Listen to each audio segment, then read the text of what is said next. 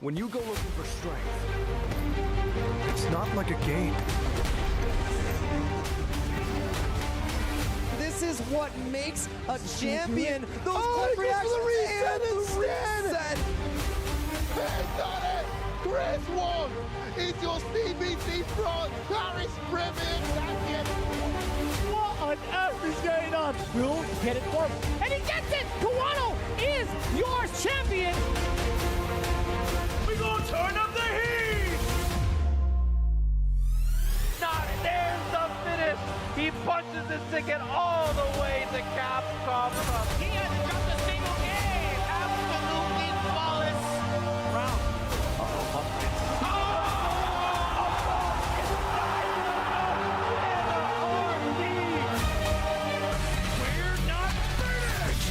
When he gets the jump back, he doesn't even need the level 1. What is happening?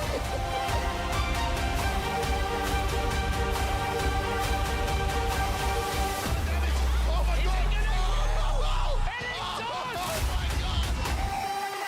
The best Street Fighter player in the world, Knuckle Dude. Go for full screen, it's gonna be okay. No, never mind! It's Menard!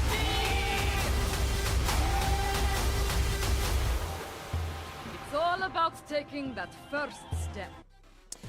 It's been a competitive and arduous journey for a lot of the competitors, but we're on the 8th and final stop on the Capcom Pro Tour for the offline part of it here in London, King's Cross.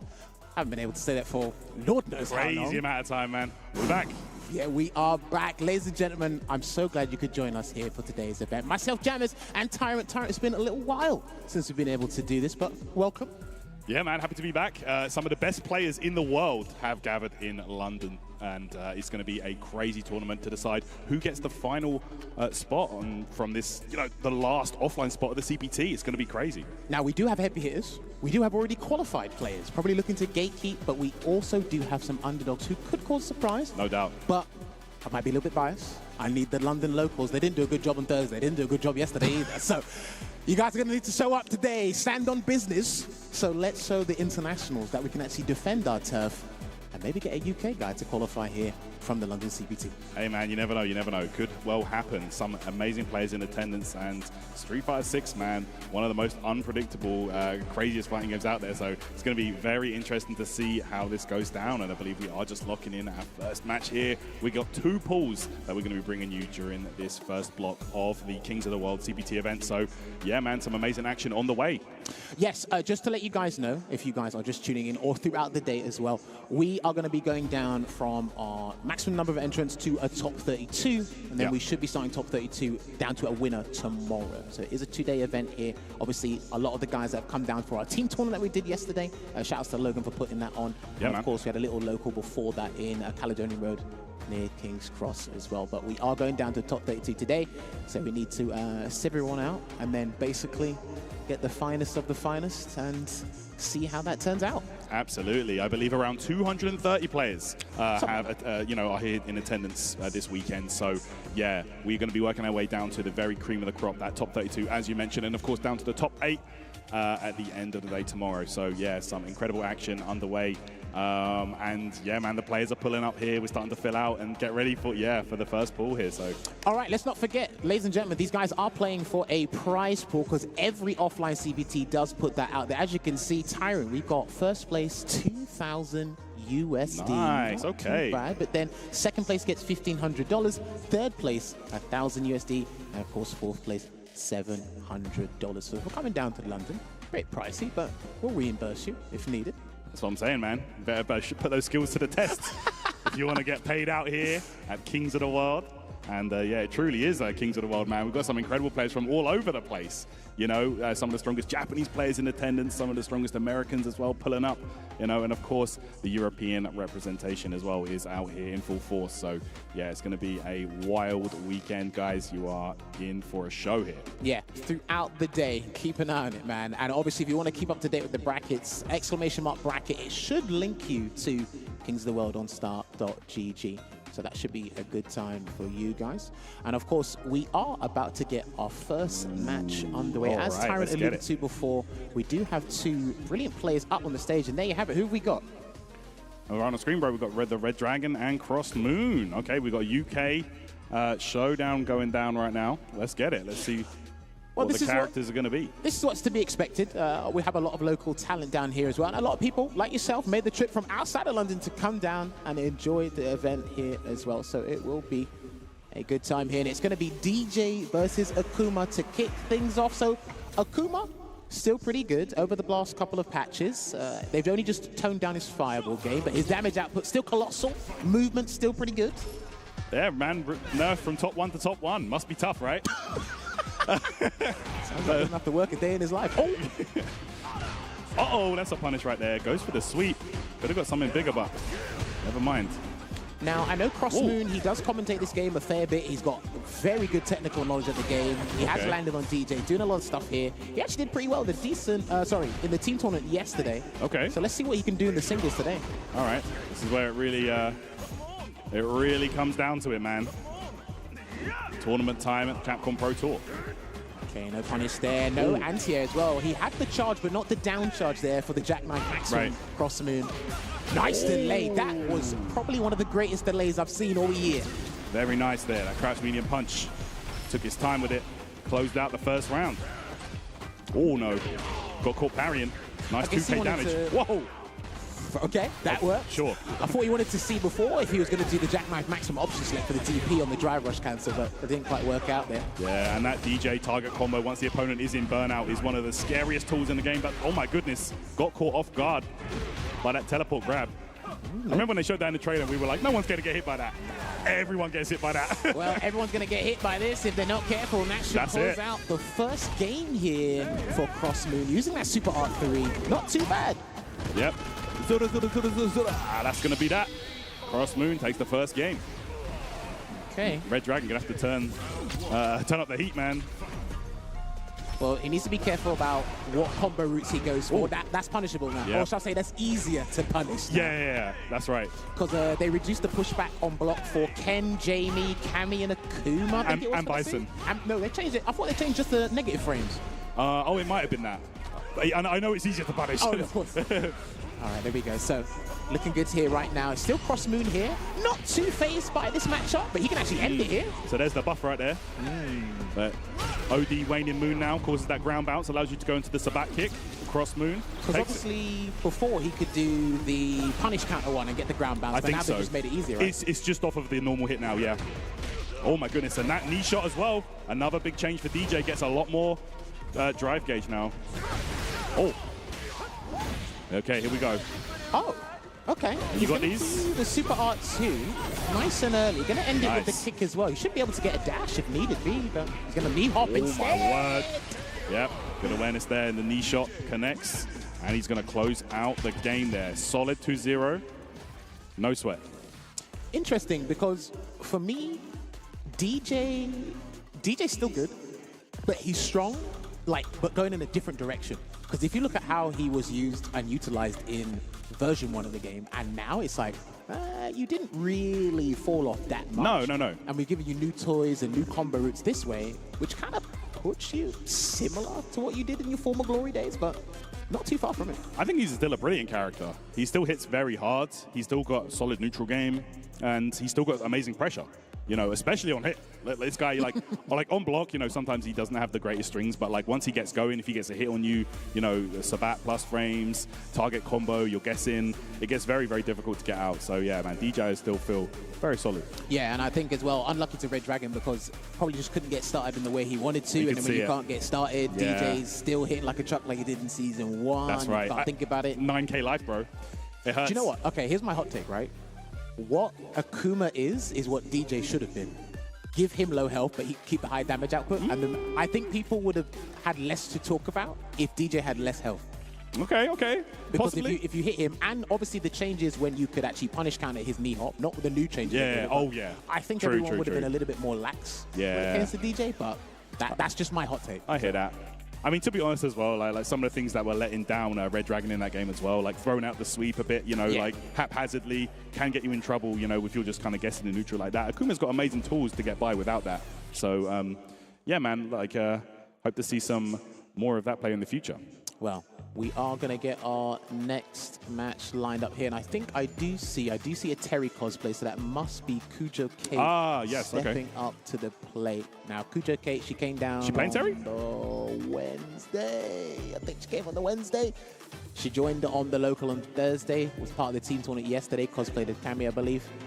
Now, she came with the whole wardrobe. I respect it. Yeah, man, you gotta respect it, man. Like these are, like cosplay is an art form itself as well. Like coming out here, showing your stuff, not only in the game but you know, in the cosplay world as well. So yeah, shout out to Cujo Kate for making the trip and rocking the Terry.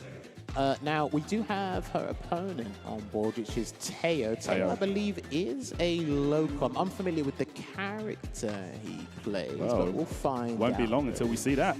Yeah, we'll find out very shortly. But again, make sure you share the stream, guys. Twitch.tv/Capcom Fighters. Let everybody know. We're going to be on throughout the day anyway. So the Americans get the pleasure of waking up to us now. Waking up to CPT. There you go. you get your bowl of cereal, you get the CPT on. Come on, man. There you go. Saturday morning CPT. I can't complain. No. Can't complain. That's a good time. A good time to be alive there. Saturday morning CPT there as well. So we are going to get this sorted, and we actually do have on our big screen, you guys can't see it on your camera, but on our big screen we do have a lot of the matches that we're going to be I really like that touch actually from the TOs, you know, kind of letting the players know where they need to be and stuff like that. Of course, that's just for us here in the venue, but you know, shouts to the TOs for holding it down. Of course, you know, one of the teams that's been running a lot of the events for many years here in London and the UK especially. So yeah, shouts to the team here. Yes. Oh, just a reminder as well, there are a couple of players that you might see named on the bracket, but they aren't in attendance for one reason or another. Phenom did announce that Phenom's not he's coming, not here. Bonchan, I believe, is not here either.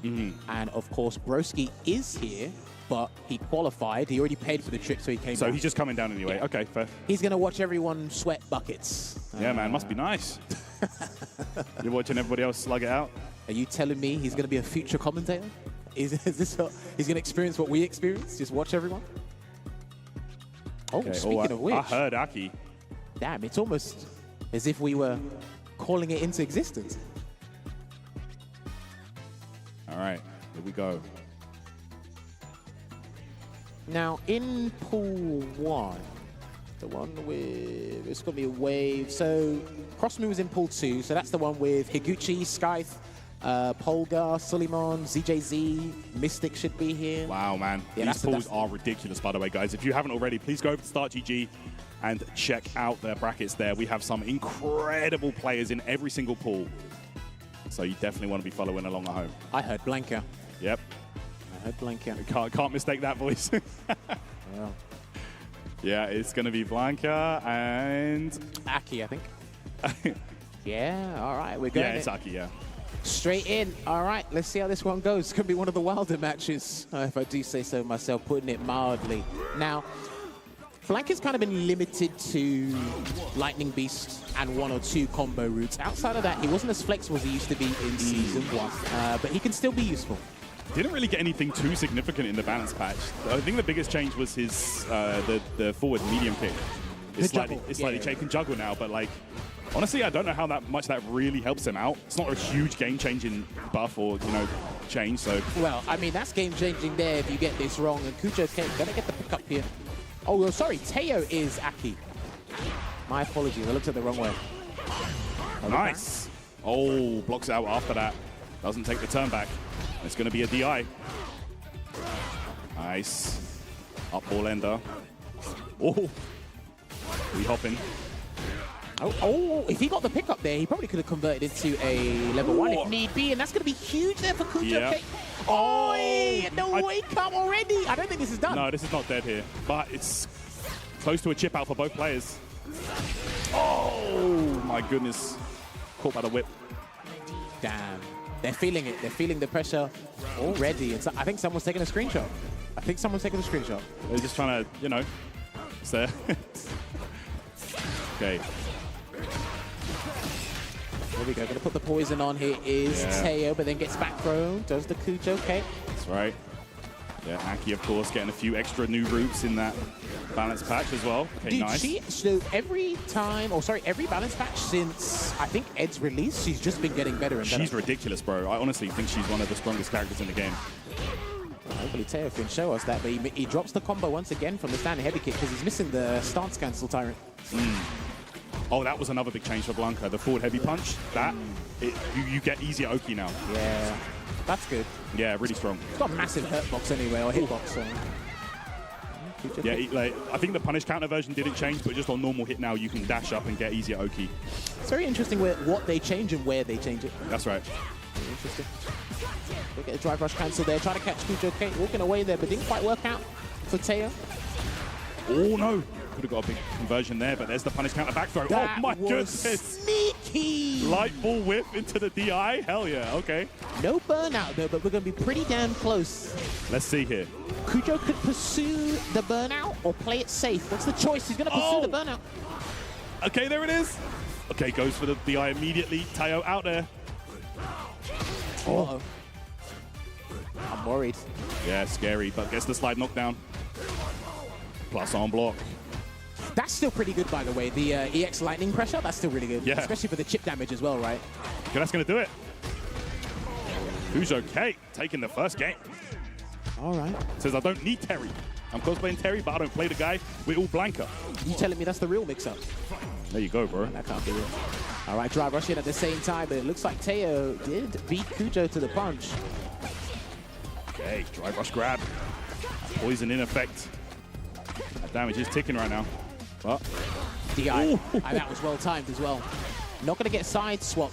Misses the pickup, unfortunately. I'm not sure what that route was that she was going for there. I'm not used to seeing that with Blanca. All right, and the knockdown. Oh my goodness, overhead as well with a rock crusher. Oh, that's burnout. Okay, you had to. No choice there but to do the deadly implication to break that pressure and try to reset things into neutral. Oh, tries to close the gap. Okay. Cujo K on the verge of getting that chip out. No! Oh, no! Taya with the neutral jump. Well timed. Oh, she was overzealous there because that was her round for the taking. Right. Breakdown. Okay, here we go. Last frame. Oh, the shimmy right there into the cruel fate. Good awareness there and fantastic damage and abundance of damage there into the safe jump there as well. That was the deepest safe jump I've seen. And that's going to be blocked. Nice. Good bait. Here we go. That's going to do it right there. The follow-up. Okay. Teo now. Looks like he's found his groove. I think sometimes for a lot of these guys, it's the very first game. You just need to get out of the way. But you obviously, we know you don't want it to be a loss. And sometimes you're not sure about the win. But that's it. Oh, nice delayed jab there from Cujo, but utilizing heavy and EX Blanca Ball a lot. They do take one stock of drive gauge on chip. That's always been so strong about those moves. That and Honda headbutt, removing the drive gauge so quickly from the opponent, right? Big cross up. Supply the pressure and make sure Cujo doesn't get anything to take advantage of the burnout situation. Trying to get a punish counter drive impact. That's it. Gotta be careful though. Back throw. That's good. He can take that. If you just block that, never mind. Oh, nice. Gonna be out of burnout though, and Cujo burns herself out. I'm not sure about that burnout choice there, Tyrant. Might be in trouble now. Although, tries to steal it there with the grab. Oh no, got called out there with the neutral jump shimmy again, but doesn't kill. Playing with fire right there. And the thing is, he done the hard part. She burnt herself out on her own volition, and Teo had to take advantage of that. But it looks like he's identified that Cujo likes to tech a lot, so he's trying to take advantage of getting a free jump-in punish there. Yeah, see, he's trying to take advantage of it. Yeah, there you go. You saw the back dash there. I saw the back walk. Nice parry.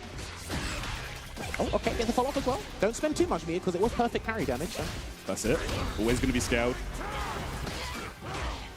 One of the benefits, oh nice, level 3. One of the benefits of Aki on a perfect parry, you're one of those characters that gets her unique mechanic off, you know. The toxic blossom, All right, this is going to be the ground shave rolling into a tenuous punish there from Teo. I think Teo could have got something much bigger and probably closed out the round, even if he burnt himself out in the process. Hey. Oh, that could be it. My word, look at the conversion. Not dead yet though. Oy. Opened up there, the fireball takes it, and there we go. Teo, after losing the first game, does maintain his composure and takes the match. Good stuff. Good adaptation there, slowly but surely, and it gets a little bit nerve-wracking, right? You get It does. hit with a kind of hit blankable, maybe your drive gauge is low, you get put in burnout, and you're like, damn, I've only got one game left, so it's very hard, and all these thoughts coming in, especially when you're on a big stage at the last CPT premiere, you know? That's what I was going to say, man. Like, for a lot of these players as well, you got to remember, probably the first time playing on, like, you know, either a main stage or a CPT event in general. So, you know, can be very nerve-wracking, but good stuff to Teo there for, you know, finding his stride in the end and coming through. But good showing from Cujo Kate to kick things off as well. No, 100%. Listen, don't listen to those lies about Blanca. He's still pretty good. He's just very, he's been put in a category. He's been very specific now, that's all. So when you can bring out the best in him, you will see him when need be. So we've had 2 matches thus far. So then that means, like we said, we're going through pool 1 and 2. So you'll have guys like Higuchi, ZJZ, I think, Killers out here. Lex, Chris TCH, Hurricane is in one of them. I believe we have Bolt Strike is there as well. Kikuma from Hong Kong. Wow. He's a sleeper pick for me because he's a very good Chun-Li. He beat Problem in CPT Singapore, I think. Okay. Yes. So I am aware of who he is. Obviously, we have Diver. I think Diver's qualified for Capcom Cup now via the Spain-Portugal World Warrior. That sounds about right. Yeah. So listen, there's a bunch of killers, and obviously that's only just pool 1 and 2. Throughout the day, you'll see. Bro, I'm telling you, man, like, I was looking at these pools yesterday on my stream, and I was just like, man, I would not want to be one of these players right now. Like, the preparation must be just insane. It's just it's that final spot, isn't it? So everybody's pulling up. Everyone's trying to take that final offline position for Capcom Cup. So, yeah, I see Jen here as well, just pulling up. Listen, he's a great dude, man. Chill guy. We'll see him later. Not the meme either, not the chill guy meme either. But no, legit, inadvertently, Kings of the World is the LCQ. So the people who can make it out here. And we know how he does in LCQs. just say it. No, yeah. But no, we are getting things sorted and up and running for our next match as well. Don't forget, exclamation mark bracket. You can check out the bracket yourselves here. There's going to be a fair bit of character diversity. I'm curious to see how many Eds we'll see this week, because obviously Ending Walker still has the Ed, but he's been practicing a lot of Ryu. Menard is here. Spoke to him. He's prepping the Ryu. He's prepping the Ryu for the Cup. It's a good choice. So I'm telling you, man, Ryu, those massive improvements. Like, and we saw what Kusanagi was doing before the buffs. And now we've seen what Ryu can do after the buffs. It's kind of wild, man. That character is out of control. Buff the damage on EX Hashigeki. You can get the regular air tatsu from the forward heavy kick. Tell me how off any sequence this guy's taken off like 2 drive gauges on block. On block. That's it. Nah, he's ready. The donkey kick as well. Yes. Just ridiculous now. See, and Ryu's a character. We'll probably see Ryu throughout the day anyway. But Ryu's a character where he's fun to watch, bro. He's very good at stopping his momentum from drive rush. He can do drive rush Hashigeki, drive rush donkey kick, and if the guy gets it wrong, and because they buffed the heavy donkey kick, if you try and check it and you're wrong, now you get the tumble effect. Well, you have the tumble effect anyway. But now you're just rolling for ages, and then they get the drive rush, and then the crouch fierce and everything. Also the forward heavy kick, the evil Ryu kick. Yes. Obviously combos into the normal Tatsu now. You get such easy safe jumps off of that. Like, and a double dash. Characters eating, okay? Oh, man. No, that's brilliant. That's brilliant. But yeah, no, we'll see. I am curious about how many Bisons, how many Akumas, how many Eds. I'm looking forward to it, man. Like we got like some of the best players in the world out here. It's going to be an amazing show. Like if you're a fan of Street Fighter, man, you want to be tuned in this weekend. No, for sure. And obviously we are in a lovely venue, the Samsung KX building. Yeah. I wish we could actually have a little roaming cam, but we don't have one. Maybe people will take one for you. I know some people have got their, I keep forgetting what they're called, GoPros. I'm going to do a little venue tour later on. Don't worry about that. Oh, something I want to start doing. I feel like there's a lot of people that, you know, kind of want to check out these events, but maybe have never taken the plunge. Yeah. Kind of want a little insight as to what it's like. So could be fun. Live vicariously through him. Do that. Make sure you sub to his channel. Hey, man. We have to do that. Hey, man. You said it for me. I didn't need to plug myself. Appreciate it, Jammers. Big Jammers out here with the plug. Let's go. I don't have to do it. He'll do it for me. I'm not his PA. He's not paying me. No, it's brilliant. All right. We are getting... I think we're just queuing up games right here. Yeah. But, you know, we can, you know, we've been doing this for a minute, bro. We can talk. No, of course. You also will see, because we did make the announcement, you will see Logan Sama and Shoryu Sengan throughout the day as well. And also, we've got a great team here. If you didn't check out the team tournament yesterday, you need to head on over to Reversal GG. Some killers out there. Like, honestly, that was a really nice little preview of the weekend. Wait, who actually won that? I didn't catch the end of it. Do you know? Punk and Lex. Punk and Lex. Bro, I'm telling you. Like, honestly, like, it's hard to doubt Punk right now. Oh, like just in general? Yeah, 100%. Yeah. Like, man, that guy's an absolute beast. And, of course, out here in attendance as well. I would say if you were gonna pick one player, it's hard to bet against him. Well, he's been prepping that Kimberly. Obviously, Meta's been prepping the Ryu. There are DCQ, Sienna here with the Bison picks. Chris Wong is in attendance as well. Luke, he's, again, strong in a different direction, I feel. Improved. So he's looking deadly. Who else do we have? Wasim is here from Saudi Arabia. Wasim's pretty good. NL? NL is here, but he's qualified. Yes, he is. So he's good. Okay, speaking of Kimberly. Oh, this is the Bison traitor. Yes, it's him. Because he dropped Kimberly for Bison, and now Kimberly's good. He dropped Bison. Wow. Nah, he's good. I love Solomon. I love him. Come on, bro. Loyal to the cause. Honestly, I was talking to Yaps about this at UFA. It's like, let all the people just, you know, play Bison while he's like really strong. And then after a while, they'll all filter out. And then we've got the real ones left. Me. So nah, I respect it though. Kimberly, ridiculous character now. My personal opinion, because obviously you play him, my personal opinion with Kimberly right now. Oi, jumping already and goes low. Okay. What were we expecting from the drive rush cancel? Was that maybe a drive reversal maybe? No idea, brother. But here we go. Solomon off to a great start here. Set up the spray can. Okay. Well timed, actually. Yeah, well timed. That nearly got like beaten by the can. Yeah. You have to do it late, I think. Oh, nice. No back throw, but gets a combo. Sunny B. Now, I don't know how active Sunny B has been recently, because he's been on and off, but he does have a fairly competent Marisa. So I know him. I've not seen him much in Street Fighter 6. I know he played Sagat in earlier Street Fighter games. No, he's pretty competent in this game. I just haven't seen how active he is, and he definitely loves slugging it out with our brawler. She got some interesting changes as well, but I think more she's damage, still... more juggles. I mean, if that's the solution. That's Marisa, baby. But she still struggles in this current meta right now, whereas Kimberly, on the other hand, different end of the spectrum. Yeah, for sure, for sure. Oh my goodness, this is a terrible start though to this round. Burnout in effect here into the level 3. And now it becomes a guessing game. Solomon does have the super arts though. I think he should force it out of him. I think he should go for an early stun and force it out of him. If he can do that. Oh! Yeah, force it out of him. No, that's fine. Force it out of him. That's good. He's not going to side swap though, so he's good. Frame trap, you got to respect that now, because they actually reduced the startup to make it faster now. They did, yeah. So certain buttons into the arc step are actually a frame trap, but now he's in the other end of the screen, Tyrant. Sets up the can. Oh, he's dead. Oh, you're done actually. Yeah, it's going to be level into 2. A super. Might just need level 1 here. Oh, you are going to do it. Going to get the install for the next round. Right. Now, obviously, what Sunny B did before when he tried to get the DI stun, I don't disagree with that, just to force it out. But because he only spent the 1 bar, and obviously some of the new changes, you forget how good her meter build really is. Oh, that's true, that's true. That's why he was able to get the level 3 back. Able to get new routes and extensions and things like that. And I think a lot of people aren't really talking about this one, but the Light Vagabond is incredible now. It's it's so good. Nah, you're right. Because what, -4, and at the tip, most characters don't have a good standing light punch to catch that anyway. The change that I think is really important to it is if you hit with the last active frame, it does a different hit animation. Yes. So you can easily convert into light kick and get full combos. It's really crazy. Some of the visual changes Capcom have done to the game to make it easier to convert I really like that. or not, like Terry, Luke. Ed as well with his the wall shake. Okay.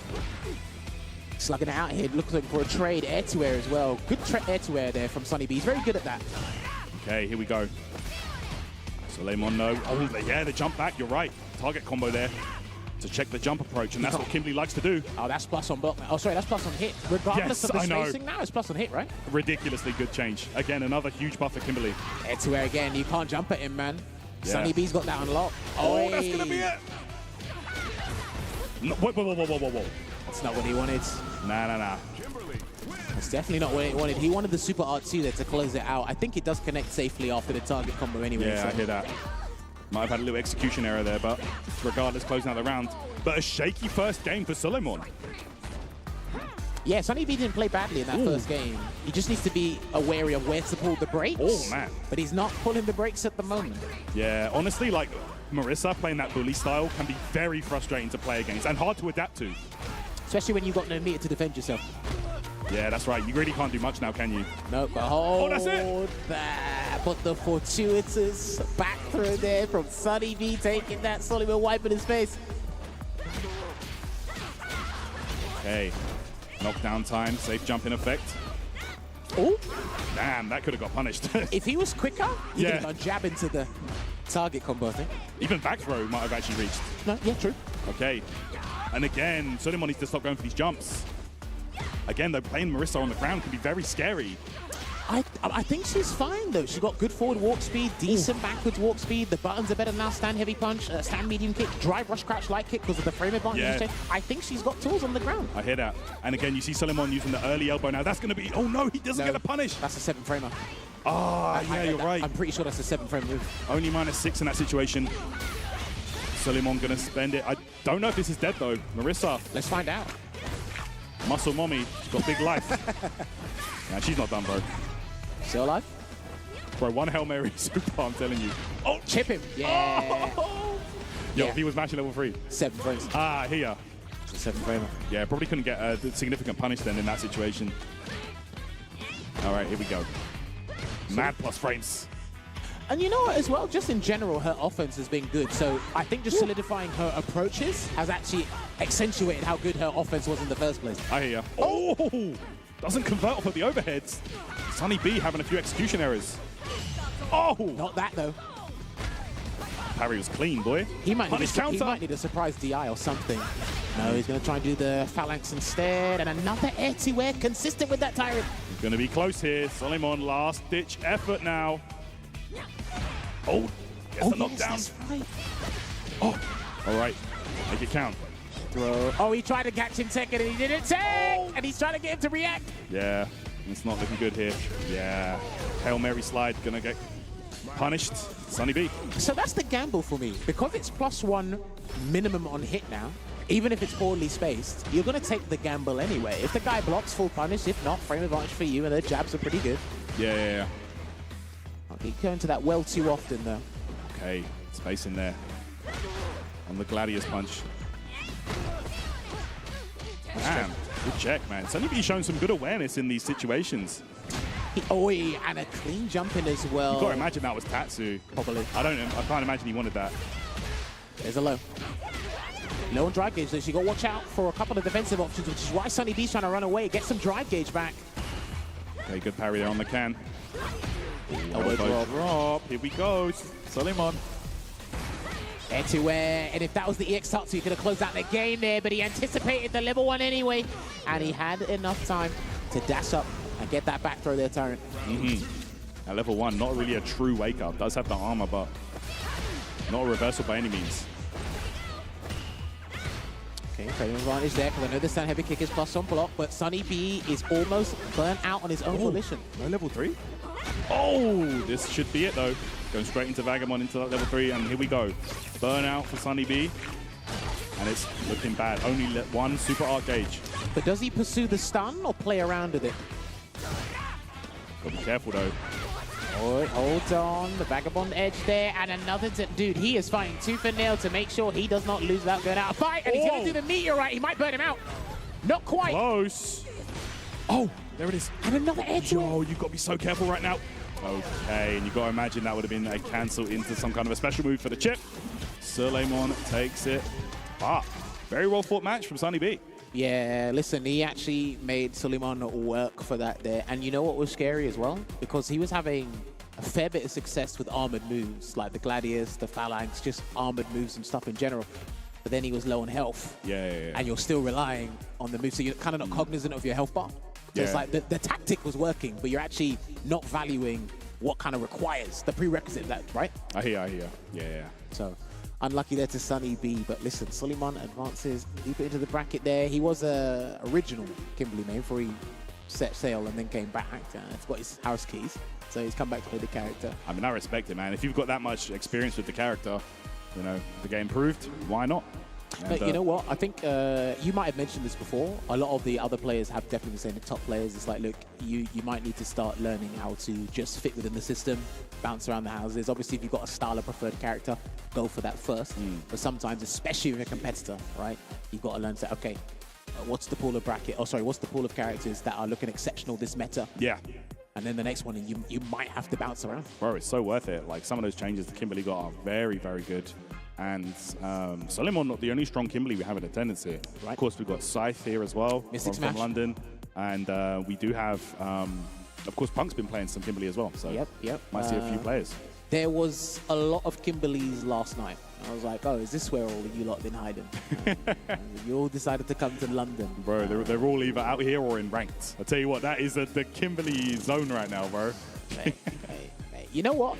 So I was speaking to Valmaster. Shout out to Valmaster. Like, obviously, he does play Chun-Li, but he really enjoys Kimberly. He's had a strong Kimberly since the first season, actually. That was like his sub-character. Yeah, he really enjoys the character. And now that she's got buffed, he's living life at the moment. But, hey, there we go. We have got Uncle Claude on the screen, or should I say Hurricane. He is here. Father Hurricane. Playing that Cammy, one of the strongest we have in the London scene, or just the UK region in general. He competes where he can, because obviously he's got a lot of real-life duties. Yeah, man, he's an absolute monster in these fighting games, bro. I'll tell you what. I can't remember where he placed in the regional final that we had not too long ago. Again, shout out to Broski for qualifying for Capcom Cup via that.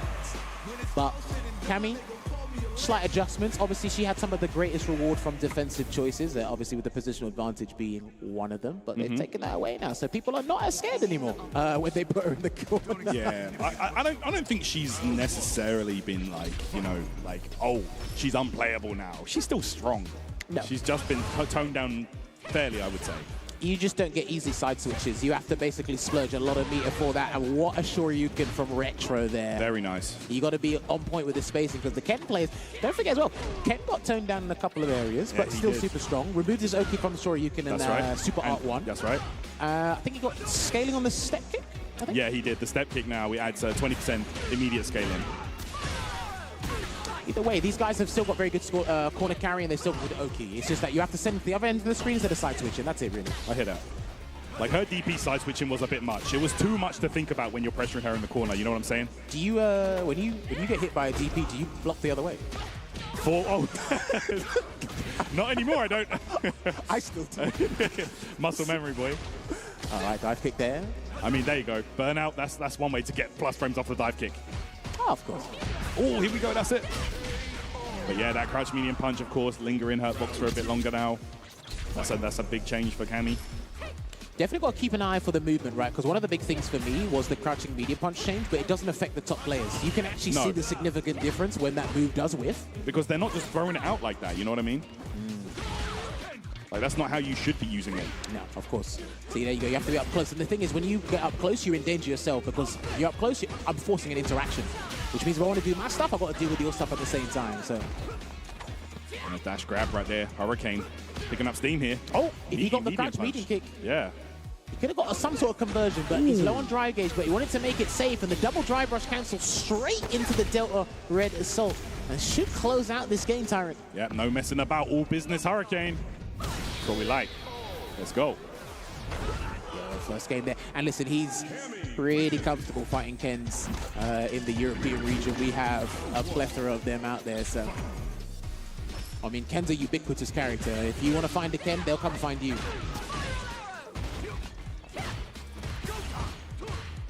Oh, that could have been punished. Word. Yeah. That's like -6. That could have been punished right in his face. For sure. Hurricane, maybe not ready for that. Yeah. Everyone expects the cancel, right? So there's actually a different kind of conditioning when people do crouch media kick into nothing. Yeah, it's very difficult, actually. But, oh my goodness, that DP, not anti-air, grounded punish. Retro spacing on Cammy's dive kick has been sublime, and he should be able to close out this round. He had to do level 1 there, Tyrant.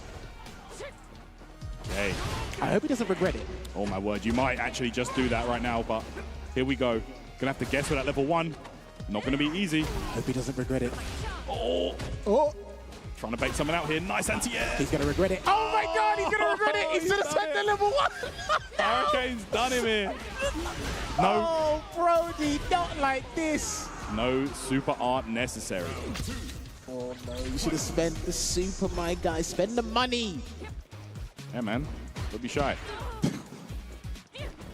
Oh, yo, this fella's fishing right now. I think Hurricane did back heavy kick just to snuff out something else, because you can use that to catch a couple of normals, but not crouching ones. Okay. It's not a good idea to do it anyway.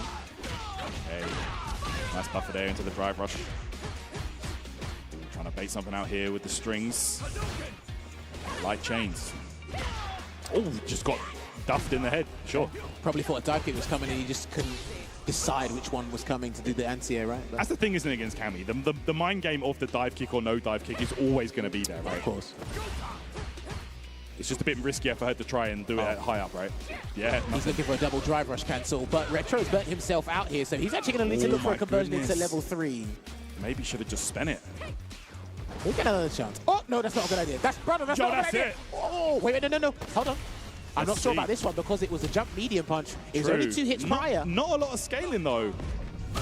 Yeah, that's going to do it. Yeah, it's just a clean hit, I guess, you know. Not a ton of scaling in that situation, but there we go. Hurricane will take it and advance on. Hurricane, of course, one of the players predicted to do very well here. See, she's a very agile character with obviously very versatile toolkit, as we've mentioned time and time again. You can watch it again. Hurricane's one of our finest Cammy players in the European region. So Yeah. when you want to look at some of the things that have been adjusted, he's probably not going to show you because he's going to continue to show you why she's one of the stronger characters there. Unlucky to Retro, honestly, because I think the best thing he was doing was he's probably been one of the most focused players I've seen against Cammy's dive kick. He had the spacing, he had the DP locked He on. really did, yeah. He really, like, the spacing was nice. It just becomes very scary to consistently check Cammy. You might catch her 1 or 2 dive kick attempts, but it's when the normal jumps start coming in, they start adding that into the mix, they start jumping from different ranges. It becomes very frustrating to deal with, but Hurricane, man, honestly, no slouch. And I feel like we said earlier, the Cammy changes, it's not going to affect these top-tier Cammy players. You know, your Hurricanes, Punks, etc. Like, they're always going to be consistent with that character, you know. It wasn't the character that was carrying them, it's the skill, so. Of course, and you guys are going to see more Hurricane this weekend. Obviously, I need to double-check the bracket myself because I think he's in the same half as, it's either Lex or Chris CCH, so we're probably anticipating a winners final, winners semi-final in that regard. So, oh no, Chris CCH actually going to go up against Kikuma. We might actually be getting that on stream now. Oh, we are, yes. Lex is awaiting the opponent of Teo and Miran Poo. Yona Angel's gone into losers already. Oh, really? Yeah, okay. Wow, okay. I expected him to do pretty well. I mean, there's still losers run to be had, right? So we're looking that up on the bracket here, of course. So yeah, Chris CCH. Shout out to Chris CCH for coming down as well. I don't know if this is his first trip. I know him, Filipino Man, and a few of the other American or West Coast crew have come out. Yep. They've been having a good time. You know what? Because it's in December, it's cold, it can be a bit gloomy, but It's mad cold. a lot of the guys here that are internationals, when I speak with Menard, like London actually kind of exceeded his expectations. He might stay another day after the tournament's done. Some of these guys are loving London, man. Let's go, man. There's a lot to do here, a lot to see. That's always a good time. Here we go. Just to talk about Kikuma, again, like I said, just to reiterate, my sleeper pick here, don't sleep on this guy, only because Solid Chun-Li from Hong Kong, I saw him, it was even one of their World Warriors, or I think it was an esports Hong Kong fun event that Xian won. I have seen a tournament with him before. Okay. I watched the Chun-Li and I said, okay, interesting. He kind of gave me off, gave off the vibes that Lashard did when people started to see him a little bit more yes, I of the see, tail end of season 1. And you say this is the guy that beat Problem in the Singapore CBT, right? Because I think he had to fight Problem, and I think it was Ending Walker right afterwards. Oh my And me and goodness. Problem were watching, and Human Bomb, and someone else was there. So when Ending Walker won, the Hong Kong guys came up to us and shook our hands, and I laughed at them. I said, yeah, that's my boy. Oh my word. Yeah, they're just doing a little button check. And we checking the buttons. as well. So the big change for me is, me and Crossman were talking about this before, is reducing the start. Let's not say increasing. Reducing the startup of heavy spin and bird kick. So now that it links off crouching medium punch. That's right. And the stance cancel, crouch medium kick. Yep, that's it. Sorry, stand medium kick and the stance cancel. Those are some really good links because obviously the Oki of heavy spin and bird kick's pretty good. Yeah. I know a lot of the talk has been on classic Chun-Li, but modern Chun-Li got a big change as well with the stance cancel medium punch having the startup significantly increase. So that's a big deal. Yeah, okay. Yeah, that is true. That is a really, really good one. Like, yeah, with those stance changes, she can, like, almost consistently punish rivals on reaction now with the slide. Like, it's really good. Well, we'll see, because Chris CCH already off to a good start here. Had a couple of execution errors I noticed yesterday in the team tournament, but as long as your spacing is meticulous with Ed, he's still pretty good. You're going to be looking for different Super R2 combos because of what they've changed about it, but overall, I think he's still a strong character, man. Yeah, I think Ed's still very, very strong. It just means, you know, nice. Oh my goodness, absolutely opened up. Nah, he's come to play. It just means that, you know, he can throw out less buttons for free. Oh, yeah, well, I mean, he's still within that. Those two moves, I think he's testing to see if he's going to whip punish them because they do have a little bit more recovery. They do, they do. Oh my goodness, out of there. His first bit of damage there, Tyrant. Here we go. Less than one drive gauge remaining on the side of Chris. And he's going to take advantage of that as well. So if Chris wants to burn himself out, no, there you go. Look at this, just locked down right now. Absolute lockdown there from Chun-Li. Kikuma should be able to close this out. No super needed. This is it. You got to be very careful of the footsie game, right? Because if Chun-Li's go-to thing is crouching medium kick right into drive rush cancel, but if Ed's got the spacing, stand medium kick into the drive rush cancel, catch that himself. Perfect parry on the first part. No one has ever done that. No. And that's easier to punish now, by the way. Yeah, big call out. That's right. Ooh. Speaking of, he's not going to cancel it because you're in the corner already, so no need to get extravagant there. That's true. Best throw loop in the game. Yeah, there we go. Oh, never mind. Beat to the punch. Kuma blows him up for it, and now look at this. Level 3?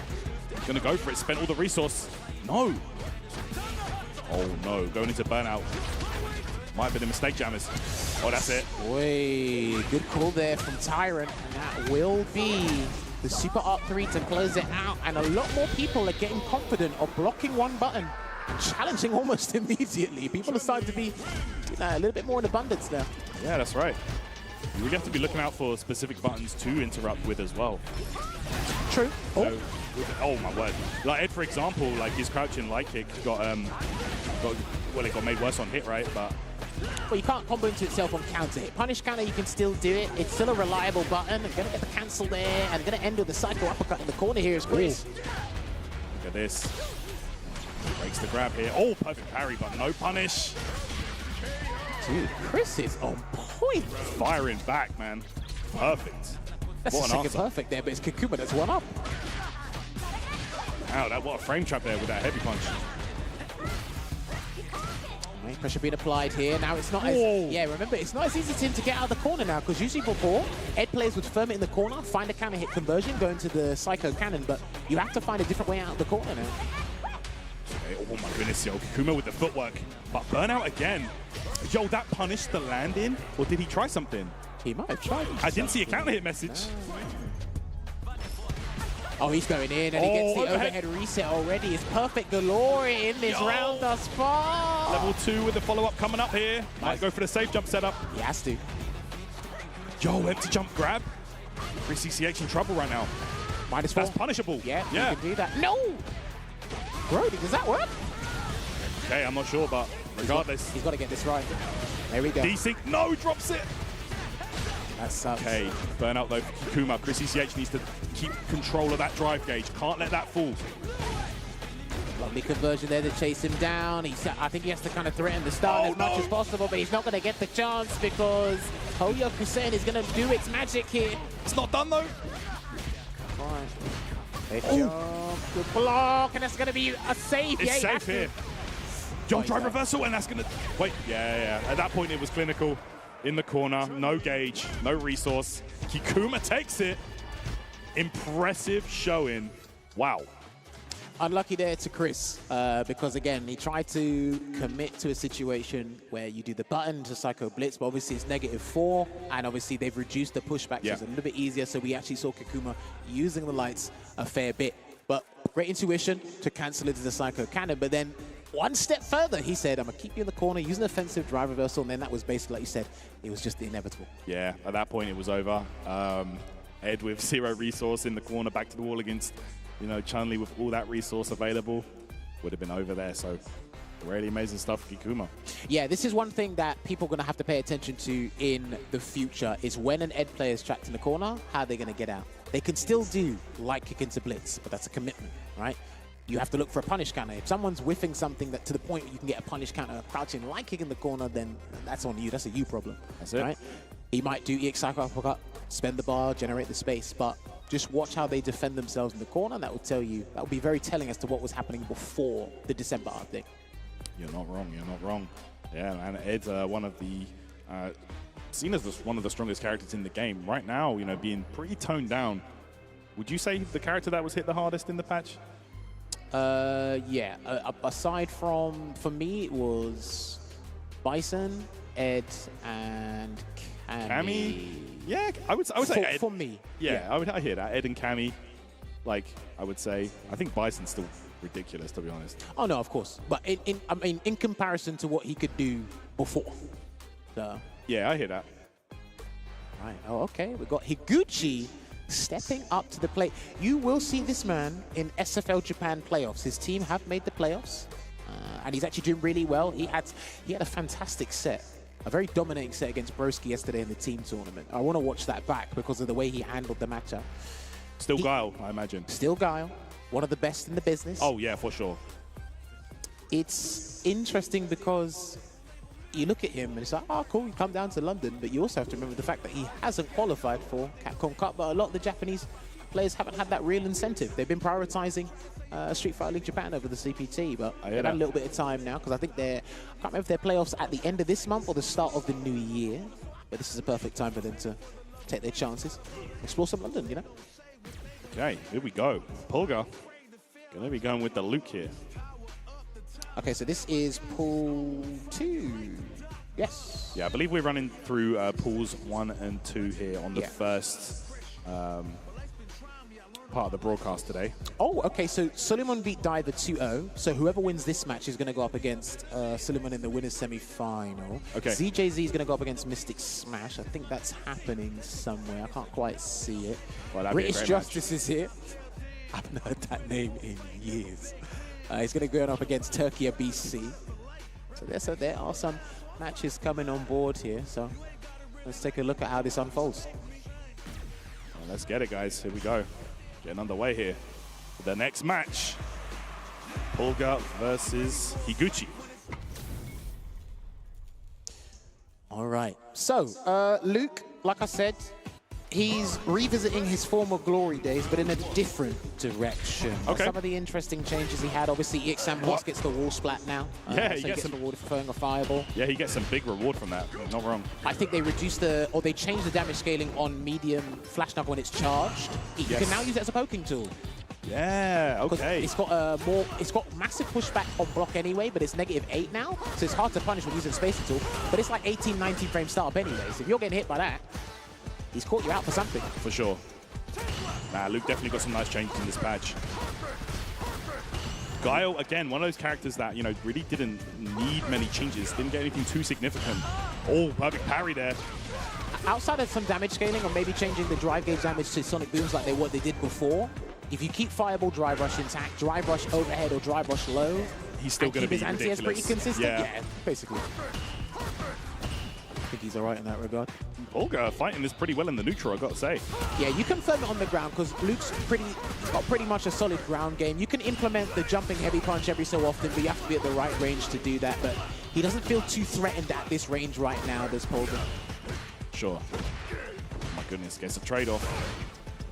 Yeah, see, and he's managing the drive gauge really well. He's forced Higuchi to actually put himself in a deficit here where Pulga can take advantage as well. Yeah, he seems really comfortable at the moment. Yeah, man. Oh, actually does punish. Hey, good conversion there from Higuchi. Dude, his defensive choices have been on point. Bro, we're going down to the Nearly going to be time over, I think. 10 seconds going to be on the clock. He's going to have to force the drive reversal. Yeah, he's going to have to force it. Oh, man. And I think Higuchi knew that. He tried. Good stuff. Yeah, Pulga had to try and make a move. Yeah, I think just because of what you said, when you identified that how much time was left, I think he forced the drive reversal literally because of that. Yeah, for sure. And I've always thought that, like, Guile especially is such a good, like, pools character.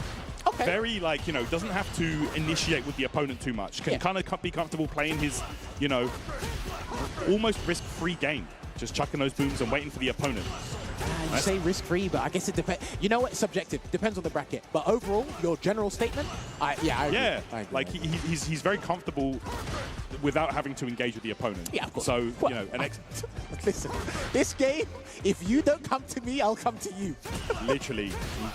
Pulga's trying to make that happen right now. These sandblasts, but there's some drive rush though.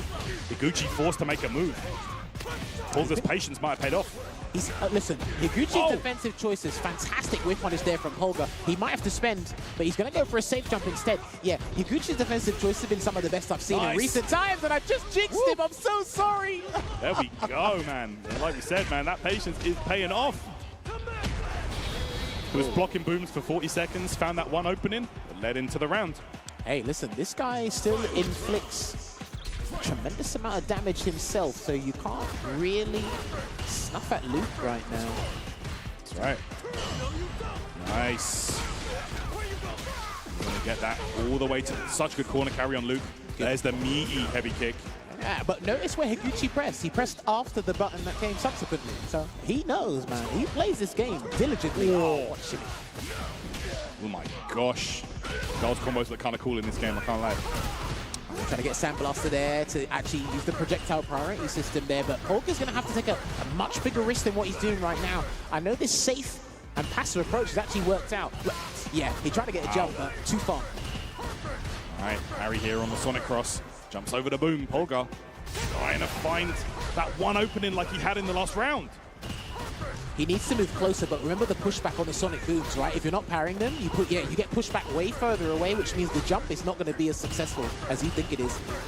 This Pulga here, Higuchi comfortable chucking the booms, doesn't want to initiate with his opponent. If he moves closer, he might have to use level 1, but then he would send him full screen. That's right. Luke with a very versatile level 1.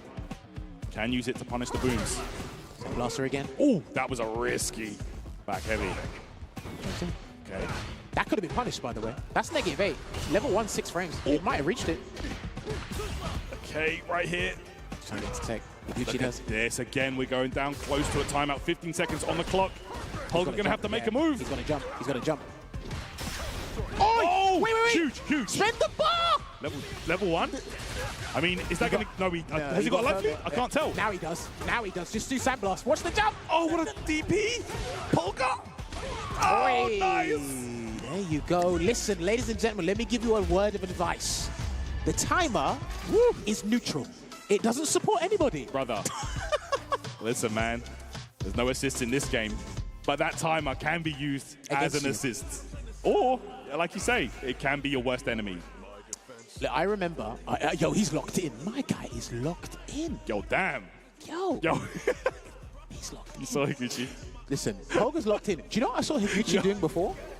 My guy spent 5 minutes combing the front of his hair. That's what I saw Higuchi doing. Nah, man. Well, that's a real Guile player, bro. Come on, get the comb out. You know what? Now that you put that in my head, that's why. I didn't see that before. Nah, man. Pulga's locked in. I'm sorry. Yo, that. We just need a... bless that we got a camera shot on Pulga all times. Hey, listen, I'm blessed we got player cams in general. Yo. We needed to zoom in a bit, though. All right, nice. Ooh. He might have frustrated Higuchi. Yeah, bro.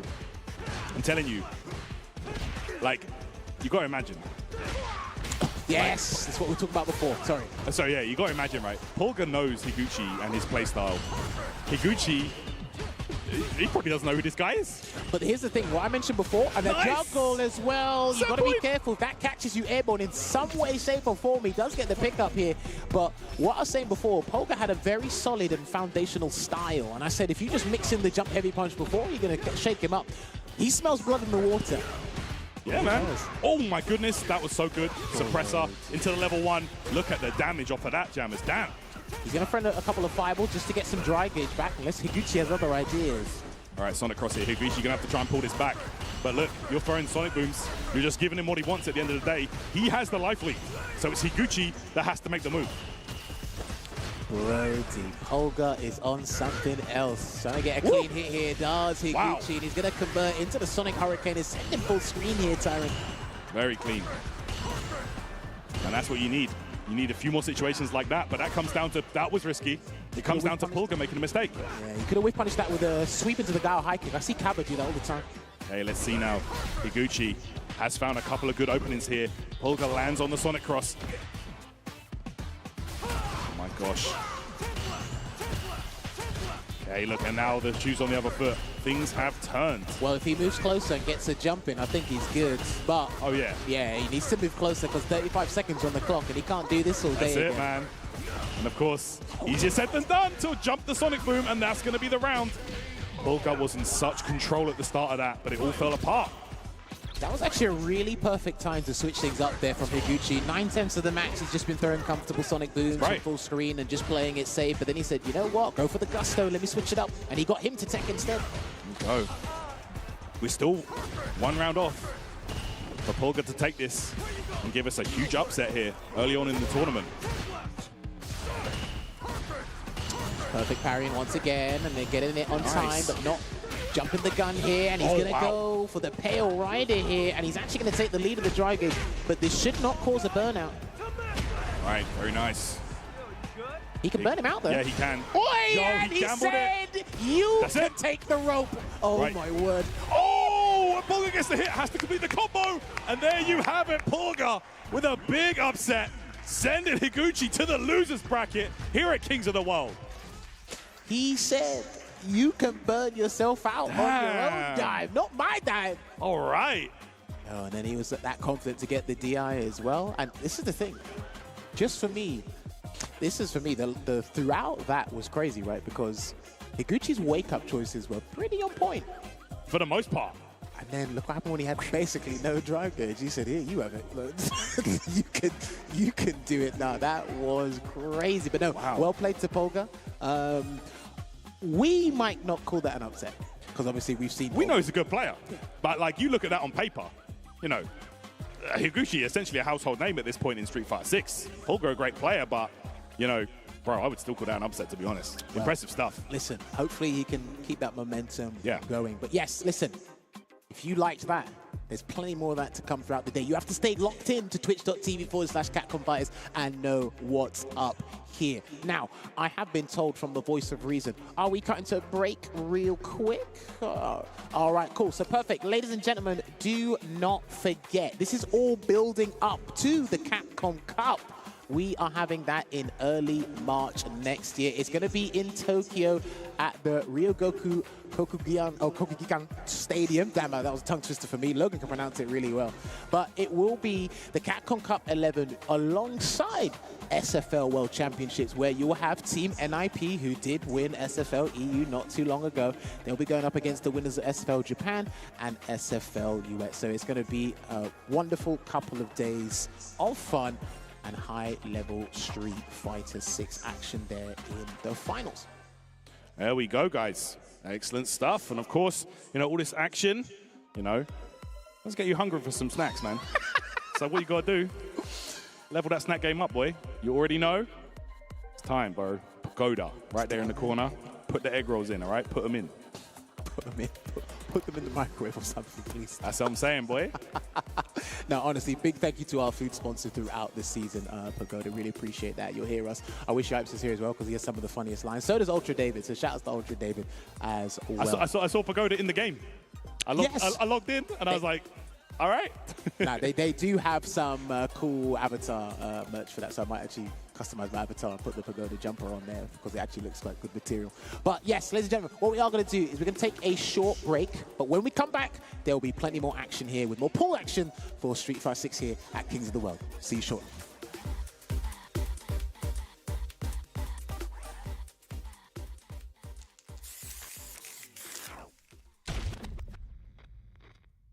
If I piqued your interest, I can teach you all the Shiranui techniques you can handle. Come find me in Aokigahara. don't, keep a good girl waiting.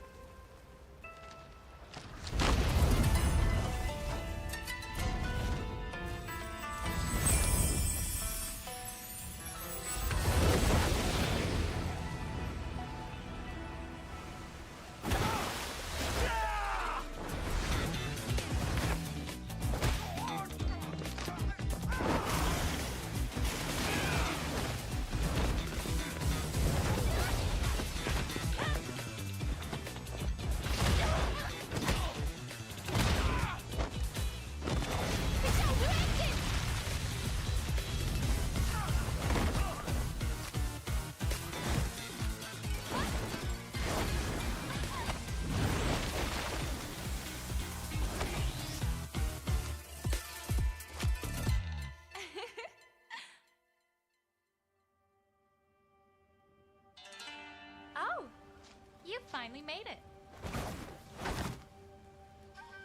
The Shiranui clan welcomes you.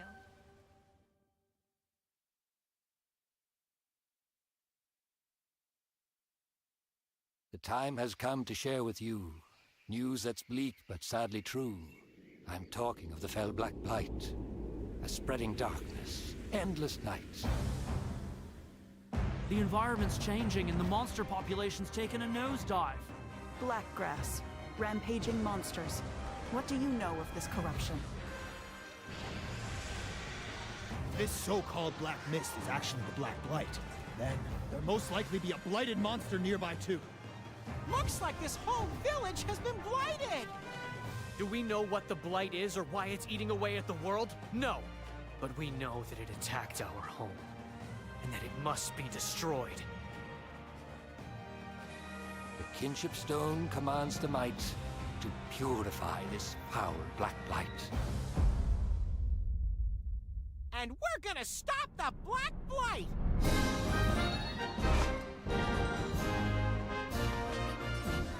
We can befriend monsters easy enough, but other humans are a different story. Hunters and riders. Like, they both respect and live with monsters. They're the same that way. I've been waiting my whole life for this. I want to help my friends. Everyone. But right now, evil is growing in power. And soon, this whole world shall be devoured. Yeah, we got claws for concern. Wrath is blighted. You can use it to stop the blight. But I'm curious about this kinship with monsters stuff. So I was hoping you could show everyone what it means to be a rider.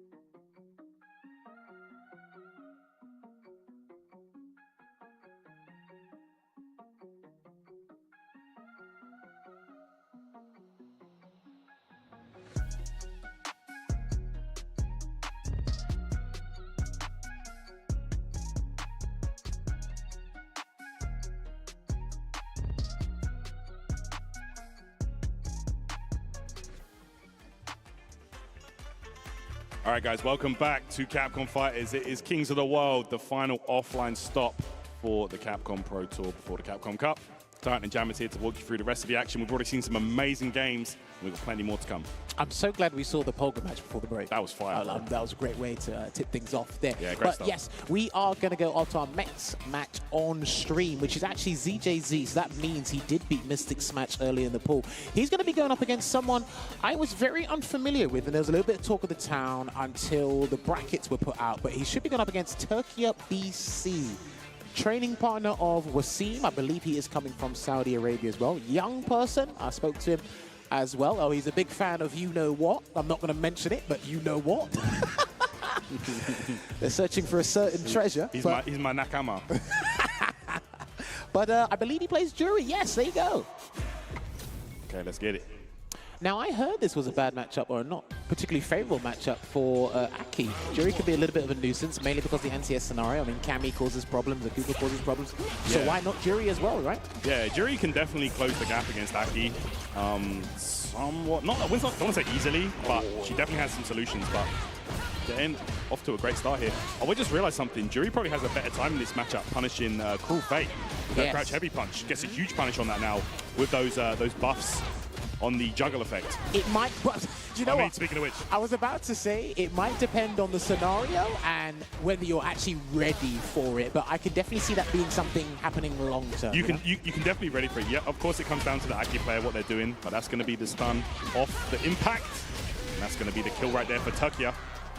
Yeah, looking good thus far. ZJZ has invested a lot of time into the Aki right now. Now, this is a good chance for him because he still has his regional finals to play. Oil King qualified on points, but he can actually still qualify through a regional final win if he doesn't win this weekend's tournament. But sure. The pressure's being applied right now, looking really good, and gets a delayed throw there to bait the parry there, Tyrant, and baits a reversal. That's going to be it.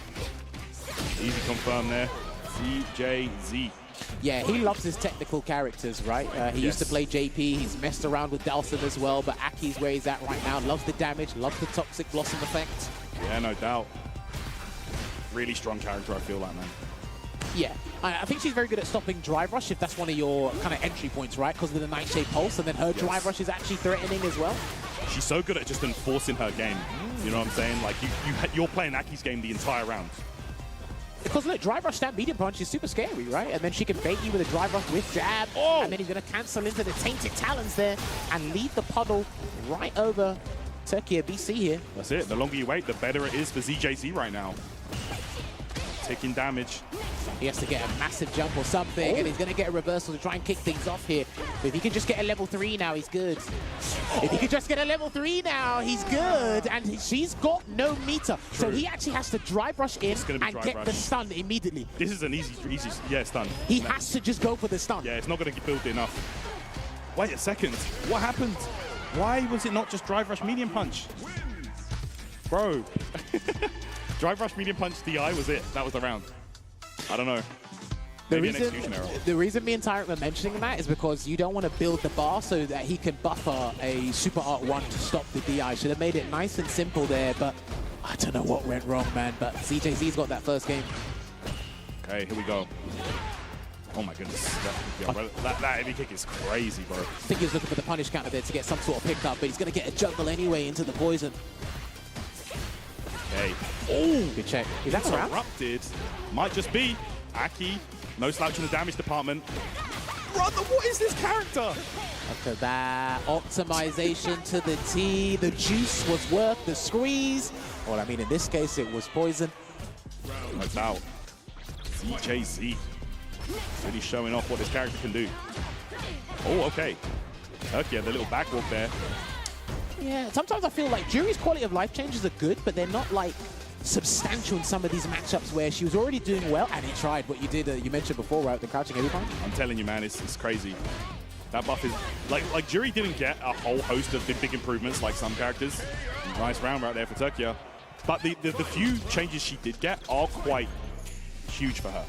I'm not gonna lie. Like that crouch heavy punch is insane. I can't see the immediate effect, but definitely long term over time is something I'm gonna pay attention to now that you brought it up or brought it to my attention.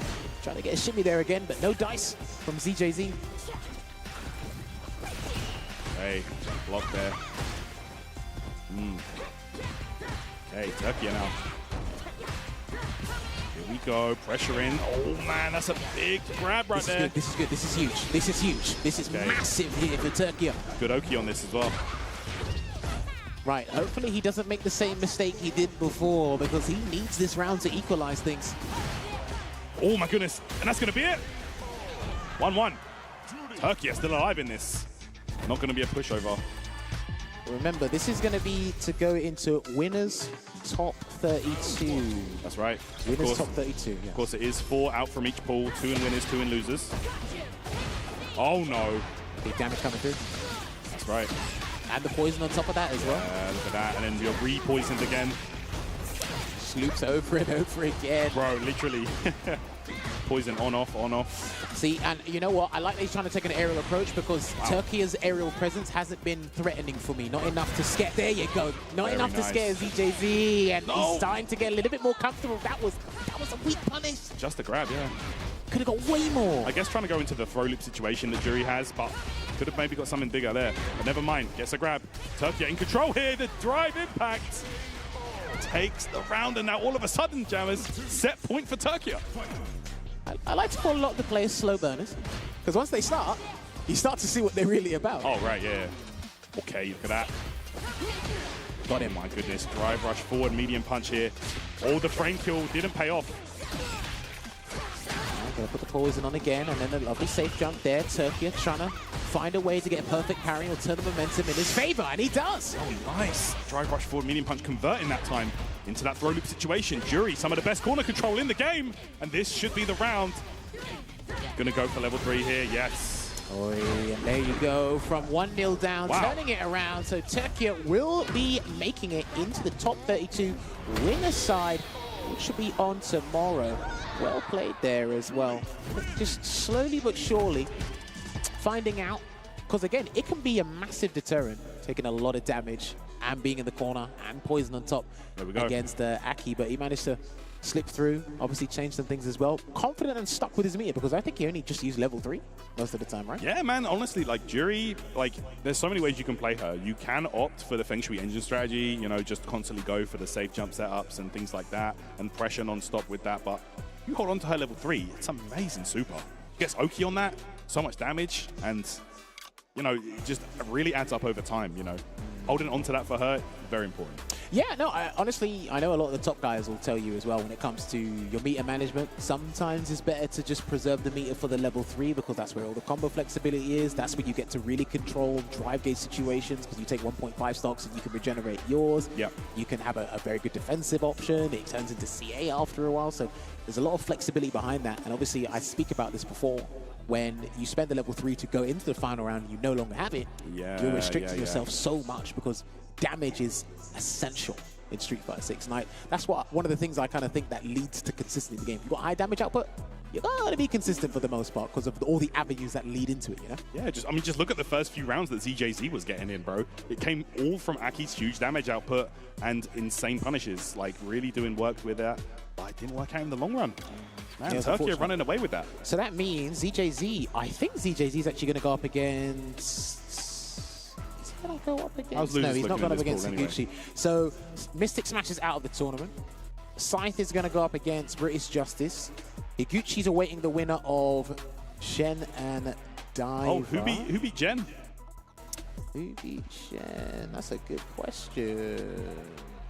Who did beat him? Can I see his name? Oh, British Justice, bro. Oh, damn, 2-0. That's a madness. Hey, British Justice on some smoke today. Doing work. What? British just on some smoke, bro. All right, we got Lex coming up, boy. Here we go. Lex is going up against... I didn't quite catch it. Let me find it here. It's a Ryu player, so watch out. Is that your telltale sign?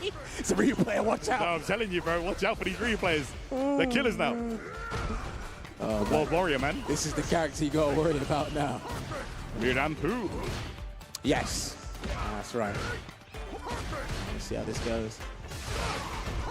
Now, my thing is in this matchup, despite all the changes in the neutral aspect, outside of perfect parry, I do think Ryu needs the Dendin charge and just hold on to it. Threaten Guile with it. Yeah. That's what I think anyway. I hear that. Now, I've always loved watching Guile versus Ryu in any Street Fighter game. I just really enjoy this matchup. Okay. Well, before, you could be dominant in the fireball wall in one aspect, right? But now this time round, outside of that, perfect. Yeah, outside of that, being dominant in the fireball wall, perfect parry can stop things. You can go for a jump, EX fireballs now because the priority system. There's a couple of things that mix it up, you know? Yeah, no doubt. Bro, Lex. What a complete player Lex has become, though. Yes, over time, it's been brilliant. Tail end of Street Fighter 5, hitting the ground running in Street Fighter 6, taking over Europe, you know? Oh, yeah, no doubt. Don't forget, he is qualified for Capcom Cup, by the way. Qualified via the Super Region of the UK, via points, consistency, it's all there. And now it's just looking bad for Mirampu. Gonna have to just... There's not much you can do here. Has to weather the storm. Yeah, there's not much you can do. Oh, well, unless he gives you a throw. It's gonna help. All right, there you go. What a confirm. Look at that. And there's the stun. They should be able to close it out if he does the whole Sonic Boom Loop and get a Drive Rush cancel in there as well. There it is. Need that level 1 at the end. He's not going to build level 3. Last year he did. Oh my god, oh yeah, he did it! Last version, or maybe 2 versions ago, he would have built level 3, but... Yeah, he got nerfed. Yeah. Doesn't look like it, but... I know, right? It's hard to tell, but... Yeah, the meter build did get slowed on Guile's Sonic Booms. I think specifically like the medium version, I want to say. I can't remember if it was just the boom loops in general, but what it does is it restricts your damage capacity. Because when you have level 3, right, maximum scale of 50%, so he doesn't really get that now. Sure. Nice. Goes for the meaty boom, but I actually missed. No, I thought he tried to bait a parry. That's what I thought, but that's me. Okay. Dude, Mirampu is getting hit by every poke in the game. Getting bullied right now by Guile. Okay, there's a knockdown with the Tatsu. Punish, yeah, that was unsafe. Gets the standing light punch as well, and the delayed jump. He thought Lex would flash kick or even do a delayed throw tech, but Lex understands Rift Reward in Street Fighter 6, had no need to do anything. That's right. Hey, here we go, gets the suplex. Dragon suplex to be specific. Mirampu. Nice. Oh, yeah. Hold the brakes. And you saw that extended hurtbox, extended throw hurtbox, I should say, on the parry. No? No. Too ambitious. Bro, you're going to get lit up right now. Ryu damage. Kept it short and sweet, so he's going to take the drive gauge advantage here and try and strip away as much of that drive gauge from Lex as possible. Trying to bait something there, maybe a parry attempt. Yeah, Hashigeki, they tried to do that. But if people are solid and understand the game and they hear the sound cues, you won't be fooled by it. Wow. Beautiful stuff there from Lex. OD flash kick straight through. Check that from Mirampu. He's might need a jump soon. Oh my word. So scary. And when he might try to jump, yeah. We saw in the first rounds, jumping against Lex. He's ready. He done that super late. I thought he was disciplined there. The crouching medium kick. Gonna take it there for Lex. And he is gonna advance to the winner's semi-final of this pool. So he's gonna be awaiting the winner of Fake Vic. Okay. Don't know where the real one is. And Bolt Strike. Oh, okay. All right. Vic, of course, taking down Yon Angel earlier on. Another player that we expect to see doing pretty well in the losers bracket now, I imagine. You know, very strong JP.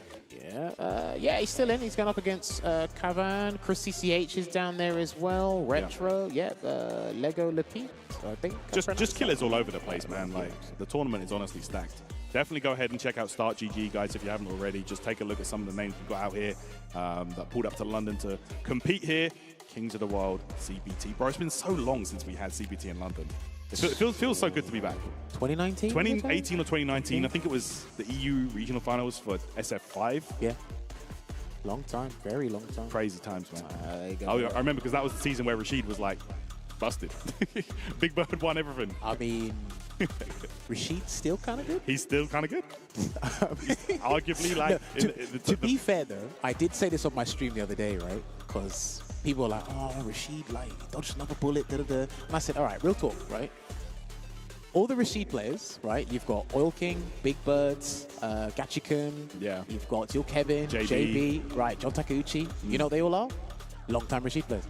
Bro, I'm telling you. Have you seen a Rashid player come in and say, I'm going to do well? Have you seen that? That's a good point, actually. I haven't. That's a good point. So Rashid's still good, but they're all long-time Rashid players. Yeah, there you go, man. Let the legacy pay off. I'm just saying. And I play with Rashid. I know quarter circle back twice and kick works. That's what I know. Anyway. Oh, my word. Turbulent winds. But we are going to get the next game, guys. Going to be Solon versus Pulga. Pulga, of course, the player that put on an incredible showing just recently against Higuchi, man. That was a sick performance. So I'm looking at this. Oh, Ken this time, huh? No, I like this. Shout outs to James Chen. James Chen can write you an entire dissertation on why he doesn't like this matchup. Oh, yeah. Not stop talking about how bad this is for Kimberly. Oh, man. Which is probably why we're seeing the Ken. Long-time Kimberly enjoyer. Shout outs to James. But my thing is, just because, like you mentioned before, right, her neutral has changed. The mobility options were still there in the first place. So I think if you can just firm your defensive options and be confident in that. But yeah. Ken, once he's put Kimberly in the corner, there's not much he can do to get out. I hear you. I do think, though, if they ever change her air tatsu to make it hit more consistently as a defensive option, I think she'd be way better on defense. Oh, no. She can't. I don't want no beta situation, bro. Like, we don't want to be seeing Kimberly letting the tatsus rip on knockdown. No, please, no. Commit to a DP and it whiffs because you got the tatsu? Yeah, that's wild. Burn out already here. This is one of the reasons. Because Ken's drive gauge damage is still pretty good and still malicious. And because Kimberly doesn't really have good defensive options, and his stand heavy punch is really good, the Jinrai is still good. There's not much she can do to defend herself. I think Pulga realized level 2 wouldn't kill there, so didn't even attempt it. That's going to do it, though. Wake up level 1. Gambled it on that, but regardless, does take the round. Pulga, off to a great start with the Dante Ken. Good Love situational awareness. And the perfect parry there. That was pristine. Backdash. Damn. All right. Solon took the risk and it paid off, and this is going to be a huge punish. Hey, man, it's a confident choice. And then he's going to get the cancel here into the run slide, puts out the canister, and he mistimed the throw there, Solon. Sadly did. And Pulga, listen, man, if you can make a Shoto blocker jump in, you're doing something right. What version of Dragon Lash was that? That wasn't heavy, was it? Nah, I don't know, man. Like, he messed it up regardless. Yeah. Okay. It does knock down on punish counter now. If it's not going to be frame advantage on hit, on punish counter, it will knock down. So she gets some Oki from it. Hey, fishing here. Flailing. Yeah, he is going crazy right now. Solon might be looking for a confirm. This is going to be it. Exposed. What he wanted right there. Ends it with a super. Level 3 install. My man said you got paid in exposure. Hold that. He's going to get the buff from the Ninja Star Cypher as well. They're going into the final round, looking good, but like I said, temporary disadvantage. He hasn't got the meter to control a lot of drive gate situations here. That's true. Kimberly, man, her offense and mix-up game is incredible, but don't forget, you knock her down, very limited. Okay, here we go. All the way to the corner, back throw. This could be bad for Solon. Another grab, Pulga. Another one. Punish counter as well. 2k damage, backdash again. Okay, Alden, it's your turn now. Interruption, and he's gonna do the super R3. It was from lights, so there will be a little bit of scaling here. A lot of scaling, in fact. Let's see now. Pulga. Be sneaky with it. Nah, that's safe. Yeah. There you go, one game up. Now, if Kimberly's super, if I'm not mistaken, I'll double check. Kimberly's super should be about 10 frame startup. So when you do drive rush jab, you should be able to block in time against most of the 10 frame supers in the game. If it was a little bit faster, then that would have punished it. It was the patch before this one, they buffed it, I believe. Yeah, I think so. Okay, oh my goodness, there's that heavy punch in effect. Yeah, it's a 10 frame super, yeah. Oh, went for the instant overhead, but didn't work out. Uh-oh. You might lose. Oh, nice anti-hit. Swaying it out there, waiting for the drive rush cancel situation there. Yeah, Solon was waiting for it. Yo, baited out the parry, but didn't. Actually could have killed with a grab, but wasn't within range. Nice, look at that. Walking right back. Man likes Sully. More people need to be confident in that. She's got the walk speed, and the buttons are really good. Stand meeting kick is what she was using in neutral anyway before, but sometimes you might need to resort to that again. Yo, look at that. And again, that's that medium kick. Looking so good. Perfect. Damn, Pulga checks that. These defensive options, they might be audacious to some, but they've actually been well timed in this set. Well, speaking of which. Oh. Here we go. Goes low there, but Solon confident with that parry. Got elbow in front. Remember, you won't get the accidental medium punch anymore, because if you input the elbow before it actually happens, the animation will still be fixed into the elbow drop. The perfect parry there. Just to stop like execution errors, I believe. Yeah. It's another way to stop that arc step, by the way, and he's committed. Now, that was only one hit. So let's find out. I'm not sure about this one. Oh, that's it! Oh! Yo, Ken Masters. My word. Bro. Like Kenneth Masters, yeah. Crazy damage right there. They said, yeah. Homeboy hit you with the overhead. He committed. Sorry. It's the Dante color buff, man. You sure? All right. Oh, yeah, so strong for Kimberly, being able to combo naturally off of her overhead into the level 3. Pass me the aux cable. Let's get it popping. Oh, yeah, this is going to be an auxiliary indeed. Let's see if he can actually take advantage of this, because he needs to start throw loops or something. Oh, no. And he knew it. I'm sure. Street Fighter moment. Oh, Bro, wait. It's the way you said, sure. Oh, yeah. Just why not? Why not? Why not, bro? Actually caught the teleport. No, I'm dead. Oh, no. Oh, that's good, actually. Now that I've seen that, you get the right spacing. Yeah. Slide on the fireball, knock down now. Oh, yeah, because punish counter, yeah, you're right. meatless knock. That's out. You know what? Let me note that one down. That's good. No, that's good. Shouts to Solon. But you have me creasing, sure. That was kind of crazy, bro. That was a madness. Oh, my word. Pulga, perfect with it. Meaty overhead. Solomon. And the meaty fierce punch. Pulga is picking up steam. He can get a throw here and then try and, yeah, there's a throw. Oh, that's it. Not quite. No, wait, on a pixel. Perfect parry. Okay, good stuff from Solomon. Had to parry there. A DI back would have got him killed. Offensive DI. He's going to have to keep throwing him and lose. Yeah, like, no, do you know what? He had no reason to not do that. I respect it. 100%, he had no reason to not do that. Wouldn't have died on the punish anyway. So, you know, do it again. All right, there you go. There's a frame trap there. That is new because the startup of the arc step has changed. So medium punch, heavy punch. I think stand medium kick as well can frame trap into it. I'm not sure. He's trapped to the corner again. Suleiman's doing half the work for Pulga here, Tyrant. Certainly looking that way. He wants that knockdown so bad. Yeah, for sure. That's where she gets the party star. Oh, didn't believe in the hit there. Oh my gosh, Pulga's parries have been outrageous. Especially at certain times that I feel are weird. They're just working. Okay. Oh my word, look at that. Oh, the back throw though, Solomon missed times. Bro, he's playing at 200 miles an hour. Really good awareness and these medium kicks. He missed the drive rush cancel. Got him. Nice! He got him. Okay, here we go. We're going to a final round here. There we go. Right. Kimberly going to have that walk speed buff in effect, which amplifies that buff on her heavy punch, I've got to say. You think about that, she can move in and out a bit easier.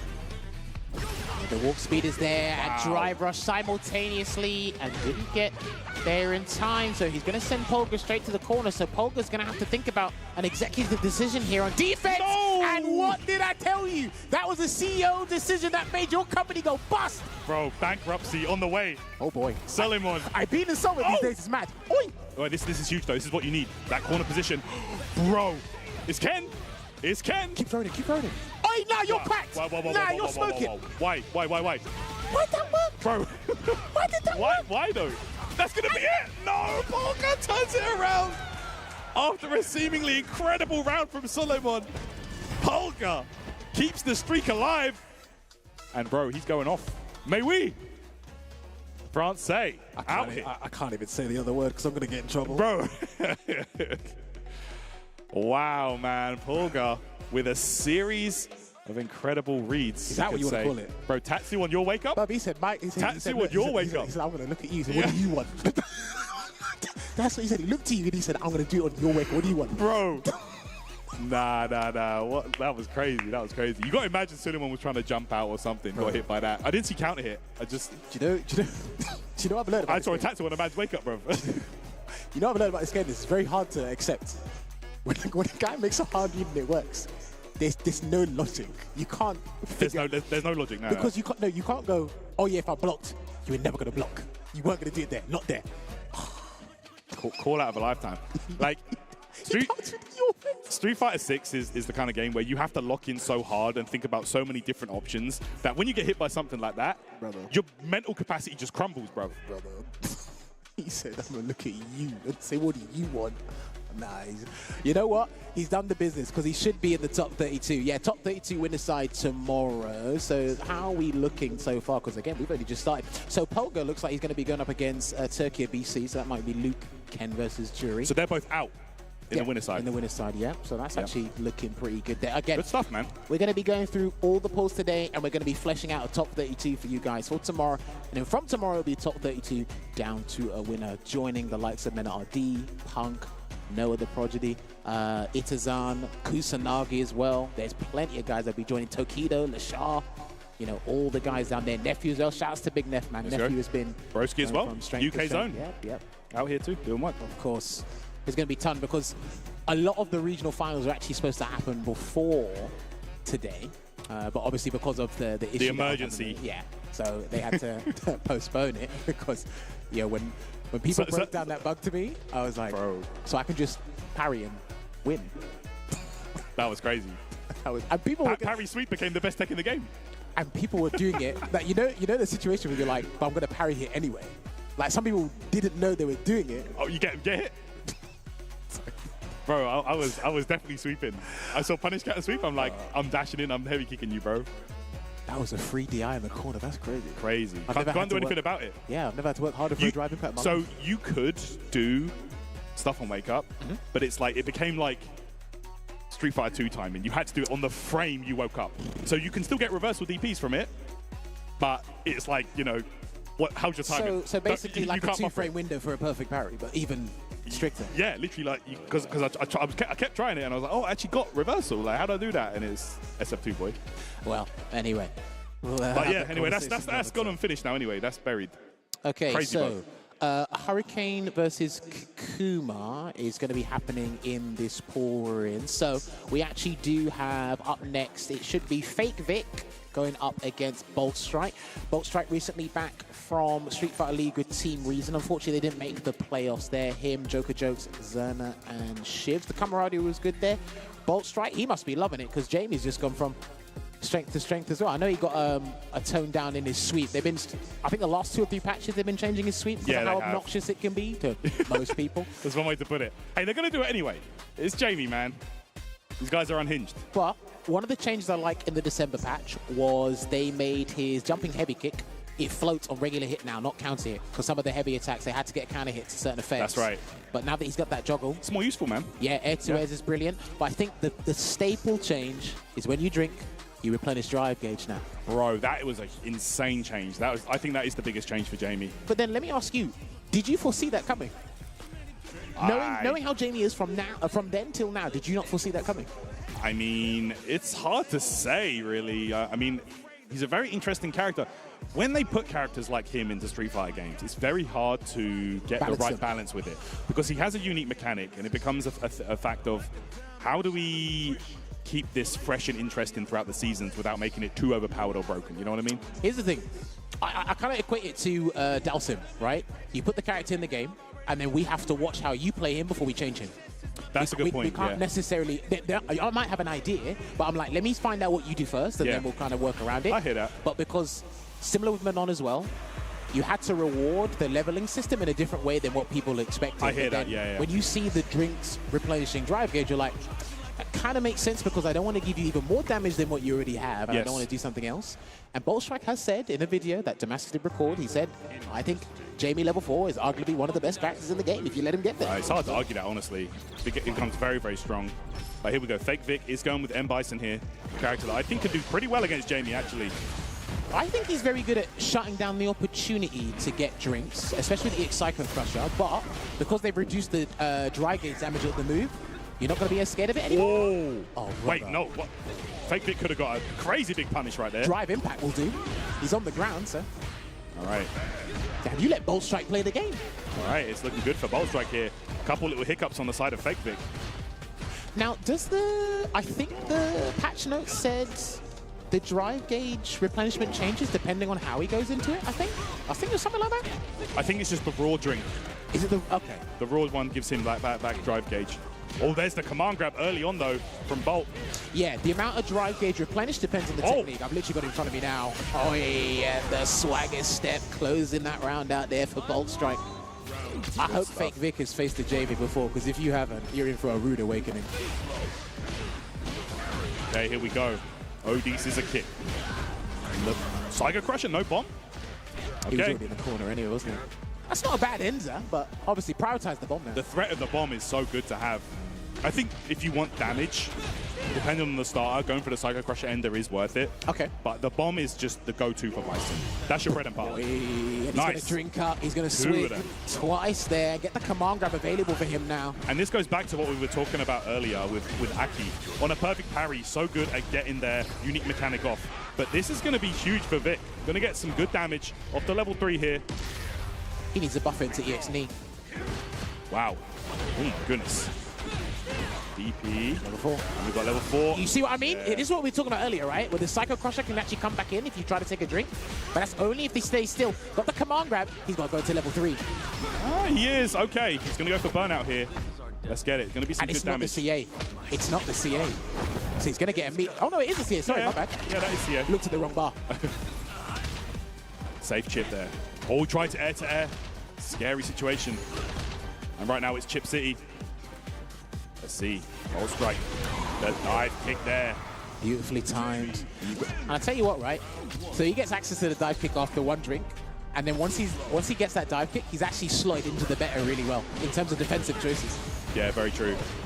Actually becomes difficult for Bison to deal with as well because, yes, he can edge you with jump medium punch, but, you know, if Jamie does the low dive kick, that will just sail right over it. All right, scissor kicks. Got to put the bomb on, man. There you go. Got to put the bomb on. I think when you get lights, if you can tell your mind to go into light kick into light back fist combo to put the bomb on, I think you're good. Okay, safe there. Keeps the advantage and Bolt Strike. Gets another drink on the board, but the wake-up jab from Vic gets another bomb. He tries to close the distance again, but Bolt Strike's got 3 drinks, Tyrant. Here we go. Just needs one more. But the interrupt on the drive rush, Vic getting a bit predictable with it. Hey, and there's the buff. Optimal conversion. Oh, no, and that's then, the punish. this is huge. This is big. That's it. A drive rush heavy punch, and Bolt Strike puts himself into set point with that. Like Vic, gonna have to turn this around. He's actually been getting hits. He just hasn't been optimizing Bison. That's True. the problem for me here. Yeah, this character, you know, a character that can hit so very hard, and with such limited defense, you can't give up those opportunities. All right, there we go. He's going to get a free flow strikes into the drink. 2 drinks, you sneaky guy. Thirsty boy. Try to catch him, throw tech in there, but he gets to grab himself. Can he burn out Bolt Strike? That's the question, but I think he was worried about Bolt Strike's defensive option there. Yeah. That's why he didn't try and pursue it. Oh, delayed dive kick there. Vic gets a back throw. Not much Bison gets off of this. Okay, got to be so careful right now. Oh, no! Got caught at Bolt Strike. Oh, here we go, loaded up. And he was able to get an anti-air arrow kick in time, and he jumped again, and he's got a sneaky little punish. He's probably going to go into the level 3 again. He's dead. He gets a follow-up on this as well. Because he's going to build the bar back to get the drive rush conversion. He might not even need it. Let's find out. Yeah, he's dead, bro. Oh, wait, no, never mind. Regardless, though, the safe jump pays off. Bolt Strike will be the one that takes it there. Fake Vic gonna drop down into the loser's bracket. Bolt Strike, one of London's finest, holds it down with that Jamie. Yes. Good stuff. Honestly, he likes his unorthodox characters, and he puts in a lot of work with them as well. And he's been trying out various members of the cast, but when it comes to tournament play, tried and true, we stick with the Jamie there as well. So he may be able to catch a couple of guys out, maybe more so the internationals as opposed to the locals, because if you fight him in the European region, you more than likely bumped into him online. Oh yeah, he's usually on. Yeah, holding it down with that Jamie, of course, and like you said, playing those unorthodox characters has been for a long time. Gen in Street Fighter 4, Vega, Street Fighter 5, now here with Jamie. So low tier warrior, low tier. Don't listen to it. Jamie's actually good. I mean, yeah, like he's been progressively getting better, and I think it's. For me, he's reserved to specialists. Like, you can't half-ass Jamie. Oh, yeah. There's a couple of characters now you actually can't half-ass. I don't think you can half-ass Bison. That's my personal opinion. Before you could, now I don't think you can. Ed can't do it. You can't do it with Aki either. That's true. You definitely can't do it with Rashid. You got to go all in, man. So, that's it. Terry as well. We haven't seen him yet, no, I agree with that. I agree with that, especially after them cool buffs. Shout out to Jabi M, by the way, qualifying for the Cup with Terry as well. Yeah, man, really cool. Like, I'm still just astounded. It's 2024, and we have Terry Bogard in a Street Fighter game, bro. that blows my mind. And we're going to get Mai very, very soon. Yeah. I mean, if that's anything to go by, right? So wait, so they didn't know, because remember they showed Terry in like August at Gamescom, and then a month. Yeah, you're right. A couple weeks later to like a month, it was like the gameplay. So I'm like, oh, let's just wait till I'm anticipating January. I'm like, yeah, well, wait. Bro, the World Tour keep trailer. refreshing the page. The World Tour trailer is like the calm before the storm. I'm like, bro, I need to see the moves, bro. Let me see what she's got to find out. She's going to be super strong. But yeah, don't forget, there's going to be Mai, then there's Elena.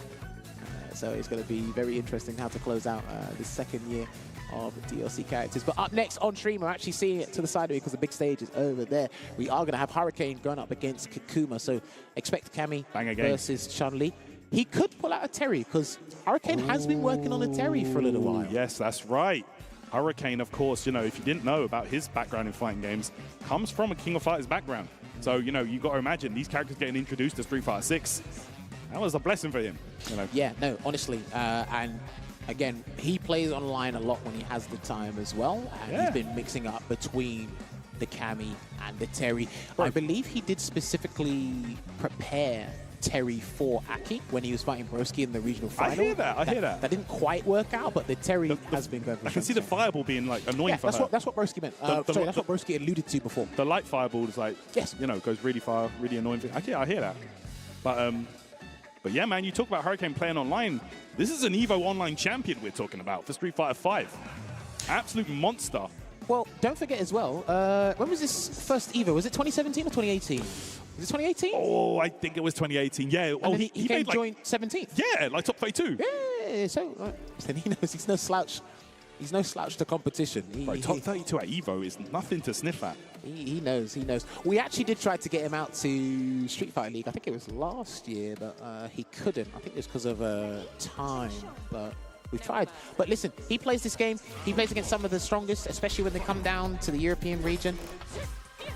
He is no slouch to this matchup here. Now, obviously we know Cammy's defensive choices have been toned down, but it doesn't stop her from playing good neutral.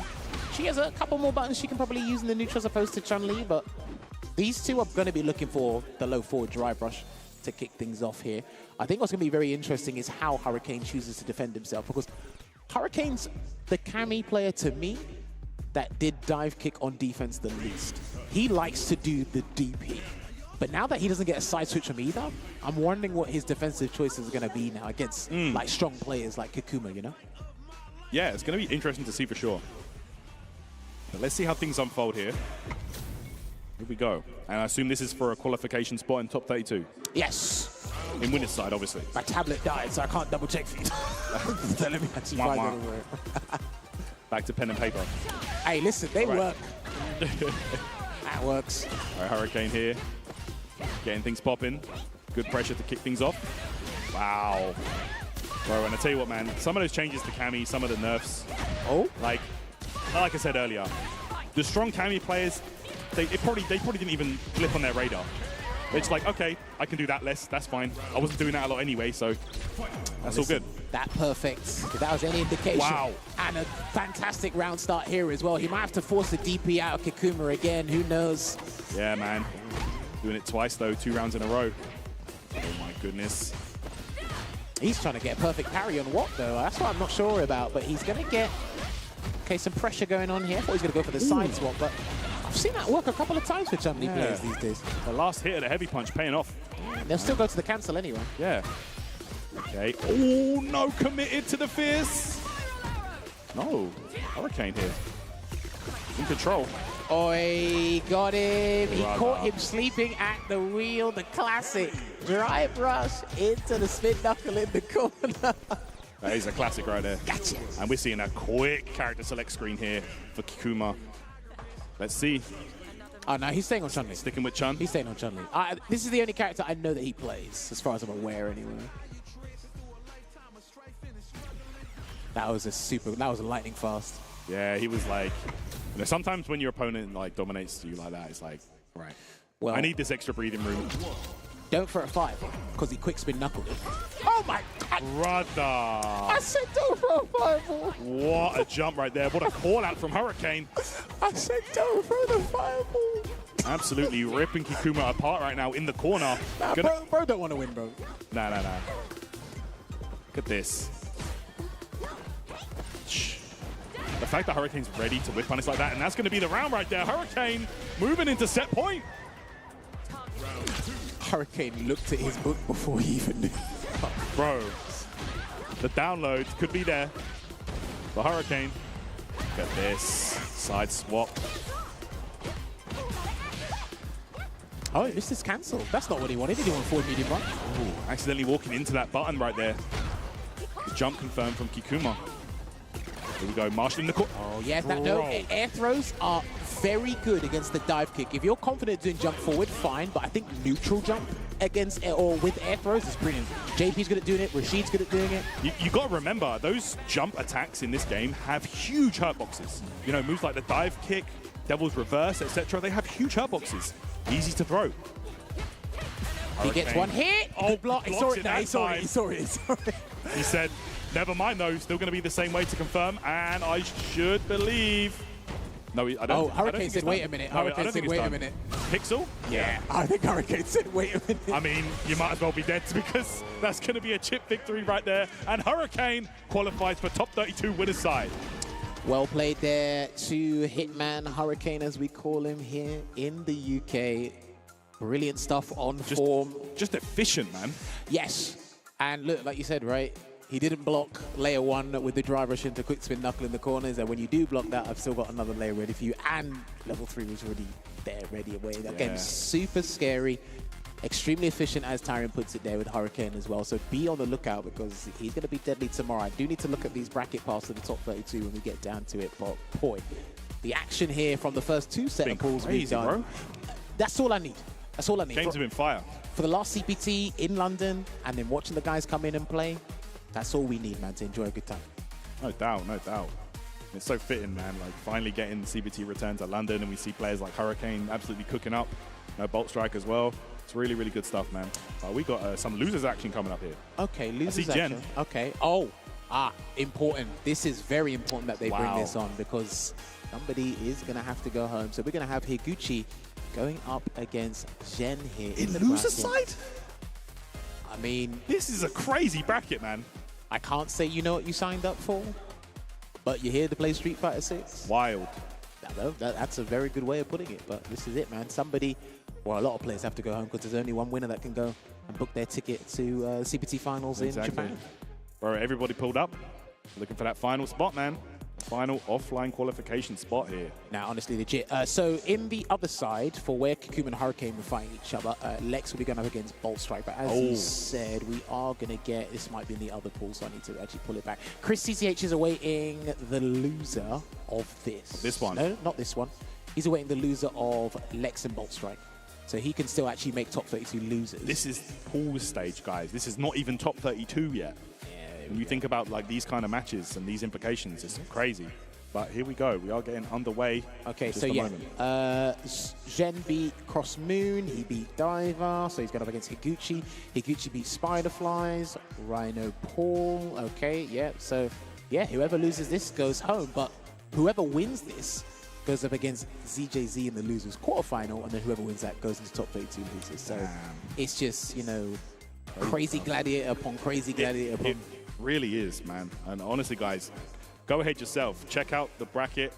Go over to Start GG. Check out the Kings of the World brackets over there. See the pools for yourself. And you can see how many insane killers we have in attendance. And you can follow the brackets along from home. You can follow along indeed. Don't forget, we are streaming on YouTube, so shout outs to all our YouTube viewers as well. Once we're all done, everything will be put up and archived on the VOD, so keep an eye out for that as well. Shout outs to all the guys that do the timestamps in the YouTube VODs, so people can catch these games. Those guys are the GOATs, man, doing God's work. All right, so we're going to be expecting Guile versus Bison. Yeah, Guile versus Bison. Let's get it, man. Now, this is a matchup where, as things developed over time, especially around the time of Esports World Cup, Bison was kind of getting the favor because obviously people weren't used to dealing with Psycho Crusher, anti-projectile tool. The damage output was still significantly high. I mean, it's still pretty good, but it was a little bit higher. So he had some stuff that the Gal players had to adjust to. And I used to watch this back and forth with Problem X and Lex. Yes. But then obviously in the Meltdown tournament we had 2 days ago, Lex, I believe he got either 6-1 or 6-0 against Problem in the bracket because it was double elim, right? That's right. So he seems super comfortable against Gal, super comfortable against Bison as a Gal player. Excuse me. Yeah, that was twisted there. Yeah, that's right. I mean, I feel like now that Bison's been out for a while and people are kind of like learn how to deal with him and stuff like that, he's a lot less effective as a character and as like a surprise, you know, in terms of what he can do. So my thing is, every character has a way they force you to do something you don't want to do. Bison his drive gauge damage was so good, he forced you to do something like DP and then he'd take off 70% of your bar, thank you very much. Nice little 70% handshake. Literally. But they've toned down his drive gauge damage to a point where it's still effective, but you're not as scared anymore because that's the difference between a burnout and maybe a defensive choice that will put yourself in burnout by your own admission, you know? I hear that. Yeah, you're not wrong. Like the Psycho Crusher doing only half a drive gauge on chip now. Yeah, you know, it's a lot less for the Bison players. And, you know, I would say it's a lot fairer because, like, you know, one whole gauge was a bit much. Well, but, I mean, like what? You spend 2 bars to take away 1 drive stock, but you'd be surprised how much bar people will spend to put you in burnout. And anything that takes you close to there, I'm willing to spend. And then what? Back heavy kick doesn't do 0.5 stocks, it now does 0.3. Yeah. So that helps. And the knee's still +1. You still got the damage, but you're like, oh, okay, maybe I can firm 3 this time. Because before, you couldn't firm 3. No. You were like, that drive gauge was going down and down and down, boy. But yeah, so we will be seeing this match get underway here. But yeah, man, Bison toned down, but I say still pretty effective. I got to say. We can say normalized to a degree, but it was the damage. Yeah, it's just the damage that got changed up really, and obviously the sweep. It was a bit when you watched it in motion because now that his sweep is -12, Ken gets a freestand heavy kick. 100% now. That's a free punish counter. Yes. Zangief can finally punish it because he couldn't do so before. I remember because when Problem was playing Quiggy in our regional final, he kept sweeping. I was like, bro, I swear not much Geef can do about it. Yeah. So I messaged him. I said, can Geef punish that? And he said, no. And he said, that's why. And I said, okay. Because obviously free hard knockdown and that changes everything. Exactly. So. All right. So Zhen's done a little bit more traveling this year than Higuchi. Obviously, Higuchi's been prioritizing Street Fighter League Japan. You saw Zhen in Street Fighter League US as well. I believe they're still actively running through the regular season. But Xian, he got Evo top 8, or Evo top 6. He made it to finals day. That was one thing. I believe he came 3rd at CPT Singapore. I was there. Shouts to Sherry. We were there commentating that. Yeah, 3rd there. He came 4th at his regional finals. Okay. Because obviously DCQ was ahead of him. VX Bao qualified. They're all Bison players. So it was just the Bison gauntlet in the latter half of the bracket. So he's here looking to try and qualify. All right, let's get it, man. But yeah, if we talk about this matchup specifically, I definitely feel like, you know, Bison has an easier time than he did in previous Street Fighter games, obviously, but it can still be rough, man. If the Guile player is super aware, oh, here we go, we're going to get a safe jump. Oh no, we're getting to another bomb, okay. Oh my word, the meaty heavy kick. Meaty heavy kick. Okay. No, still alive, another bomb again. All right. Oh my gosh, plus frames. Jen. Did they change the drive gauge damage you can do with regular Psycho Crusher? When the bomb's planted, you do the Psycho Crusher. Did they increase the drive gauge damage there or something else? I can't remember. I think the damage on the OD one was reduced, but I'm not sure about the other stuff. I might have to recheck the patch notes though. All right, here we go. Some combo scaling there, but it don't matter when you do the heavy back fist combo. Oh my gosh, here. Jen waiting for the mine. Hey, the parry though, Higuchi coming through. Dude, this guy's defensive plays. Right back at ya. Oh, man. Bro. And now you're guessing. Is he though? Look at the sequence there from Jen. All right. That was the most riskiest flash kick you've done because you would have lost game 1 immediately if that was blocked. Drive rush jab there. Punish. Yeah, that's a punish. Yeah, good stuff there. Played it safe because if that whiff, the Sonic Hurricane wouldn't have come out. Drive rush cancel would have burnt his bar. So that was actually a really good punish there. Yeah, I hear that. Check it here with the medium kick, and now Jen, one touch away. Oh, the drive reversal. Still has level 3. Oh, wait a second. Just can wait now. Yeah, nice. Oh, that's got a massive hurt box now. What? Good way to assess the situation. Level 2, that might do it. No! No, the baby boom obviously with faster recovery than the regular Sonics. Yeah, Neutral jump punish. And of course, that's got a lot of startup there, the Psycho Punisher. It does. It's a lot more than you think. Yeah. Oi! He missed the button. Yeah, imagine. Perfect parry, yes, I love it. More top players are doing that. That's a 19-frame startup move, and when you do perfect parry that, it's very similar to V-Shift against Psycho Axe and Street Fighter V. That's right. You can react to it. And there we go, that super gets Gen out of danger, at least for now. Looking good here. Right now is Higuchi. Oh, Zen has to take a couple of throws here, maybe. Only if Higuchi comes close. Damn, good reacting. And this is where it gets difficult if the Guile player is very aware. Bison's approach can be quite flawed against Guile. Nice. Oh, he tried to bait something yeah. there, and he's going to lose the game, unfortunately, Tyrant. That's going to go Higuchi game 1. Yeah, that bait there, it does beat, like, obviously flash kick and wake up super and stuff like that, but if they do, like, wake up throw, sometimes you get cooked. But you know what? I see DCQ and VX Bow do that a fair bit. They'll do drive rush into light kick just to try and whiff a throw, but I think it depends on the distance. I mainly see it after the back fist combo mid-screen. Good. A lot of the top players, when they see a parry, they say wait for the drive rush. Don't try and get the punish counter throw. Wait for the drive rush and check it. That's right. what they tell each other. Because a lot of them now are using that to, you know, limit the damage taken from a throw, for example. But you invite more damage if you do a drive rush and they check it with the right resources. That's what I see. It's about being double aware, I guess. That's a good way of putting it. Okay. Nice anti-air there, stopping Guile from escaping for free. Taking another throw here is Zen. All right. And now look at all the space Higuchi has to work with, but gets checked on the walk back. Gen. 1 round up here in the second game. He's very good at trying to bring things back, and I remember he told me at Singapore, and he got caught out with a counter drive impact there and a solid puncher conversion from Higuchi. He's going to take him to the corner here. There we go. Oh, he missed his stand-like kick. I think it's a stand-like kick he wanted. Yeah, most likely. Tricky to get that flash kick timing, right? Hey, man, he's got dexterity with this character. Oh, it's a punish. Big punish. Big punish. Okay, we're going straight into level 3 here for Gen. I agree. He can try and burn him out here if he wants to, but he's got to splurge a little bit of dry gauge to do so. Let's see if he's hungry. Before it would have just been one Psycho Crusher. Oh, yeah, of course. Now you can't do it. Yeah.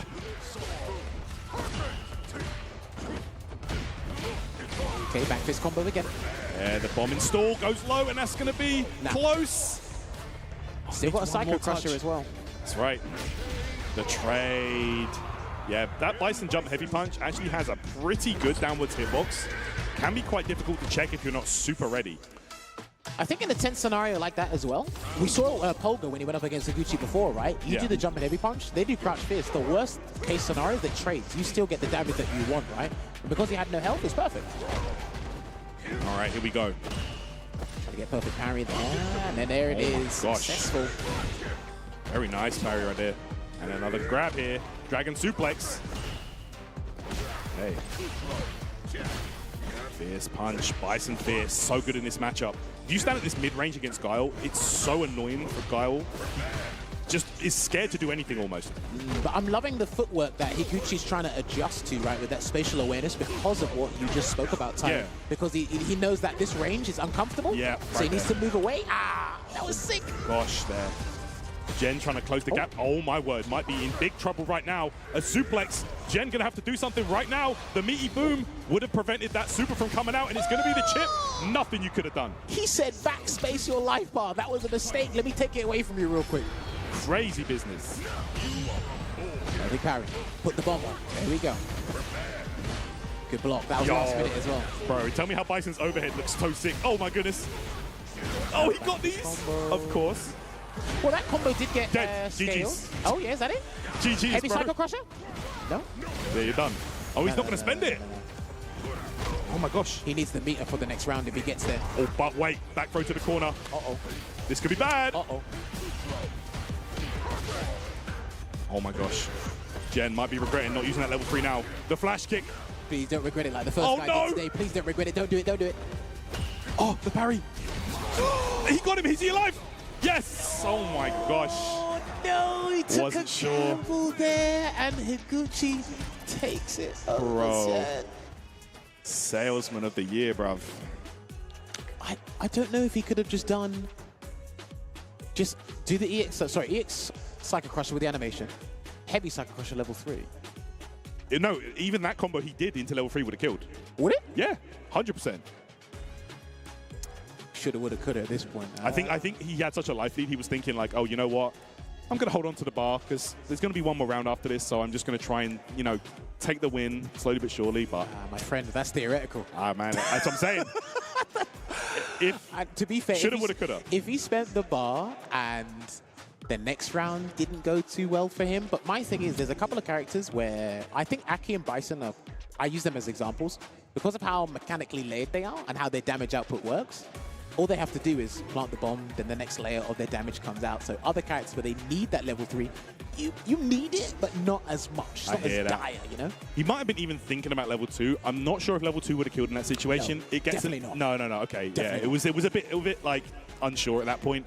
But I 100% confident level 3 would have killed. But Jen holding on to the super, but he's going to have to hold on to it until the next tournament because he is out of the bracket. Wait, so no, I think his time's done. He's out because his regional finals done. Oh yeah, and this was the last chance for him. No LCQ? No, because this is technically you're right. This is technically the LCQ. Crazy. Because there's no official LCQ. Yeah, you're right. They're just going to have the 48 players there. And this is just the last chance, I believe. I don't think he has any other shots after this. Well, the season, but sometimes it be like that. No, he's had some good results, but obviously for a lot of the players, they wanted it to amount to something more, and he couldn't quite get it there. So unfortunate there for Xian. So we should be getting Bolt Strike. Okay, I can see Lex Bolt Strike. coming up. Yeah, I can see Bolt Strike. Lex coming up here. So these guys, I don't know how often these guys face each other because obviously Lex goes to one of our Meltdown locals. Bolt Strike obviously doesn't because of his day occupation. He can't necessarily do that. Comes to offlines when he can. Like I know he comes down to like when it stays on and events like that when he can. But yeah, we should be getting an exciting match on the way here, guys. First to 2 as well. New Jamie going up against Guile. But do you know what it is? Okay. You know the matchups where no matter what you do to gloss over the problem's still there? That's what I kind of feel this matchup. Yeah, this is going to be a rough one. If you don't have a super comfortable time getting around Sonic Boom, and now, hold on. Don't attack me just yet. I know he can do the anti-projectile move with 2 drinks. Oh, the break-in. Yeah, but to make it safe, you need level 2, or you just need a hard commitment when you can send Sonic Boom. That's not particularly a safe way to do it for me. Yeah, it's not a consistent answer. Honestly, Bolt Strike has other characters. He might consider playing in... I know he had a JP at one point. I don't know if he still plays him. I know he's been practicing Terry. I don't think we're going to see Terry here. For Guile? Yeah, for Guile, I mean, the Fireball would be a big help, but... He might just play Jamie. No, I think you should stick with Jamie. Yeah. Especially with what you get now. Remember, people don't want Jamie having they don't have a free drink. They don't want that. You know? That's true. And he can sneak in those free drinks when he's up against a character like Guile that excels in chucking booms and staying long range. But yeah, thanks again, guys, for tuning in here on Capcom Fighters, whether you're watching on YouTube or Twitch. Appreciate you tuning in. The CPT returns to London this weekend, and we appreciate you being with us. All right, perfect. So we are going to get another juicy fixture for here. But again, Lex has been going from strength to strength. You need to include this man's name, whether it's talking about some of the best Guile players in the business, some of the strongest players you'll see in the world. And he's qualified for Capcom Cup already, but this is good practice. And he wants to win for bragging rights. Yeah, there was no way there was going to be a CPT in London and Lex was not going to be there. You know, that's how it goes. All right. Good interrupt there from Bolt Strike. Yeah, this is what I'm worried about, is how Bolt Strike decides to defend himself, and he hasn't got access to the dive kick yet, so he can't really use a certain defensive option just yet. Oh, look at that. Lex, so aware of all these different situations that you don't usually see. There's the drink. Sometimes getting the first drink is the hardest one. That's going to be enough right there. Level 1 on the way. I didn't even need it. Are you kidding me? Guile. Looking good here is Lex. Again, shutting down a lot of the options that Bolt Strike wants to use as Jamie to get in. And if you make it difficult, whether it's via the ground or an airborne approach, he can't get the reward he needs at the end of it, which is the drink. And he doesn't want to arbitrarily have a drink in the street because he might get arrested. Who knows? Can't be doing that around here, mate. Give him a cup of tea instead. A cup of, yeah. You can ask Punk. Oh. Nah, don't do that. All right, there you go. Gets the forward throw. Got 2 drinks here, but again, he has to wait for an opportunity to do the breakdancing move, and he's going to do a dive kick instead. That's what we're talking about. Once he has that dive kick, things start to open up for him. Woo! Barry, he's seen it. He knows you tried to challenge. Oh, the reset for the kill! And he missed it. No, he missed it. Oh, my word. Oh, this is... Oh, you salesman. Seeing better salesmen out here, bruv. Woo! What's going on? I've never seen a product sold so well. Okay, we're going to get that CA, and this does chunks of damage, and it's going to be burnout. What's level? It's 3 drinks, right? So it's going to do a little bit more. Yeah. Here we go. Look at that. That's it. DI. Okay, here we go. We go into the final round here. Lex with a big drop off that overhead. Dude, that is massive.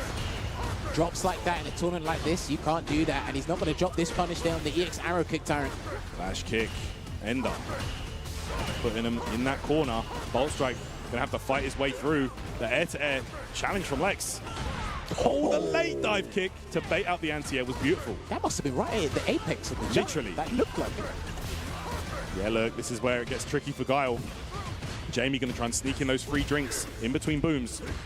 Well, now that he's got 2, if he does one randomly, you're going to kind of feel like obligated to stop him, you know? Oh, yeah, that one was a punish. And it's a throw here, Lex. Oh, my word. Got him. Oh, yeah, caught him off. Oh, Bolt Strike getting a bit too happy with those heavy kicks. Yeah, he's been trying to use it a lot, and it's got a lot of startup, and I was speaking to him about this a little while ago. Like, this move has got a lot of startup. Why aren't people trying to perfect parry it like Bison Stand Heavy Punch? But also, people are jumping you, and it's got a lot of recovery, so you might need to pull the brakes on it a little bit. But I think what's worried me about Bolt Strike is when Lex does a move that's spaced well, or allows Bolt Strike to take his turn back, it's how Bolt Strike when it takes his turn back. Remember, I can steal a turn from you in this game quite easily than I could in previous Street Fighters. That's very true, that's very true. And it's also looking like, you know, oh wow, we're immediately going out with a sweep there. Okay, it's going to be a drink early on for Bolt. And you got to imagine, man, like we've seen it in the earlier game, like it was stuff like that, like a late dive kick that, you know, you can get away with a few of those at the start of the set, but that might not work out in the long run. Yeah, this is why I said the first drink, acquiring it might be the hardest one, because obviously once he gets that dive kick, the meta, he slides into the meta pretty well. Absolutely. Counter hit confirmed there, into the break-in. Oh my goodness. Immediately shut it down with a momentum breaker. All right. Wow. So he's not, like, Lex is not afraid to like show you and mix through these defensive options. Gosh, look at this, and it's going to be an easy kill there. Doesn't drop it that time, gets the full combo. And Lex moves into set point here to go through to top 32 winners. Okay, holding it out here as well. Wow. Lovely whip punish with the standing medium kick. That was clean from Bolt Strike. Listen, that stand medium kick is one of the better stand medium kicks in the game. Oh yeah, damn right. And the fact that it's special cancelable as well makes it even better. Oh yeah. Up there with Kimberly, I would say. One of the better stand mediums. Oh yeah, very in a similar vein, yeah. Okay, trying to catch Lex. Here we go, wreck a sequence. That drink. He's got level 2 as well, so if he wanted to take... Never mind. Never mind. And you know what? I like that Lex is playing closer so that he doesn't even think about... Yeah, that's what I was talking about. Nice. That's what I was thinking. And he's actually going to go into level 3 instead of level 2 here. Interesting. Okay. Go. Going to be some good damage. And corner carry coming up here with the drive rush. Take it to the corner, yeah. There's that new buff. Look at this now. Oh my gosh. Hey. Jamie. Is that new? That has to be new. Sure. Used to jump heavy kick, right? Oh, here we go. Oh, he shut it down completely in the crossfire. Lex. Somersault should do the trick. This guy, bro, looking absolutely on point. Lex, never a slouch. Always one to look out for in any tournament he enters. Really coming around as one of the stronger players in general, actually. Listen, he said, you want style over substance? I want substance over style. I'll just get it done. cancel into my Super Art 3 and do the business there. So that means he should be going into the winner's side of top 32, where Boltstrike, I think he still has to play one more match to be able to determine. Yeah, he's going to drop down to, he's going to need to fight one more to get out. Yeah, we'll see how it goes there as well. But yes, ladies and gentlemen, the action does continue here with our 8th and final offline CPT event here at Kings of the World in London. But do not forget, World Warrior, the season is still on, and we do need to close things out. A lot of regional finals are happening.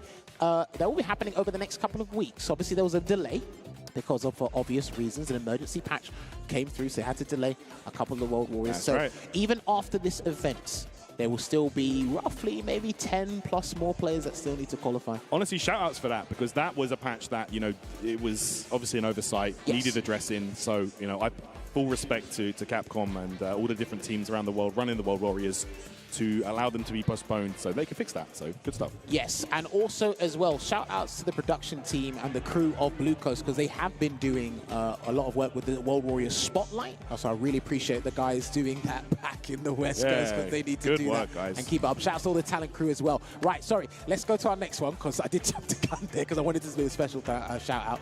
But yes, don't forget as well, big thank you to our food sponsor, Pagoda. Of course, you can crush your cravings. I can't do it as well as Yipes, but I will say crush your cravings with the Pagoda snacks. And if you ever get the chance to try them, that's what you look, put them in, boys. Look right, you see on the screen.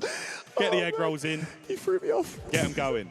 He threw me off. If you ever get the chance to try these, if anything, take Rob TV's word for it. Shouts to Rob TV. Take his word for it. He's been in a lot of interviews and videos with them. I'm pretty sure his stomach's filled with egg rolls. But listen, we are going to take another short intermission. When we come back, we should be transitioning over to pool 3 and 4.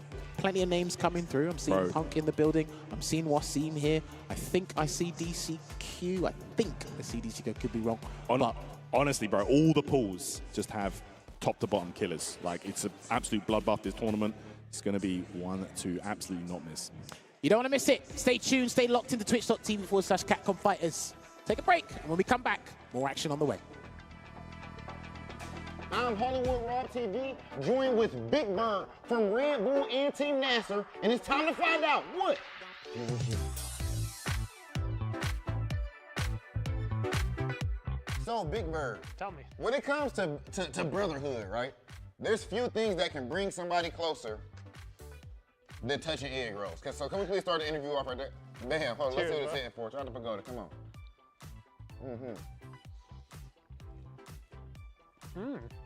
I'm about to eat this whole thing. Okay, Big Bird approved. That ain't easy to get, I ain't gonna lie to you. What do you mean?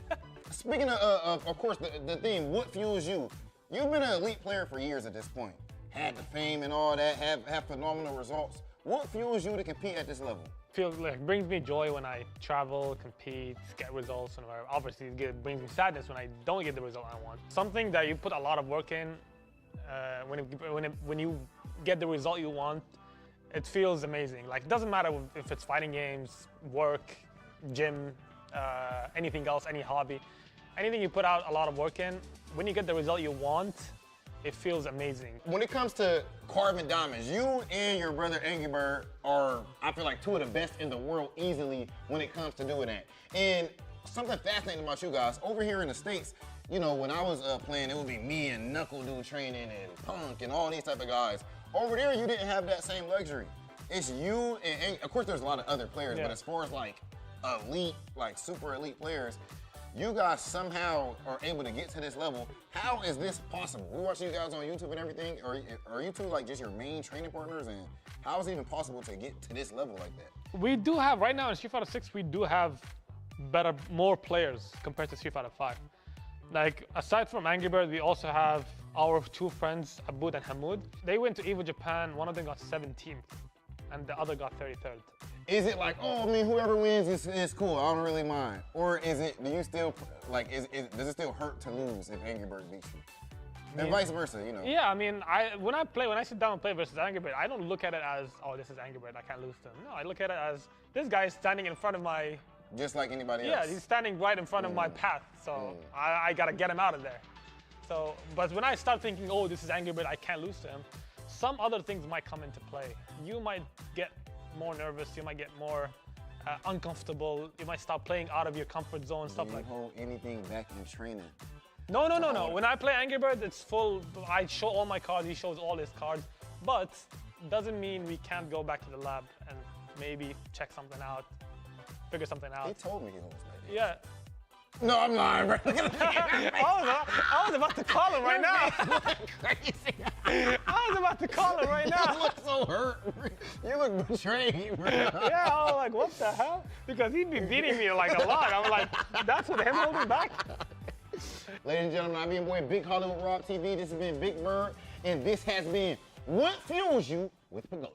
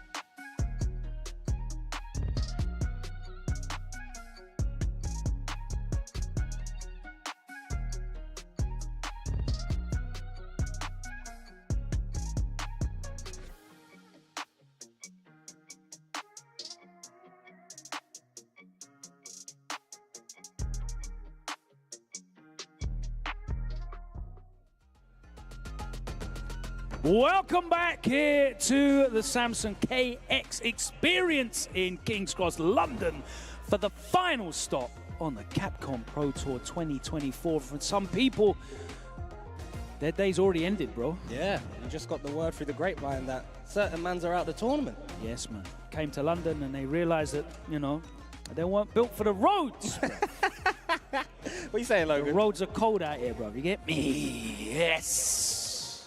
Welcome to Kings of the World. The pools continue, and my word, you might be looking on Start GG and seeing some of the big international killers that are here seated in these pools, but we are very excited to bring you some of the names that you might not be familiar with, but are definitely going to be ones to look out for today. And judging by the results in the first wave of pools, there could be some certainly very shocking results coming through. Yeah, I love these international events because you get people from all over, pros from all over the world coming down to whatever region that they're at, and you just run into a local killer, have no idea who this person is, and you got a first or two to figure it out, and before you know it, you're gone. You know what I mean? Brutal. Absolutely brutal. For those that aren't following along on the Start GG, we have, unfortunately, Chris CCH is out of the tournament. He's bowed out of pools. He lost to Bolt Strike in losers. And I can't remember the Chun-Li player's name that beat him but that was on stream. I know you guys saw that. But talking about the pools that we've got coming up now, we've got some pretty tasty names for you. Logan, who we got? Let's take a look at pool number 3. Of course, we've got Punk, one of the top-rated players in the world right now. He is #1 seed in this pool. We've got Eastwood waiting for him in the wings and winners quarterfinals. Eastwood, a very dangerous Honda player that has upset a lot of people in time. We've got Viwism here, who's flown all the way out. Respect to them. Filipino man made the travels as well. We've got Garnet, who really, you know, came into his own, of course, during Street Fighter League Europe, and had a great run with Zerna last night at the 2v2. Joker Jokes is here. We've got Not Pedro. Talking about Pedro, yesterday. Oh my days. Let's give a shout out to Not Pedro. Absolutely holding his own in that DCQ pair. We could see the run back of the final match in grand finals Punk from 2v2, which of course was Punk versus Not Pedro. And we got Joxero, who of course, one of the top-ranked players out of Spain, didn't manage to win their World Warrior. Congratulations to Diver, who took that one, but definitely one to look out for. That is pool number 3. Let's drop down into pool number 4, Sengan, and take a look there. We have, of course, got, if I can press the right button with my fat fingers, Menard is the top-rated player in pool number 4, but we've also got DCQ, who is looking very, very strong right now. That Bison is flowing. We got Rain Pro, who's cruising through. Alphen, who took a couple of nights to get going, but was very impressive for Wolves and SFL EU as well. Alphen, out of France, the next contingent to come through, Alphen is one of those guys that is really stepping up to the plate. You know, he's challenging likes of Killsu, the likes of Mr. Crimson. He's very confident in himself as well. Like every time you did an interview with him, he looked ready to go, no matter what the name was across the room. And I think that mentality, especially in a tournament setting, is paramount. You need that. You need to not care about who. He was very much locked in on just playing his best game. I think that's so, you know, beneficial. You know, you hear people like Angry Bird talking about, I don't care if I win or lose. Win or lose is not always in my control. Playing my best is in my control. Yes. And that's a great attitude to have. Of course, we've got Andre, who's a great young player. I think he's only 17 years old. Young Ryu player. Oh, the Ryu, yeah. He's one to look out for as well. He's been putting in work recently in offline and online events here in the UK and Europe. So lots of great names, some, as we said, internationally renowned players, and some very exciting local European prospects all coming up for you. But let's take a look, and it is Man-like. Hollerman, the landlord. Jeez. Oh, now these guys are friends. These guys actually play a lot together. Just the power and stuff. When I said hello to Jester and Joker, Leinster was right there this morning. They always travel in trios, innit? But it is what it is. There are no friends on that stage. If he dies, he dies. Now, Leinster's going to be very happy. For people that aren't aware of Leinster, a very competent Kimberley player. Another one. Yeah, but he's been on Kimberley since season 1. He's never left Kimberley. And bro, of course, who's left Kimberley, bro? It's hardly like Zerna, I guess, but Suleiman most as well. of them man are. Suleiman came back. Yeah, most of them man are rabid survivalists. Yeah. Who Valmas? That's well Valmas. That was a project on the side. Side thing, yeah. Yeah. Say less. But yeah, we're gonna have Leicester versus Just the Power. Jester has been doing very well with his Gao. His Gao slowly but surely he's coming to grips with this character. He used to be, you know, a very competent Chun-Li player, but now he's found his foot in the Gao. Let's see what happens here. Lenster already backing off, looking for some recovery to punish. Of course, that medium kick's going to be hanging out, but Lenster not being very active, which is nice to see. I like that. You definitely have to be a bit more proactive, though. You've already put yourself in the corner, looking for the throw bait, but catches the jump back anyway. Jester wake up buttons and straight back into the corner we go. Ooh! Beautiful punish counter there from Jester Power. You saw him do that drive rush, crouch and medium cut, got blocked. The -1 just walked back and waited. Oh, what a buffer behind in that spacing trap. He's going to be able to take the first round. Story being told early in this first round. Yeah, that was one of those rounds where Lenster tried to start off slow, and every time he started to be proactive, it was wrong. Yeah, you can't really do a lot about that. No, you can't. Have to give respect to Jester. Lenster wanting to really rush Jester Power down. Doesn't want to deal with this zoning game, but Jester is a brick wall right now. Little steals behind that +1 crouch and medium kick. Big jump. Oh, no. That's the setup. Safe jump, of course. Come on, bro. Sometimes you forget, though, bro. You're just getting your head battered, and you're like, oh, just get off me. Oh, the overhead. Lenster needs a bit more. Harvest Festival. Very good response. Put the tins of beans in the shoebox, bro. It was a Harvest Festival. My days. These guys are just going at each other here in this first match. Big call-outs on both sides. Now Jester getting this boom game going.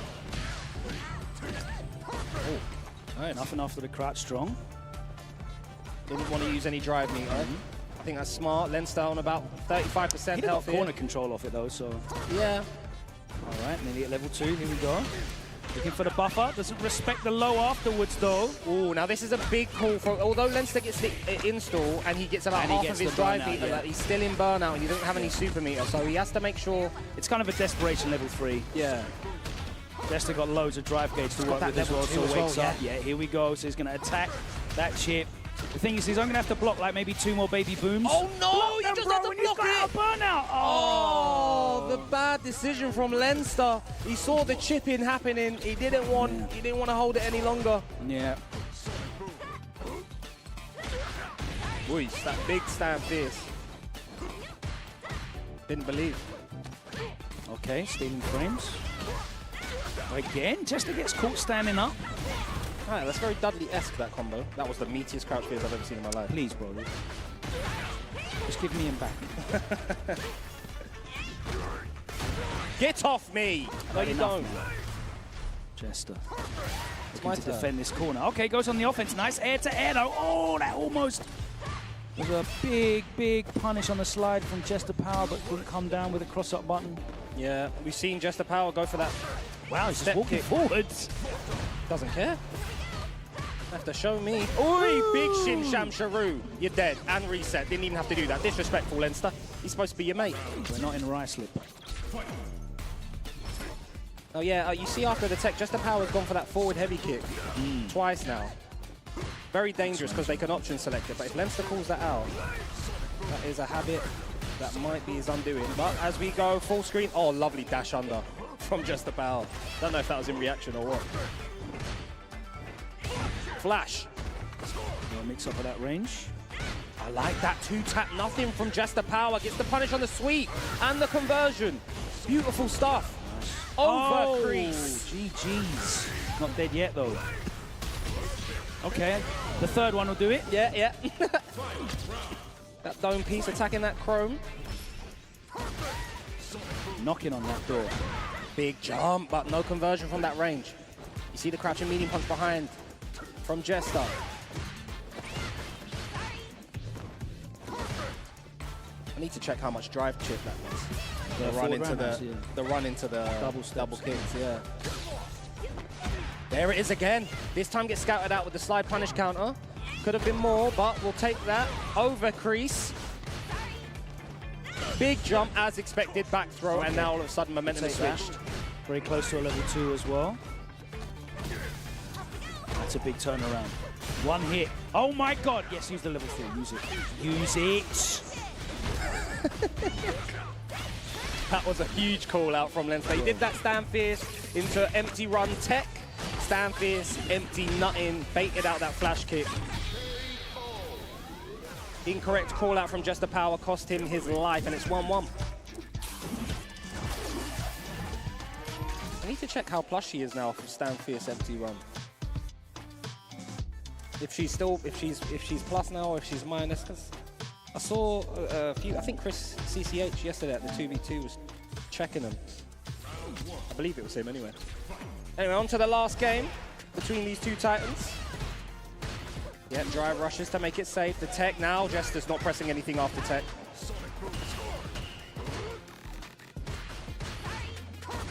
Big jump, no perfect parry this time from Jester Power. Leinster being evasive with the movement. Last one. Oof. Checking on FAT for me, sir.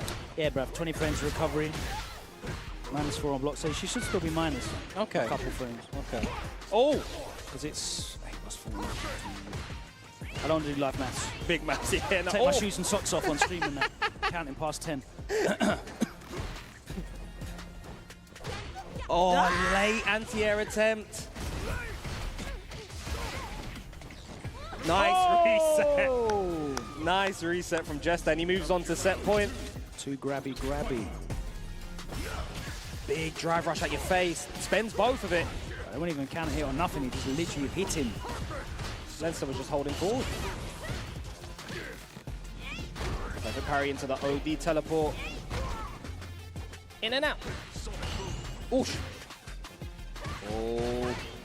Fighting in this danger zone. Gets caught. The delay on that crouch fierce was beautiful. Sitting down, but there stands up again. He gets mixed in the corner by this high-low. Oh, and again! Swings for the fences. Doesn't have to spend any super meter to close out that round as well. And it's final round here between these two UK stalwarts. Who's going to take it? They both got the police sirens, as you like to say, Logan. Yeah, pull over. Pull over. All of a sudden, slowing down now is this pace. Oi. Scrambled eggs here as they're fighting in this chaos control area. Go level 3. Big whiff. That was from so far away as well. Oh, he baited it out! He baited it out! No. Do it immediately, burn him out! No, he lets him get some of his meter back. Okay, that's not bad. That's not bad because he's going to have half a drive meter left, and I like not actually burning your opponent out because you're forcing them to take the guess. So you're going to wake up parry, you're going to drive impact. You don't have to do anything here, and he goes in anyway. Yeah, dead now. Yeah, he had to jump out of there. You can't block a drive rush medium. Oh my God, nice fight out from Jester Power. He's still alive. He's still alive. Here we go. The jumps, calling out on the preemptive drive impact. Oh! There it is, he jumped out. Oh, the Sonic Jester. boom! The defense, impregnable. That jump forward from Jester was everything. And the fight out on the crouching, crouching medium punch. And the thing is, you could see he was just accepting, like you said, to get hit. He didn't want to get put in burnout in block string, so he just held forward and accepted the hits. We've seen that a number of times on Street Fighter 6 at high level. But this is where, if you're Leinster, you don't have to do anything. He's got a half a bit of drive meter left. It's all on him. Bro, it's so hard to not do anything. Yeah, in that situation. Last game, last round. You got all the super My meter. man's in burnout in the corner, like the dopamine centers are firing off in your brain. Do it. Kill him. Man managed to escape. That was beautiful stuff. The beautiful Street stuff Fighter 6 gremlins are on your shoulder telling you to press drive impact. Drive impact. Don't do it, he might jump. React. It's fine. It's fine, he won't react. Every time I do it, never works. And then I see it in big tournament against like a killer. You have not Pedro just do like an instant meaty drive impact and it catches all of them. No, but meaty drive impact is different. It's different. It is different. It is different. That's different. But my ones don't work. My ones never work. It's always the case, eh? That's why I'm here with you, bro. That's why we're not on that stage. You know what I mean? But that was a beautiful set. Beautiful set. Nice bit of fun to open up this block here as we move through pools 3 and 4. As I said, we've got two of the biggest players in the world as part of these pools. Punk in pool number 3, Menard in pool number 4. We've got another traveling American stepping up on stage, though. A Filipino man. A legend. Very happy to have him back amongst the fold. And I know he's really been enjoying himself with Street Fighter 6. His Chun-Li is so good, man. His Chun-Li is so clean. She's a great character to have to put work into. Yeah, you know what I mean? I feel like she's very rewarding. Yes, yeah. I think, yeah, outside of like the Shotos of teaching you the game, Chun-Li is also another character that can... She has great control, great pressure, she's got a DP. She can do it. She can do everything. She's been given a really good tool set, and you can learn footsies really well with her. Of course, you can abuse a lot of her long-ranging normals if you're just starting out with the stand fierce and stuff like that. So as you progress, you can get whiff punished easily. But once you get over that little hurdle, that block, she can go far, man. You know, it didn't take long to work it out, but slow projectile pressure is very, very good in this game, having a drive rush behind it. She's so good at shutting down a lot of other characters' projectile games in the neutral, but it does become polarized. So obviously there is that skill ceiling that you have to break through when you hit certain levels, and basic strategy doesn't work. And I've been really enjoying watching Filipino man grow into the character. He was a great pairing yesterday with Chris ECH. Yes, they made the semis in the 2v2. Yeah, that's right. And she's also got, with Street Fighter 6, with these stance cancels and stuff like that, a bunch of knowledge check, a bunch of newness that we're not used to seeing from Chun-Li, where at high level, if you notice that your opponent doesn't know that this is minus, I'm going to abuse it. So, you know, you can steal games with her as well. There's a bunch of stuff she can do off of stance cancels as well, where it's literally a mix-up, where you have to let some stuff go. Because you can get frame trapped. Yeah. But here we go, he's going to be facing Zalis. Not familiar with Zalis on that Aki from UK. 2 Akis in Capcom Cup. Come on. What a time to be alive. What a time to be alive. I'm so happy for Broski.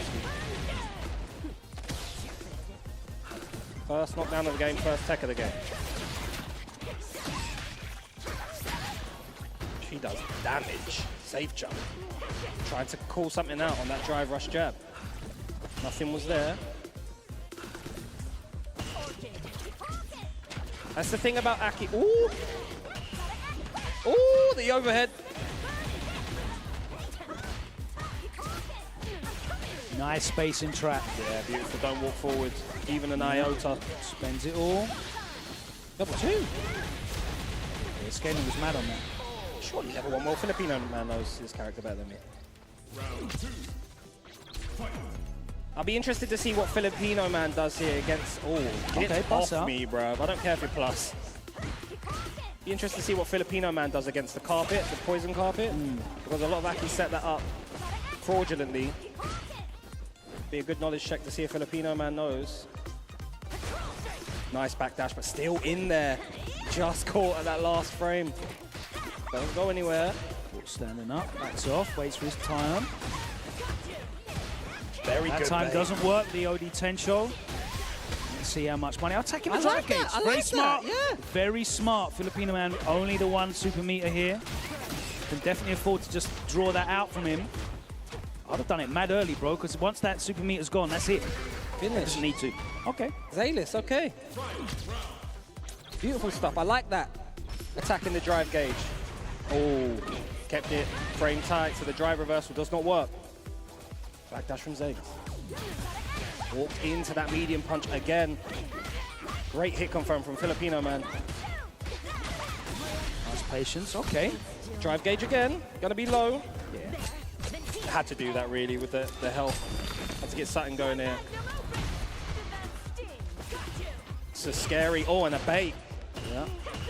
Whoosh, held it. Yeah, I mean, Filipino man has shown that he's certainly happy to wake up reversal or reversal in strings, so I don't mind that bait. But that's the risk, obviously. Give up your turn, give up your pressure. Press in is Filipino man. Getting a bit antsy here. Getting a bit active. Well worth burning himself out. Just get out of the corner of the throw. Okay. Wow. That last interaction was Palms are Very sweaty. yeah, for both players. They both had opportunities to close each other out. Filipino man comes out on top. Nice delay, parry, drive, rush.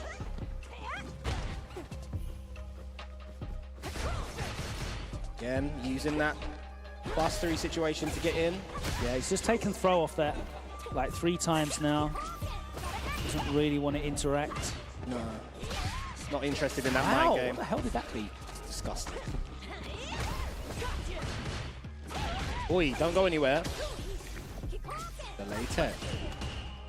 Double held the parry, yeah. Overhead again. And again, he's trying to knowledge check him. Futile attempt! Not sure if he can kill here, if he spends all the meat and note. Don't press nothing. Filipino man being very active on these block string pressures. Yeah, he's been checking a lot, but obviously very different in Burnout. Filipino man definitely challenge after your pressure. Trying to call something out here. The overhead is not finished. That looks so gassed. I love that animation. Nageru. Huge life lead here.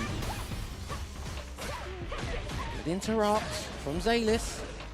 He's got some work to do here, but that's a big back throw because he's in Burnout here. Can't kill. Oh, the reset! Zalis! And that is going to be enough, even with the scaling, because you've got critical art. Yeah, that's way more than enough. My God. He's doing it all as well. What? You're going to sit there and take all of this, my friend?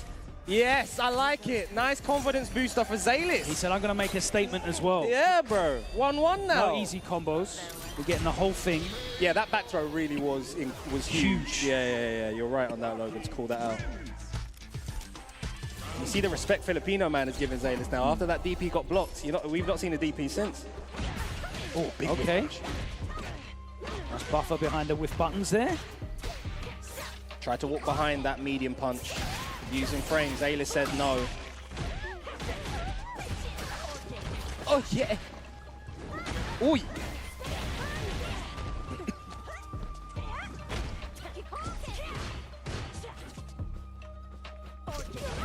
Try to, yeah, he's looking for it. No punish, though, from Zalis. That was a big opportunity. Yeah.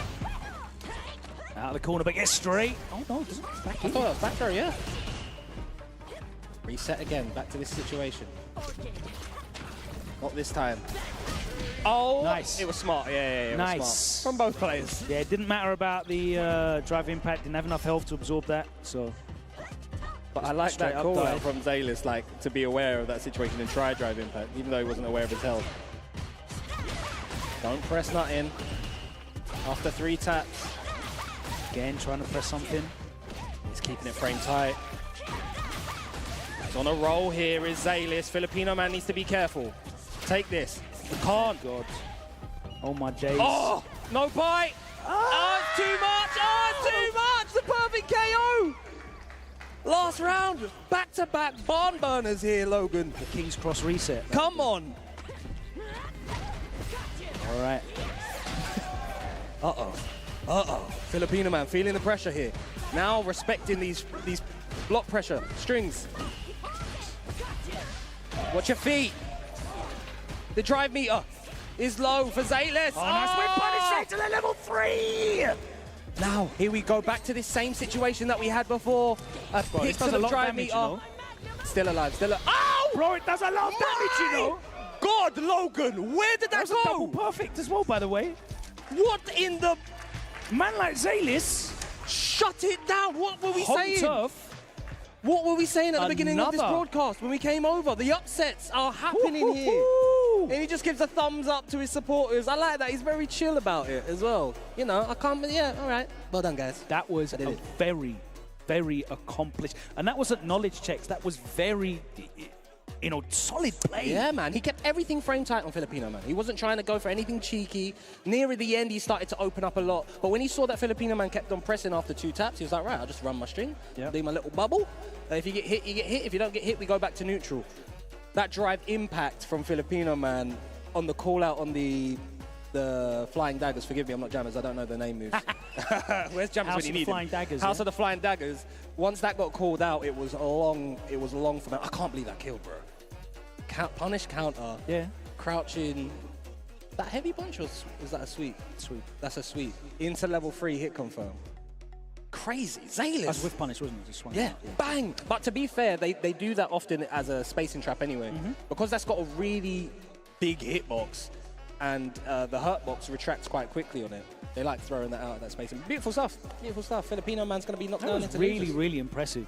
Very impressive. Especially because Filipino man took the first game. Yeah. Do you know what I mean? It looked like he was just from that very call solid out. stuff. And realistically, it was a very dominant neutral performance as well. Yeah. We spent all that time talking up how solid Chun-Li was in the neutral, but very, very dominant stuff there from Zayless. And like you said, he did the OD version of House of Flying Daggers, which is what I'm going to call it from now on. Just took the throw. Didn't try to get fancy or open up a mind game that he didn't want to get involved in. Just kept it simple, you know. But up next, we're gonna have the Killer Punk, the guard. Is he gonna go? I'll with say it now. Kimberly? This guy for me is the best player in the world today. Punk today. Yeah, he's right looking now. on. He's looking Honestly. on form. He's looking very, very much on form. Super strong, especially yesterday watching him at the. I think there's lots of excellent players in the world. Yes. And it could change week to week. Yeah, to week. yeah, 100%.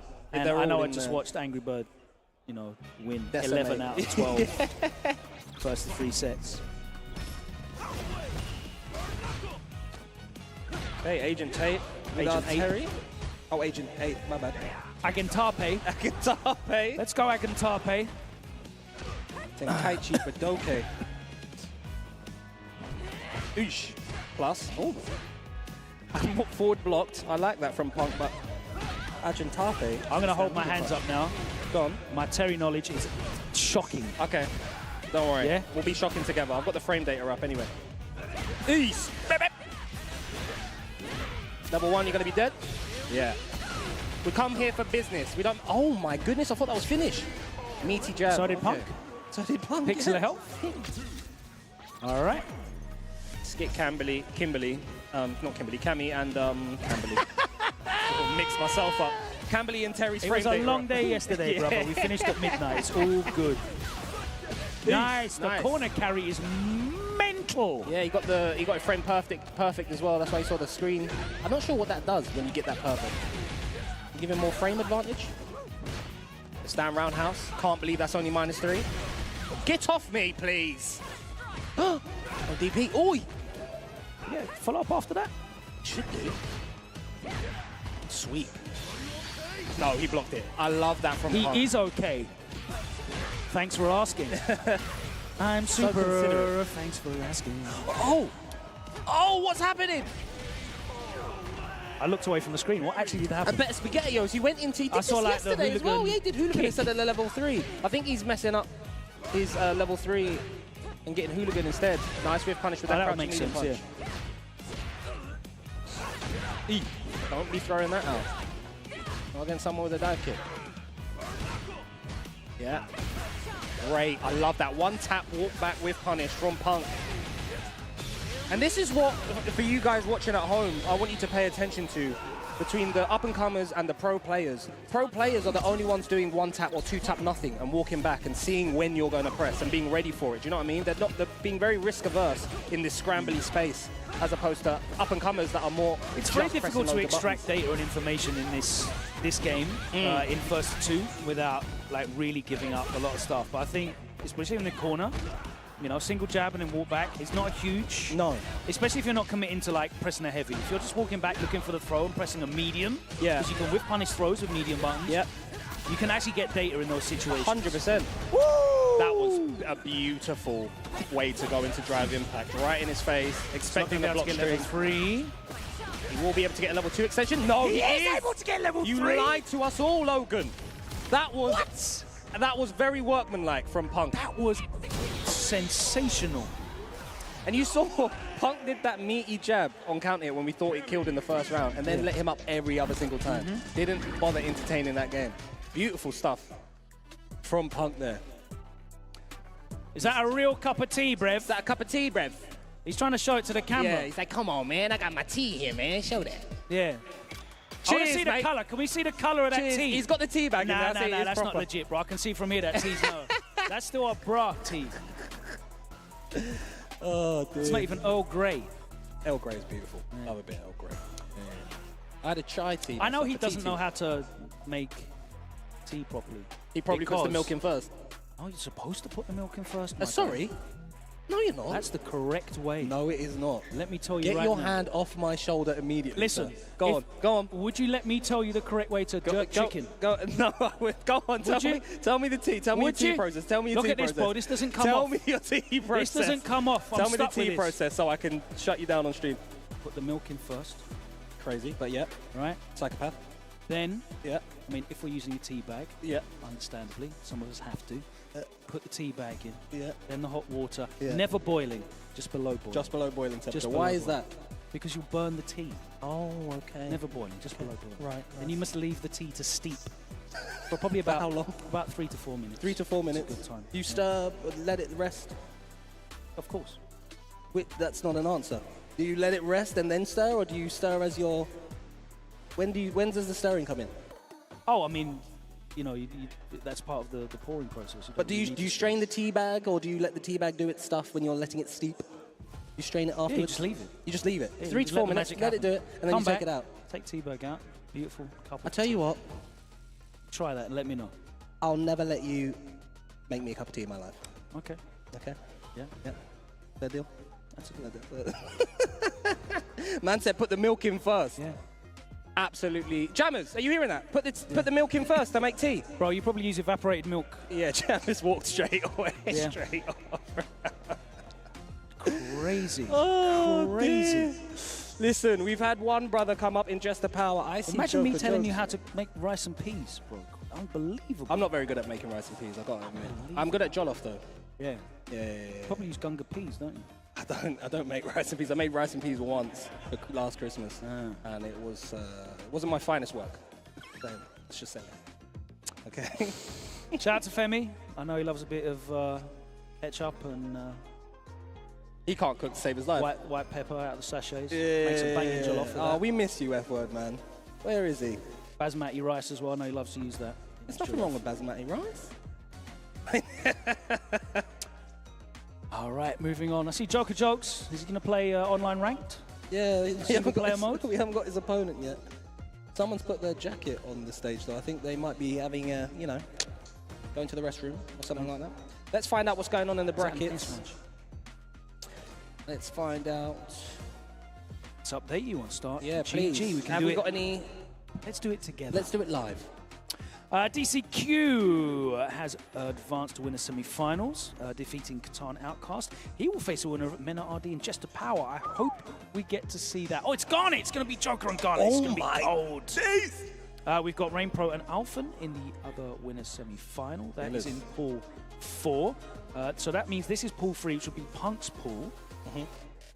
We've got Punk versus Eastward to come. Garnet versus Joker Jokes. Not Pedro awaits in winners semi-finals. And V-Wisdom against Zalis. Oh my word, nothing but bangers. I wish I could go and watch the pool matches because all of those games are killers. And I'm going to miss half of them. Yeah. But there we go. But we get a nice comfy chair and we get to call the action from here. We do. Now, Garnet versus Joker Jokes. You won't be getting a nice cup of tea, though. No, not from. Well, I will if I make it. Don't know if we saw Garnet versus Joker Jokes on Street Fighter League Europe. They never faced each other, did they? Sir, I did 11 shows back to back. Yeah. All I can remember is the lights shining in my eyes. Fair enough. Fair enough. I went into a fugue state. And half of my mental power was used interviewing Ending Walker. Yeah, what that was like fighting a Souls boss. Let me tell you that. I don't know what was going through your head when you were talking to him, man. Yes, and there was just like a couple minutes silence, and I could just see in your head you going, this little piece of... I can't believe... If I ask this guy another question, he responds with a one-word answer. I love Ending. God bless you. Oh, dear. That was very Beautiful entertaining. song. Very entertaining. I think that was And which control type are you going to be using? Yes. Great. I'm going Stick arcade? I can't, but I thought he was saying Kusanagi. I thought he was saying Ryu Shikaka or something like that. But he was saying stick arcade in a French accent. Yeah. I was like, is he repping a crew or something like that? Yeah. Stick arcade. Ryu Classic Shikaka. I was like, okay, cool, Chicago. Let's go. That's Chicago. Chicago. Shout out to Ace Ventura. I'm not sure what's going on stage. They're getting some Guano. technicals sorted out before Garnet and Joker Jokes head up against each other. Joker Jokes wearing a grey do-rag. I've never seen him wear a do-rag in my life. It's very silky. He's making sure the waves are on point. Where's he off to afterwards? On date with his missus? Yeah, maybe. Garnet, as we saw and as we spoke about earlier, has Max really B back on the roads next year. really come into his own. Stop it. Wavy Crockett. Absolutely stop it. Has really been coming into his own as of late. Getting more and more competent, repping Italy. Well, it's such a wonderful time to have, you know, multiple countries in Europe all traveling and Showing out, representing again. You know, Yeah. Street Fighter 4 days, you had the Italians come out, you had the Spanish come out regularly, and that kind of fell away in 5, especially towards the tail end of 5. Yeah. But you know, Belgium, Germany, and Spain and Italy, of course. Great to have those guys more active.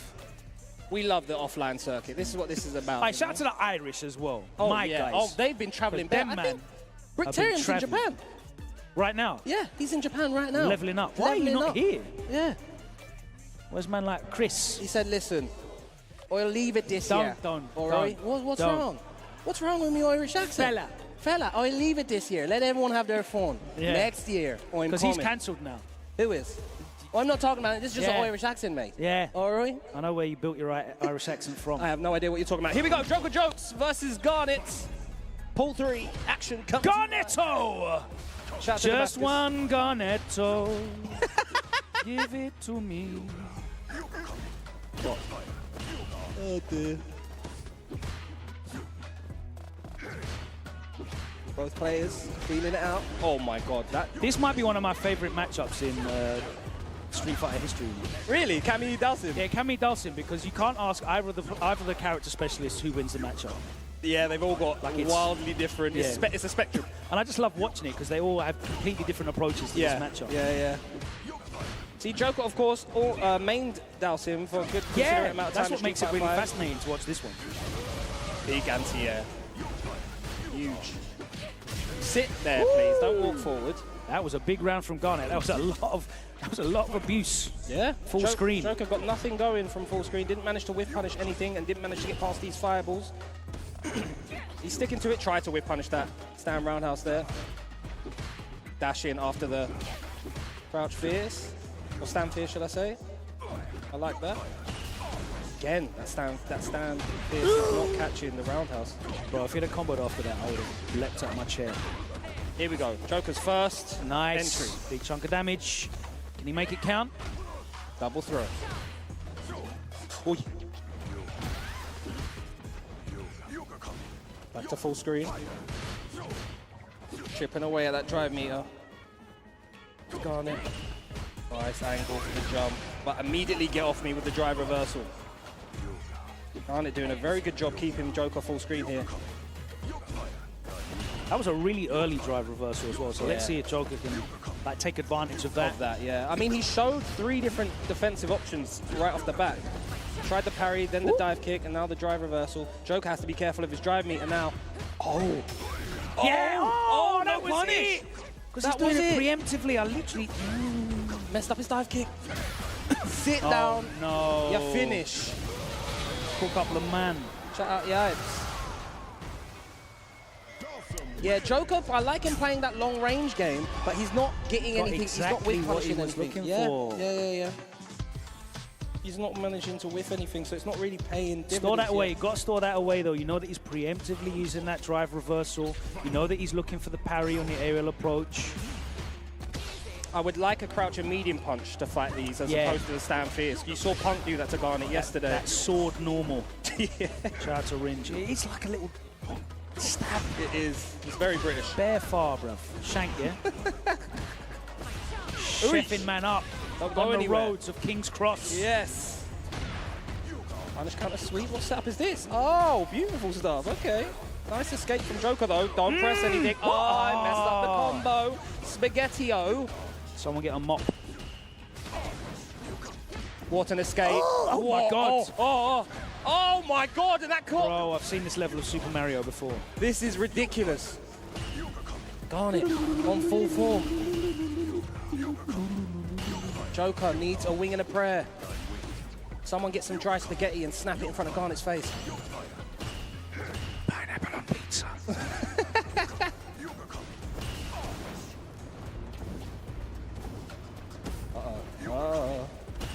Got a level 2 almost. These fireballs will become a bit more dangerous. Try to perfect parry that limb. Ooh, finally goes in. Like you said, man, that crouch and strong needs to start getting represented. Oh, that was a very dangerous teleport. No anti-air. One touch. Oh, no DP. Oh, the call out, nothing. On the other side, tried to dance with the stars, no shimmy. Grab. Yeah, he's dead, he's dead, he's dead, he's dead. He can take all of these now, he can take all of these, he can take all of these, he can take all of these.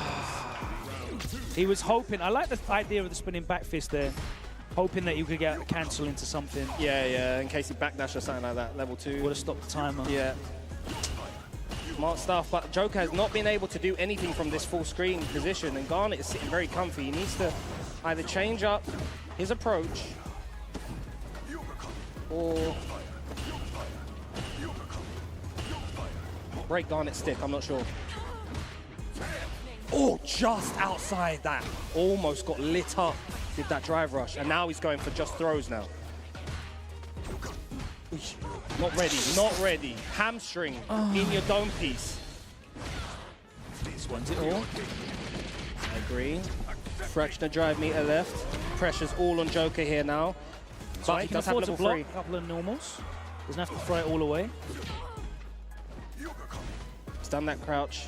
That stand fierce into stand medium punch every time. Joker's not found the counter to it yet. Yeah, that's the danger of holding parry from that far, and now you're burnt out, and now it's looking long day. Absolutely. He had a couple of opportunities. The drive reversals were a couple of big points, whiff drive reversals that you knew he was doing preemptively on those block normals.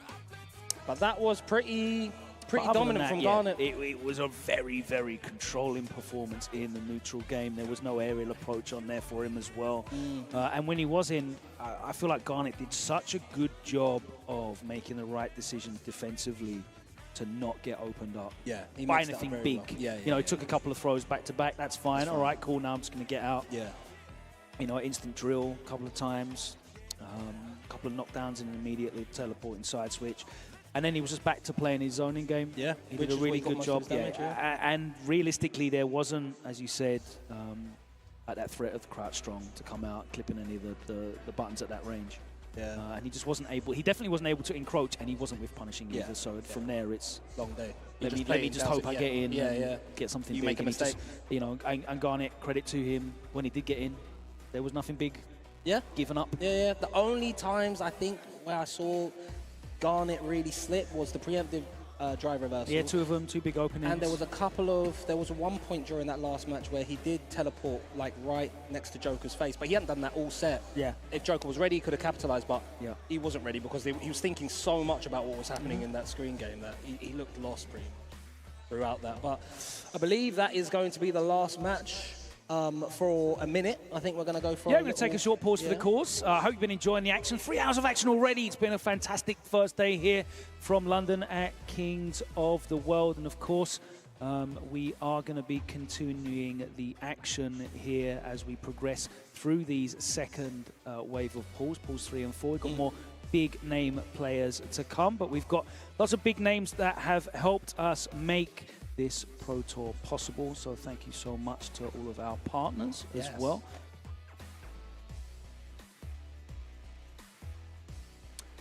Obviously, Street Fighter League Europe has been a fantastic thing to be a part of, but in Japan, Street Fighter League continues, and it's about to start their playoffs, which is happening very, very soon. You can catch that live or watch the VODs twice a week on Capcom Fighters Japan, and shout out to the rebroadcast in the English language as well. Big up Vicious and Cola on that.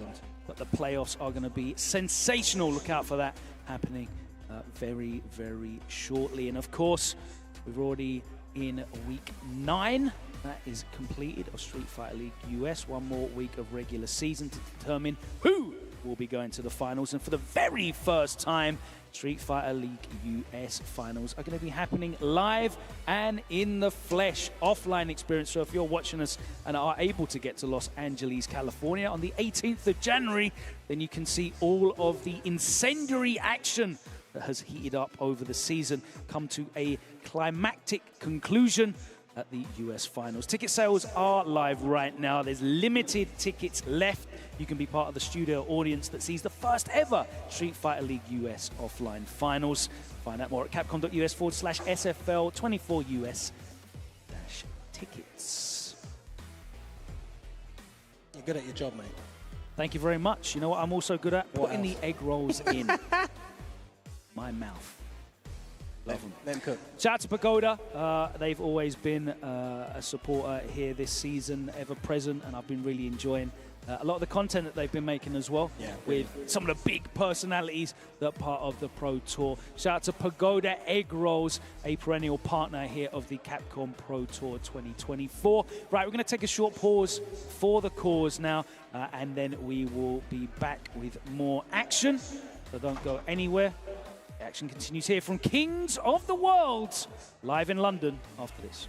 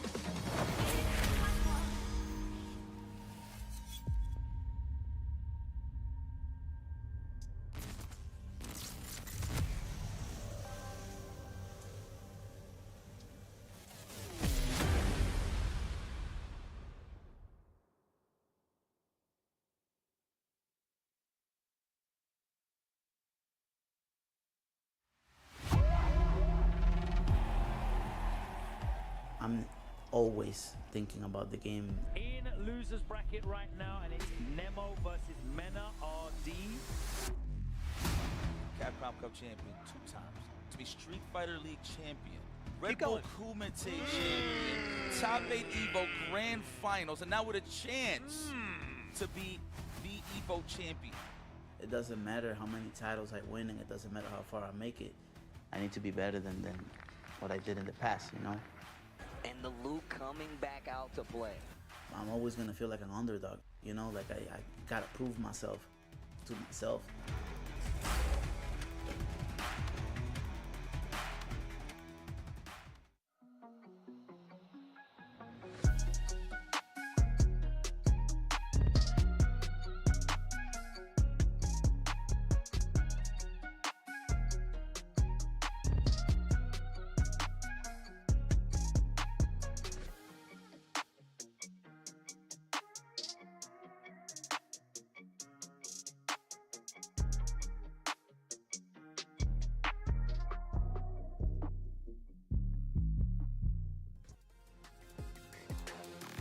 Welcome back to King's Cross here at Kings of the World.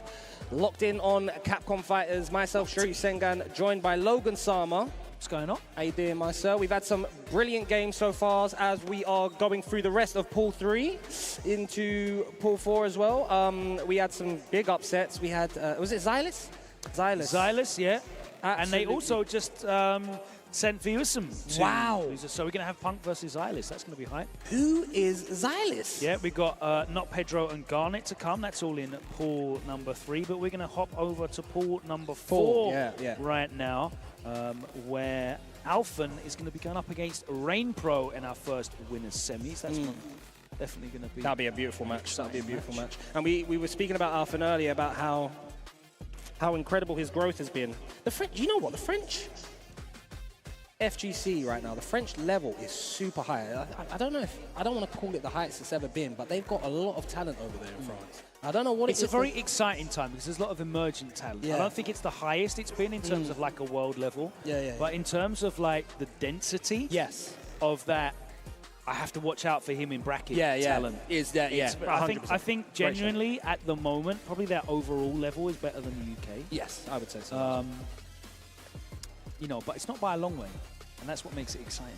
I don't know. I think maybe, I don't know. I like our talent in terms of like our top guys. But again, density-wise, I think there's way more in France, even within the top bracket. I'm not sure. I'd have to have a look and see the names out on paper. Kusanagi, Kills You, Crimson, Alphen, they're all... And I think what it is as well is like often when if I watch like a Mr. Crimson stream or one of these streams, they're all on Discord, talking to each other. They're all share screening. They're all talking about matchups. They're all talking about... Share screening, yeah? Share screening, yeah. Making sure everyone can see what's going on. And, you know, you often hear them... function. That's what it's called, isn't it? Share screening. Share your screen. This guy puts milk in his tea first. Anyway, we're going to have Alphen versus Rain Pro coming up next on stream. Now, we've got, we've been blessed with some absolute banger matches coming up. These, like, any of this could be a top 32, top 16, or even top 8 matches, you know? Just really goes to show you the level. I can't remember when was the last time we had this amount of talent in the UK. Just for one event? Just for one event. I think it's been probably the last premiere. So what brings people out? What was the last premiere? I can't remember. Versus Fighting. Probably. Versus Fighting. Versus Fighting. I don't think it was this many killers. I don't think it was this many killers. Both of these guys involved with Street Fighter League Europe. Of course, Wolves manages to shock everybody and make it through to the playoff fates. Yeah. They managed to come together as a team. Guild didn't really have that success, did they? Weren't able to just bring it together, couldn't find that team spirit, but they obviously were all new to the Street Fighter League format. Yes, which is important. Been brought together late. Alphen was making his debut though, and he certainly took advantage of some of the more veteran players in Shax and Kainu. Kainu, another player out there in France. I think, I think watching SFL EU, I think it was very evident the teams that had synergy and the teams that didn't have synergy. Yeah. And the teams with that strong camaraderie, it was no surprise that they were the ones left standing the teams that, you know, didn't really have much comms going on or didn't really gel as well as they would like to have. They fell by the wayside. But anyway, here we go. Alpha versus RainPro. The buttons have been checked. They are definitely buttons. Beautiful whip punish off the bat. Alphen's buttons are working mighty fine. Yeah. Nice late throw from RainPro. Beautiful spacing on that spiral arrow.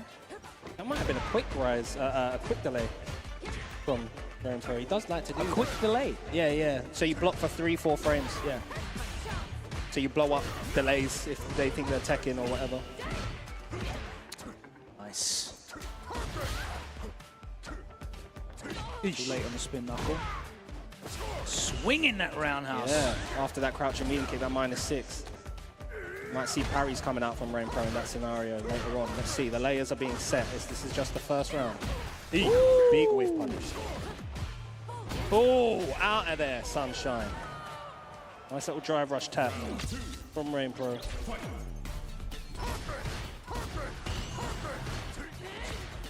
Preemptive spin knuckle. Uh-oh. Big, gets the corner as well. Don't go anywhere. The meaty stand medium punch. Locked him down with a crouch medium kick. RainPro does like to be very active and escape. Beautiful stuff from RainPro. And back at you. We've seen a lot of that. Ooh, the delay. That was a heavily delayed crouch medium punch that time. 1, 2, still alive. One touch. Get off me. Yeah, doesn't want to mess around with that at all. Oh! Bro, that's dead. You're that's dead. dead. GG's. Poorly spaced spin knuckle. Throws it away. Disrespect from Alphen there on RainPro, not taking him as serious as he should have. And well, he's just chasing the chip, right? Yeah, but all he needed was the back knuckle to connect. Gotta respect me. Gotta respect me, bro. I got 3 bars. He was off on his spacing. Wow, straight to Ed. Immediately to Ed. Alphen has an Ed? Yeah, he does have an Ed, actually. I played his Ed. Listen, I don't think there's any need to switch there, though. But no, not necessarily. No need to switch. Yeah, yeah, he did. Like, he won that round. If he didn't do, if he had a bit more discipline, you know, that was hard for. But maybe he's just been putting more time into Ed. Yeah, there we go. Okay, there we go. Back. We'll lock him back. You know, so much of this game is not about what my character does on paper, it's what I'm doing with the character at that moment in time. Yeah. You know, you see a lot of people that are training up new characters and taking this time to work on secondaries or new mains.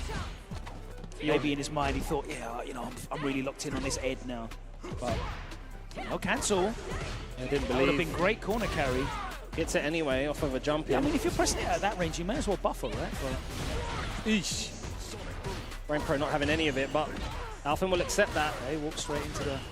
So that nice with punish. Not sure if big that chunk was of a call damage. out. Yes, there we go. RainPro not ready with the level 1. I mean, he's going to pay for it. All right, Alphen. Much stronger now. Neutrals in his favor, the momentum-wise. Definitely still a couple of mistakes, but doesn't matter. Yeah, he's just playing his game. He's just playing. If I hear that one more time from a player. Again, another whip punish there from Alphen. Not going to get put off by that OD flash kick, though. Straight back in. Ooh, too far for a trade. Out the air, double count here. Alphen being very buttonsy. Oi! Ooh. All right, baby boomers are going to buy a house for 100K. Overhead, tried Tammy, it, stop ordering avocado on toast. This barista coffee is ruining your budget. Oh, he was ready. Now this is very dangerous. Side switch. Yeah. Level 1. I like that. Straight back in the corner. What we got? When's this level 1 coming out? What we got? Oh, he wasn't close enough. I don't think he thought that would have comboed the OD dive kick because he got the jab. Thought it was going to get... Oh, he set that up so well. That had a bag of recovery. Back to the corner. Set point for RainPro. Alphen. Ah, nice check. That's what he was waiting for. He was looking a bit passive there. That's what he was looking for. And another wake-up OD flash kick from RainPro. He's dead. Well, yeah, he's not... Everything is getting whiff punished right now. What's really interesting is in this matchup, right, you see people perfect parry booms, walk forward, parry booms, walk forward. Alphen is not really doing that at all. He's perfect parrying and staying exactly where he is. Rainpro's expecting him to walk forward. That's why he's doing these so-back kicks and these crouching medium kicks and giving him the whiff punish. It's beautiful stuff. And this, of course, would be all of the training that he has versus Akainu. You know, he probably would have tried that. Parry, walk forward, parry, walk forward, parry, walk forward. Because the thing is, you walk forward, you're walking into that button, max range so-back kick, and you're still in a spacing trap from Gile. It's very horrible stuff. Yeah, and you've spoken about this a lot, about the approach to Gile. There's nothing that's like super reliable that you can do to Gile. It's about making the Gile feel uneasy. Yes, in that range, yeah. You know, like a perfect parry at that kind of half screen distance. Am I going to jump afterwards? Am I going to walk in afterwards? Am I going to do nothing afterwards? They're three things that take three different responses. And if you can kind of paralyze the Gile after you perfect parry the boom, that's when you can start taking advantage of things and dropping your combos. Another OD flash kick hits. Oh, Rainpro. Now on the front foot. He switched this around beautifully, and the overhead finally connects. Oh, God, Logan, you are special. That's what my mum always says. Now, all of a sudden, Rainpro letting these Sonic Booms fly.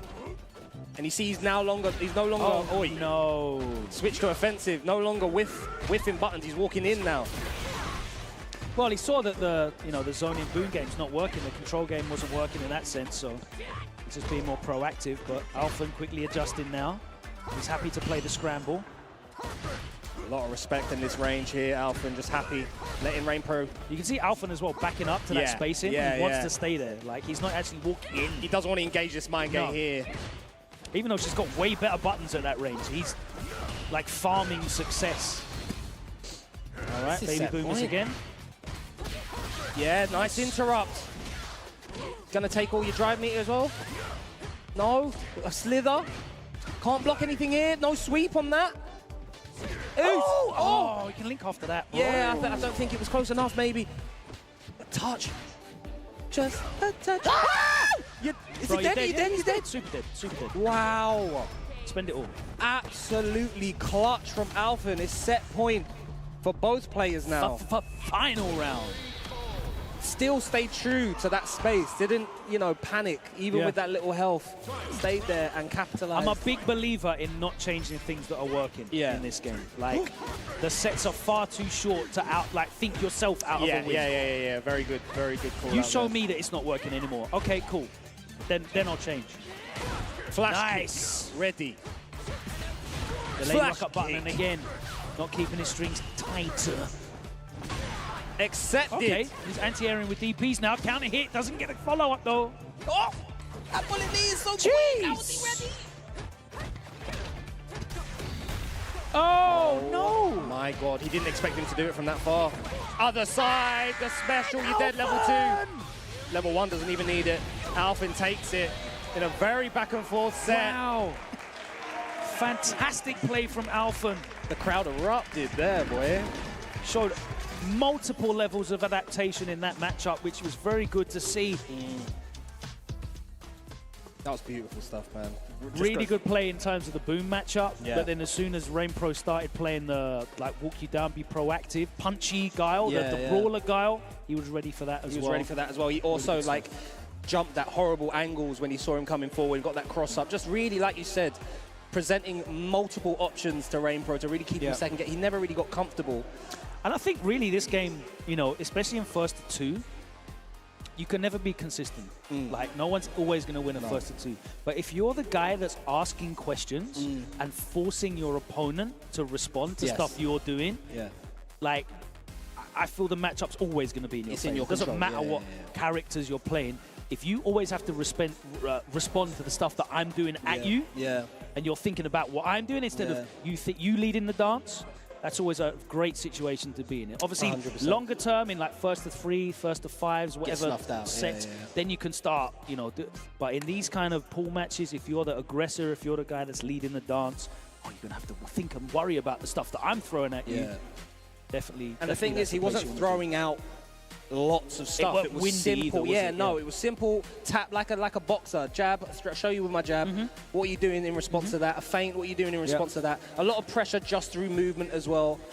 And to be fair, Rainpro did have some success. He was one touch away from advancing. But Alfin stayed true to his game plan, played his game, as they like to say, waited for the whiff, exploded his health, and then it was, yeah. I think also when you win like that, the amount of mental damage it does to your opponent is huge. And just going into the next round, it's like you've been powered up, like some secret. It's really hard to like evaluate what you can change in a round as well when you lost it because of taking like a big fat level 3 combo or something like that, because it just like overshadows everything else. Oh yeah, well really I shouldn't have been doing this in response to these situations. Not like you're not thinking about that. You're thinking, oh bro, I whiffed that, but it was one touch. I went for a throw and stole 2 frames and he interrupted me and no. To be fair, that happened to Alfin in the first match, so you know. Oh, well, comes in roundabouts. The karma, the karma came back But again, around. that was in his control as well. And that was him. Again, he was the one asking questions. And in that instance, Rain Pro had the answer. And that's cool. You can't argue about that. You know what I mean? Like, you have to hold your hands up, ask you a question, you were ready for it. Boom, there we go. But I'm going to ask you another 10. You're going to answer them all? Yeah. Because this is a test, and you need to score 90% to pass, bro. But all right, a man that's passed a lot of tests in his time in Street Fighter 6 is now up on the stage. And it is Menard going up against our own Jester Power. Come on. I'm not sure how much experience he would have. Of the Call of the Wild. Shout of Earth. Yeah, shoulder roll, baby. Menard, been playing a lot of Blanca. I've seen him on the Ryu. Looks like the Death Note guy in this color. He does. I don't know that guy's name. I've forgotten his name. But he does. It's a great shout, though. Delving deep into my your anime. knowledge. Yeah, you know lots of stuff about anime, don't you, mate? Love it. Okay, yeah, I'm not sure how much experience Jester has against Blanca. Certainly none of hype. Well, maybe Problem. We got like Problem and Vidoyance. And Vidoyance, yeah. I haven't seen Vidoyance in donkeys. Problem ain't playing Blanca. Yeah.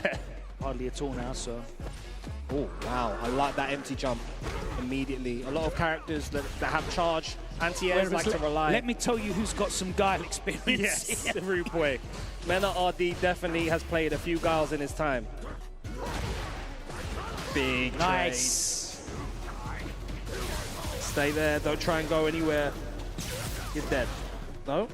Yeah. Even with the light scaling at the start, which I think affects Blanca a lot, to be honest with you. Because a lot of his stuff is from the... So much light starters. Again, another empty jump. Beautiful. What an angle to approach at from Menard.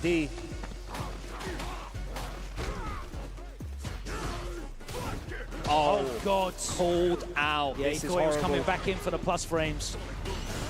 Woo! Yeah. Nice block. Doesn't matter, though. He is absolutely bullying Jester. Nice check. Oh!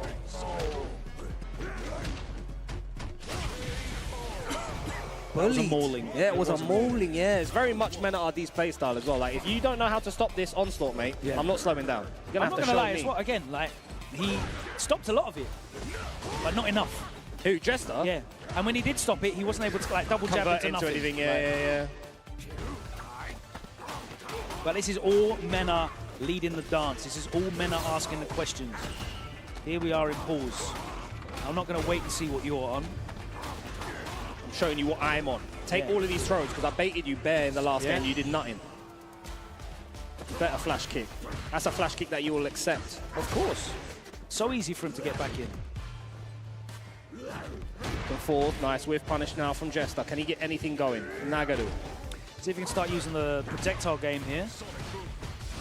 Oh, the OD version. Nice defense from Menard. Very, very composed. Huge. This will be huge for Jester if he can get this round in the back. He's trying to back up now because of his drive meter. He just doesn't want to get him to... Yeah. Oh! That was a beautiful walk forward grab from Jester. I love that. Let him know, son. Let him know. We're not scared here. Yeah, he didn't want to risk a boom because the slide was there as a threat. Didn't want to hold any blocks. When RD laughed, he had a big chuckle after he got grabbed by that. Said, okay. That's how we're playing, yeah. Eat this chip. Eat this drive chip. Oh, my God.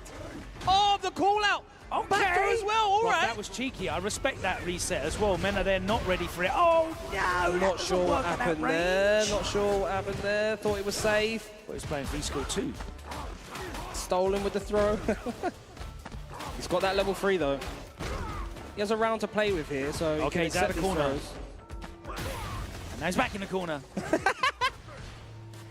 Which way did he go? Oh, no, anti-air wasn't ready.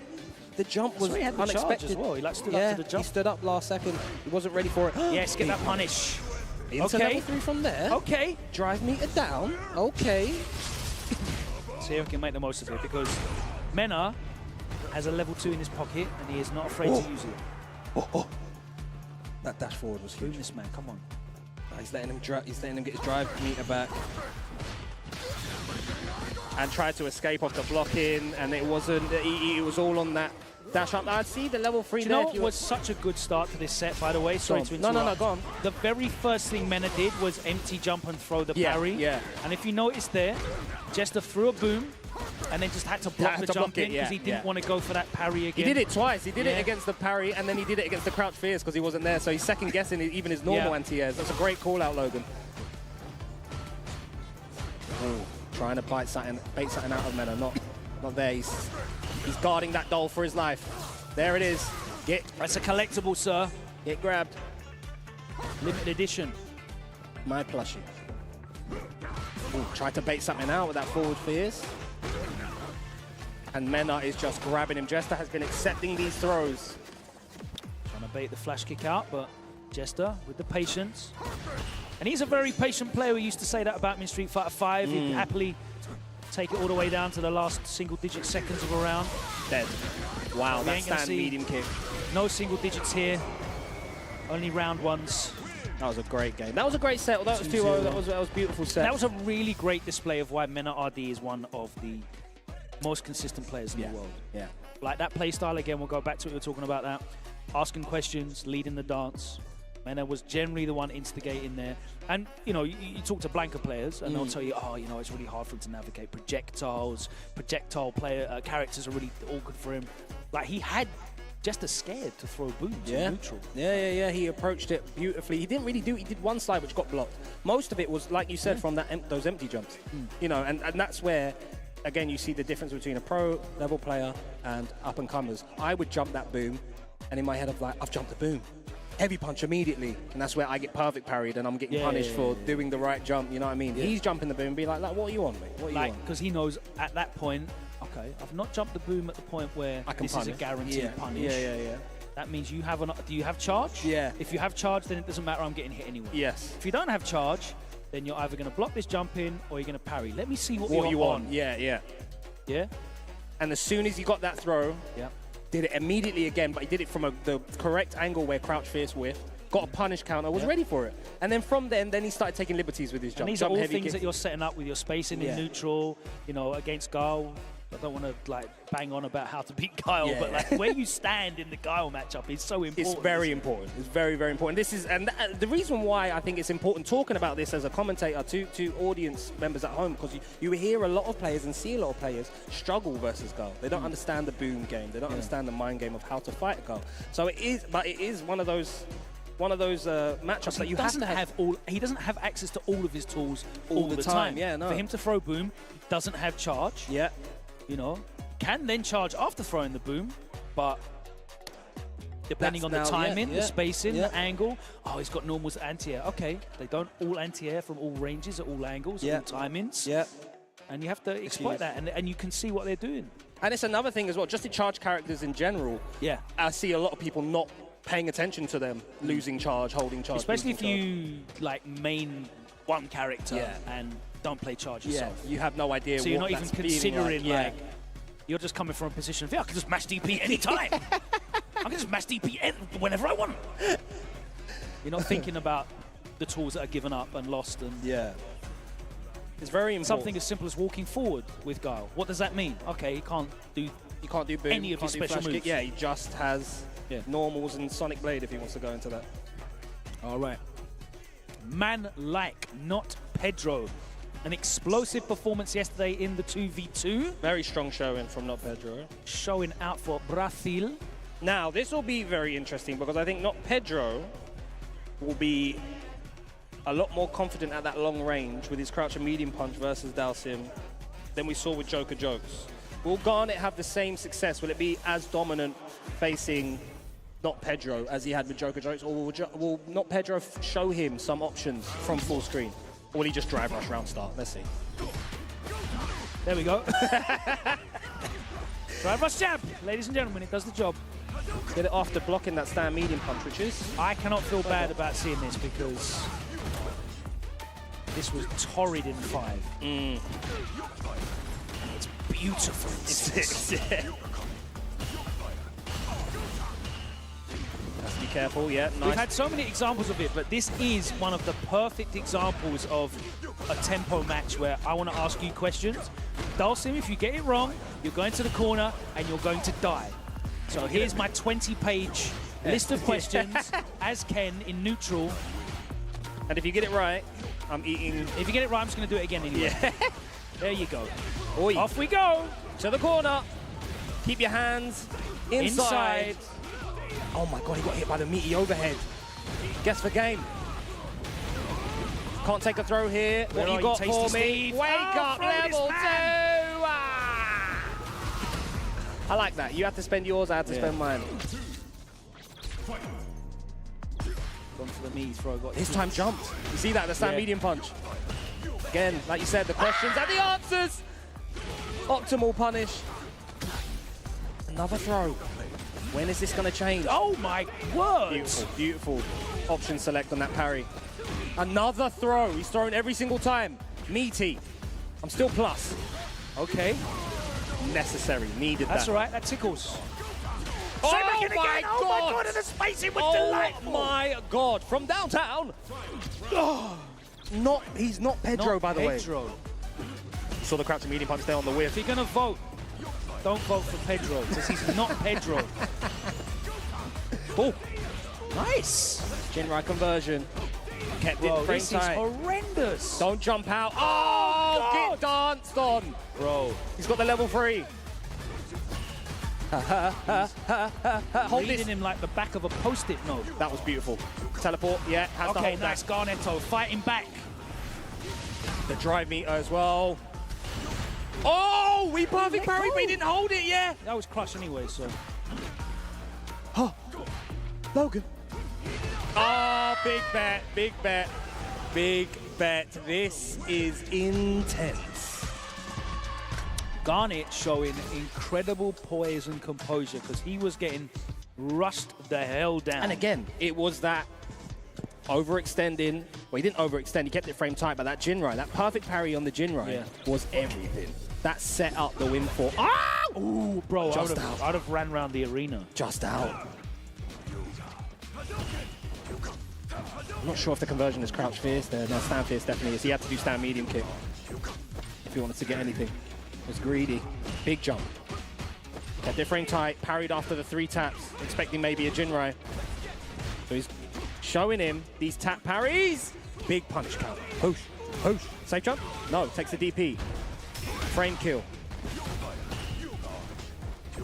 He's been going for that throw in the corner consistently because why not? Amateur. Keep your hands and legs inside the ride. You're deluded. A bag of parries coming from Garnet. Oh, chased out. Bro! Oh, D Jinrai, no, doesn't even level 2. What a sensational conversion that was. Takes a big sip of his Red Bull. Gives you wings. Oh, tried it. Looking for that with punish. Thought it was a medium, he didn't realize it was the heavy.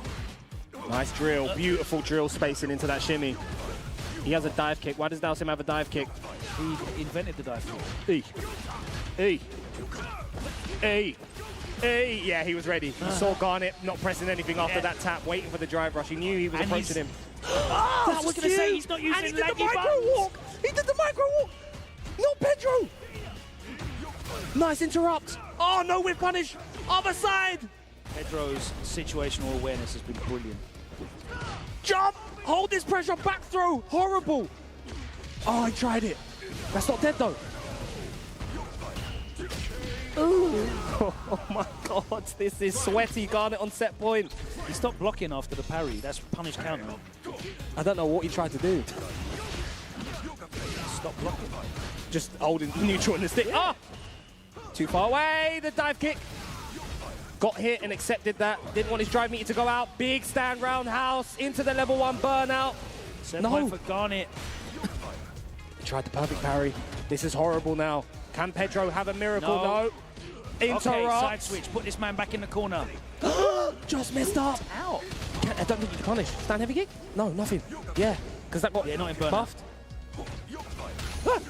He's got his drive meter back. Oh, that perfect parry. He was praying for it there. Oh, where are you going? Yeah, he didn't want to use the OD. Would have burned himself out, and that is going to be it. Garnet. A 2-0 win.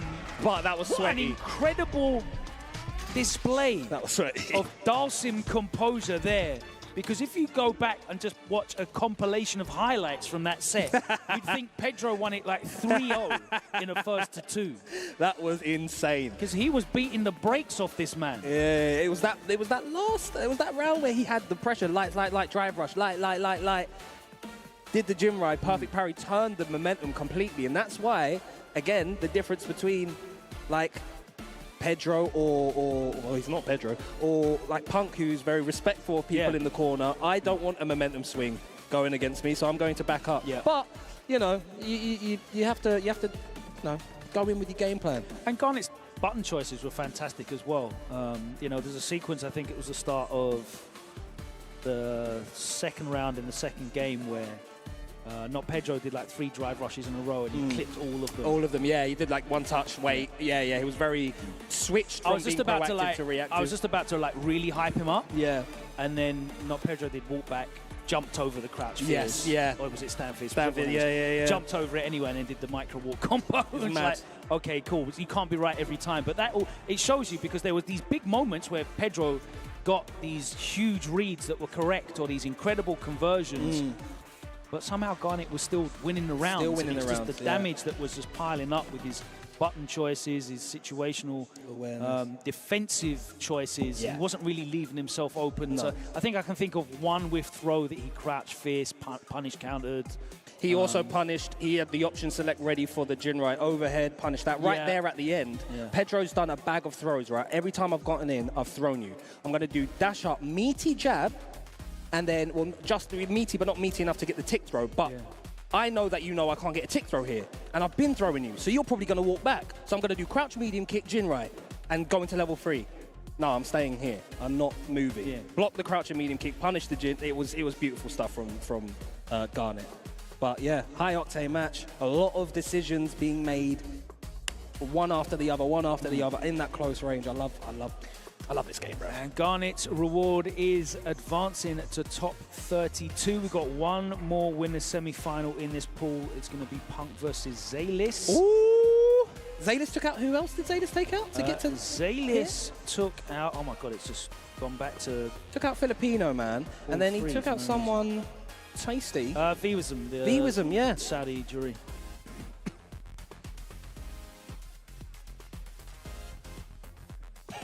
Call me crazy, but you was not my psychiatrist, man.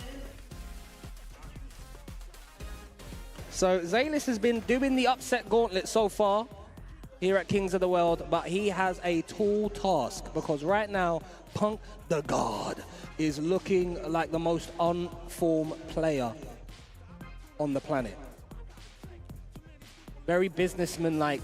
Very happy for him securing that Evo win. Finally, you know. Elusive win that was been evading the Americans. They finally got one on the belt. And what a Evo performance it was from Punk. Getting his name chanted through the venue must have been very special. You were there, right? I was indeed. Yeah. How was that? How was that experience to see Punk win it for America at Evo? What was the reception like from the crowd? What was it? What was the energy? Quite overwhelming, to be honest with you, because obviously, you know, I was cheering on ending. But a great run, finishing third. I was really feeling for Adele. Of course, he got to grand finals before. Yeah, second and place lost to again. Bonchan. Yeah. So yeah, a lot of mixed emotions, but I think, you know, if there was an American that I wanted to see win, it would be Evo, Punk. Punk's He's done his graft. He's paid his dues. You can't begrudge Punk and Evo win, can you? No. He has certainly revolutionized the way in which Street Fighter has been played in the modern era. Oh my god, this round start has been crazy. Zalis really showing that he deserves to be here on the stage with players of this caliber. But beating them is a different thing altogether. Oh, big my jump. God. He drove rush behind the whip and then drove rush the fireball at that range. There is a lot, Punk is saying a lot at this range. Dive kick this time. Oh, ready though. Oh my God, you ready for that? How on earth are you ready for that? Zalis, no slouch. Don't disrespect me. Oh, oh, is he? Oh, no, pick up. He's dead, he's dead, he's dead, he's dead, he's dead. That's fun. Didn't have to spend any super meter as well. Yeah, we love those. Happy accidents. Where in the Ross. freaky deaky is this guy from? Why haven't I heard of him?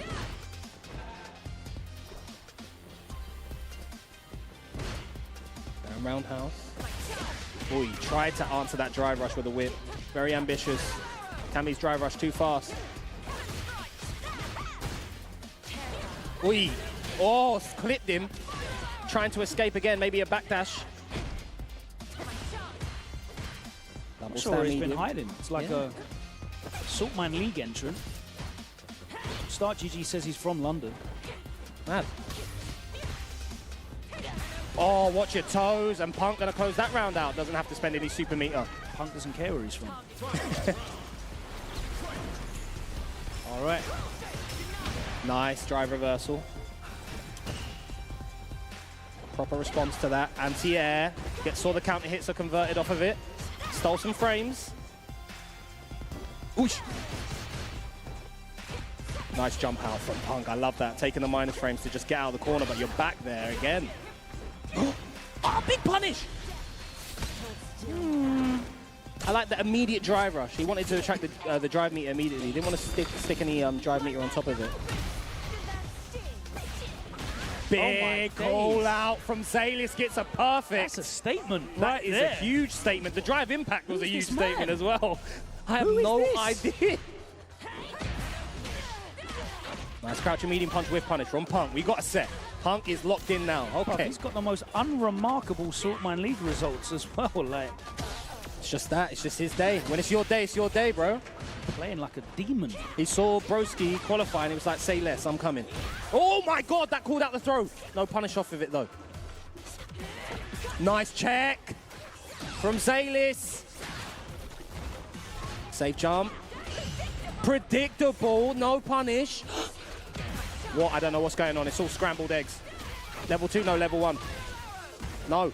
The plus. Tried to call out the throw. You got to hold this. You're in burnout. He wasn't close enough for the throw. He tried a back throw there. Did Zalis. Punk getting some momentum now. No check on that drive rush. We are playing max range footsies. Sweet. Nice. Burn him out. I agree.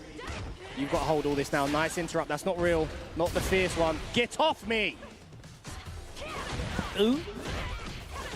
Now, is Punk going to respect his drive impact reactions and grab him? No, he's not. He tried to throw. I think it was too far away. I'll have to check the tapes, but that is very smart. He did. I saw something. He doing something. Whether it was a jab or a throw, I'm not sure. It wasn't counted yet, yeah. It wasn't a punish counter. But I saw a startup of something. He did dive kick from the max range into immediate drive impact. And I'm not sure if that is a spacing specific thing to blow up throws. Who knows? Get out of the late. Nice confirm. 1, 2, 3, and get straight out. That punish countered? Yeah, bro, you can just stand there and everyone can do that. But I didn't know it's stand fierce. The stand fierce. Yeah, Ken can do that. I just do run DP. That's the mad recovery. Mess about with all of that. Yeah, if that whiffs, it's crazy town. You do anything. Really? Okay. Crazy. Level 1, close that out, and Punk all of a sudden snatching the momentum back here from Zalis.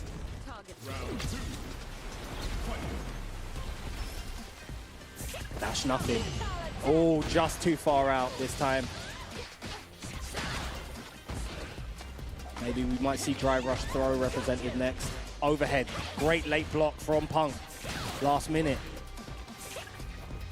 What's the recovery saying? 26 frames on width. Okay. You got to be instantly ready with that drive rush. That is not easy. Yeah, you space it out and you just wait for it to come out. It's like option select with punish. Yeah, because you try to parry the it block anyway. select. Yeah. Oh, big call out on the DP. This is huge. He's going to take this round here. We're going to go to a final set if he doesn't drop this. Damage. Spend it. You greedy boy. Hold this block string. Eat all these. Just accept the throw. Accept the throw. You can't accept this There we though. go. Very good. Ooh. My heart. You should have just done that during the combo. Zalis likes playing with fire. Bro, we're at final round. This is crazy. This guy's cold. Oh. Committed to the dash beforehand. Didn't realize that whip was going to come out. Now he's looking for it. In and out of that range. Stand roundhouse. Here, hold one of my own. He's into the punch. Use the jab. Dance in the throw range space. Again, he tried to escape. That's another stand medium punch, stand light kick conversion from Punk. Ooh! Too high. Holds the throw anyway, still plus. Ooh, okay. Momentum swinger. Drove rush. Oh my God, he called it out! This is going to be huge damage. No, just takes the B&B normally. That's it! Oh my God, Zalis! You are going through to tomorrow, sir! Who is this man? Congratulations! Congratulations to Zalis! He's had multiple top 32s at Saltmine League. And that's basically all I can find on this man. But he's going into the top 32 at Kings of the World. Eastwood turns around and looks at me and says, what on earth? And do you know what was so beautiful about that closeout as well? He did the fireball drive rush before. Yeah. Punk showed the dive kick. It was too high. He said, next time, I'm stopping my drive rush short. If you do a dive kick, lit up. That got buffed as well, innit? Yeah. Beautiful stuff from Zalis. Oh, my days. What a set. What a set. That was looking all Punk. He slowed that pace down. Yeah, when like the momentum swung back and Punk landed that perfect of his own, I thought, okay, yeah. Yeah. Well, here we are. Do you know what it was? It was that perfect parry. Yeah, it was. Perfect parry again. It was.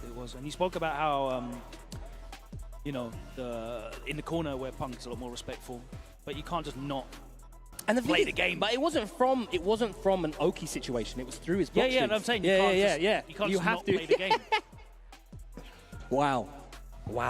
Upsets upon upsets here. Zalis is on form today. And she's legit as well, that character. I was thinking about it. She doesn't get perfect parry into like easy side switch as well. No. Like, yeah. We just went across the screen and let's just play in neutral as well. She does do very high damage. Her damage output is insane. So yeah, if you get clipped by Aki, it's very good stuff. Very good stuff. Entertaining. I told you we were going to get some he didn't lie. Eyebrow-raising results here, and they have definitely delivered. Let's go back over to the stage now because we've got another winner semi-final top 32 qualification match, and it's going to be Menard RD against DCQ. This is going to be beautiful. I'm not sure who took out Menard RD's team at Royal Flush. I wasn't on commentary. Was it Punk's team or was it DCQ's team? Find that out for me, sir. Brother, my brain. Beautiful stuff from Zalis, man. I'm so impressed by that kid. The drive impact response to Punk's drive impact early on, showing him the answer. The response to drive impact with level 1. The patience when he put Punk in the corner. Kept on going for that throw bait. He stuck with it. He didn't overextend. The drive rush into the hop kick to close out that first game, which is a steal. You know, Punk could wake up, press buttons, but he was confident he would be delaying or respecting. That was beautiful. And Punk, it wasn't like Punk was just played poorly. Punk was on form. Punk was drive rushing behind the whips. Ready for the punish on the light whip. It's just a very close, really even set between two incredible players. I just, unfortunately, Didn't know who Zadus was until now. Certainly know who you are now, sir.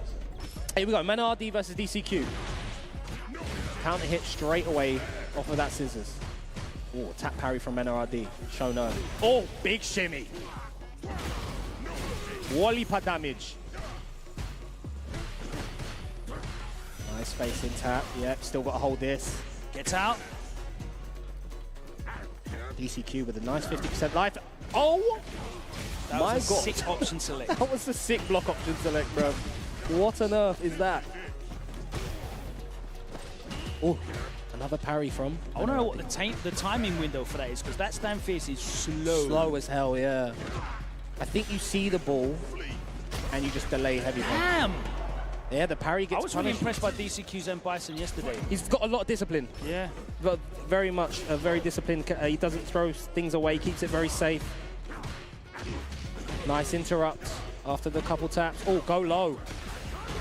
Didn't cancel into drive rush as well. I like that from DCQ. Just getting a bit of information out of Menard. But here comes Menard with a level 2. Oh. Take the block string. Yeah, again, tries to jump out. 4 on the plus frames. Did not respect Menard's string there. Keep it tight against me, please, sir. Respected the frames there, just takes the throw. Tried to jump out again, gets caught. Oh, beautiful delay crouch and medium punch. Surprised he didn't go into level 3 or drive rush. He definitely could have bait killed. something out. Oh, big wow. jump. What a jump from that angle, at that moment. After completely contained. After Menard within your just kitchen, whipped can I see it? medium punches.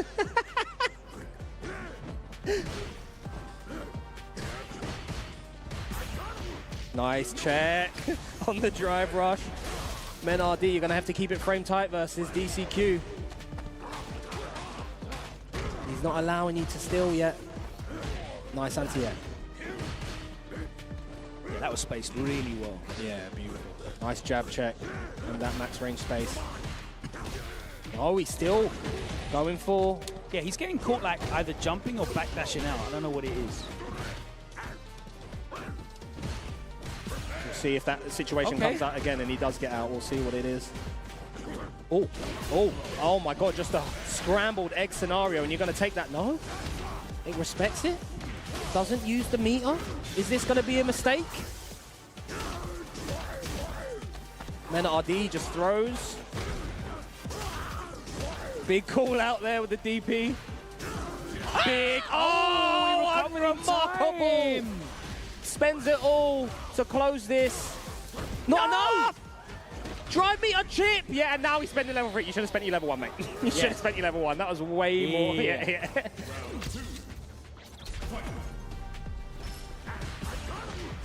Again, another Set point check. now here for DCQ. Going to get another big name dropping down to loser's bracket here.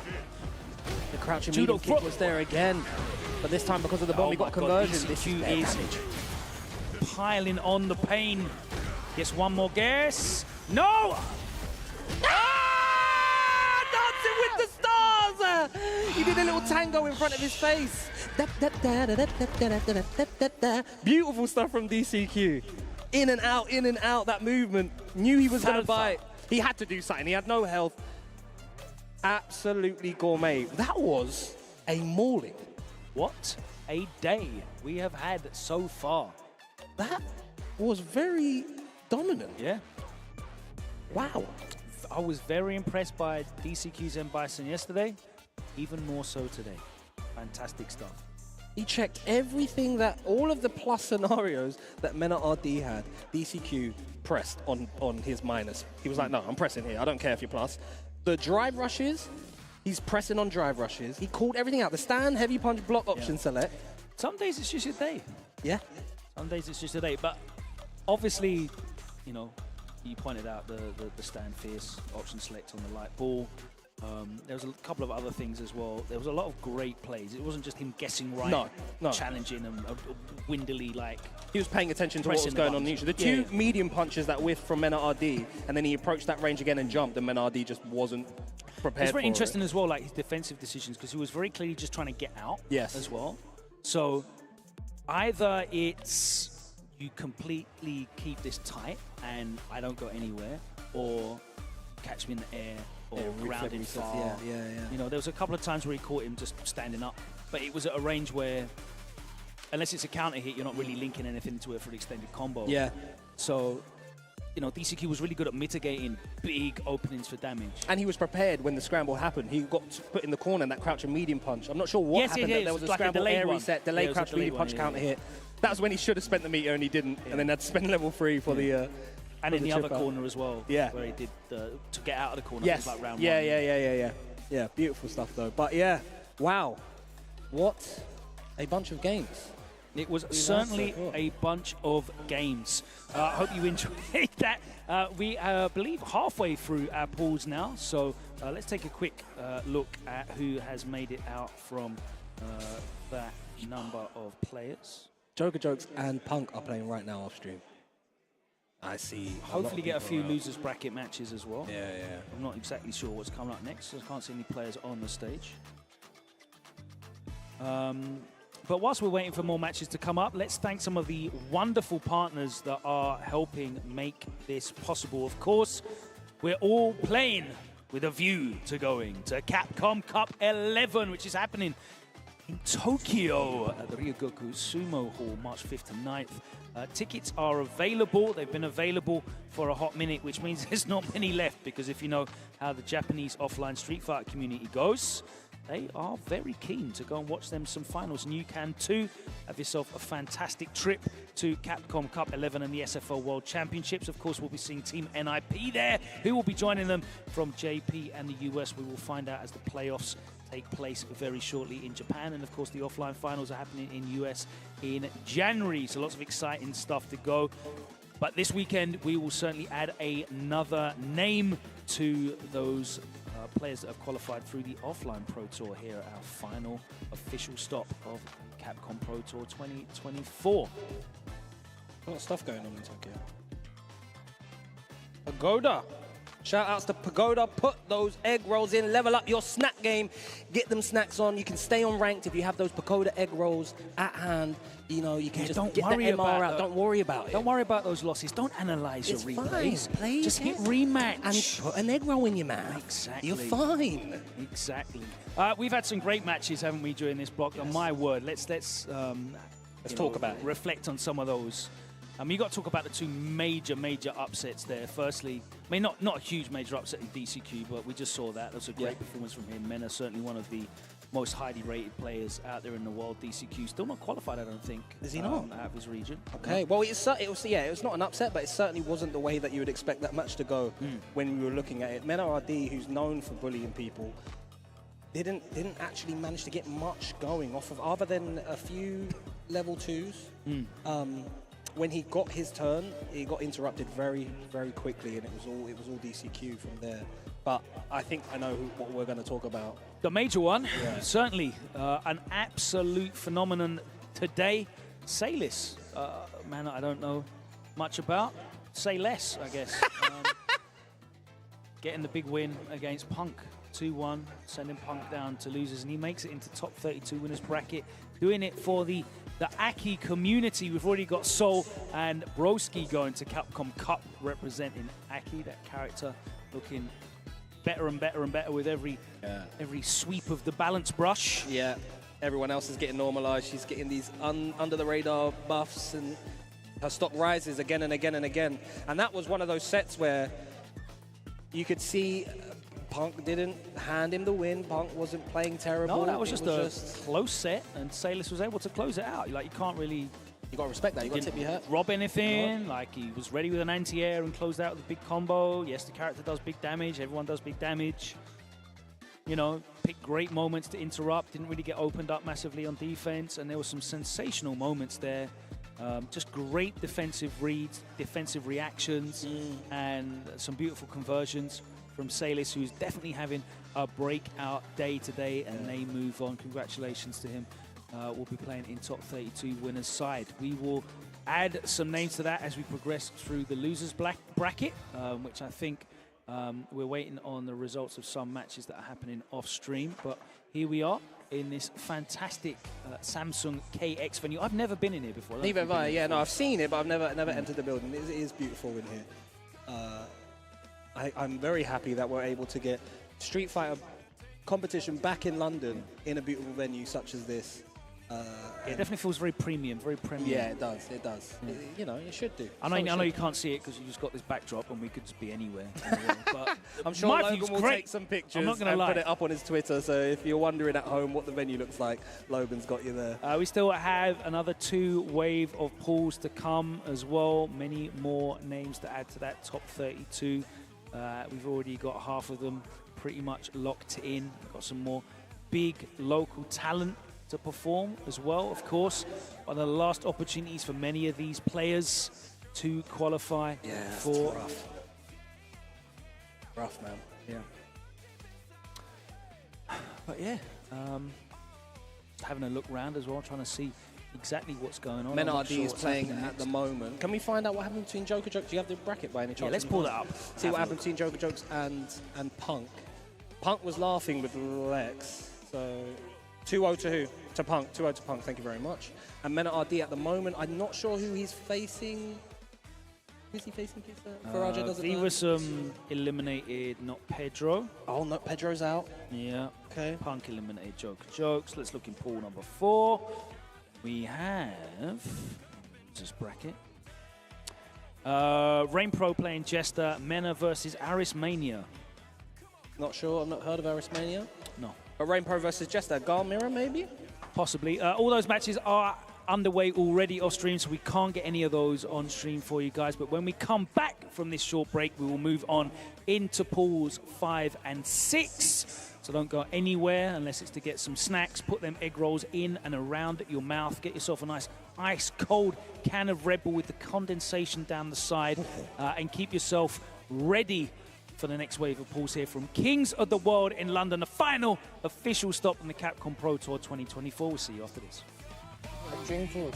You know, I eat this. It's pretty good. Even Tokito said it's good. I'm Hollywood, Rob TV. I'm joined by my brother Oil King, and this is What Fuels You.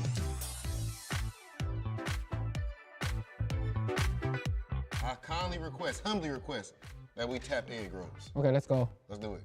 Bam.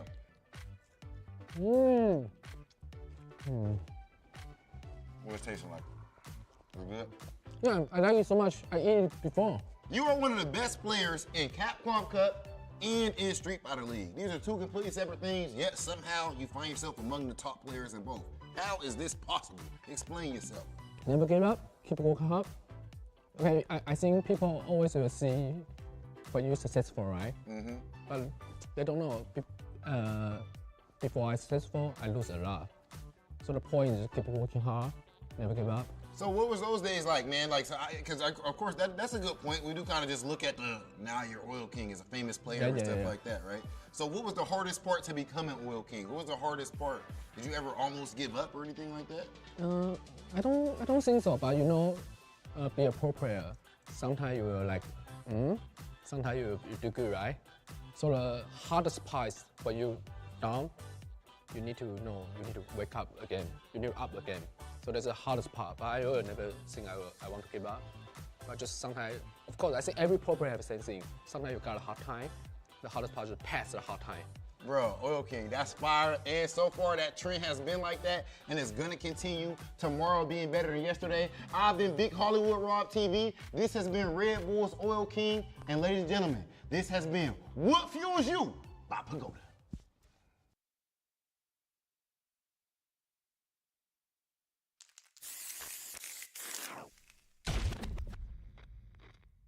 If I piqued your interest, I can teach you all the Shiranui techniques you can handle. Come find me on Aokigahara. Don't keep a good girl waiting.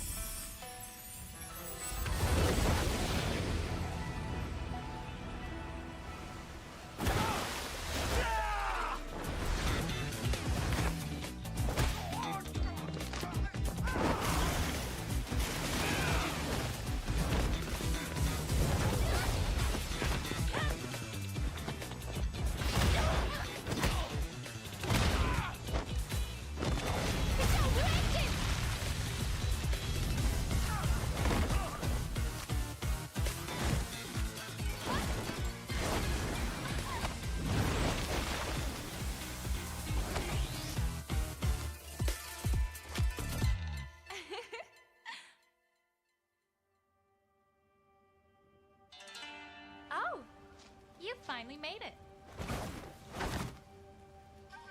The Shiranui clan welcomes you.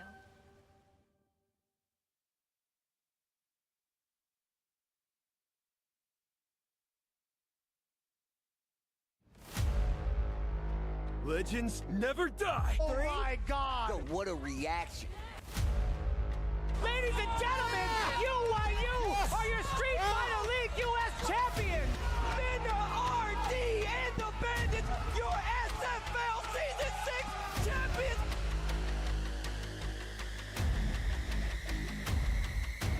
Your time ends here. When our teams face off and I'm sitting down, he's not going to be there. Oh my God! What a set! This is what I'm alive for. Set him on fire, drop the sun on him. Louis, man. And there it is. Boost clutching up for Cloud9. Also, in critical danger, not quite a counter, and everything!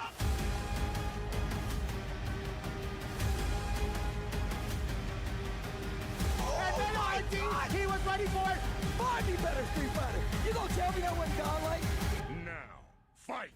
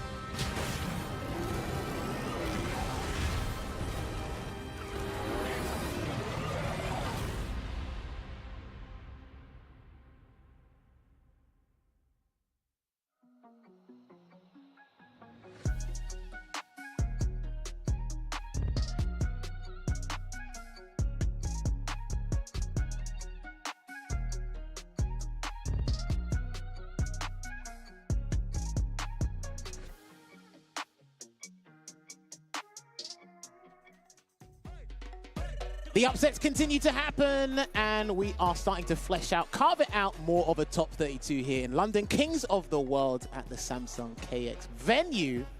Obviously, I'm joined by the guy in the Fiverr advert, Euro Millions. You're going to blow me up like that, yeah? I'm going to do it. It's been a long time, my brother from another mother. How you doing, man? How's it going? Nah, man, look, you and Logan looked like you had a fun time earlier, and you had some crazy matches to commentate. But yes, ladies and gentlemen, I can't praise this guy enough. If some of the knowledge you hear me talk about the game actually comes through him, right? Just and vice versa. Sometimes, tit for tat, we'll do that, tit for tat. But now, Story Sengan, it's a pleasure to have you on here. You've been enjoying it so far? Because it's been a little while since. Bro, it's been a minute. It's been a minute. I can't remember. I think Versus Fight was the last commentary block I've done, but it's been a while since I've done CPT. It's been everything. It's been everything I thought it would be and more. Zalis versus Punk, Not Pedro versus Garnet, DCQ versus just had a good run against Menard as well. Yeah, Jester had it was like it was always with Jester Power versus Menard. Like he'd have no health and make all the right reads. Like it's been incredible. It's been absolutely incredible. What about yourself? Nah, you know, it's been really good. It was good to sit down with Tyrant as well because it's been a little while since me and Tyrant have talked the action too as well. We're looking at things here. Hurricane Alex, what happened in the top 32? DCQ versus Alphen. Alphen had a Good play earlier as well. Can't remember against who. Yes. Rain Pro. Yes. I remember it was Rain Pro. Pulga gone up against Turkia BC. Zadis versus Garnet. That's actually going to be an interesting one. Aki versus Garnet. Okay. Yeah, that's going to be really good. These guys have been having a good time. Yeah. But we are going on to the next set of pools now. So we've got 5 and 6 coming up for you. Me and Jammers will be taking you through the action. So that would be... Yeah, tell me, who have we John got? Takeuchi's in there. I know that was one name I remember. We have John Takeuchi, Tachikawa, Human Bomb, Crimson should be hovering around, I think. Shax is here. Okay. Broski was supposed to be here, but obviously... He pulled out. He's he qualified, so he was like... No, he didn't. Carry on. Ending Walker is here as well. Sol qualified for the CPT finals via Australia. Yes. World Warrior. Yeah. So he's here. He plays Aki as well. Sick. Yeah, so sick. the Aki players are coming out the woodwork. Yeah. Gamer B is here. I've seen him floating around. Nemo's here. Moke is here as well. Junior Leo. Yeah. Zion Woods. Oh wow, this is all in pools 4 to 5. No, 5 to 6. 5 to 6 already. Yeah, this is all the names I've got. Wow. Yeah, so we've got some tasty. We got some. I'm telling you. There's a lot of high-level players that have come out to King's Cross this weekend, and we've got some gourmet games coming for you. Yeah, no, the thing I was saying with Tyrant at the start was obviously the locals didn't do too well on Thursday or Friday, so you've got the weekend. It's not a regular work day now, so you've got to... Zayless is repping the flag proud. We got absolutely cream crackered on Thursday and Friday. I don't know what was going on, but I looked around in disgust at my fellow countrymen and went, "You're all whack." Step it up, guys. Step it up. No, that's brilliant. But yeah, we will be getting things sorted out. Remember, !bracket if you want to check out things yourself and find out who's going to be playing in the future. But we still have to do Pool 7 and Pool 8. Remember, we have to round out a top 32 tonight. And then tomorrow we're going down from top 32 all the way to a winner tomorrow. Yeah, there will be top 32 to top 8 and then top 8 closing out, right? Yeah. So we'll find out our final qualification spot Tomorrow. from the offline part of the circuit tomorrow as well. There are a couple of contenders, but obviously the December patch did switch things up for a lot of people. Because you have to remember, people who qualify for the Cup are not going to play the same character they did at the Cup. Yes, so going to be a little bit different. I'm still keeping an eye on Ed, especially from defensive scenarios for the desync combo. I'm keeping an eye on Aki as well. Sleeper pick for me. Ryu's have just being Ryu and just come out of the woodwork again. And so it's just like, okay, now I just got to deal with it. I think that do you know what, with Ed and especially with Ed and Cammy, I think those two characters got normalized, which I 100% agree with the nerfs. You can't throw stand medium kick or crouch a medium punch out with impunity. And when I try and whiff punish you, I get whiff punished. That's not how the game works, mate. You're gonna have to think and have some intention behind your button. So I think it's good. I think all the good and incredible Ed players and Cammy players will still be fine. They'll still be fine. It just helps us mere mortals on ranked, and if you're versus a high level player and they do whiff a big button like a crouch and medium punch, you get capitalized. You get punished for a bad mistake. You are not supposed to you're not supposed to allow to just throw attacks out randomly in neutral. You have to think. You have to set it up properly. Listen, man, I want to do my button checks as everybody else does, all right? I don't want to be in trouble for it. We are waiting for our next match to come up. We do have several matches up on a big screen on the big monitor over there for people to check it out. I wish we did have a Roman cam so you guys could see it. But as I say that, I did ask nicely, and we do have a match coming up on stream. It should be Ruzu going up. Oh, okay. I do recognize his opponent. I did see him. Long time. I used to play Street Fighter Cross Tekken with him. Oh, really? His name's Wolfston. Was he any good? He was good. You were pretty good at Street Fighter Cross Tekken as well. I could play half the class at a certain point. Jeez. That's when I had nothing better to do. Jeez. You love that game, bro. Yes, I still do. That's like your favorite. Is that your favorite fighting game? That's my favorite fighting game. Really? I've said it on camera. You've all heard it there. We've got to bring it back. If they do, there's a couple of characters I might be able to use still. But you're saying you won't be on commentary no more, yeah? No, I'll tell you why I like the game. You know how everyone says they want more anti-air damage? Street Fighter Cross Tekken had the best anti-air damage ever. Because you could switch to bare people. Yeah, and it's jumpers. They're like, oh, you jumped. That's why no one jumped. Because you just lost. So he was your partner? No. So he was when we used to do locals, he used to beat me like all the time. Oh, really? He used to use Blanca and Elena. Blanca and Elena? Weird team. It worked. What? He played the meta really well at the time. Okay. Blanca and Elena was the team he played at the time, and Blanca's in the game, Elena's coming back, so I think we're getting find it. Yeah. Does he play Blanca in this? He did before, but I don't know if he's playing Blanca now. Okay. So I'm actually not sure. We're going to find We'll find out very shortly. Ruzu, I wouldn't be surprised if Ruzu went back to Kimberly. For those of you who don't know, Ruzu is a local from the London scene. He's actually been putting a lot of work in the commentary space. Yeah. Through Saltmine League, through the World Warriors, even through WSO Open that Logan puts on. He's actually been putting a lot of work in. So take it from me, you might see rising talent, yeah. You might see him a fair bit in the future. If he can stay on this track, because obviously he's got a day job. If he can stay on this track, we might see him a lot more in the future as a commentator. So. I hope so. Also, shout out to Pax, who did commentary yesterday with me in the finals. Pax, another really competent player and commentator. We've got a lot of commentators that can play this game really well here. We're blessed. You can't find that in America, I'm afraid. Oh, shots! There's about two of them. Shouts to Yipes and Sage Amal. And Ringe can play the game as well, actually. Come on, don't disrespect my boy Ringe, man. Straight away, we are getting into this action. Okay, so you picked Modern Terry. Oh my days, get mixed up, my son. Have you seen Modern Terry at all? No, this will be first time Modern Terry. I wonder what he loses. I like playing this game when we don't know. We're gonna figure it out. Yeah. He doesn't use crouch medium kick. Has he used crouch medium punch yet? Not that I've seen. No, I've not seen it. He might lose it. Who knows? Low forward. Okay, that's there. Crack shoots there. Round waves there. After that. He hasn't pressed crouch medium punch. I haven't seen it. That's what he's lost there. Oh, it's plus now. Get grabbed. Big neutral jump call out. The recovery was... That's punishable. You could have got that with a light kick, I think. It's -5. After me! He's trying to get him to he's trying to get him to react. React with drive impact himself. There you go. He's got enough health though. Oh no, he doesn't. I thought he just had enough. Do you know what? Because I think you need about 4% health to survive a DI, but if it's ambiguous to tell by eye, yeah, I wouldn't even bother doing it. And I think he had a bit of grade damage tagged on as well. Another big call out on that. Okay. He's going to take the combo with the new 8 twister to the other end of the screen. Is he going to level 3? Yes, he will. All right, he's going to get the damage buff here.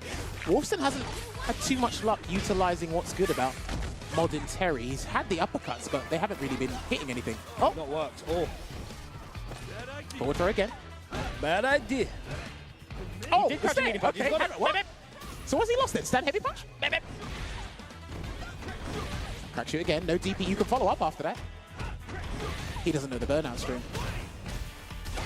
Boom! And get drive impact into your face. Death. Oh. Bro, every button I said he doesn't have, he's doing.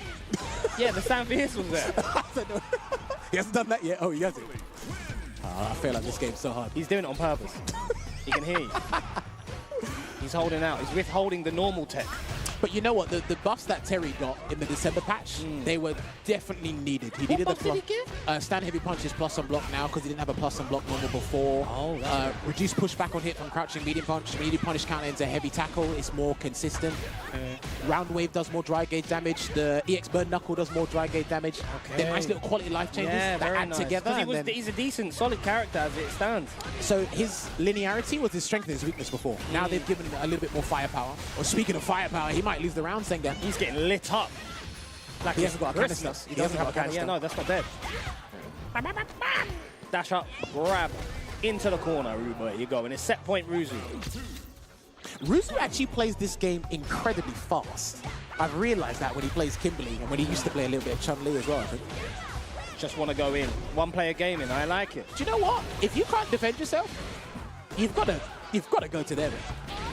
There'll definitely be an elo for you where it works against loads of people, and then there'll be people that'll be able to shut it down. But easily. Sure, oh my god, everything is working out.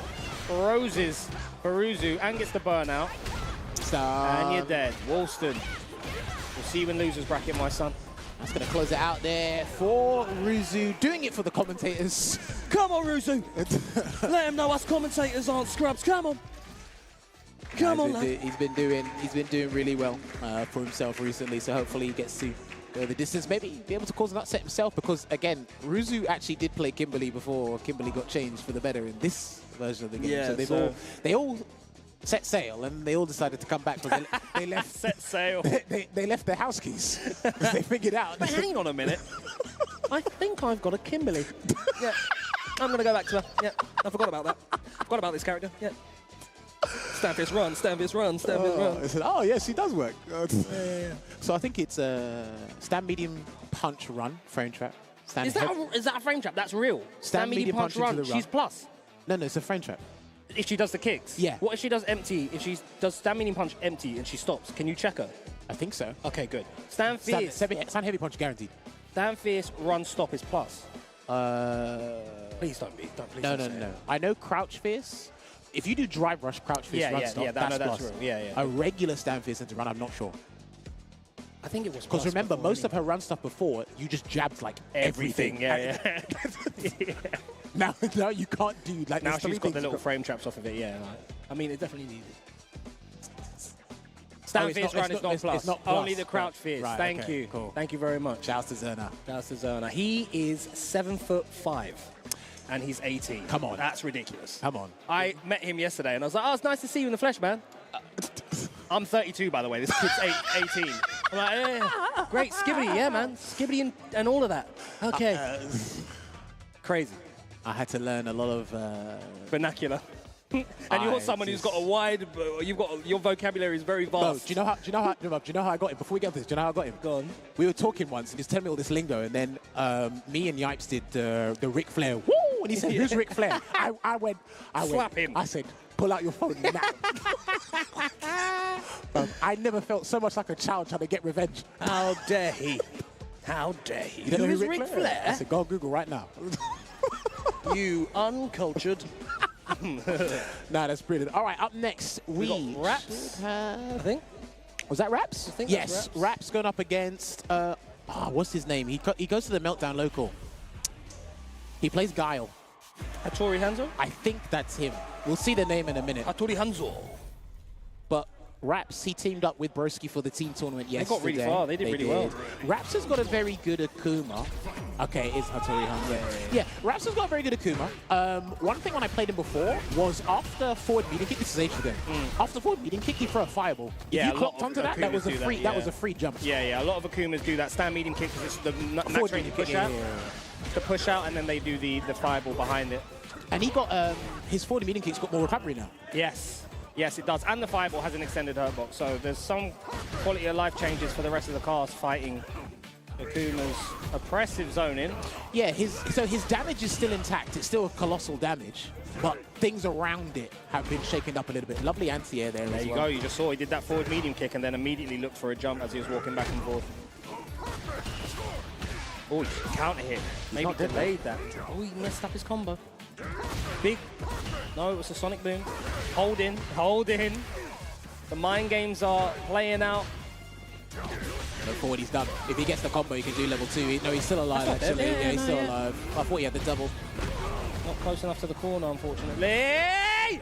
You tried it. He thought that was a fireball. That's one thing that I don't see Akuma players doing enough. If you're doing a heavy fireball from Akuma and you see your opponent is parrying it, the animation on startup between teleport grab, you can't react. Yeah, it won't register. Not in your mind. That was a round stolen by Raps. He's waiting for a flash kick. I knew he was waiting for a flash kick, bro. I'll do it when I get hit, okay? When I get hit and you try to reset me, then I'll do it. Big jump! Right, now he should be done. If he gets the level 2, he didn't get it in time. Whoosh. I like that patience from Raps. Respecting. Yeah, Hattori tried to walk up. Got crouched. Medium punch for his troubles. First game to Raps.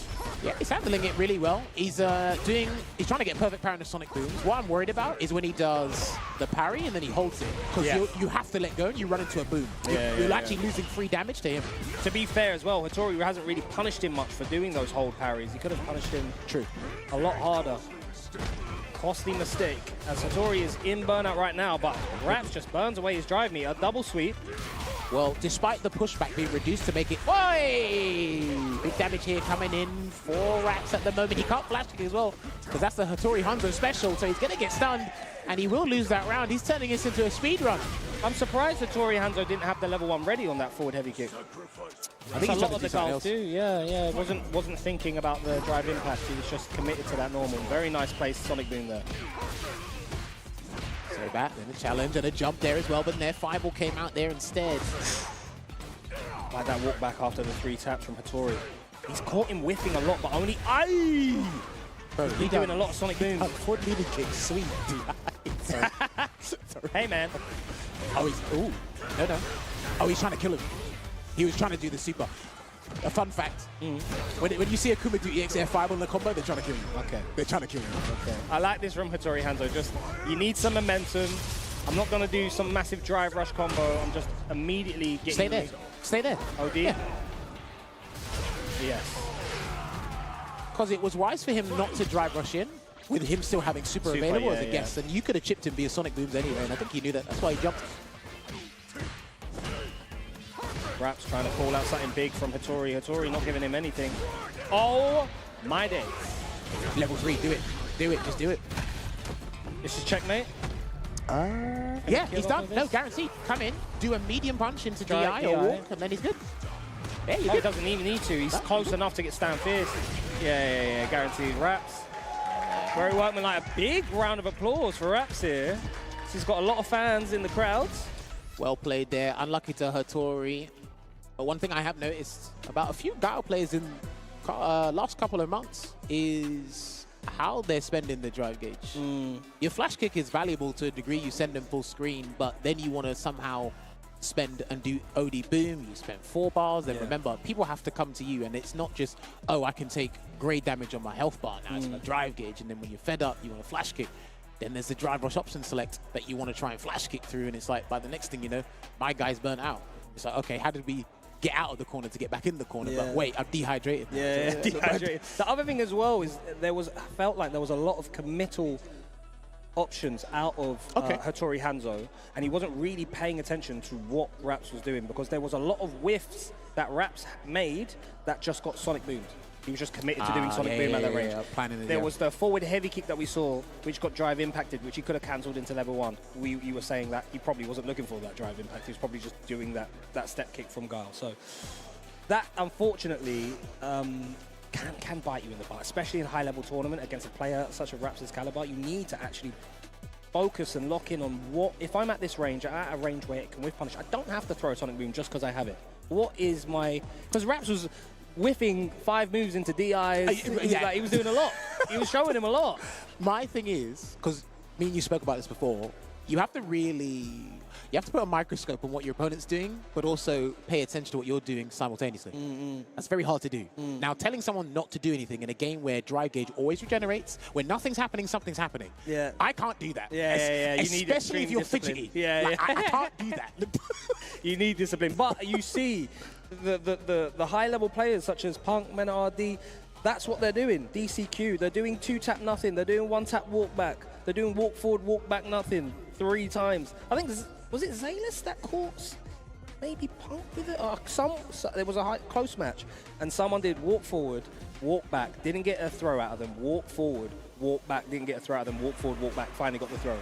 3 times in a row, went one back and forth, back and forth. The discipline to not press anything. Because I think what a lot of people forget is you, just in your movement alone, are applying pressure to the opponent.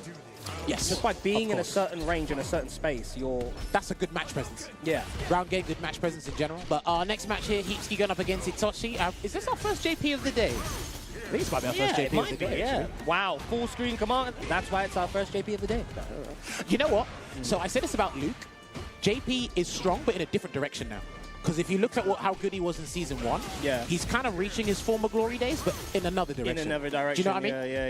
Yeah. He's got a lot of good juggle points, a lot of good normals, a lot of damage. What a response to drive rush. Got no bar now, though. So unless Amnesia works, you're probably screwed. Unless Amnesia works, you're screwed. Oh, he did the immediate... That's good. A lot more people are getting better defending that. They'll do a hold parry, backdash, and then get rid of the crystals. Yeah. Also, you can jump back medium punch to make it just completely whiff as well. The Japanese are super creative at dealing with that, by the way. They get like a lot of one hit, like get hit by one of the bombs and jump back. Jump back medium punch. Joker showed me that. Like, what the hell? You whiff, the second bomb whiffs completely. They've got the timing down and everything. We're seeing a lot of mind games being played here after this block crouch and medium kick from Itoshi. Oh, prepare! Get grabbed. I think that's his self-gratification move. Yeah, I think that's his self-gratification move. There's a forward throw there again. I wonder if Itoshi win that last round. My mind's just gone now you know how I feel when I play this game.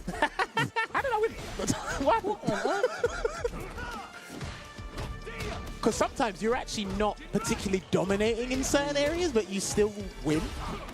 I show you can there from higuchi. Taking all of this as bag of plus now. Oh, just when he got it back. So he doesn't get the stun. A DP there from higuchi. 2-tap. He wants a button into like a level 3 or something. He doesn't even need level 3 because level 1 will do the trick if he gets the hit. But Itoshi's actually very disciplined on defense until he changes it up. Until he changes it up, and you knew it. higuchi had a lot of patience there in that corner. He didn't try to, you know, spend all of his meter straight away. He was very patient and finally got his openings. Got rewarded for it. Big jump in though. No level 3 there. +6. And saving it. Wants to get his health down a bit more. Anti-air. Fierce DP off of that. The +5 setup. 1-2. Get grabbed. Another one. No, tried forward dash, back dash. The delayed jab. Oh, just out of range. Oh! No, he had it. Respond back. Heavy Jinrai -2 and walked forward and grabbed on his minus frames. Yeah, you're giving me way too much respect in the corner, says higuchi. Do you know what's mad? Go on. So, Itoshi's obviously been throwing out the embrace command grab. But he's not like doing anything on defense. Yeah. But I think it's because he doesn't know what to do outside of amnesia. It certainly looks like that. He's just like, I'll just block. Yeah, you're seeing that. Oh, big. Come on. Get something off of this. Itoshi, let's go. Set it up. Okay, he set the one up in front of him. Just in case he wanted to drive rush at him. Yeah. I like when you... It's very telling when the JP player does departure and where they put it, how you respond to it. Yeah, very true. Very true. And you're seeing a lot of higuchi utilizing drive rush to traverse that space when he gets that max range push out. Itoshi is not ready. He had that level 1. No, the drive impact is not the answer to check. He had the level 1, but he does not have the crouching medium punch. It's such a beautiful button for JP to check that. Watch the low, messed up his combo again, but he's got a lot of rounds to work with, so it's not going to matter too much. I don't agree with this. I like the combo. I think he needed that Lavushka for later. Yeah, maybe as a defensive. Yeah. Amnesia again. Gets it out this time and burns himself out. Wasn't paying attention. Finally gets a command grab. He can just stay here now. Yeah. As long as your zoning game isn't telegraphed, unfortunately it was. So I think you're good, but no level 3 there. Yeah, twice. Oh, too far. Yeah, that's the second time that's happened. Oh, nice. Don't do it. Oh, he did it. You see, he put his hand over his mouth as soon as he did it as well. He heard you. Don't do it. I did it. I'm so sorry, Janice. I am that annoying voice in your head. Listen, don't do it. You're the angel. You're the angel of Street I'm just Fighter the annoying guy. Oh, man, please don't. No, you know what? Valiant effort, though. It's good to see some JP because I'm actually a huge fan of watching, especially Juicy Joe, Lord Venoms, you know, when Kakeru and them are playing and so on and so forth. But yeah, good stuff there to higuchi. Shaking it off because obviously it's only going to get harder. The DP go into the bracket here, and if you shake it off now, it looks a little bit shaky, but get it out of the way. Get your confidence under you. You have to. 100% you have to as well. And I always said this, I said this to Bolt Strike earlier today with Street Fighter 6. This was sort of prevalent in 5, but it's like been amplified in 6. If you go up against someone, you don't know them, and they're optimal, that's like the most scariest thing ever. Yeah. Never heard of this guy before. And then he knows the 60%. Yeah. Zayless, bro. Zayless. Literally. That's Zayless. You have to very quickly shift because, especially if you're a pro player, that you're the person who's known. This is the bad or the downside of being such an accomplished player. Everyone knows you. You've got tapes on you. Everyone's coming to prepare for you. You sit down versus one of them people who know the optimal stuff, but it just isn't known. You have to very quickly shift your mindset from this guy's any guy, it's fine, I'm going to take him out, to this guy legit is a killer and I have to take him absolutely. Do you want to know the salt to injury? Go on. Hey man, I've been a big fan of yours. I always watch it. I'm subscribed to Don't touch me. Get off the set. Get off the seat and go. Well done for getting your win. Well done for popping off and shouting in my face and shouting to everyone that you just beat me and then shaking my hand afterwards. Did you catch that? Bro. Was that on Periscope? Twitter? Bro, it's the funniest thing seeing like big international players lose. Their opponent who no one knows gets up and goes, yes! And then turns around, like immediately cuts that pop-off shot and goes, good game. And you're like, good game. Don't half-arse it, bro. Good game. Well, all right, up next, we are going to have Zion Woods going up against 5jaw. 5jaw, I think he's come all the way down from Switzerland. I think so.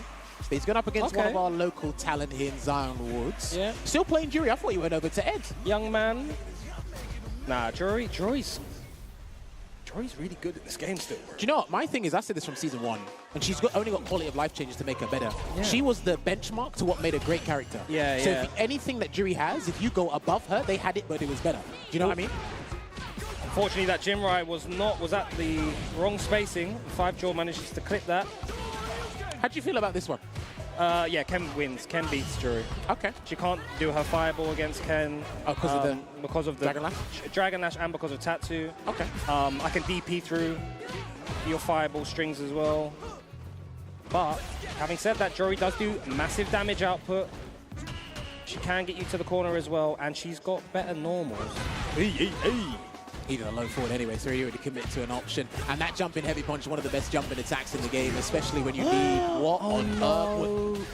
What is going on? Brody, what is going on? This is lasagna, and he's going to top it off with a DI combo, take the round. We take those, we take those. I'm not sure what you wanted. That happens to me sometimes. Why do I kick? Tatsu? Tatsu, yeah. I'm not sure if it's... That can't be a run cancel thing.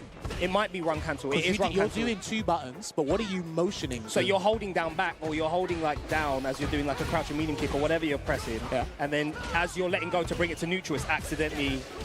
Your hand is accidentally doing... If he's playing on stick, that might be what it is. If they change that in the future, then I'll bring it back to this clip of us talking about it. Fireballs out there. Zion Woods still going. Double perfect pass up. Gotta hold up, and then because he got hit, this is the thing. This happened in Street Fighter 5 a lot as well. If you hit someone and you weren't expected to get hit, move away, because they're probably going to default to a throw tech, and you just get free damage there as well. Trade scenarios, hit scenarios, you can get tails off of people. The bad habit comes out. Nice throw tech there from 5jaw as well. Very brave. Good patience not to do anything as well, not even splurge the meter on a TP to just punish the gym right there anyway. Ooh, we take those. Zion, applying pressure here, delay on that drive rush. Finally gets 5jaw pressing something. The double jump. Ooh, chase down, try to get out of there after the drive rush jab. Counter hit. There's, it confirmed? Yeah, let's just call that confirmed. Zion's looking around like, this guy, bro. I mean, I hope the music you're listening to is very good, because you need to burn him out now. Yeah, 5jaw needs to burn him out, and he didn't take the chance there, so a perfect parry is going to come from Zion Woods. Nice block on the overhead, challenged on the plus frames. Tatsu. Oh, no, you don't! No, DP! I'm not sure what happened there. If he could have got the medium DP, it looked a bit funky. Do you know when you see a DI and you're just not sure if it's going to go... Yeah. So you just don't... Yeah, press that in. Yeah. That was a very competent round. Very, very strong stuff from 5jaw here. And you said 5jaw from where? I think Switzerland. Switzerland. I could be wrong. Oh, it's got CH on there. Is this the same person I'm thinking of? Might be a different. What's CH? Is that Chile? Maybe. Chile. Maybe. Let me find out. Yeah, Switzerland. That's what it says at the start. GG anyway. Maybe I'm bugging. And maybe he's from Switzerland, but he hails from another country. I get it. Perfect parry again. Nice, perfect parry. That was on the heavy Jinrai as well, so he had to delay that parry.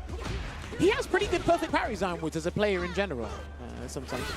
Or big whiffs from both sides. 5jaw manages to connect. Messes up his meaty overhead, but that was a setup for blowing up the delay jab.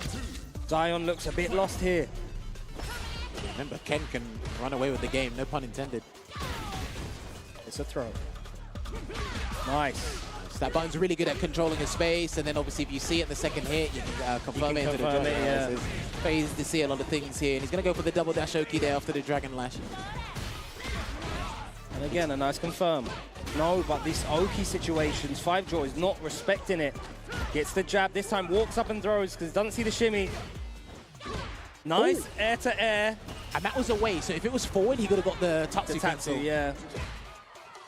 Oh, no whiff. Wasn't ready for it, but gets the drive rush double free. Yeah, got guess for game here. It's all on this, Zion. I mean, if you're going to take a risk, I say go for it. How close is he? No, he's not close enough. The block, that was a fantastic block. Fantastic block Cancel, and a fantastic cancel into punish. Is that dead though? No. I'm not sure. I think he's just about alive because he started from a light. Oh, did it? Yeah, he's just about alive. He's good. Athletes, foot. Careful. He can still chip you out. He can still chip you out. Oh, no, dash. He commits to it, the jump. Heavy punch changes lives. We love it.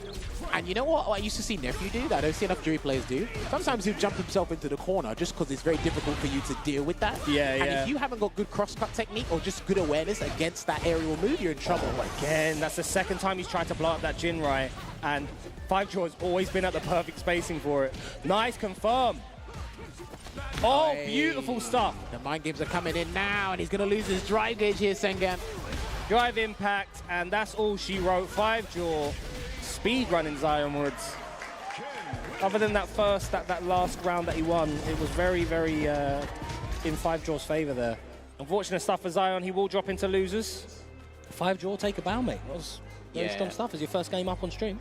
Little hiccups here and there, but again, for most of these players, they've actually been able to kind of pick themselves up and follow through accordingly, which has kind of worked out. You kind of need to do that as well. It's very hard. I think some of the most annoying things is when it's like a massive punish opportunity, or you land a jump in, and it's like, okay, this is game changer, because when you drop a combo, that the whole round changes. I think he was in his head so much. When those max range Jinrais, when the DP got called out, you could see that after that, Zion didn't want to press anything. So I don't know what's going on. Oh, we got Italy in the building. I mean, what up, my people? He didn't want to press anything to those Jinrai, so he was accepting the overheads, he was accepting the Jinrai lows. Like, that Jinrai low overhead mix-up, you can block option select. So you block the low and you punish the overhead with a medium, right? But Zion wasn't even doing that because his DP got shut down and he was just completely zoned out. Yeah, I also think as well, it's the negative stigma behind Jinrai. So once you don't like it, you really don't like it. Yeah. You can see as well, it's like one of those things, this happens to me sometimes, when you're losing in a set and everything's going wrong, and you're losing so badly that you don't even have awareness of how you're losing or why you're losing. You're just like, okay, let me just take my time then. And then you get drive rush in the face. And then you're like, okay, I'll accept the throw. And then you get thrown 8 times into death. And then you're like, okay, I'm gonna perfect parry, because he's done drive impact, and your perfect parry messes up, you get counter hit, and you get punish countered. It's just one of those, it's not your day. Do you know what I mean? Well, come off ranked, go get some pagoda, chill out. Quick plug. Right. Talking about someone's day, he needs it to be his day, so he gets to the top 32. Moke, he's been focusing honestly on Street Fighter League Japan. I don't think his team are in the playoffs. Okay. Team Varel, part with Margot. Who else was with him? I can't remember Margot, and I forget the other 2 players. I'm so sorry. But he's been exceptional, especially when it comes to keeping Chun-Li in the spotlight, being technical with the character, showing off some new tech here and there. So really been enjoying how he develops the character. One of my issues with Moke in Season 1 was his fireball usage, but I think that was Chun-Li plays as a collective. When you throw a bad fireball, everyone seemed to snuff out the bad fireball. Yeah. That's why I get worried about. But overall, his footsie game in general, just the ground game, tremendous. It's one of the best you'll see with a Chun-Li. Absolutely tremendous. Now, Chu, he's coming from Italy. He's one of their stronger players. He's on the same team as Garnet is. Okay. He's got a very formidable Blanca, so if he can actually take a surprise here, because the Japanese don't do too well against Blanca. Blancas, yeah, Camis, rushdowns, type of characters. They don't really have I think the Western side of the world has got really good rushdown characters, right? And Moke, I like that DP straight away on that knockdown after he pushed Chu into the corner. The momentum and the mind games are being told early on here. Oh, Scratch Fist there as well. All right, and he's going to go into EX spinning bird kick instead of the heavy one, so he's going to spend a little bit more meter just to put Chu in the corner. Good check. There's the heavy spinning bird kick, because it did get reduced from 21 frames to 20 frames start up now, I think. Again went for OD. High low, nasty stuff. He's going to be able to close this out and take the first round very competently. Here it comes. Here's Moke. Chu managed to get him off of him. Yeah, Chu managed to get Moke off of him, but the second he got Moke off of him, whether it was through a DP, a parry, a drive reversal, he just couldn't get anything going. Moke had the correct response straight away. Well, this is what they've been changing, right? Some of the characters that could get Oki off their reversals, if the reversal's the only way you're getting damage, now you know it's long. And you obviously tell me this and a few other players. It's like, who wins neutral is it's a very good indicator as to what's going to happen. Yeah. Because that way, these reversals, these guesses, they don't matter as much because we'll just go back to neutral. Another DP. You better keep it frame tight versus me, mate, on those. Nice call he out. Can still hop. Oh, can he? So Rashid lost his. Yeah, Blanca still has his. And you see him do it there. He knew that was coming. Hey, choose off some smoke, man. Hey, let's do it. Oh. He's not getting the combo, unfortunately, and he managed to survive an electrical storm. That's crazy. That's crazy. Oh, and the whip punish was there. Don't whiff anything in front of this guy. Moke on form, moving into set point. Hold it down. Nice perfect parry there as well, but another crouching leading kick catching him. I can't believe that. Punish that. He got more recovery at one point. I had tons of recovery. Beautiful stuff. Don't whiff, I suppose. Yeah, don't. Easy said than done, but what do I know? Straight away, out and backdashed out of there. Oh, good trade. We'll take that. Overhead. Good block, and he tried to get a perfect parry there, but it's not working out. He's being harassed in the corner here, Sengen. Oh, Chu doesn't have the answer. Beautiful stuff from Moke, just peppered him down. Walked that man down the whole round. Any momentum Chu got, it got snuffed out immediately. We saw DPs out of Moke. We saw block drive rush buttons into immediate backdash, and then after that, you can see Chu was so like, oh, he's out. I just finally got my pressure. Crouch and medium punch drive rush buffer. I whiffed, and then immediately it's Moke's turn again. Yeah, into the corner. And it's hard for most people to find an avenue to get things started. Obviously, there's a thing of getting started, but it's like, okay, you've shut down this option, you shut down that option. Then in your head, you're like, well, if those two don't work, the third one definitely ain't working. Yeah, it's like, what do I do? I can't press buttons against him, but I also can't just sit here and do nothing because he's punishing me. It's like that's where fundamentals are so important in this game, because your game style, the way you play, might work against a whole bunch of people. You might lose against certain people that have play styles that just counter yours. But when you get to the highest level and you're facing these players that face these type of play styles all the time and just know how to shut that down, you need to have another gear that you shift into. This was something that I credited Menard for developing over Street Fighter V. Yeah. He was very bully style, very rush down heavy, and at some point he realized, and I'm not sure if it was from the trip to Japan or what it was, I have to have a different gear here. It's I not have to be now, able to slow this down because I can't. I'm able to beat a lot of players playing my game, but I have to have a second gear to shift into and a tournament winning gear, basically. Yeah, a tournament winning gear. That's what you need. You need both. You need them to understand, like, cool, knowledge check, you don't know much about my character, you let me get away with this, I'm just rushing you down. I'm bullying you, get out of pause. Face these high-level players, okay, now we have a little back and forth, and I get to shift into whatever I want when I want to intentionally. Sorry, go on, John. No, I mean, a thing that's very key in this game, just think of it this way, right? If your spatial awareness or your spacing is good, you get to safeguard your drive gauge and take theirs. Because if something whiffs, you're not blocking, so you don't lose any drive gauge, and then you get a punish counter, and you're taking some drive gauge from them. Yeah. And then you get some Oki, and then you get to build on it. That's one way you can kind of protect your drive gauge and kind of steal theirs. So there's many different factors of how to do it. That's why it's the nuances of how the drive gauge work, the decision making around this game is massive. And this is what we try to tell you guys whenever we're commentating, Ringe does an analysis, anyone does any match breakdowns, whatever.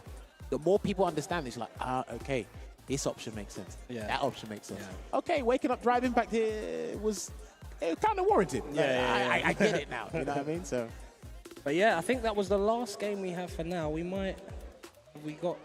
Yes, I believe what we are going to do is we are going to take a short break. But before I do that, we got to make sure we let you guys know. So this is the CPT, the final one of the offline circuit. But the World Warriors still need to happen and be complete, ladies and gentlemen there. Don't forget, we are in the regional final stages. They were postponed for obvious reasons. The emergency patch has come through. So regional finals will be happening from next week until the end of the year. There might be one in early January 2025, but I'm not particularly sure.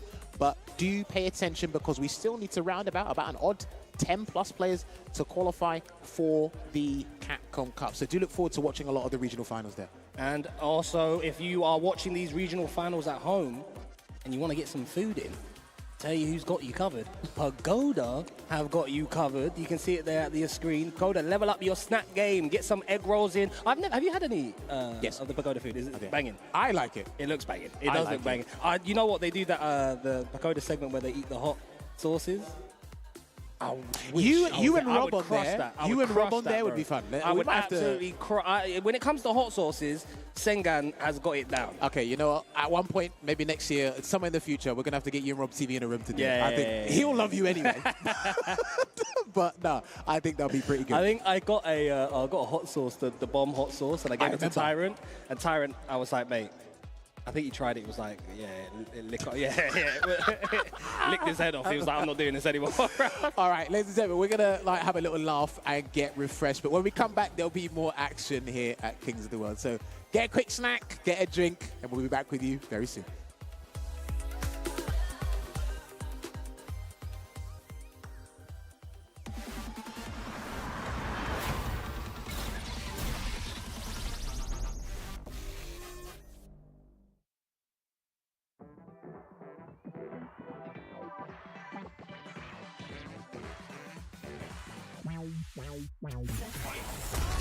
Yeah, come on. Everybody come alive real quick. Battle of the strong, survival of the fit. Take your best shot. Hope you don't miss.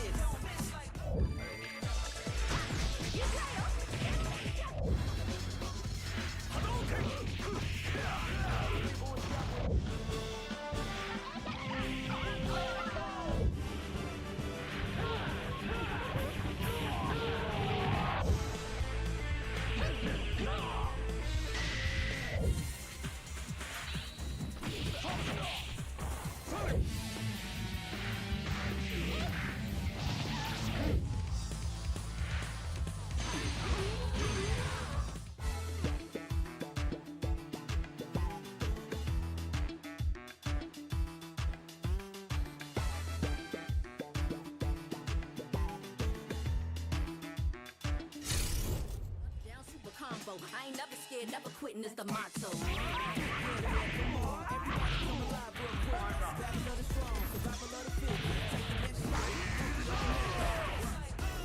Yeah, come on. Everybody come alive real quick. Battle of the strong, survival of the fit. Take your best shot. Hope you don't miss. A new challenger is among us. They can take it high, you can take it much farther. Fast with the hands, eat Honda. Defend my legacy with strength and honor.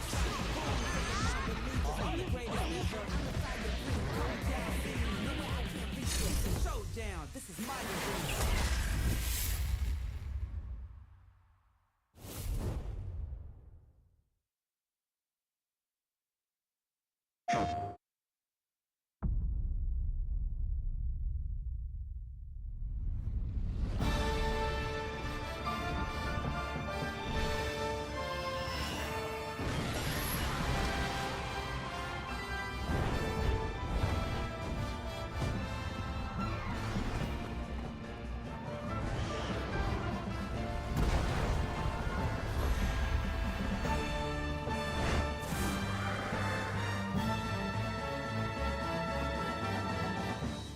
Our world is not headed for disaster, as you say.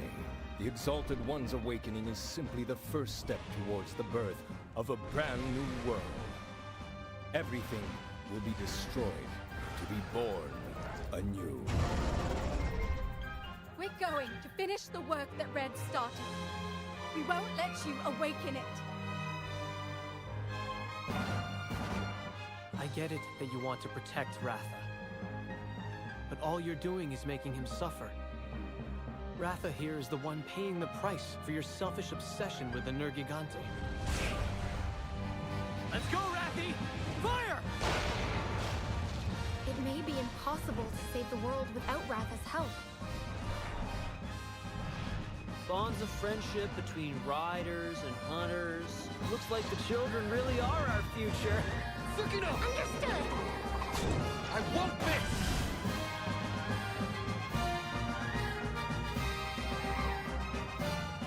Time to put our kinship to the test! This is where it all ends.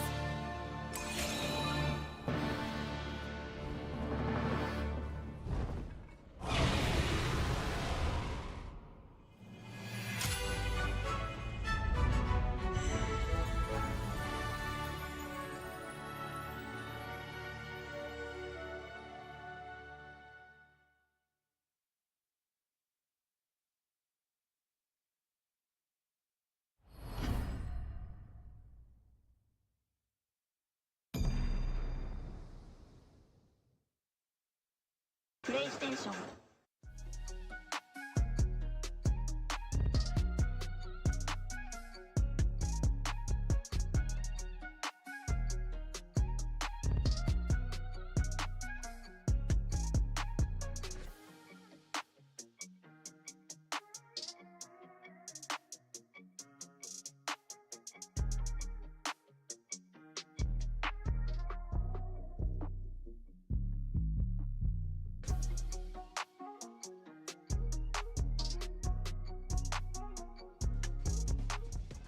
Welcome back from the break. I hope you all got your snacks, you got refreshed, you got everything done that you needed to do. Maybe quickly hang up the washing or whatever you needed, because we've got more Street Fighter action for you. Myself, Shoryu Seng, I'm joined by my brother from another, Jammers. How you doing, bro? Yeah, man, I'm doing good. Just enjoying the action. Enjoying the action so far, yeah? Yeah, just looking at how the local talent has come, because I know Europeans and fighting games takes a little while for us to catch up with the rest of the world. So this is a nice little stop to find out where our average player and a little bit higher on that level are at. And most of the guys, I was worried yesterday. Tell me. Because a lot of our guys were doing well in the team tournament. I said, tomorrow, guys, tomorrow. Yeah. I need tomorrow. Yeah. I had to go at them. I was disgusted by their performances. I said, you did great, fantastic. But we are here in the heart of London, Zone 1, King's Cross and that, in the Samsung building, for this last stop on the CPT offline event tour. Okay, so we're going to have Shax. Shax is coming up next, yeah? I can see Shax on screen right now. Okay. All right. Oh, Banana Berry. Okay. Now, for those of you who don't know, Shax was named the baby-faced assassin.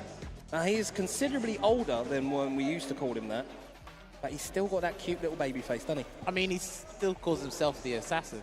Does he call himself the assassin as well? So in Street Fighter League, I think his nickname was called... Oh, really? That's sick. I love that. We put down babyface assassin and he said... He cancelled that out, yeah. I love... Do you know what? It is sick. It's like those sports athletes where they get Terry. Okay. Oh, you know what? Sorry to interrupt the conversation. Go on. Can we get can I have a quick thank you to GL Phoenix for telling me modern Terry loses standing light kick and light power charge and a few other things. So shout outs to GL Phoenix. But we've got a classic Terry on board. Now this guy, I think he's in a good spot. He's an investment character, so he's only going to get better. I did say before when I used to play him a little bit, was his linearity, was his strength and the weakness. It was a double-edged sword. Because he had no gimmick, that was good. You understand the win condition. But because he had no gimmick, there was nothing he could do. Can't throw other stuff out there. But he is quite solid. He does decent damage as well.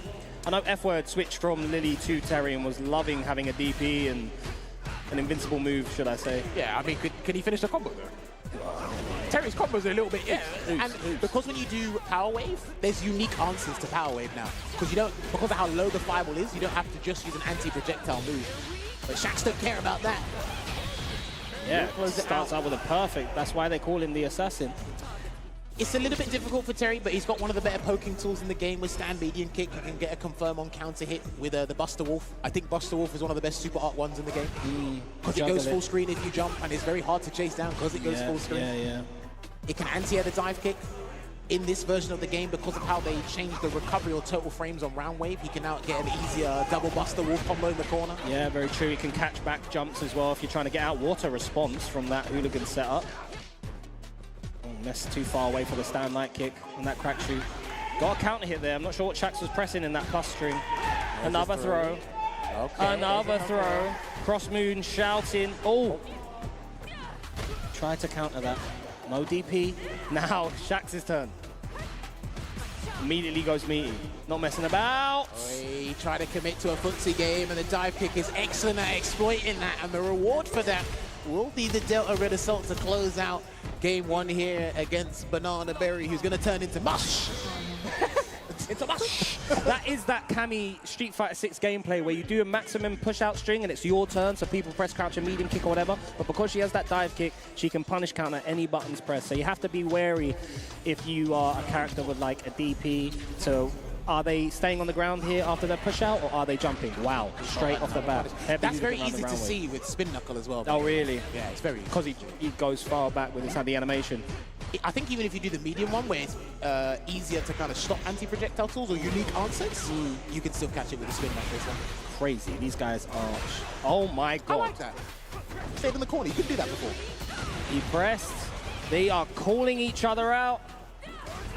Oh, the backdash after the neutral jump to bait it out. Another backdash.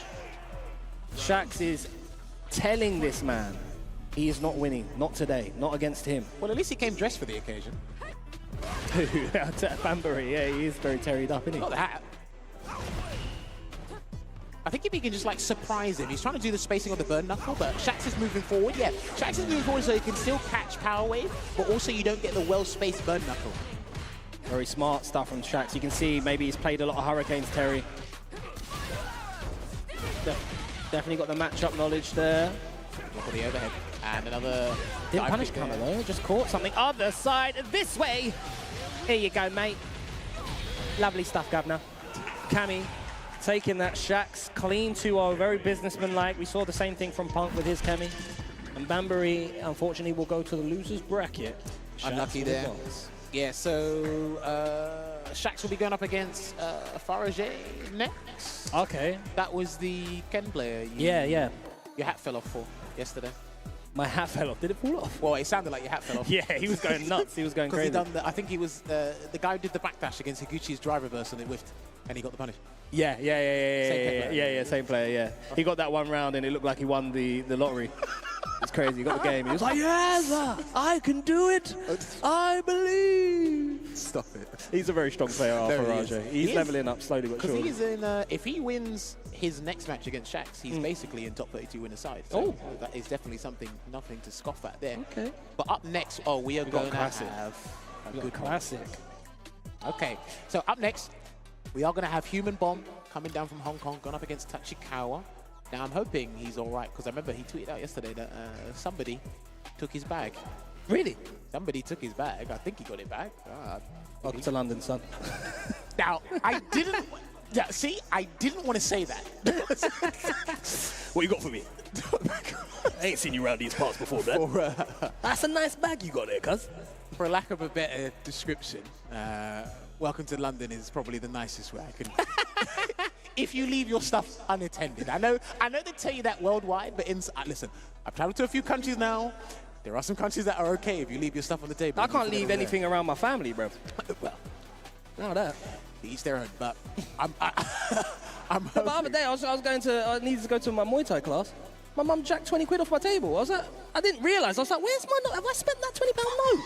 And then like 2 weeks later, my mum was like, Mum, do you have any cash? I need to go Muay Thai. She was like, oh, I took the 20 quid off the table for you. I was like, oh, thanks for telling me now, Mum. Brilliant. Cheers, mate. Oh my God. Appreciate that. I could see that. It's like, yeah. I was fuming. She didn't say she would give it back. She's still not giving it back, by the way. It's fine. It's fine. She's my mother. I love her. Anyway, unconditionally anyway.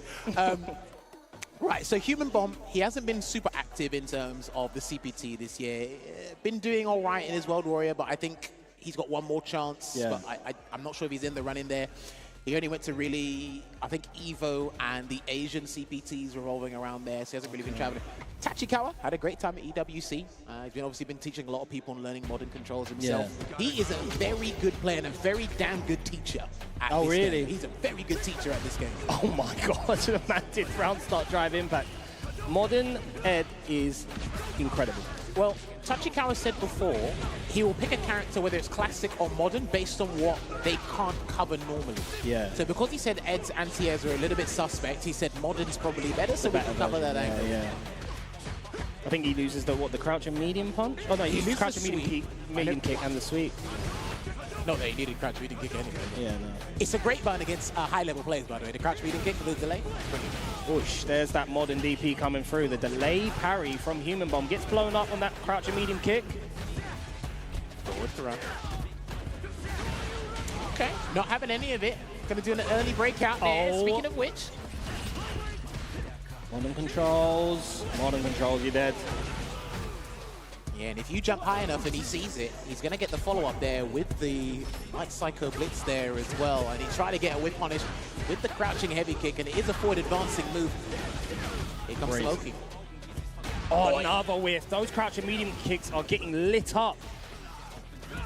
So he tried to sweep instead, and that could have got lit up as well. That was on a trade as well, so Tachikawa will definitely be paying attention to that. Nice, perfect parry. Oh, Dancing with the Stars. That is the first game to Tachikawa. The little walk forward, walk back was enough to get Human Bomb to tech. Very strong showing so far. This is it. In a situation like that, I think most people would have tried to tech, especially off a perfect parry. Yeah. It's nasty. Well, my thing is that mind game he did there as well. I'm not sure if he knew that he wasn't going to get a guaranteed punish kind of scenario. So he did walk away just in case, and he was able to assess the situation and get a max damage punish from the stand fierce after that. Tachikawa. Ui, didn't believe. I mean, it is toned down now. You can hit it now. Slow one, so he gets the Yoki afterwards. Not the Yoki, sorry, the pressure. He's still waiting for, if he can't whip, yeah, there you go. He's still looking for a whip punish, which will force Human Bomb to try and jump, but he just hasn't been able to do anything, Sengen. Yeah, he's got his timing down, he's got everything down from Human Bomb. Human Bomb, very unsure of when to press buttons now, but hopefully this could get some momentum going on his side. A little walk forward after the counter hit. Nice check. The momentum. No, love that from, I love that from Tachikawa. New Human Bomb had to overextend. Immediate wake-up jab to stop the pressure. Weesh. Still throw tech in there. Fireball in, and he's going to get the conversion as well. Managed to get the crouching medium punch. I don't normally see that. DI. Oh, I would have DI'd there to take more drive gauge away. Going for a normal combo, yeah. Level 2. We got these. He's going to change the combo there. 1. No, 2. The double. And then. And again. Okay. And again. Okay. Save jump, no. Okay. Oh, that was horrible. No way he was going to be prepared. Is that dead? Not quite. Level 1, no. Oh, and it dropped. It dropped. Huge. This is huge. He's going to have to take the round. He's going to have to spend level 3, yeah. Could he have done a different route into level 2? He might have been able to. Maybe the smarter thing would be to do is to go into the Dragon Lash extension combo, so you could assess whether you have to spend 3 or 2. But listen, Tachikawa's been lighting you up. You take that round. Don't get greedy. He's at a temporary disadvantage now. So because he doesn't have that bar and he can't control dry gauge situations, he can't get extended combos now. So he's got to be very careful. But because of the drive gauge, he's still a lot of combo freedom. You know, Ken takes you to the corner. He can bully Ed. Nice, confirm off of that. Don't press on your minor strings. Says Human Bomb. Good patience. One of those situations. Nah, good patience. He didn't move an inch. And he's still got Psycho Cannon ready and available, but he might not need it because of how far he is away from the corner here. So Human Bomb's gonna have to take the fight to Tachikawa. Oh, I mean, he'll just drag you in. Yeah, he's not really entertained that mind game on this flicker. That's a big punish. Can he get to level 3? He's going to build it. He'll build it. Oh, he dropped again. SpaghettiOs from Tachikawa, but he manages to seal it out. That's 2-0. Human Bomb managing to get around, managing to get some momentum going, but in the end, Tachikawa's neutral proved too much for Human Bomb. And he's going to go down into loser's side now. Shout out to Pax in the building. Wearing white and cream is crazy in London. That is going to be dirty by the time you get out of here, mate. Anyway, no, excellent stuff there to Tachikawa. Obviously, as Sengan alluded to, the spatial awareness mixed in with the modern controls and just basically shutting down all aspects of the game. We saw it from basically the jump. He couldn't crouch immediate kick drive rush. He tried to fill out a sweep, hit and miss here and there. And like you said, there are combos or combo routes you should do to help assess what super you should spend. But in that situation, you're locked into like, yep, just level 3. Let's just carry it over to the next round and figure it out. Yeah. Gives me more time to try and figure stuff out. I think, Human Bomb's aerial approaches all got shut down. The grounded approach, all the whiffs got shut down. He didn't really look comfortable or like he understood the flicker game, the flicker mind game. None of them got... The new one. Yeah, the new one. None of them got drive impacted, or, you know, you see Takedo using run Tatsu to chase down the backdashes. It was. He managed to get certain stuff going, but well, I mean, with some of these changes and adjustments with the character. Speaking of which, we got Ending Walker coming up. I will talk about that in a second. But with some of the new adjustments to Ed, as well as the Ed players have to adjust, you have to adjust as well to find out what you can and can't do or what's safe to do. Now, we go on to this next one. It's been a little while since I've seen Gamer B. Obviously, the last time I saw him was in Singapore, but not many people get to see him compete. He is focusing on event organizing and streaming back at home because he's been telling me about the guys that stream back at home and they're doing pretty well over there. And they get to shed more light on their local talent. ZJZ being one of them. Obviously, he went to Capcom Cup 2018 before, but people get to see how still good he is at fighting games. But Ending Walker, I said, are you going to pick Ed? And he goes, no. And then I said, why? And he said, it just doesn't feel worth it at the moment. He said that though that's what he said. Yeah, he's now showing he's it now thinking about it. when Gamer B went to Kami, now gone back to Ryu. Because he used to play Ryu, and then obviously Ed came out. Then he was developing the Ed. Then he had a really strong style, exceptional style. I did say at the highest level, Ending Walker was the one I was worried about the most with the decent combo, because he could do everything else but that, like consistently. But then when Ryu changed, he said, I think I'm just going to lock into Ryu for the foreseeable future. Mate, I don't blame him. His Ryu was killer, and this guy hits like a truck. Now you get that nice buff, that crouching medium kick into Fireball is true. True string. Hashigeki does more damage. Forward heavy kick goes into a regular Tatsu now off a juggle, so when you do EX donkey kick, you get that, and then the double dash as well. Dude, he's got some good stuff. Oh my god, these people are calling each other out. These first rounds from these high-level players, it's just call-outs upon call-outs on knockdown situations. Hey, you got to set a precedence nice and early. I like that spacing there from Gamer B. Sweet, with the whip punish there as well, and then gonna get the throw and start off some throw loops here as Ending Walker. That's -1 on block, by the way. That stand medium punch if it's not meaty. Oosh. Backdash out of there. Get some of that drive meter back. Ending Walker overextending now. Try to. Immediate crouch and medium kick, which can get licked up by the back heavy kick from... Oh, bad buffer from Gamer B. The parry called it out from Ending Walker. And that is something he has got in his locker, those parries. There you go, the donkey kick. Donkey kick is a very good poking tool. Got some decent dry gauge damage as well. I know the heavy one did get changed. I think it does a whole stock of dry gauge on block now, the heavy one. Ridiculous. Ooh, nice sure you can. Shoulder plexus. Look at Ending Walker's movement. Look at him walk forward and hold in neutral. You know, he's not doing all this walk back, walk forward. Bob, you're dead, you're dead, you're dead, you're dead. Yeah, of course. We spoke about this on Twitter. I remember. The dry rush overhead? Yeah, remember the scaling? Oh, the scale, yeah, no scaling on it, yeah. I promise you, I was flying back from somewhere, and I was on the plane. I was doing overhead combos, and I saw it say 100, 100, and I was like, hang on a minute. And then when you tweeted it, I said, he had the same. It was with me. I was watching. I was like thinking about all of these things that like crouching medium punch, hitboxes, hurtbox. So I was like, hang on a minute. Drive rush overhead is busted, bro, and it's plus if I block it. What? Oh man. All right, gonna get the conversion here. Is Gamer B has to do a little bit of more, spatial adjustments and more patience on defense. But Ending Walker, he's gonna walk at you disrespectfully. He doesn't pay taxes. I don't think so, but he's still gonna do it. Oh, okay. Good discipline there, because a lot more people are getting comfortable at identifying when Hashigeki's coming out, so they don't parry. Nice interrupt, nice quick rise jab from Gamer B. Try to bait a Shoryuken or something of an audacious wake up there from Ending Walker. Yeah, because after throw, and the overextension into grab. Wake up button again, says Ending Walker. Yeah, Kami doesn't get throw into drive rush off of like a lot of the cars, but with Ryu's DP, it doesn't reach. No cancel there from Gamer B, just getting a couple of pokes here, and then he almost got it, but he done the lowest altitude dive kick there. Look at Ending Walker's movement. He knows he can scare you though. It's not a facade, but it's like he knows he can scare you by doing that because you don't know what to do. Look at the confidence on this man. Oh, just walked it, didn't walk, and that was because he walked up forward before at the start of this round and got crouch and medium kicked a couple times. So it's like, right, he's pressing now. Gamer B still switches it back, presses nothing, and whiff punishes that fierce. Oh, he wanted Gamer B to press it back. Forward, fierce. He's in burnout. Shades of Angry Bird. Oh! No, whiff punish.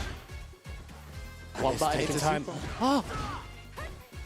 Too far away, the spacing. No whiff punish. Ending Walker gets a touch, it's game over! It's game over! It's gotta be! Critical art! It's the CA version. It's dead, it's gotta be dead. It's dead. Crouch and medium kick, 50% health, you're dead. That was beautiful. Drive rush, stop, saw the parry and went, you know what, you're probably walking back, I'm going low. Punish counter, confirmed it. Beautiful set between two Titans, but Ending Walker advances. Nah, well played, honestly. I'm pretty sure there's a window where after you do tap parry, you can't do anything. So it's like punish counter, isn't it? No, you can block. You just have to block the right way, right whether way, it's an overhead or it's a low. But yeah, beautiful stuff, beautiful stuff. Hey man, most of the time when people see a dry rush, the first instinct they have is parry. It's not to do a DP, it's not to press a button unless you're very confident in your crouching medium punch, which Cammy still has a very good crouching medium punch, by the way. It's just like, oh, okay, there you go. Tap reaction there. Yeah. So that was unlucky there to Gamer B, but well played to Ending Walker. Let's see if we can go the distance because, again, him and Problem still looking to qualify for Capcom Cup, but they've only got this chance here because the UK Regional Final's done. Because congratulations once again to Broski for taking that there. Yeah, Broski and Lex qualified from the UK over here. Consistency in the regional final. Up next, we're going to have an all-Japanese affair, though, with Nemo going up against Chun-Li. Now, obviously, at one point in time, and it's kind of still like that, especially in Street Fighter League Japan, you see an overabundance of Bison players, Nemo included. You will see his team in the playoffs of Street Fighter League Japan to determine which team will go to the World Final for Capcom Cup next year. Now, at one point, I actually thought this was pretty good for Bison. Chun-Li Bison? Yeah, I thought it was pretty good for Bison. I thought Crouching Medium Punch basically dealt with half of her moveset. Psycho Crusher goes through Kikokens. You don't really need to do a bad jump or take the risk with the jump. Most people are scared of stand heavy punch. Maybe not so Chun-Li, but obviously because of her backwards walk speed being changed a little bit, and his forward walk speed, not necessarily gliding him across the floor like a Kuma, it can rival it to some degree. And with him, okay, so it was Luke versus Chun-Li before. I used to call that matchup glass half empty, glass half full.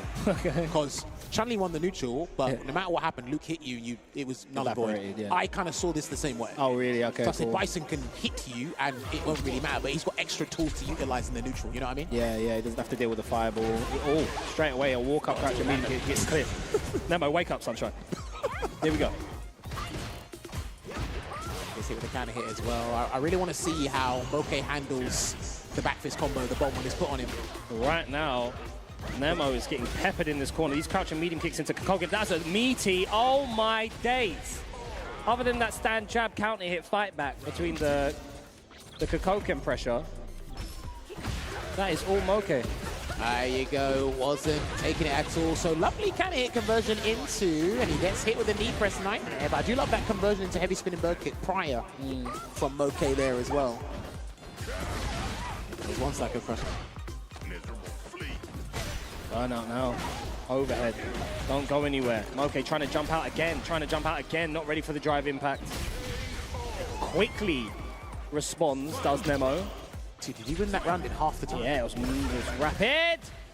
Drive rush walks. Overhead counter hit. Blocks there. He tried to challenge after +1. Yeah. He thought he was going to steal. Level 3? No. Drive me awfully low. It doesn't matter. Yes, there's that spacing you're always talking about in the corner, and it will be that level 3 from a whip punish there from Moke. They should be able to do it. Yeah, it should be done. Beautiful stuff from Moke. Absolutely bullying Nemo in the corner in this first game. Because it's more difficult for him to just break out of the corner now. And obviously, Bison's damage overall has been turned down. Regular damage and drive gauge damage have been turned down. He can still play, but he needs to take more value from the Psycho Mine when it's planted. And there it is. What a call out. What a call out. The stand light kick whiff to bait out a shimmy or a... Oh, so naive. Momentum switcher. Another throw. Oft. Dude, he's pressing like everything to try and get out of the corner. Nothing is working as well. Oh, the dash in behind the counter hit. Oh, it's just too late. I can't believe he had the health to absorb that from drive impact. You know, crazy. A little bit of health plus the armor. Tried to help out there, didn't quite work out. There you go, C's throwing out stand heavy punch with malicious intent now because the other buttons are not working. But lovely check there with the crouching medium punch. A lot of the crouching medium punches, they got 4 active frames. You can actually comfortably check a lot of the drive rushes in the game. I like that backdash after the stand fierce block. Was that one of those spaces where you didn't really want to entertain the mind game? Still plus. Nice. Okay. Attack the drive gauge. Yeah. Your round up. For the drive gauge reduction here, and he can't do Psycho Crusher to burn you out anymore because it's got toned down. Oh. He's out of there. What a confirm.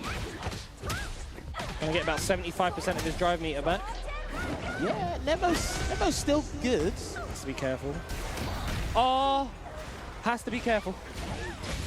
Can still win it. Oh, the lightning kick, the instant air legs, called out the throw. Moke is, and he did that last time he was in Burnout, just holding up. Yeah, you know what? It's very hard to identify if they're going to continue to do it. Not if they do it once, it's if they continue to do it. He said, listen, mate, I'm just doing this no matter what. I don't care how many times you stop it. Heavy kick. No drive rush cancel because he didn't want to burn himself out. So he cancelled into Kikoken instead. Too far for a punish, and I think Nemo knew that as well. That's why he's sneaky with that crouching medium punch. Yeah. Moke was trying to be a bit too overzealous with those plus frames there. Level 2. That's not going to burn him out, One though. touch, yeah, one touch. He's got the level 1 there. Last time he tried to wake up, perfect parry. He's going to chip him out normally. Yeah, he's going to chip him out. There you have it. That will be the equalizer there. That said OD. So he might have got hit on the way down just as he was about to get down. I think he was maybe trying to press a button to stuff it, but... Well, he was already too low for a legs to come out, and I don't even think you were thinking about that in the first place. So. Nice movement from Moke off that plus. Moving back fierce. I think just a general control in his button usage. Not using every button in the book, but it's like I don't have enough buttons to deter you from really trying to escape. And remember, he's trying to be, wow, flailing out there with a standing heavy punch. He got out. Oh, it's not a matter of if, it's when. That's what it is with his overhead. Nemo's conversions off of these bombs have been gourmet. What conversion? I don't want to deal with that. And give him respect, no, don't steal. Out, Sandfist with a burnout, and you know what? Smart. That was the move that put you in burnout. You weren't already there, so it was only +1. It didn't turn into +5. Yeah, it didn't turn into +5. Which is why you saw the jab come out from Moke. Great recognition. Great awareness by you jammers. Recognition. Bro, I said drove rushed yesterday. Oh, you drove wrong with me. It's fine. Long day. Long day. Back fist combo, here it comes. Is he gonna bait? He tried. He did try. I like that jump from Nemo. Oh! I had to walk forward to avoid that as well, because a lot of people get caught out by that and they have to deal with the frame advantage from the head press. Beautiful stuff. Doesn't go into level 3 yet. Attacking this drive gauge a little bit more. That was 0. Attack on drive gauge. Oh, that was beautiful, Moke. And he will do the level 3, and this will actually cause a burnout. So Nemo is limited to 2 options. Level 1, level 3, or your third one, don't do anything. He didn't do anything. And he pressed, got hit, and immediately pressed. Brilliant set there, Moke. Having to take out his fellow countryman, unfortunately, and send him into losers. But that was incredible stuff. Dude, I think the standout thing for me outside of the button usage and the footwork in the neutral was when he went to do Shadow Rise, just walked under. Yeah. That was like huge. no fear. I've seen that from a few Japanese players. In that situation, in the situation with Dhalsim's float, they just understand the set play so much that they know that you can't hit me here, I'm holding forward and I don't have to worry and I'm going to be prepared for the response. Yeah, I think as well, having that kind of lightning quick decision making to go, right, Tensho kicks is probably not going to work here. So let's walk forward, and the worst that can happen is you block the Devil's Reverse and he gets a little bit of frame advantage. You lose a little bit of drive gauge, but knowing the situation, he was actually at 1 round up. I understand that, but most people would capitulate just seeing the guy go up. I'm like, and that's the beauty of the replay takeover mode that we now have. That's the beauty of training mode. That's the beauty of being able to access and watch so many. You're able to set up these scenarios or watch a replay. You don't even have to set it up anymore. Watch a replay, take it over, and just see what are my options here. What is the response to this? Because a lot of people will have that flow chart. Well, that would work, you know, on Simon 654 in pools, but I'll have you know, Simon 654 is 1900 MR. You know? But yeah, Moke clearly done his homework, came prepared, and showed you guys at home. If you didn't know how to deal with that situation, there you go.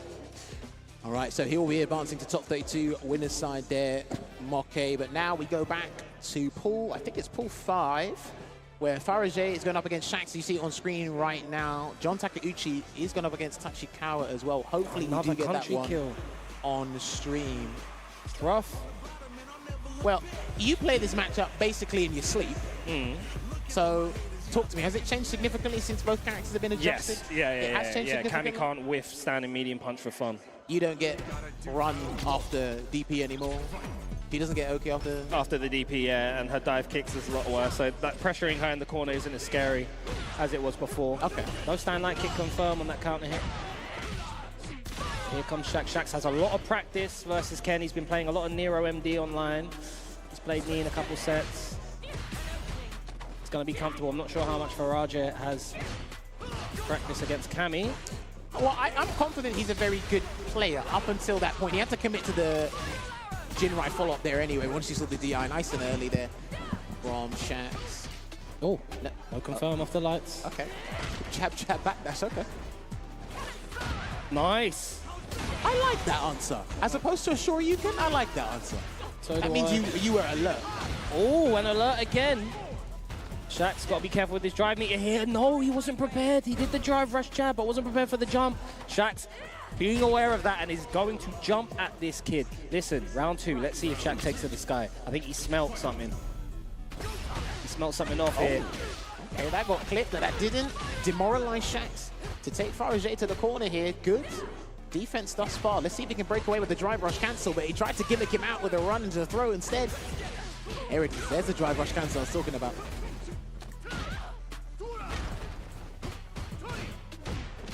Nice interrupt. There's the block option select. See, now her side switching capabilities, they're still good. She has to hit you. Yeah. That's what happens now. Yeah. Like she has, I know she had to hit you with a dive kick before and the DP, But she can go, yeah. It's like now you have to actually convert into something. And you're not getting that much damage out of it as well. Yeah. Oh, just too late. It's the throw though. I think he should do a DI to get him to spend his super. Oh no! Ah, I'm sorry! You said what? I'm sorry! Wait, is he still alive? He's still alive, he's still alive. That's why I'm not good at the game. Just. Good lord. Don't do anything, please. Okay. Man said, don't even tell me what my sound effects The spiral arrow chip out was going to be there anyway. Caught him maybe holding up. I tried to mock my sound effects. He made an even better one. What is this? Chipmunks. Alvin. Nice sweep. That's still effectively good, by the way. You just can't like take the mick out of it max distance. You can actually still use a very good whip punishing tool because it's forward advancing, right? Another sweep. Side switch this time, and let him up each time in that punish counter sweep scenario. I'm loving the Cammy player showing us all the side switching capabilities. I'm like, good, thank you for revealing everything else that you could have done before. We took away 3 of your side switching capabilities and left you with 8. Oh, DP. Oh, interrupt. He just committed to that string. Good block there on the Jinrai, being disciplined. Just trying to go back to neutral to replenish some drive gauge here. Are both players actually, but and you're seeing this. Oh no, out and wasn't ready for the immediate nice approach and movement from Shax. Okay. Sorry. That's your character, bro. That's not mine. I didn't know you could do that. Bit of disrespect there for sure. I mean, it might be a PS5 combo. Who knows? Oh, I saw a crouch medium punch with, but he wasn't quite ready for it. Nope, that's baited out from Shax. Damage, and he's going to go into the level 2 here. Okay, he's going to set up something nasty. He's just going to go for some good damage. Good damage here. That was a huge, that was about 45%. And those are raw drive rushes as well, so you're not in a drive, you're not in regen deficit. lockout. Yeah. Oh, a couple whiffs. Oh no, that's unfortunate, and that's going to be a level 1. He's going to be able to close it out. He dropped it. It was too low and he wasn't prepared. Shax, by the hairs of his chinny chin chin, doesn't lose that round. I mean, not by the hairs of the chinny chin chin. It's pretty much a perfect, but he takes those. He takes those. I mean, it could have been worse. It could have been way worse. One frame sooner from Farajay, and he actually could have got the, because I think he's looking for the big crouch fierce heavy Jinrai. Did he have the, was he not, he wasn't burnt out, was he? No, Shax was burnt out. Yeah, so he could have done heavy, crouch heavy punch, heavy Jinrai, EX slash, and then the whole thing. Crouching heavy punch into the... Heavy Jinrai. He didn't even this. You get a crouching heavy punch run, medium punch, heavy punch, side switch, OD tattoo, put him back in the corner. Do all sorts there, but all sorts, yeah. All hypotheticals at this point. But that is, again, it shows you, he did the level 1 animation startup, and that's where Farajay maybe wasn't as confident in the matchup. He thought it was hit, he thought he was out. Woke up too late with the crouch fierce. Logan just almost broke his phone on the floor. That would be a disaster if he broke his phone. He's got a nice protective cover over it. And so we've got another couple match. We've got another tasty match coming up for you now. Sitting down on stream. Well, do you want to pull up the pools and just see what else is going on? So we're going to have Tachikawa versus John Takeuchi here, Ed versus Rashid. Shax has advanced to top 32. I know we're looking at in top 32. We've got Hurricane and Lex, DCQ Alpha, and Shax is there. Pulga and Turkia could BC. Zalis and Garnet, Ending Walker and Moke. That would be a really good one. We are... Oh, Ending Walker versus Moke. That'll be tomorrow. That'll be tomorrow. We're still waiting for a fair number of things. If I just go to... Well, you know, this might be our last one. Not our last one per se, but still waiting for this. In the losers side... This is losers? No. Oh. In the losers Sorry. side. This is the winners, man. Okay, cool. Stay with me now. Oh, sorry, I'm waiting. Sorry. We've got Farajay going up against Semi28.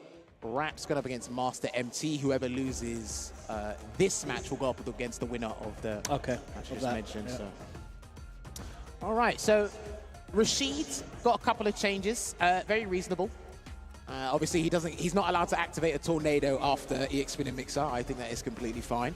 I think the big thing for me, and this is why I put him as one of the best, if not the best on paper in the game, was when Rashid did a drive rush cancel, he could do his side flip.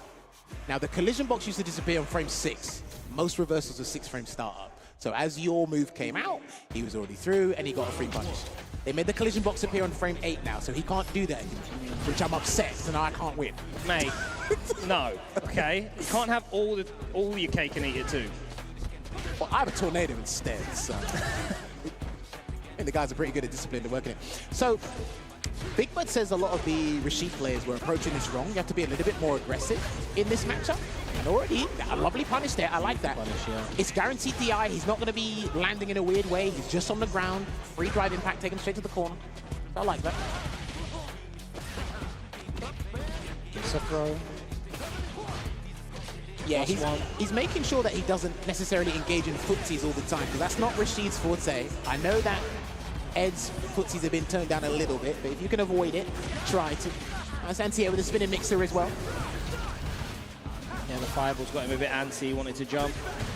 Yeah, he tried to DI a fireball and didn't throw it out. If he can absorb it. Does he have the health? No. Nice, late parry on that overhead. That's the level 2 now. Does Tachikawa. Trying to burn him out.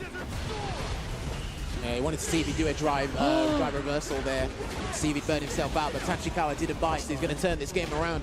Momentum swing off of this perfect parry. We've seen this so many times today. These perfect parries have been coming in clutch. He can still throw a fireball and try to get him to do something, but he's going to do a drive rush into a back throw and take that one. That was too west for wear there for John Takeuchi. That was a very brave throw. Oi! He must have been mashing a bit. Yeah. The screen freeze would have messed him up. He doesn't get a punish counter Arabian Sky High though. Nice confirm. Another overhead. Safe jump inbound. He's got like 25 ways into that, by the way. Heavy into hold, into powered up. Not today. Level 3. I've had enough. I don't want to block this anymore. Okay, gonna reset things to neutral. He's got good walk speed. He's actually been handling himself pretty well thus far. Yeah. Almost got the block. Here it comes. He can't go through that unless he does the psycho uppercut. And he's going to try and wait. Oh, he tried it. I think he tried to grab him. He thought a dash was coming out, tried to grab him to get around that level 2. Because I always encourage people, because some people will still ask, how do you deal with the tornado? I said, 9 times out of 10, after the tornado comes out, Rashid wants to dash and then do something. If you can micro walk and find out where the dash ends, grab him and you don't have to deal with it at that point. You got to deal with it later. Just close it in. Now, Rashid's buttons are a little bit weird to use in neutral. When you figure them out, it's actually problematic for a lot of people to deal with them. And then once you get in, it's hard for people to get out. And he's done the option select. Another drive impact. Burnt him out. Smart stuff from John Takeuchi, who's absolutely on form right now. Tick grab. That's plus. Yeah, this is all a decent string in the corner. Plus frames coming in. Double dash. Okay. That's far. Guaranteed chip. Yeah, he doesn't have OD meter. He can't even DP. Guaranteed, yeah. A weird time to spend it, but he's one game up, potentially match point. So if he gets the round, he probably might get a second twister. Second twister, yeah. Why not? Oh! Didn't react in time. That is minus. Don't press. Says John Takeuchi. Dude, he's been handling this really well. Just the neutral, being an agile character like Rashid is anyway. He's making sure that Tachikawa can't get a clean read on him. Yeah, Tachikawa has not been able to set up a flicker game, establish a flicker game line at all. These fireballs to punish. Yeah, that's punishable now. Oh, he drops it. Huge punish. Level 3. Yeah, gotta burn him out. That sucks because he tried to get a guaranteed punish on the Psycho Blitz now because it's reduced pushback, -4 on blocks. It's actually easy to take it out, but I'm not sure if he was not confident or just mistimed the punish. Yeah, because he got the jab and this completely messed up the crouch and medium kick afterwards. Oh. He has that mod in. Can't test the jump in at him. Dash behind after the tech. Finally get some flicker action going. It's going to take that round. But John Takeuchi does have 2 bars now, like you said, Jammers. That's what we were talking about before. And you'd rather have level 3 go down to level 1 as opposed to 2 bars to 2 bars. Does that make sense? Yeah, so you can build it back quicker. Yeah, 100%. Oh! He got it, and he blinked it. Because getting that to land as a punish counter is super difficult to do consistently. So he managed to get it, and here comes the second wind. He might have to kick at him soon, very soon. Oh, he chose not to. Great defense from Tachikawa. Level 2 chase down. Yes, it does. Yo, big damage coming in here as well, but you couldn't get the pickup. So wake up drive reversal there. Oh, this is huge. He's got to hold this. You're dead. Oh, and there you have it. Unfortunately there for Tachikawa. It was the drive reversal. He couldn't afford to take that. And that's what you were saying. People should neutral jump, right? You were saying that earlier, I think, in SFL. Yeah, because we saw Alphen do it. And I'm like, yeah, dude, if you know they're going to do it, jump, don't block. Because they think someone's going to super. I'm like, no, jump, see what happens. But then we saw Farajay do a backdash. I was like, oh, okay. He went the next Call step. it out, yeah. Yeah, that's it. But listen, unlucky there to Tachikawa. Great movement from John Takeuchi. He's doing exactly what it is. You don't want to sit still too much, but you also want to make sure Ed's continuously blocking. I don't think EX Psycho Uppercut hit once. Because I think every time, and I do encourage this, because if you're unsure how to punish certain moves, Jamie's DP and Ed's DP are the best ones to do it against, and Cammy's as well. Just hit DI. You'll take 1.5 stocks after they spend 2 bars. You get a free combo. Just make it easy. Easy, Don't try and do anything weird. So, now he handled that really well. Looking forward to it, because I haven't seen, me personally, I don't think I've seen John Takeuchi enough this year. He's been at the Super Premiere. He went to Japan and Singapore. I haven't seen him enough as much as I want. As much as we're used to seeing him as well, yeah. So sometimes, because we see more of Gachikun, Big Bird, JB, Dual Kevin, we see more of them. He's one of the finer Rashids in the world, but he's the one I do see the least out of all the guys I see. Very true. And he's a long-time Rashid player as well, by the way. He really put, did he put Rashid on the map? Was it John Takeuchi? Yeah, Street Fighter 5. He was the first one to really start doing stuff with him, so glad to it was a ranking event.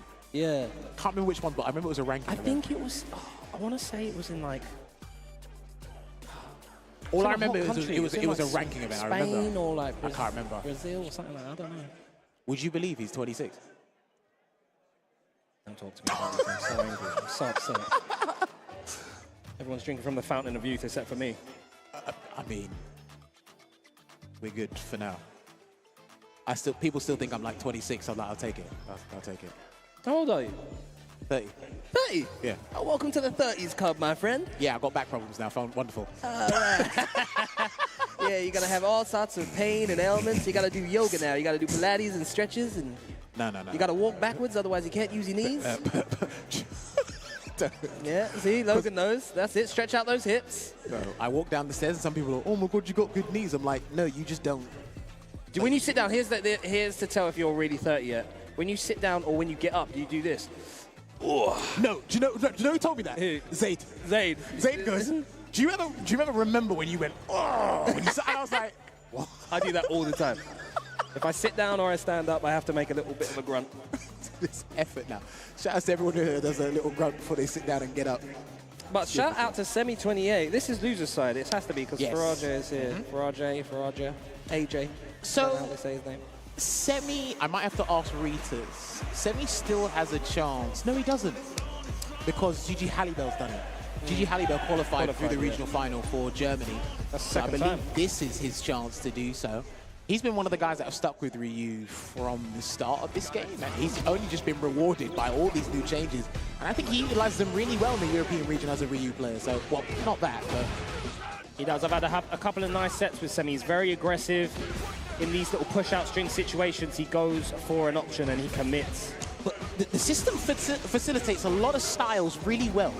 If you think it doesn't work at a certain point, it does, and then it stops. Like you said before, right? And his aggression does work up until a certain point. But he's burnt out here already. Got a jump, I'm sure you can there. Already, yeah, that's not a meaty throw. Set up, oh, and confirms that stand fierce to Semi. Takes that first round. I do think this matchup is just battle of how many stand heavy punches can we connect before we get massive damage. You're seeing there the whiff of the into parry coming out. Nice punish. Stealing frames down that stand fierce. Oh, Semi has whiffed that parry in Faraja's face a couple times now. Go on, tips me. Yeah, he's doing a lot of like stealing, not stealing frames, but he's trying to actually scare him in a different sense, and he didn't get the stun because it was not close enough, and he is going to pay the price massively here, Sengan. Is that dead? I don't know. I'm going to close my eyes. I'm going to close my eyes. It's a sliver. It can't be. Yeah, yeah, yeah. He can throw a fireball, though. One touchy. He can throw a fireball. He can throw a fireball. Semi. And the reason I say he can throw a fireball is because level 1 doesn't go anywhere, level 2 doesn't have anything. So he just going to have to deal with 2x fireballs. And he'd been doing parry behind that Hashigeki every single time, and Faraja gets perfect parry for his troubles. Big frame trap. Jeez Louise. Pay attention. Nugget. He wanted to show you could come out, he didn't get it, but Faraja, good discipline on defense, but he's going to get the conversion off of the forward heavy kick, and that will close out the round because there was practically no scaling from that EX Tutsi there for Semi 28. This is a speed run. Finally get something going here. That's Faraja. Can he get anything set up here in the corner? Double dash, +5. It hit. If it was blocked, that would have worked. And that, again, he's just committing. He's not paying attention to what's happening on the screen. Great drive impact response, though. Level 2, a touch. I like this. It's on Semi. I'm worried about this, though. That's what I'm worried about. I don't question things anymore. Not enough. There's a stun. He's not going to build a level 3, so he's going to charge the Shin Hashigeki, and it's the Tenjin version as well. So this is going to hurt. Oh my God, is he done? What the? Oh, sorry. Capcom Fighters, sorry. I bit my tongue. That was crazy. That was crazy. Yeah, if you get stunned, then my guy's got the Denjin charge and the Shin Hashigeki. Whoa. Good Lord, man. All right. Ryu players coming close to a store near you. If you want to try him out, he hits like a truck. Are they still downplaying him on Twitter? No, it's the whole, you can't teach what's it? Can't teach a dog new tricks or something like that? Ridiculous, bro. I mean, that was crazy. What on earth? Yeah, I know. Anyway. That's why I'm over here, not over there. Over that was disgusting. Good stuff from our Semi. We have got to, just before we go to a break, we have got to talk about some Street Fighter League action that is still going on, still coming up. We have playoffs being decided for Street Fighter League Japan. They're about to start, and we will find out which team is going to be a representative at Capcom Cup 11, where the Street Fighter League finale will take place. Always great stuff. So you can watch the VODs, obviously, on Capcom Fighters Japan, and that comes out twice a week. It's really nice for us because we get to wake up to it, don't we? Yeah, there's still a couple of episodes I need to catch up on, and bear in mind as well, if you are trying to catch up with the VODs, they are playing on the patch before the December version. That's for the VODs. Upcoming is going to be the new stuff. Yeah. SFL EU is complete, so obviously Team Ninjas in Pajamas won that. And then, of course, I can't advertise it here. No, there it is. Fantastic. I love the Blue Coast crew. There will be the US finals happening in January 18th in 2025. You can actually watch it live from Los Angeles, California. The tickets are live, and you can buy a ticket there at capcom.us/SFL24 US-tickets there as well. But of course, we've spoken about that, but we also got to give a special thank you to Pagoda for being the official food sponsor for the Capcom Pro Tour this year. As you level up your fighting game, you can level up your snack game as well. We can level up together with our snack game with Pagoda. the snacks, the egg rolls, you name it. Put them in the microwave or somewhere. Ask Rob TV how you can level up your snack game. Make sure you follow him as well. Hollywood. I just see his meme everywhere now. Which meme? The one with the, hold on, this is fire. I've not seen that meme. Have you? Oh, no. Okay. You got to show me that. You got to show me that during the break. Anyway, right. We are going to take a short break. I believe that is us done for the day. Is I it? believe. I think that's us done for the We day. get some food, get some grubbing. We might be able to. All right. Well, listen, it's been a pleasure with you guys, audience. It's been a pleasure. All right. With you as well, bro. So, there are still some pool matches left. We need to carve out a top 32, and we're going to do that on twitch.tv/Capcom Fighters. Get a snack, get a drink, don't go nowhere, and we'll be back after this short intermission. I am Hollywood, Rob TV, and I am joined here with the one and only Sherry Jennings, and this is What Fuels You. All right, Sherry, so before we get into this interview, for one, I'm feeling a whole lot of aura from you right now. I'm not gonna lie to you. I'm putting some respect on your name, seeing you get awards and all that, but before we get into all of that, I want to ask you an important question. Sherry. What's up? Can we please tap egg rolls? Tap the egg rolls? Yes. I got you. Okay, come on. Let's see what's here for. Come on. Mm-hmm. What's Got a up? little crispiness going on. What's up? This is good. So is Sherry Jennings approved? It's Sherry Jennings approved. And I'm a foodie, so you already know. That is true. You have horrible fast food takes. No, but you are a foodie. I need to become the host of this show. That's all I'm saying. Based on your fast food takes, I think I need to become the host of this show. I'm unqualified. You're unqualified. No, not after the things you've said. You got to be considered OG at this point. That's what I'm saying. I'm a veteran at this point. You're a vet, right? So, what even for people who don't know, right? Like, how did you even get into all of this? Like, for you to get this far, that like it's wild from the beginning. But like, how did this journey even start for you? Yeah, I mean, like, I'm pretty competitive in general, right? So video games, didn't play that growing up, so it's weird that I got this far in it. It's just getting the chance to go to an arcade. I was playing Initial D with my homies, and they were having a Street Fighter 4 ram bat. I was like, what is all this mess? What is all this noise going on behind me? And they were doing a Street Fighter 4 tournament, and my friends, one of them coincidentally was playing in it, and I haven't seen him in super long. And he said, hey, we're gonna have a ladies tournament. I'm finding someone to mentor. Do you wanna be my student? I said, you don't want me, trust me. I don't play fighting, I don't play video games in general. You do not want me to become a competitor. Yeah. And he said it's all fun and games, you know. So he started training me, and that's kind of how I got my name, because I went to play Sea Viper, and he got his friend, Cryogenics, to be my teacher, because he was the original. Bro, what? That's why your name is Jennings? Exactly. Cryogenics, the original SoCal Sea Viper, was my mentor. So when they signed me up for the tournament, they signed me up as Sherry Jennings, and the name just stuck ever since. 15 years strong. I never knew that. We've been friends for years, and you never told me that. You didn't ask. You fake as hell. That's crazy. And You gotta actually, ask. you know what's even worse? Like, so for, like I said, again, for years you've been doing this, right? You know, so you would think normally that comes with a certain level of integrity and stuff, right? You know, but I ran into you in a ranked match, right? You did. I forgot the result. I remember very well. Only because you told me it was you afterwards. I messaged you on Instagram, and I'm like, hey, that was me, whatever, okay. And then, so you might have got lucky or something. And I'm like, let's run it back. You remember the score? I remember because I was playing this Akuma, and I was like, there's no way this Akuma is gonna beat me unless he gimmicks me out. And I literally said it because I was in my Discord streaming to the homies. I said, there's no way this Akuma is gonna try to play footsies with me because he's gonna get smoked if he does. And let me tell you, you're disrespectful. You did a walk back low forward, and I whiff punished it with my low forward drive rush back roundhouse, and I was like, that was free. That's crazy. Because I feel myself when I hit those. Okay, where was it? Okay. I didn't know it was you though, which is the funny part. But what I say when I mentioned it, I said let's run it back, and then what happened? You did. You said I was playing really solid. You said my look looking kind of solid, and then you said let's run it back, and I said for sure I got you. And what happened? I got busy, that's what happened. Evo was coming up, I didn't have time to give you a run back.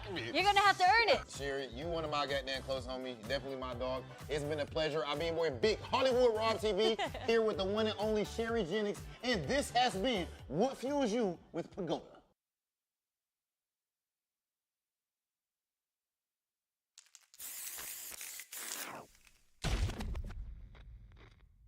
If I piqued your interest, I can teach you all the Shiranui techniques you can handle. Come find me on Aokigahara. Don't keep a good girl waiting.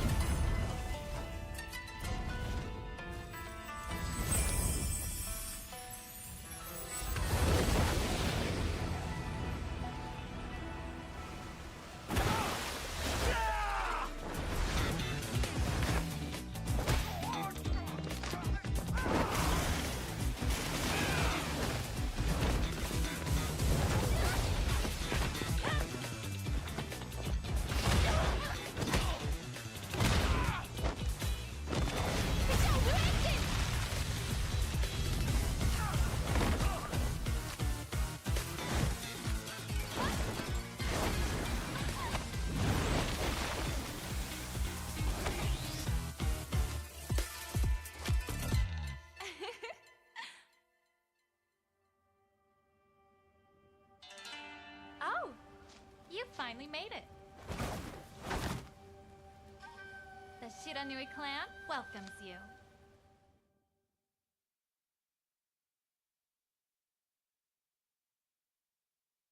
The time has come to share with you news that's bleak but sadly true. I'm talking of the fell black blight, a spreading darkness, endless night. The environment's changing and the monster population's taken a nosedive. Blackgrass, rampaging monsters. What do you know of this corruption? This so-called black mist is actually the Black Blight. Then, there'll most likely be a blighted monster nearby too. Looks like this whole village has been blighted! Do we know what the blight is or why it's eating away at the world? No. But we know that it attacked our home, and that it must be destroyed. The kinship stone commands the might to purify this foul black blight. And we're gonna stop the Black Blight!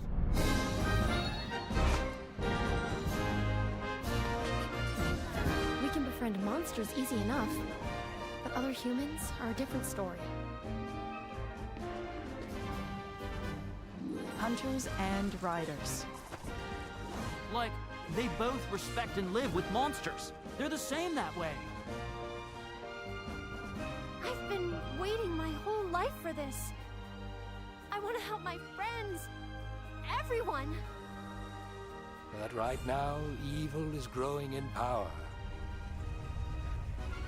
And soon, this whole world shall be devoured. Yeah, we got claws for concern. Ratha's blighted. You can use it to stop the blight. But I'm curious about this kinship with monsters stuff. So I was hoping you could show everyone what it means to be a rider.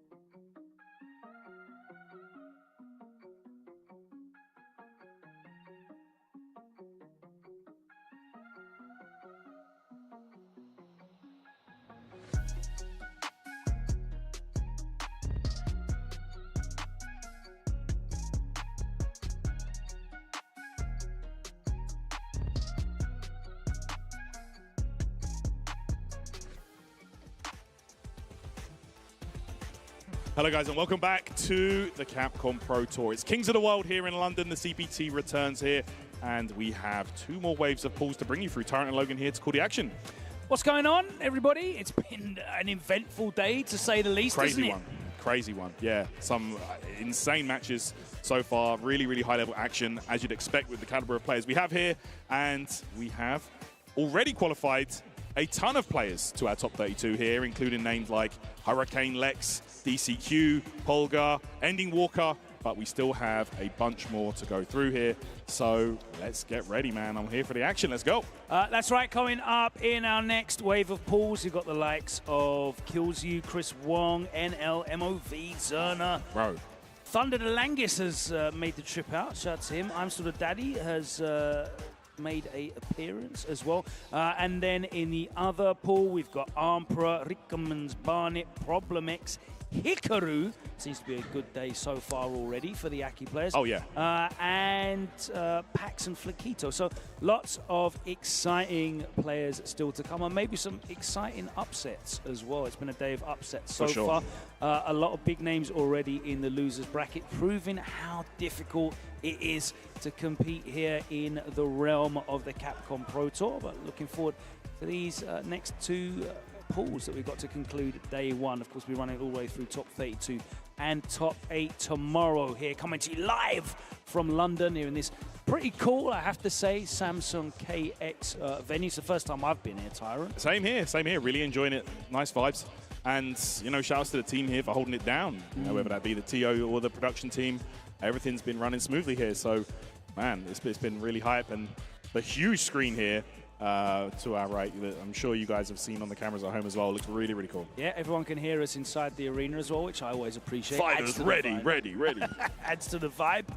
And players have been cycling in and out. Of course, it's not like a full-size venue, so we have been cycling through each wave of pools here inside. We've had some off-site locations as well that have been accommodating the players. Shout out to the Red Bull Gaming Sphere. Of course, always. Big up to the people at Meltdown as well. Lots of stuff going on here in London over the weekend, and we've been honoured to bring it to you. It's great to have an all-UK lineup here on the desk as well. Great to have you back.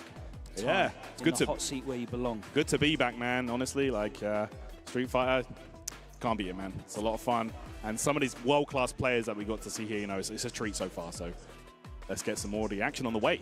All right, we are nearly ready to get into our first matches. So let me take a look on the screen behind us, and we can have a look. We will be kicking off with some of these early round matches. I'm definitely looking forward to seeing Emperor particularly. We've had some great very strong Ken performances. Not Pedro, definitely stood out a little bit earlier. Faraja had a good run on stream, literally in the last block as well. Human Bomb showing out as well. So yeah, Ken's still here. Little slap on the wrist didn't stop him.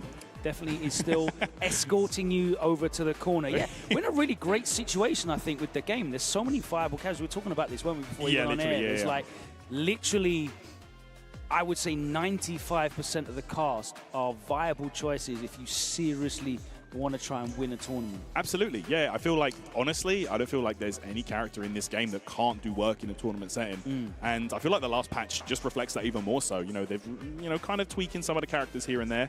But overall, the balance right now, really good. I like it. Yeah, definitely, and it's certainly providing a platform for the character specialists to show out and really put on a performance, an inspiring performance for anyone else out there who is looking to make a name for themselves. It looks like first up we're going to have IBG Driver up against Alex Smith. That's going to be our first match. So we've got an international affair. Yeah, shout out to Alex Smith making the trip over. China versus Massachusetts. No doubt. In that house. I believe Alex is still playing jury, but we'll see that in just a moment. But yeah, man, it's been really cool to see so much international competition here, you know, going head-to-head in London. It's like we said, it's been about 5 years since we've had the Capcom Pro Tour out here. Crazy, right? Unbelievable. And it's great to have, you know, the players shown out, even the guys that have, you know, already qualified, that are out here still taking part and enjoying the competition as well, just because they wanted to come and enjoy the community. And I'm really proud of the reception that our community has given everybody. As you said, it's been a while. We haven't had a real London major since before COVID. It's wild. It just seems so long ago now. I know. Of course, we still hold locals, of course. You know, there's always events that are going on here and there, but nothing on the scale of the Capcom Pro Tour. Okay, so here we go. Getting underway with the match in just a moment, guys. All right, let's get it.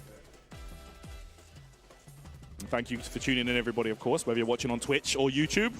We appreciate the support, so thank you very much. Okay. Let's get into it here. So Driver. Drive Rush.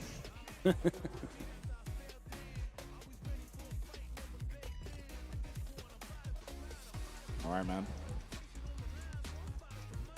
Kings of the world, man. New major.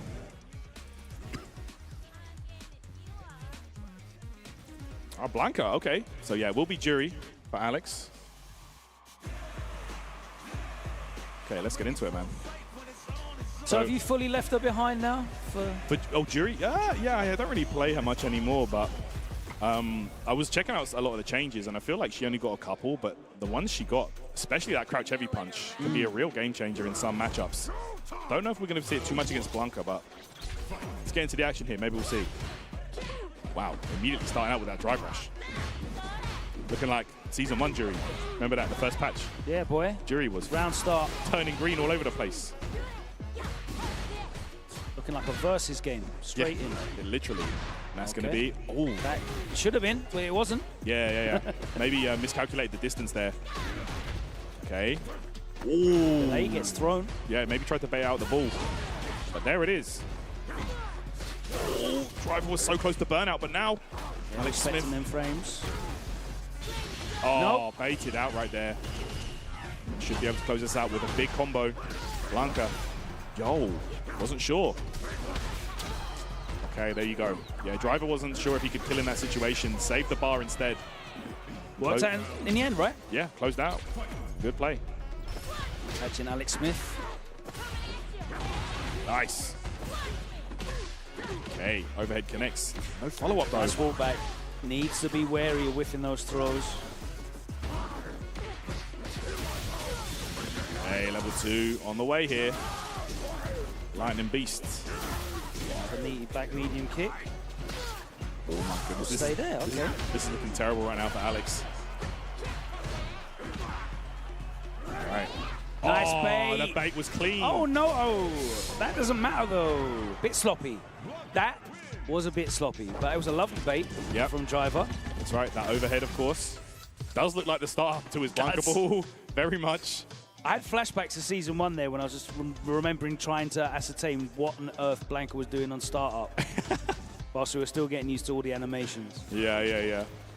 Use it the same way as everything looked like everything else. I know, right? Oh, wow. It's kind of similar to how like Ryu uses Hashigeki, you know, to fake the fireball. Or Bison just presses buttons and does specials. Of course. Oh, this is going to be absolutely lit up. Double crouch fierce combos. Jury still with one of the best throw loop situations in the game. Yeah, did she get normalized in the start of season patch? She can still do that throw loop stuff. Yeah, she can still really do that. Alex Smith takes that round. He's back. Nice. Throw that super kick out. A little bit of corner carry. Ooh, ready like that. Okay. Okay, goes for the ball. Throw Oki. Yeah, man, Blanca. This character can definitely still cook. Again, the character that didn't really get changed too much, but there we go. Into that level 3, use the link it's version more like there. the system mechanics that kind of just dialed down the ludicrous damage output you get from a lot of that level 2 pressure starting with lights. Yeah. They did buff his forward heavy punch and his forward medium kick, actually. But, okay, here we go. Alex Smith ties it up, 1 game apiece. All right. Ooh, big jump. Into that electricity for the knockdown, but Alex Smith finds a solution. Nice conversion. And look, this is where it gets tricky. Respectful of the strings. Nice whiff punish. Just waited it out. Yeah, good spacing, man. You'll see the top level juries do that. They want to space out that Fuhojin so they don't ever get punished. Okay, really trying to keep on top of this drive situation. Oh my goodness. There's the parry. Oh, there it is. Ah, okay. Good stuff. Driver not ready there with the super. All right, set point now for Alex Smith. Nice corner control. He'd whiffed that normal and got whiff punished by driver, but he was able to just put him straight back there, close it out. Yeah. Really good turnaround here. All right.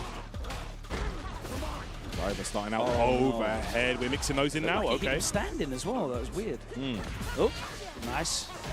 Okay. Just caught him flinching on the recovery of that. There we go. That OD airball now. Oh, this is going to be okay. Here we go. Alex burnt himself out here. He's not going to burn out driver though. Oh, nice bait right there. Take those though. Yeah, and it's going to be. Yeah, he's got the stock as well to get the kill here. Yeah, big chunk of extra damage bolted on at the end. Yeah, really good stuff. Okay, and Alex Smith turns that around. It was looking a little bit rough in that first game, but Alex held it down. Yeah, and I mean, I have to say, you know, a lot of there's certainly been a lot of players here that weren't able to turn it around so far in these pools. So Alex Smith's going to be pleased to get that one out of the way. Whether it was shaky or not doesn't matter.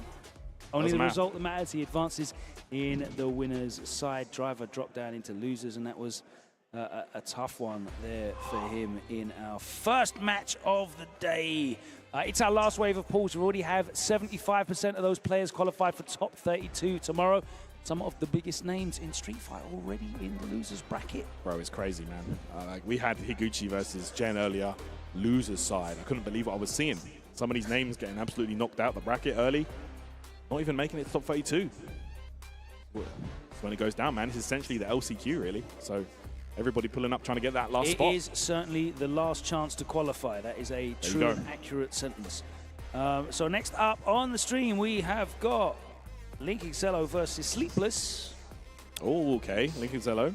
Okay. Sleepless came through yesterday at the 2v2, but I don't really know a lot about them otherwise. Link Excello, a very seasoned player across multiple editions of the game from France. Yeah, man. You've got to imagine he's waiting for Elena. You know what I'm saying? Needs a bit of healing in his life. Bro, that we don't know. I can't wait to see what she's like. Hopefully, there's no way it could be as oppressive and unpleasant as before. Please. We have to pray that, you know, it's a fair and balanced level 2, you know. I'm sure it will be. Yeah. The dev team have done a fantastic job so far.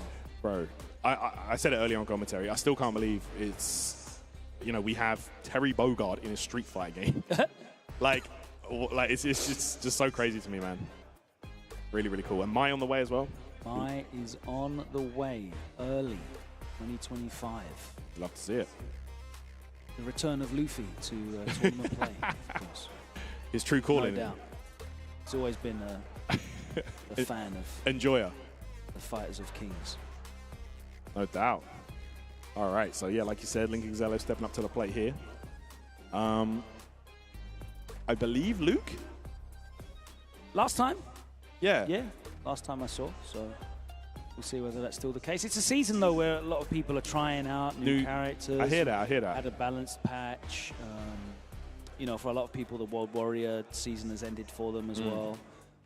So, yeah, just testing out new things, going into a new year. New year, new me, new main. Literally. But we'll find out whether it is a new main. I heard Manon. Maybe we're actually going to see some Manon here. May we? I'd be down. Is it may we or may non?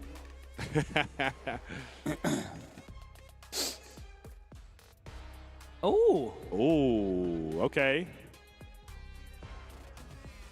Nah, didn't you hear he got nerfed, bro? Don't play him. He's rubbish now. Not worth it. Bro. This guy got nerfed from top 1 to top 1. I prefer to say that Akuma has a very extensive, well-fleshed out tool set. Yeah.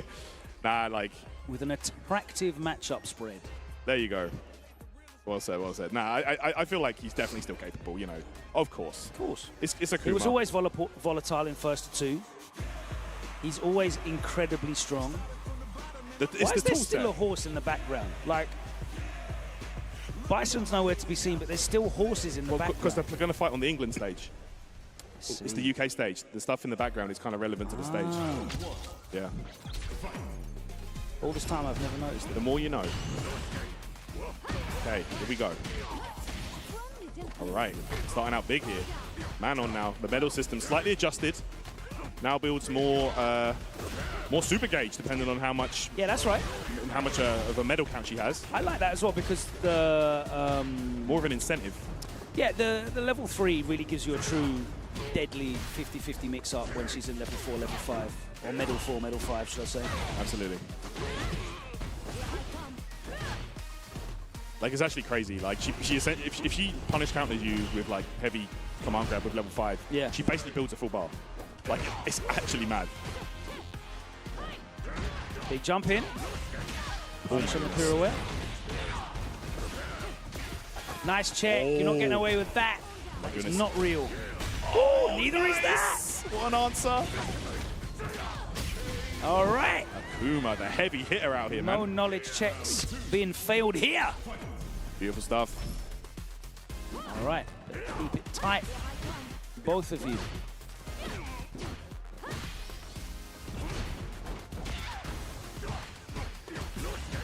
Okay, look at that there. Kept it frame tight. I like that. Yeah, counter hit, so caught him pressing something. Another counter hit as well. So while Sleepless did interrupt the overhead, it looks like he was just pressing buttons on Wake Up regardless. Okay, no sweep. Wake Up buttons again! Oh my gosh. That's going to get Sleepless out of the corner. Absolutely. Great answer there. But now, oh my goodness. Punish counter level 3 is still a lot of damage. One command grab and that Akuma is toast. No, that's a lot as well. I think Xello now needs to be super careful. The DI, oh no, that's gonna do it. Sleepless. Clutches it out there. All right. Menard, actually a real character with level 3 now. Round 3, Manon with 4 medals. It might be peak. Don't like that. Well, straight into the super. I don't like that. Okay. Well, let's see. She's so scary with plus frames when she has a level 3. Like, if you try and get out and you get caught grounded when she's still got level 3. Oh! Oh, clap back? Might go into the grab here. Yeah, take the level 5. Yep. Bang! Look at my that. God! Oh, my word. Jeez! And there you have it. What do I know? Sleepless turns it around. C'est parfait! You know what? Against Akuma, the low life, I respect doing like supers early to just get as much damage on him as possible. I hear you. Not a bad decision at all, but Sleepless there. First round up, first game up. It's just such a terrifying situation against her because she does, you know, when she's in 4 medals or 5 medals, the damage on Akuma is significant. So you're going to want to escape it, right? Which is when she can use those plus frames and keep you grounded and get big combo conversions. Because the hit element of it is actually not that bad when she's only just doing drive rush combos on you. That's right. Like, Manon's neutral is not amazing, but she can take risks to surprise you. You know, at the end of the day, they are risks, but stuff like that, she can throw that out. She can go for, like, the low ballerina kicks if you try and walk back. Yeah, some of them are a little bit susceptible to drive impact. Like, yeah. But Akuma's not going to just randomly drive impact in neutral. That's suicide. So. Yeah, of course. It's all about playing her unpredictably. Yeah. Oh, my goodness. This is nearly dead here. I think Xello having a torrid time here against Sleepless. Yeah. Might be him who's going to be Sleepless tonight. Oh my goodness, needs to be so careful. And even jumping against her is a risk with that EX kicks. Okay, that's going to do it. Good stuff. Dumps the 2 bars. Yeah. No messing around. Yeah, man. Don't want to overextend against Manon.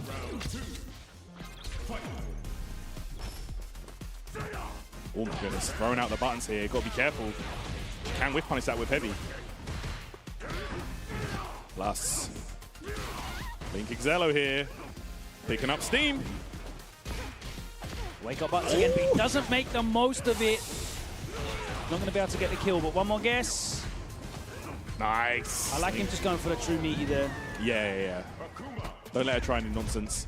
Like, if you're going to do level 3 there, do it, you know? Be my guest. Literally, yeah. Wants you to waste it, and then there we go. He had the life to take it. Link Xello ties it up. Nice check. All right. Like that. Put these medallions up on the board. Wow. Drive gauge looking kind of low right here for Sleepless. I don't even know what that target combo is on block because I only ever see it cancelled into... no, Akuma's. Oh, Akuma's one. I only ever see it cancelled into Fireball, so... True. Okay, and there's one of those sweeps. Link Xello, though, fires back with an OD Shoryuken. Damn, that hit down the shin bone. What an answer there. And the grab's going to do it. No. Wow. That was certainly a thing to do. Don't know if he wanted that. There you have it. That's probably wake up. Drive reverse, all right. Oh my goodness, look at that. Oh, I like that. Cheeky confirm. Resets it into the command grab. Look at the damage adding up here. Oh no. Oh my word, level 2. In burnout though, Sleepless. Yeah, I like that. Keeps him in the corner. Goes for the meaty. Oh, gets through. That would have been safe. Oh, the anti-air. Oh, Sleepless. Sends Link Xello to loser's bracket with Manon. All right. Wow. Sending the Frenchman to losers with the French character, yeah? Love that. See you. Always a big fan of that. Mais oui. Magnifique. Mais non. For Link Xello. Wow. What a game. Xello having a tough time accepting that, but very legitimate performance from Sleepless. Yeah. No shenanigans there. Can't really argue. Yeah, man. Some really nice decision making. I really love the heavy confirm on counter hit there. Got the medium straight into the grab. Resets for a ton of damage. And there was, he was completely right about using level 3, as he said. He'd take the damage early on. Yeah, take it early on against Takuma. I think it's an excellent choice. It forced Link Excello to try and make a comeback.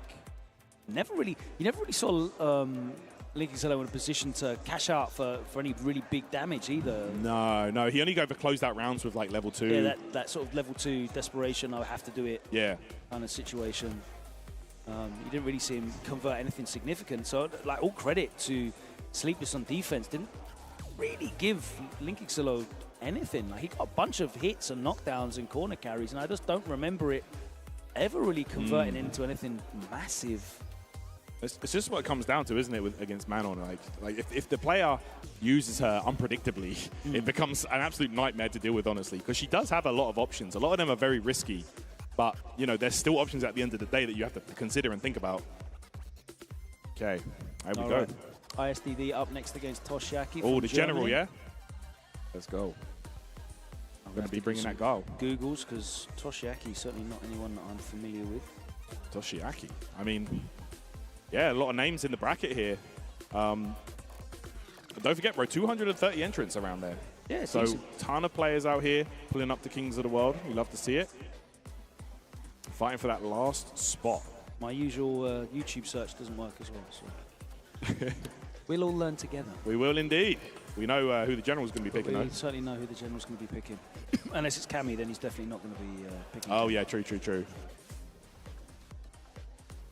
But ISDD, of course, does have a wealth of characters under his belt. I know he uses some Bison, some Eds, Blanca as well.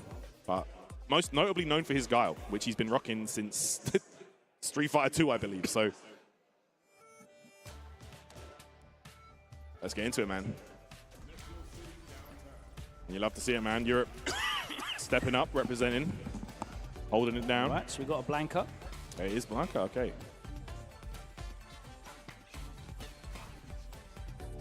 Ooh, okay. The general. It will be, okay, maybe it will be Blanca. So pick a top tier, yeah? Bro, Aki is so strong. And like you said earlier, Logan, like this weekend has already been a very, very successful one for the Aki players. Guile? Yeah. All right, I think we're going to get straight into the action here.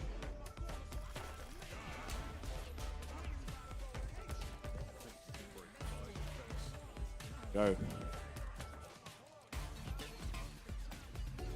All right, we've got to look at a little button check underway in a moment, guys, but then we will be getting to the action. Toshiaki certainly living up to the last 2 syllables of his name now.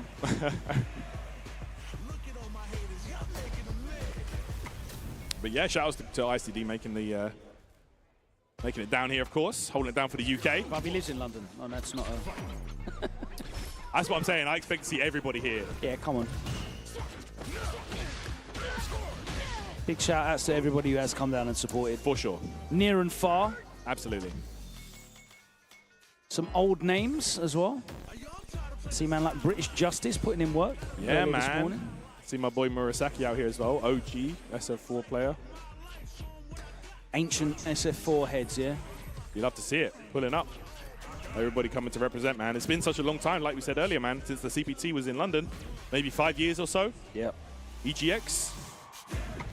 And now we're back. Street Fighter 6. Let's get it. ISDD versus Toshiaki.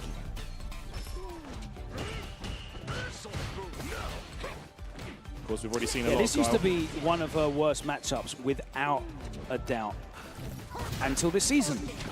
Yeah, man. When it's definitely not a bad matchup at all anymore. No, the dive just changed that completely. Wow, opened up right there. Desperation flash kick from ISDD. Could be in trouble now. Man, fighting against Aki and Burnout is so difficult, bro. Look at this, nothing you can do. Oh, wake up Barnes though. Finds the mark.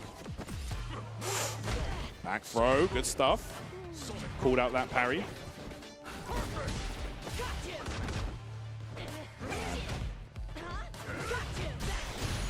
Oh, okay. Is it enough to kill, though? Yes, level 1 at the end will do it here for Toshiaki. Takes the first round. And it's unfortunate ISTD, he actually did build back the drive gauge just in time. Was unable to fire back with a DI of his own. Catching Toshiaki trying to walk back. Okay, target combo lands. Get the Dragon Suplex. All right, the break. Uh-oh. I could have got a lot more than that. Drive rushing straight into that OD boom. Oh. Damn. All right. Ripper damage right there coming off the flash kick. Nice. He's ready again. One more touch. The overhead works one more time. Wow. A lot of success on that overhead, whether it's raw or off the target combo. There you go. Toshiaki trying that cruel fate, but ISD said nope. Flash kick straight up. ISDD, some of the fastest charge time you will ever see.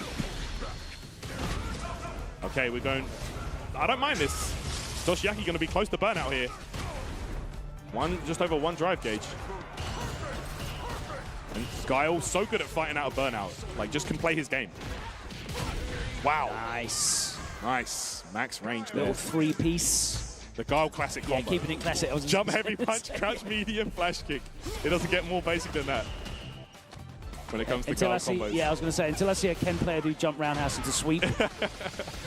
He's been doing that combo for like 30 years, bro. Never fails. All right, punish counter there. Oh, grabbed up. And the bonus damage there from the poison as well. He should have the handcuffs combo in every single game. Like, obviously not instant stun, but like he should have that as a combo in every single game. They should have given that to him in Omega mode. All right. Okay. Backdash in there. ICD trying to stay alive in this. Toshiaki though with a hefty life lead in this round. Fishing. Oh, tries to catch him. That's unfortunate. Definitely didn't want the jump. Oh, caught the legs. Untying the shoelaces. Toshiaki.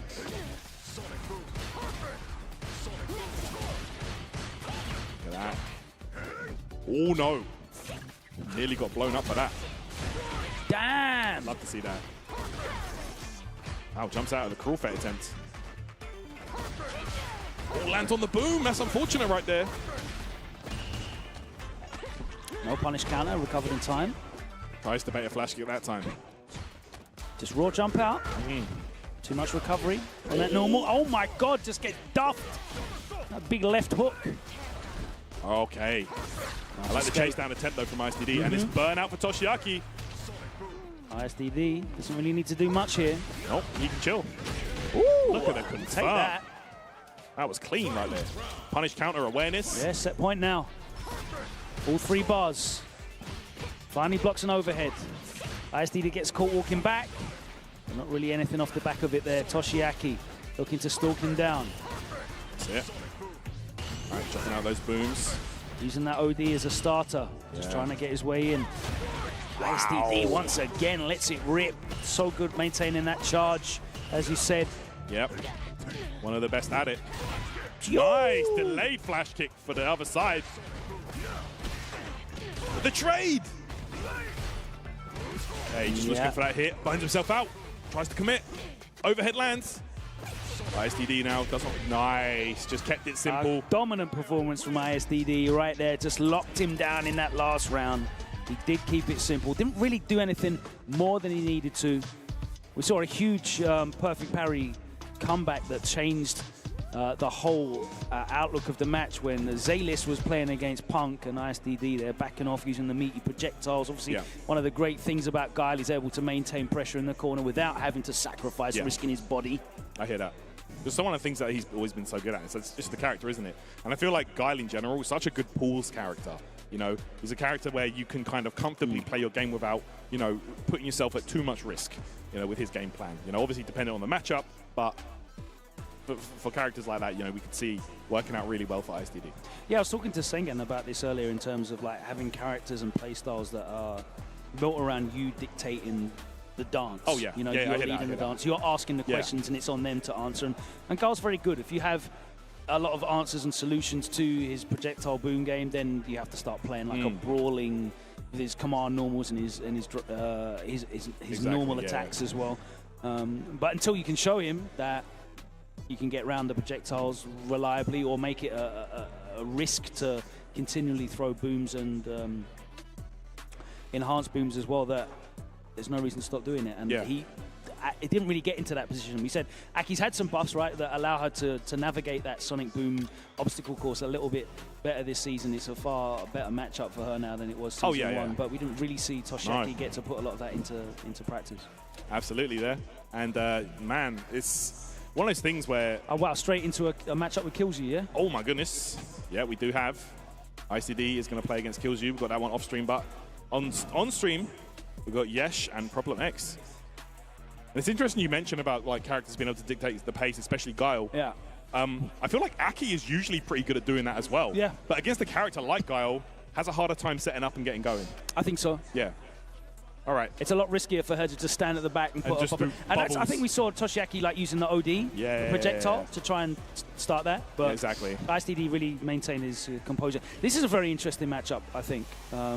Because Bison's got a lot of answers to Akuma's aerial approach, but none of them are super reliable to everything. And you have to have charge, right? That's right. It's range specific. And it's not just the Psycho Crusher he can use, as we just saw. Being able to air consistently against Akuma is also very nice with the jump medium punch. But the Problem X right now... And of course, you know, Problem X, one of the most famous practitioners of that hell attack. Oh my goodness.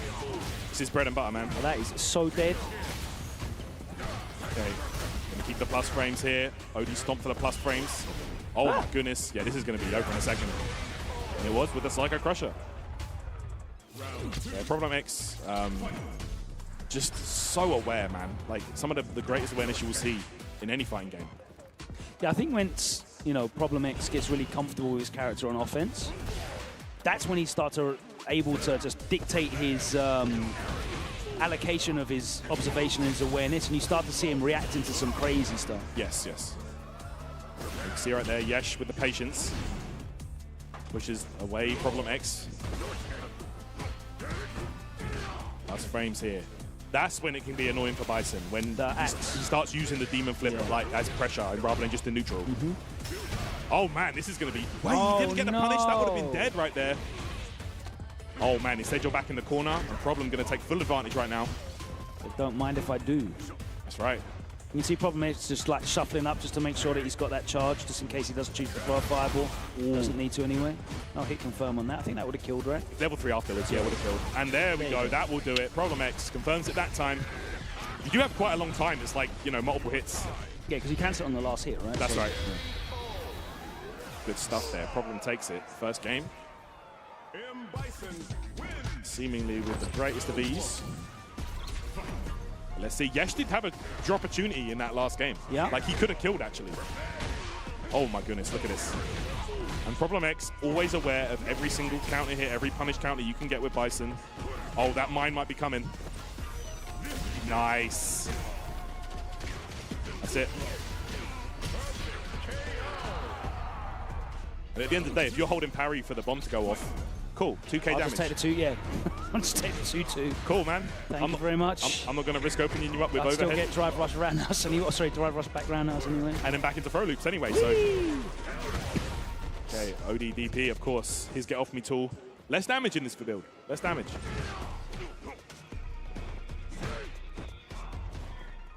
All right. Nice. Confirm. Goes for the meaty.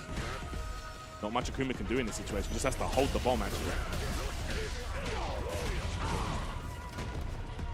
All right, Problem X willing to make some space here. He wants him to... Oh, caught him. Okay. I think he was waiting for a jump or a demon flip. Oh, that's going to be close. Interrupted there with the fireball. Okay. Yeah, Problem X making her a hard read on a parry after a blocked OD Psycho Crush there. Yeah. Really put him in a position where he wasn't able to take any more hits in neutral. But he's still at set point. Wake up, OD. Do you know how risky that was? You would have died. Yes. You would have been cooked. Yes. Yeah, literally. Even with that little resources, Yep. yes. Okay, gets a grab here. This is huge for reset Yesh. into the throw. Yeah. I don't know what Problem X was mashing on, but he got punished counter for it. And Akuma can really turn around. Any hit now will do it for Yesh, actually. Likewise, if Bison hits you hard. Oh, nice. Gonna be lit up now. Get that install. Bison with such a strong reward. To bait the OD parry. out. Takes the plus frames. Yeah. Okay, Problem not looking to. Oh, too far. And he's put himself in the corner after that. Oh, All right, nice. we'll take those. Gets the scissors into the level 3. And there you have it. Yeah, Problem X waiting for his opportunity there. Drive rush into nothing to try and bait out a wake-up reversal. We'd seen a few of them, been hit by a couple of them. Then the anti-air Cyclo Crusher just went underneath, and that's showing you there the unreliability of that as an answer as an anti-air. Yeah. Honestly, like, if you see Akuma jump from certain ranges, it's actually sometimes better to use like Light Psycho. Yeah. Because it's slower startup, and like if he tries, just normal jump or the F5, or at least you'll get out. The OD one, it's like it kind of like holds in place a little bit. It's really weird before it heads forward. So, yeah, it's all very specific, and it's Nothing covers everything. It's never a true answer for that. So, Problem X, of course, making his way out of there and takes it, stays in winners as expected. That's right. So right about now, let's take a look at the brackets and update. We've got Chris Wong versus MOV happening. Zerna versus Teeny Tiny Tony. Oh, Zangief, yeah. Hopefully we'll get to see that one on stream as well. Yeah. Kills You, I'm Still the Daddy happening right in front of us on the setups over there. Let's take a look as well now in pool number 7. That's right. We are 7 and 8 right now. Qualifying our final players for the top 32. Emperor has defeated Pax, and he's in winners semi-finals. He'll be playing the winner of Rickerman's Barnet and Roxas. Problem X advances, and he'll be playing Sky Dweller, Hikaru, and Flaquito fighting it out as well. But it looks like Zerna's going to be stepping up, so let me go back, and we're going to get some Geef on the stage. There we go. Jury. First Geef I've seen today, actually. Yeah. It's all changed since a couple of months ago. Man, I'll tell you what. He's very different. They keep tweaking him quite a lot. He's one of those characters where, like, even the slightest tweak can affect his game plan so much. Like the medium kick changes they made for him, and then they kind of reverted a few of them. I feel like when grapplers are very good in 6 in general, that they're really fast to like interject and intervene with the balances. Like they did it with Marissa as well. I hear that. Her Oki after command grab, Oki after level 3. Yeah, that's very true. Honda got touched quite a fair bit, and now he's certainly not more of a grappling character, more so of a ground-based normals character. Sure. Yeah, I hear that. in a game where it's like the parry is like, such a big part of the game, like an integral part of the game. Yeah. You have to use it sometimes, but like against the grappler, they're licking their lips when they see that. Yeah, reaction punish on that parry, recovery frames. Huge damage. Especially this guy. No doubt. Zangief. Don't try and parry and then get level 3'd by this man. Oh, my word. He'll wake up tomorrow. Yep. That's it, man. Loyal fans. You're done. But it's... also, you got to think about how they... the jump cancel is gone now. Yeah. And that was a big part of Zangief's game plan. So, to make up for that, they did give him a huge meter gain whenever he lands a punish counter regular grab now. Yeah. Like, it's insane. Like, he literally builds, like, 3/4 of a super bar. Oh, my word. That seems like something they really want to encourage, because obviously Menon's super gauge from command grabs went up as well. And you got to think about it as well. Like, for grapplers, that's like their only reversal. Yeah. So you're giving them... he hasn't even really, actually got one, so... Yeah, exactly. Whoa, oh, nice! All right. Tony here. Oh, my goodness. Oh, tried to chase down there. That would have been crazy, bro. Yeah, this matchup, honestly, Zangief actually does pretty well. Okay, we're going for level 2. Yeah, because of the range of his normals. Yeah, absolutely. Like, that medium punch is very good at stopping her drive rush. She doesn't really get to mix you up. Like, no! And she does get a punish. Yes, she chases him down. He can jump over the fireballs on reaction. Okay. With the knee. Like, it's really scary to even throw stuff out against Zangief. And does it connect normally for a punish counter? Yeah, punish counter. You can get stuff up though. Cold. Like, that's what Tony's probably looking for. He's probably looking for an OD fireball or something. Take that. Oh, my gosh. Ugh. Damage is crazy. Oh, my gosh. Waking up tomorrow. And that's going to be burnout. Oh, no! No! I thought they fixed the hitbox on that. Oh, man. Okay, look at it. All right. Okay. Obviously scaled. There we go. That's it. Yeah, that was a good 2/3 of a bar. For a punish counter, so it's actually scaled as well. Yeah. Crazy, right?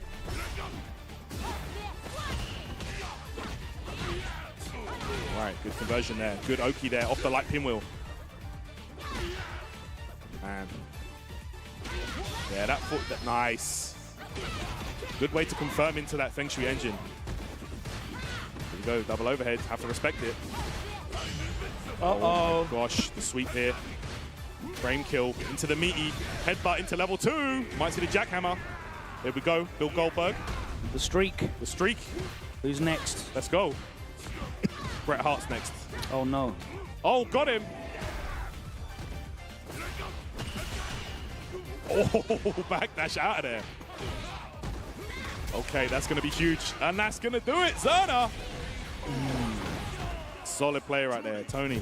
Yeah, it wasn't put off. Just carried on the rush down. Yeah, well played. Honestly, like, could have gone either way. Very fast. Yeah, Tony wasn't really able to like cash out on big, huge damage. Yeah. So not really enough to put Zerna off from that playstyle. Good space in there. Yeah, I can see at that range as well, you can't really play a zoning game. You can't really just space out your projectiles. Yeah, it's ranges where Jury is usually really good. You know, she's got heavy punch in range. She can throw the fireball, make you think about that. She can make you jump. But against Zangief, it's very risky. Blown up right there with the fist. Look at that. Really pushing Geef back to the corner here. Tony. Nice, Larry anti-air. Back throw there, good stuff. Zerna, there's the knee. Oh! Counter hit, went for the reset though. Good space in. Okay, Tony in burnout, it's do or die right now. Yeah, Zerna's sitting down after that drive rush. Yeah. Score that away if you get a chance to use that information again, but Zerna, one of the guys that I really see use that level 2 the most. Yeah, like, there's a lot of like level 3 meta for Jury still, even now, like 2 years in. But yeah, we were talking about that earlier. I was talking about it with Jammers actually. It's you know, you can play Jury in so many different ways. She's very versatile as a character. You know, you can go all in on the level 3, or you can play the Feng Shui engine. There's no right or wrong answer. All right, there's the burnout. Yep. Nice grab. Uh-oh. Crazy. Really aware of Jury's throw loop situation, one of the best in the game. But this is going to be nearly dead. Thankfully, nothing after that at all. Thankfully. Yeah, usually Jury pretty good at punishing that. Oh, that's it! Okay. All right, Zerna closes it out 2-0. Played that to a T. Great stuff right there. Zerna. Scary times. It is, bro. Anytime you play against Zangief and you come out, it's just like, oh, man. Ugh. PTSD. And that was just from the level 1, just whiffing as well. Yeah, man. Could have gone down so differently. Would have been burnt out into bad times. But there you go. Zerna makes it out. Solid play. Hard times. Yeah, man. Zerna rapidly becoming one of the like go-to names in Europe. He had such an incredible run yesterday in the 2v2, man. Like great showing at SFL. He put a bunch of the attending Japanese to the sword. Really, really impressive stuff from him, and he's got such a bright future ahead of him. Absolutely. If he, continues the positive path that he's on. Big personality as well. Yeah, that's what I'm saying. Like if he's not like creating content and stuff like that, he should. You know, he's a very entertaining. Yeah, corner the TikTok market for the kids. There you go, Skibbity kids. Absolutely. Okay, here we go. All the Riz and such. Oh my goodness, we've got more games on the way. All right. GG's on the way. Rickerman's Barnet stepping up, so let's find out. He's going to be playing against Roxas. I'd see Roxas in a minute. So Rickerman's Barnet been playing a few different characters. Honda, I've seen Bagger Honda. I think Honda is kind of scary now. I thought he was decent anyway, but like now he's like pretty scary. I'm not gonna lie. I did not think he was decent. Well, you don't I think respect decent. him now. Okay, good. I respect him now. Put some respect on Edmund, yeah? I will take my respect and place it upon Edmund Honda. Oh, man. Yeah, they gave him some really, really interesting buffs. I hope we do see him. But, you know, Rickman's Garnet plays like every character, so it's hard to say. Literally has like every clip 10 I see character. is Honda, so I'm really hoping that it is, but you never know. Yep, you never know, man. But yeah, it's been a really fun tournament so far. Like, it's been really like, we've seen a lot of character variety, a lot of different, you know, nations represented, a lot of different scenes. It's been a great tournament so far, man. Thank you so much for tuning in, everybody. Appreciate it.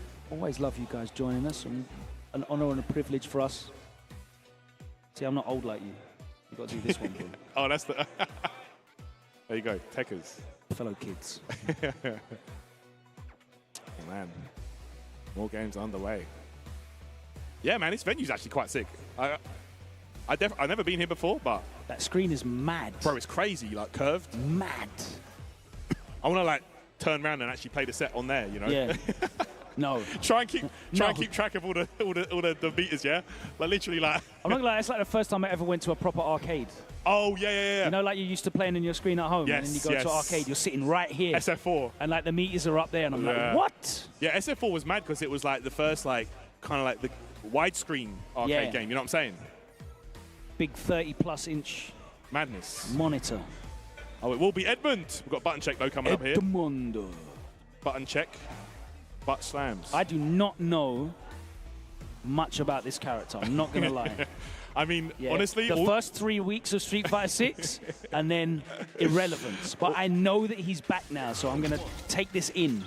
All you're gonna be seeing is fierce punch, and then just occasional like you know target combo with hands. yeah. And an occasional EX sumo step. There you go. Yeah. Dostokoi. All right, the buttons are checked. Bro, every time, literally, every major tournament in Europe I see Rick Man's at, he's playing a new character. Like, if you remember Versus fighting last year, he obviously won it with Jury. Yeah. Since then, I think he's played a different character every time. It's kind of crazy. And it's good to see versatility like that, man. Yeah, I wasn't part of SFL Europe this season. Sadly. And not able to make it out of World Warrior either in the region, so it's just been focusing on having a positive relationship with the game. Yeah, man. It's a fun game. What can I say? Here we go. Rickman's Barnet is repping that Honda. 100-hand slap. Was safe in that range. Nice. That medium punch is crazy as well. Yep. Went to remember that. Into the Ochio grab.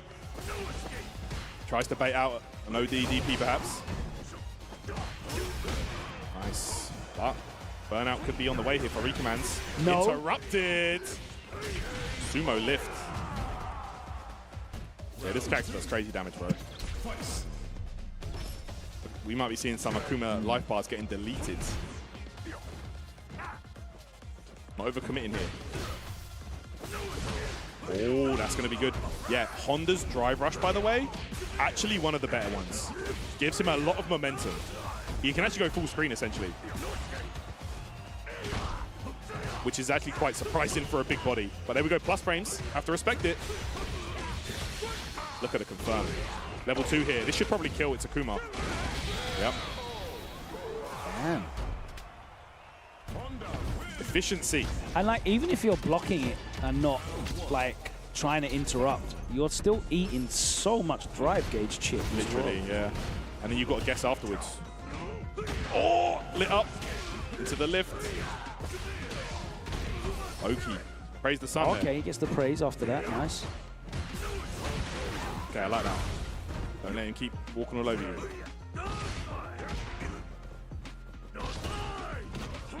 Right, good parry there from Roxas. Doesn't want to take any drive gauge chip. That's a full bar gone anytime he makes you block it. Hey, there we go. It's Honda in burnout here. Dashes straight into a jump in. Ooh, too far for the grab. Nice tech there from Rikamans. Has to stay alive. This burnout, weather the storm. Oh, that's going to do it. The delay was beautiful. Yeah, I saw that. I saw that. That was clean right there. Rikamans might have fought grab. Bro, that was Cammy spacing on the dive kick. Beautiful. All right, keep your strings tight. That's what I'm saying. Meaty medium punch catches something. He's going to go straight into the level 2. There we go. He gets a follow-up on this as well. Huge life lead. He's going to get the Oki. Yeah, that Tatsuenda is just so strong for Akuma. Look at this. Literally, a couple of whiff punishes, and Honda brings us back.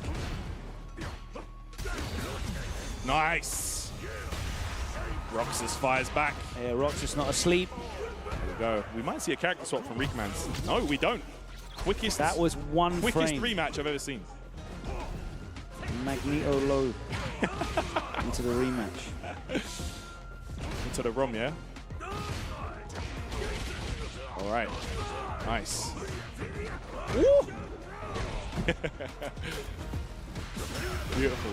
Stay there. Where you think you're going? It's not out of the corner. Oh. All right, puts himself back in. Trades. Demon Raid. Trade in places. Yeah. Roxas here with a great check. Rikman's opens him up there. Gosh. It's a scary situation right here. Okay, just checks the OD. Good patience. Oh, Roxas. No patience from Roxas. He's burned out, headbutt. Yeah. The second he saw the demon flip come out, it was OD headbutt. Set point now for Recommands.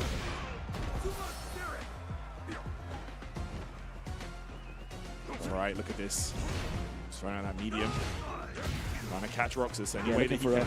Yeah, he's looking for a buffer there, isn't he? Literally. Oh, the delay was beautiful. The command dive kick. Yeah, and Akuma, man, I'll tell you what, if he gets hit by that counter hit fist on the jumping, this is huge. Lift, might go for level 3. No, just goes for the Oki on the butt slam. Sitting down. That was another huge buff he got. Oki on the butt slam, that's ridiculous. He's dead. GG's. That's it. Okay. E-Honda, recommends Garnet. Gonna seal it there and advance through winner's side, I believe. Yeah, he's gonna be playing against Emperor in winners semi-finals. All right, there we go. E-Honda, bro.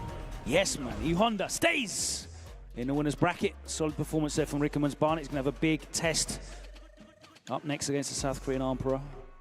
No doubt, one of the heavy hitters here. And I say that, there's a lot in attendance. Kings of the World. Mad good players here. Bro. Yeah, really happy with the showing, actually. Obviously, it is the last chance to qualify in an offline format here. So a lot of the players here certainly have already missed out on qualifying through their World Warriors. So it is truly their last opportunity. And, you know, you're really getting that come through in the focus and the atmosphere around here. Like, everyone's good vibes, but everyone's locked in. Like, everyone's really, really focused. Yeah, it's always, like you say, good vibes. But then when it comes time to play, you really see, you know, these fellas are they're playing some video games. So excellent stuff. Absolutely. Right. We have more qualifiers still to go. A couple of winners semi-finals, and then we'll be looking at some of these losers matches as well. But before we get into that, I believe it is time for us to thank some of the wonderful people who have made it possible for this Pro Tour. And of course, the focus of this Capcom Pro Tour is firmly set on Tokyo in March. Capcom Cup 11 and the SFL World Championship will converge, Tyrant, at the iconic Ryogoku Sumo Hall on March the 5th to the 9th. The scene of so many epic bouts, not just in sumo, but pro wrestling. It's a historic venue for that as well. We've seen, both of us have watched many incredible matches broadcast from there, and it's great that we're going to see Street Fighter 6 broadcast from there as well. Very exciting. You know, they're going to throw down in the digital realm Street Fighter 6. You can see my man Edmund on the left side of the screen right there. Beautiful stuff there. Excellent. I'm looking forward to seeing Capcom Cup 11 go down. And of course, it's time to get them egg rolls. Get them in, boy. Get them out the box and into your mouths. Thank you so much to our partners at Pagoda, snacks and egg rolls, keeping us fueled up to make sure that you are not burnt out and ready to react to any drive rushes on the screen. Thank you very much to our friends at Pagoda as well.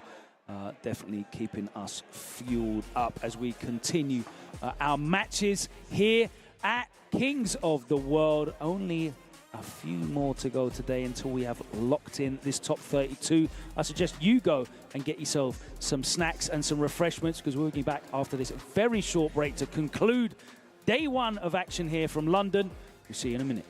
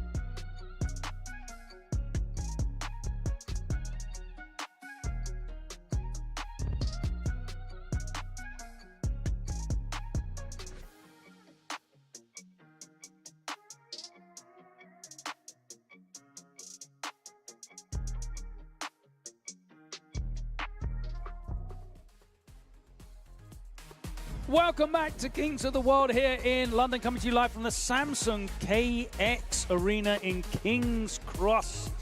That's right, outside looks exactly like the stage in Street Fighter 6. There's pipes blowing steam everywhere. Steampunk, man drinking tea in the streets. Outside the pub, people walking horses. Horses and that. People in maid costumes.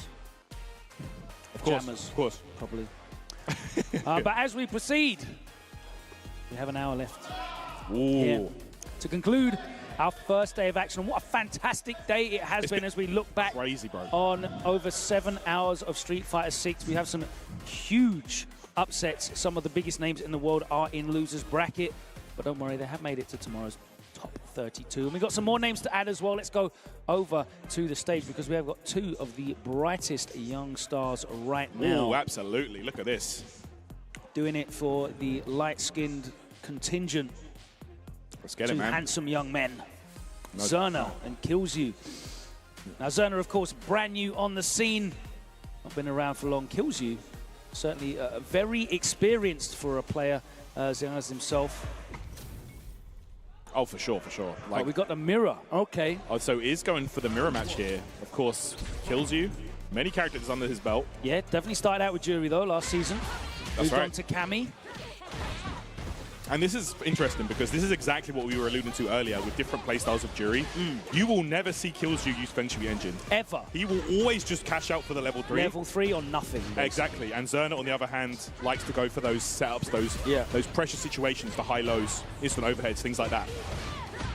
Speaking of which, that instant overhead got cooked. Kills-You here, going to be burnout.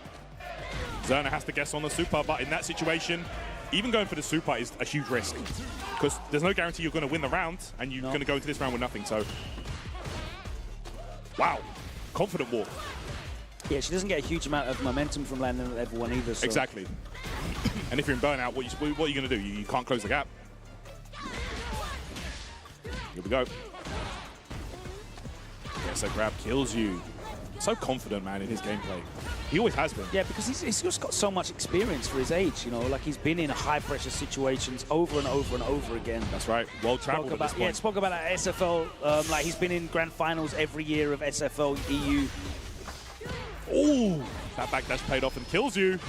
He's going to take Represented it. France at Capcom Cup, represented at EWC and Gamers 8. Like he's been... Did well at EVO as well. Yeah, had a great run at EVO, even in Street Fighter 5. That's right. Had an epic match against Daigo for top 8, missed out, finished 9th that year. That was the last year of Street Fighter 5, I think, at EVO. Yeah, I remember that. Okay. Zerna, though, definitely has all of that in his future. It might not be today, judging by this performance here. Kills-You, really leaning in. Wow, look at this, man. Zerna just getting opened up every opportunity. Okay. Jump back there from Kills-You, making some space. Late anti-air on the pinwall, gets it though. Very nice. And again. Wow. Special bar. And Kills-You opting to approach with that jump heavy punch as much as possible. But Zerna's been shutting it down every time with that DP. Yeah, different versions as well. Is there much benefit for using the OD version? The DP? Yeah, obviously damage, but other than that? I guess for characters like Cammy, you know, like would be invincible all the way up. But yeah, honestly, not really. Okay. The other versions have better horizontal reach. So, all right, Nice jump back. air to air, controlling that corner, but immediately Kills-You. Right. Gets all of that real estate back, dashes in. Okay. Nice delay on the medium. Yeah. Both players are using that jump heavy punch a lot. You know, you can almost think of it as a dive kick almost, you know. Yeah, it comes down mad quick. Yeah. Not much of a hurt box available there. But it's more the speed at which it comes down, right? So you have to be super early. Maybe that's why he went for the OD pinwheel as an anti-air option. It's also the timing you press the button that really does affect whether it can go behind or not. Okay, here we go. That time does get the knockdown. They interrupt to go. Did you see What the a awareness? clean answer that was. Beautiful. Hopping over the fireball and getting a full combo. Kills-You with the awareness. Yeah, he hasn't just succumbed entirely to Cammy play. Still got that in the locker. Oh, for sure. I feel like Jury's a character where she's fairly simple to play into the burnout. That's going to be stun and death. You would never forget, you know what I'm saying? Like Kills-You, Goes into set point there. Showing the jammy Juri supremacy right now. Gets the grab. All right, break. Okay, backing off here. Oh, kills you. Looking for a whiff punish. She got clipped, though, by the end of that. Ooh! And there we go. We're going to see it. The Feng Shui engine on the side of Zerna. He make the most of it. Right. Attacking the drive gauge. Indeed. And look, oh, good parries. Look, he built it all back.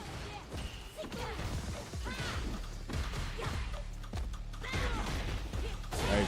Oh, DP got him out of danger. Straight into level 3. And there we go, two sides of the coin. Exactly. Couldn't get a better illustration of that if you tried. Oki situation now for Killsu. Gets the grab, one more guess. Killsu gonna have to try and approach. Oh, this is just huge. As it won out as well. Wait, oh, okay. I think is that? He hasn't got the no extra damage, so he's got. Bro, that was crazy. Actually landed. Juri was facing the wrong side. Yeah, that jump heavy punch kind of messed up. Doesn't bother going for a cross cut, just walks underneath. Okay, here we go. Ah. Oh my goodness, look at this situation. That low forward just wore out. Gotta imagine Zerna was trying to jump there. Oh, that's gonna be it right there. Kills you. Set point here for Kills You again. There we go. Again, in this battle of the Juri playstyles. Okay.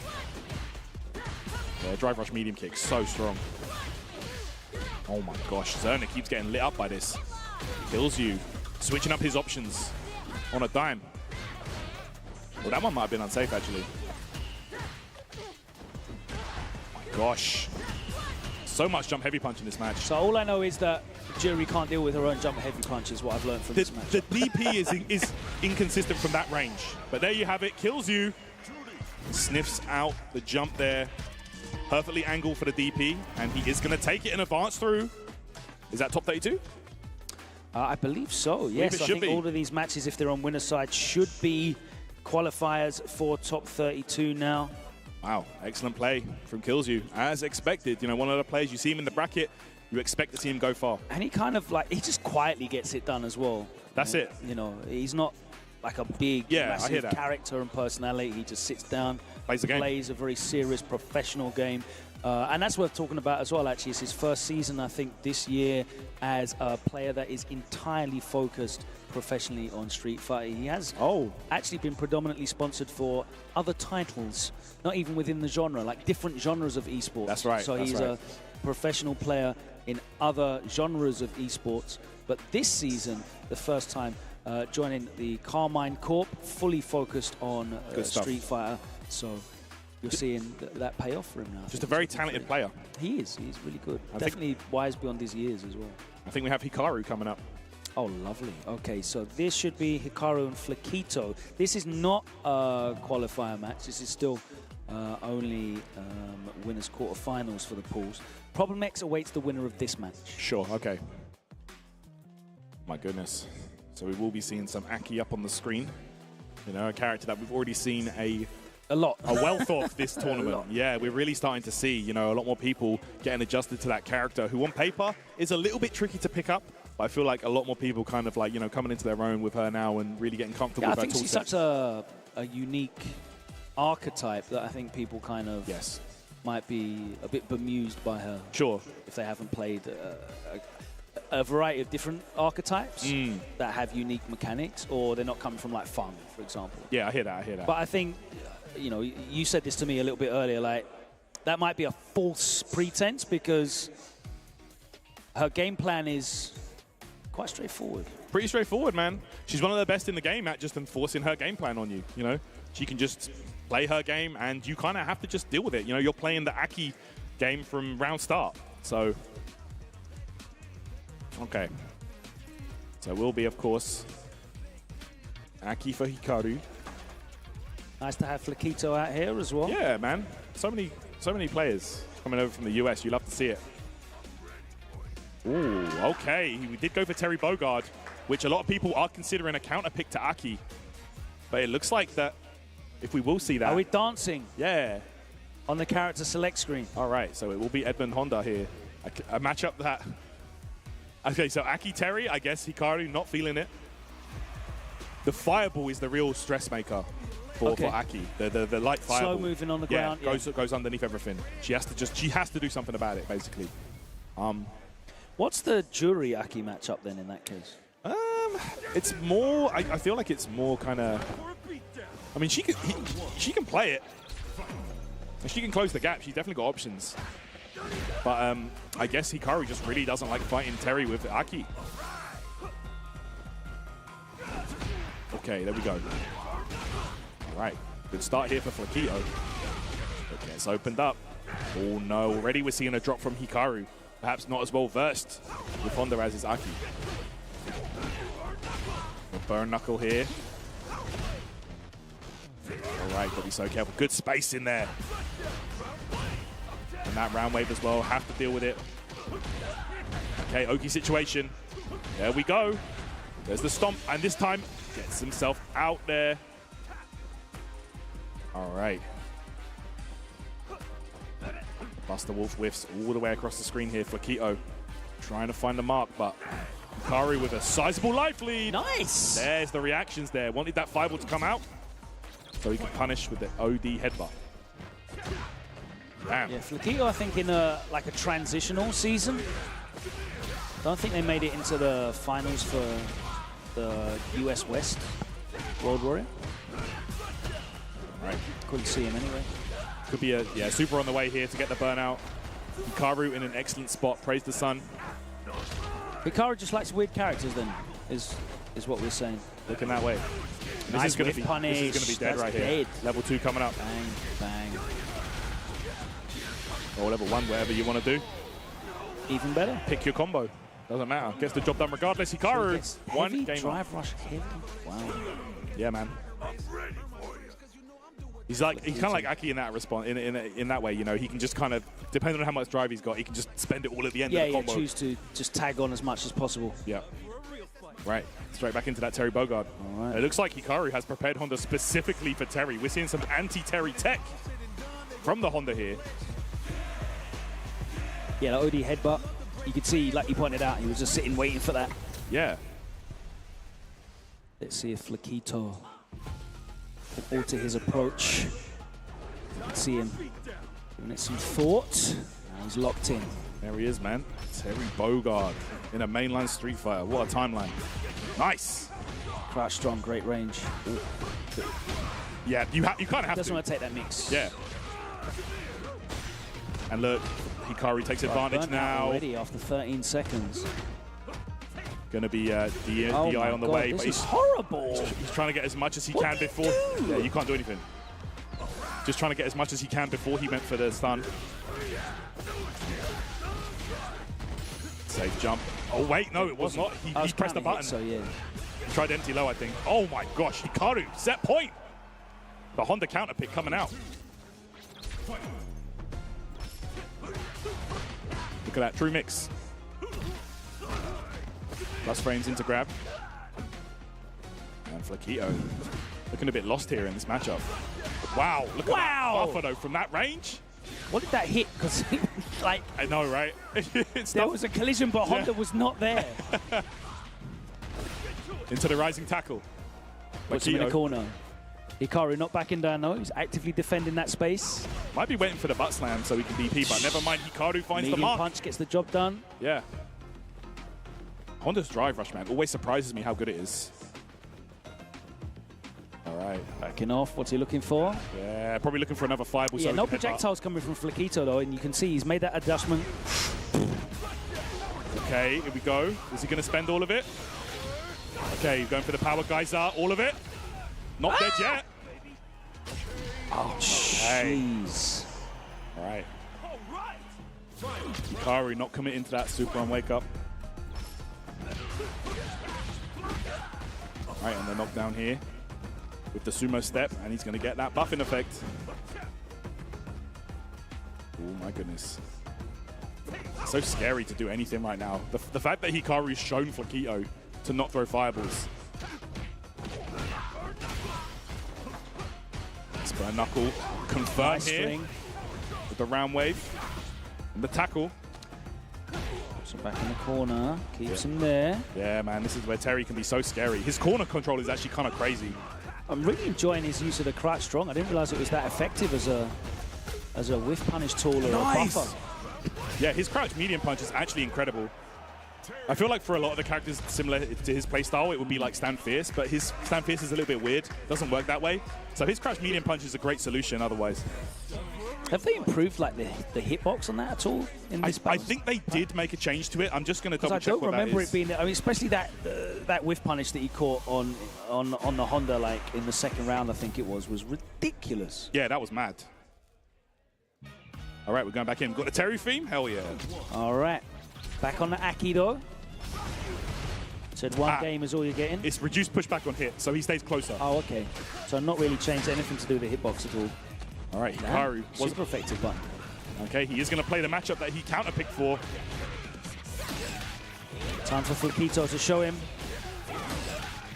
his matchup knowledge. And this is, yeah, you can really see Hikaru looking a lot more comfortable. Look at the movement already in effect. Oh my gosh! The spacing that confirms. Oh, look, just about alive there.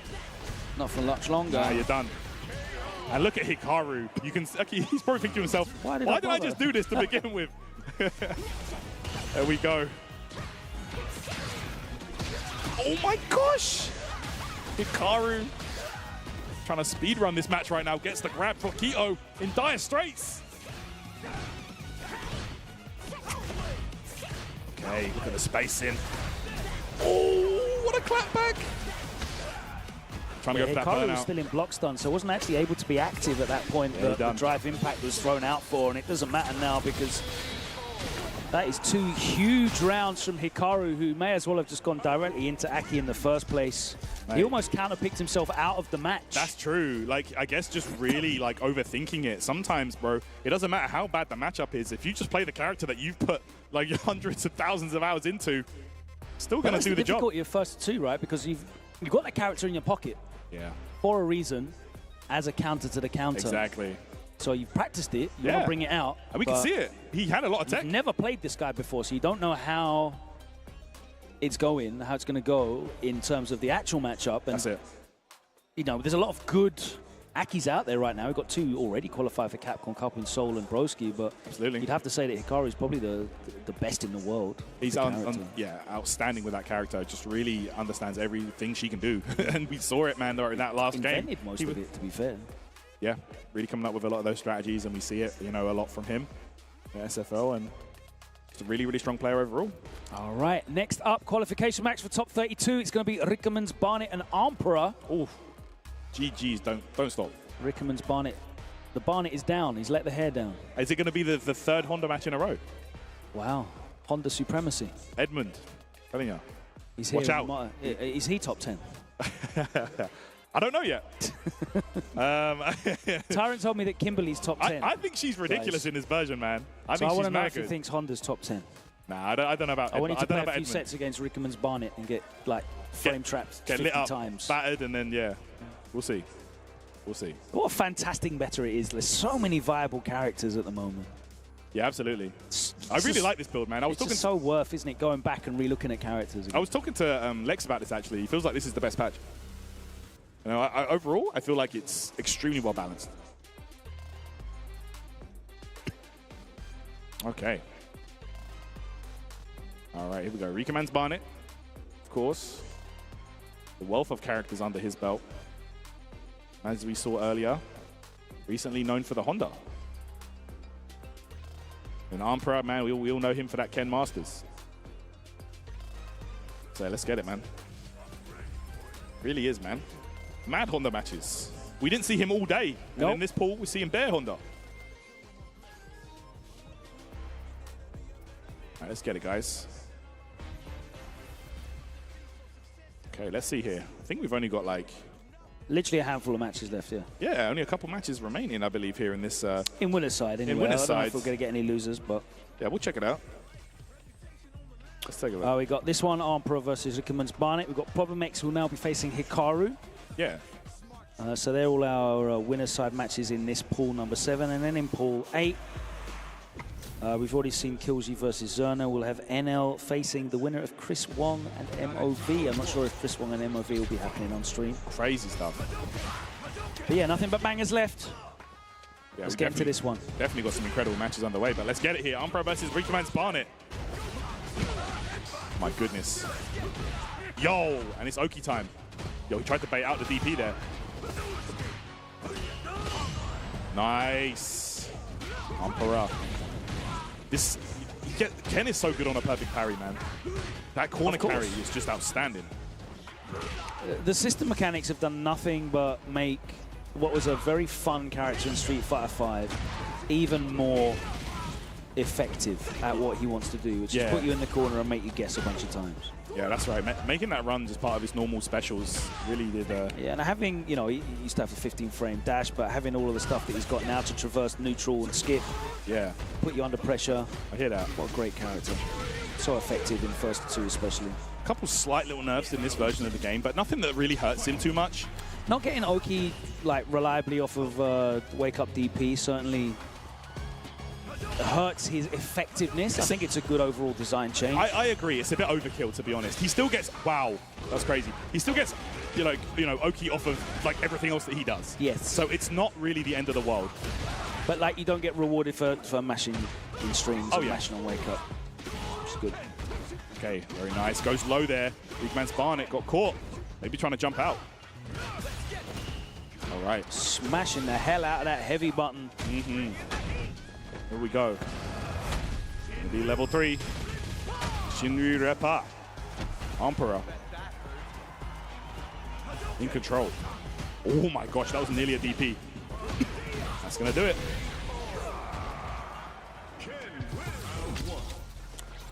Smash that rematch button. Yeah, with the quickness. Nice. So much recovery on that fireball. You can do it from wherever you want. You saw the level 3 straight. Saw the super earlier as well. And look at this. He's just going to chip away at that life. Oh. Okay, and he's going to get a full combo. And then, again, stun could be coming afterwards. Oh, man. Right, Rikman's Barnet weathers the storm here. Uh-oh. Okay, here we go into a headbutt. All right. Done. OD Ochio grab. Don't press that parry.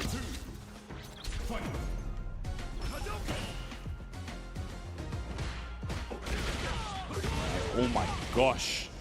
There you see him knocked really far away. Ken having to spend a lot of drive there to get in. Plus frames. Ampra uses that stand fierce so much, man. He really does. Need to be careful against Honda, actually. Get whiff punished. Yeah. Okay, burnout for both players here. Oh, that jump fierce landed in front. Great composure from Rikman's Barnet. No whiff punish. Oh my gosh. Rikman's Barnet out of burnout first, and he's going to spend some of that. Get that pressure on. That's right. Yeah, that new buff really good at just allowing Honda to enforce a guessing game on the opponent with ease. Oh, the anti-air, not going to work against Ken Jump Fierce, bro. Absolutely clap the start up of that stand fierce. Ken Jump Heavy is it's quite a button. Very nice. Dive rush into the throw there. Right commands with no answer. All right.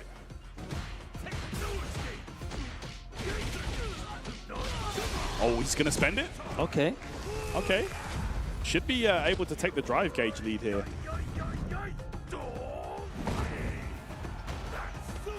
Okay, Rikman's Barnet. Gosh, a whole bar gone, and it's going to be a Ochio grab here. The damage there on the board. Wake up buttons, though, from Emperor. It's pushed right back, though. My word. Rikman's looking for that parry. It's not coming. Oh, my God, land straight. Okay, I like that. Drive was looking low. Again, trading level 3s for life leads and drive gauge advantages. It's a huge part of the game, man. Resource management. Yeah. It's like a MOBA. It really is. But with that, though, it's going to be close. Emperor. One more touch. Scary. Oh, Okay. my God. Don't try that. Okay. Wow. Lighten up the butt slam attempt. Emperor. Top 32 winner's side. That's right. Ken Masters, boy. Still incredibly effective. But great run for Rickerman's Garnet. Still in, of course. Yeah, showing that that character is certainly not one to be overlooked. He was definitely in it. Really, really good stuff. Yeah, man. Showing the strengths of E Honda. Always one to look out for. And Ken. Ken, obviously, remains good. We all know about Ken. We did see the effects, though, that the changes. The OD DP changes had so far away, but it's not like it's difficult for Ken to get back in on again. Same, yeah, for sure. It only really makes a difference in like matchups where he gets zoned out and kept out. And yeah, true. Whilst Honda's got like good normals and good buttons in which he doesn't really keep him out. So. Well, same goes for the level 1, of course, pushes him like full screen now. And I think the other thing that kind of hurt him, you don't really see it that often, is the step kick has like 20% scaling on immediate hit. Yeah, because it was, it's quite oppressive, I mean, against Jury, for example. Some characters just, like, can't do anything. Just do crouch fear step kick, and the pushback's too far for a full frame to reach anyway. Yeah. It was one of the options that you'd use for a nice, easy level 3 cancel, because there was like no scaling at all. You just do, that's true. The heavy button, step kick, straight into level 3. All level 2? Yeah, all level 2. Yeah, you can cancel into anything, so... Yep. Any of the supers, it's very versatile and very little scaling, but not anymore. Now you actually have to do some kind of execution. But let's get into this one. This one's a winners quarterfinals now. Ooh, okay.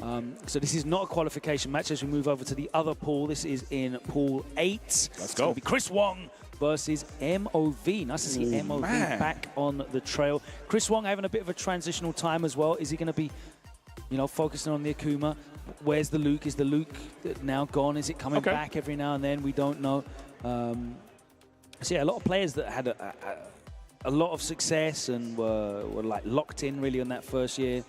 Still trying to come to terms with where their characters are at here in Season 2 as we look ahead to Season 3. No doubt. Like MOV, man, it's good to see him up on the sticks. Master of Vampires.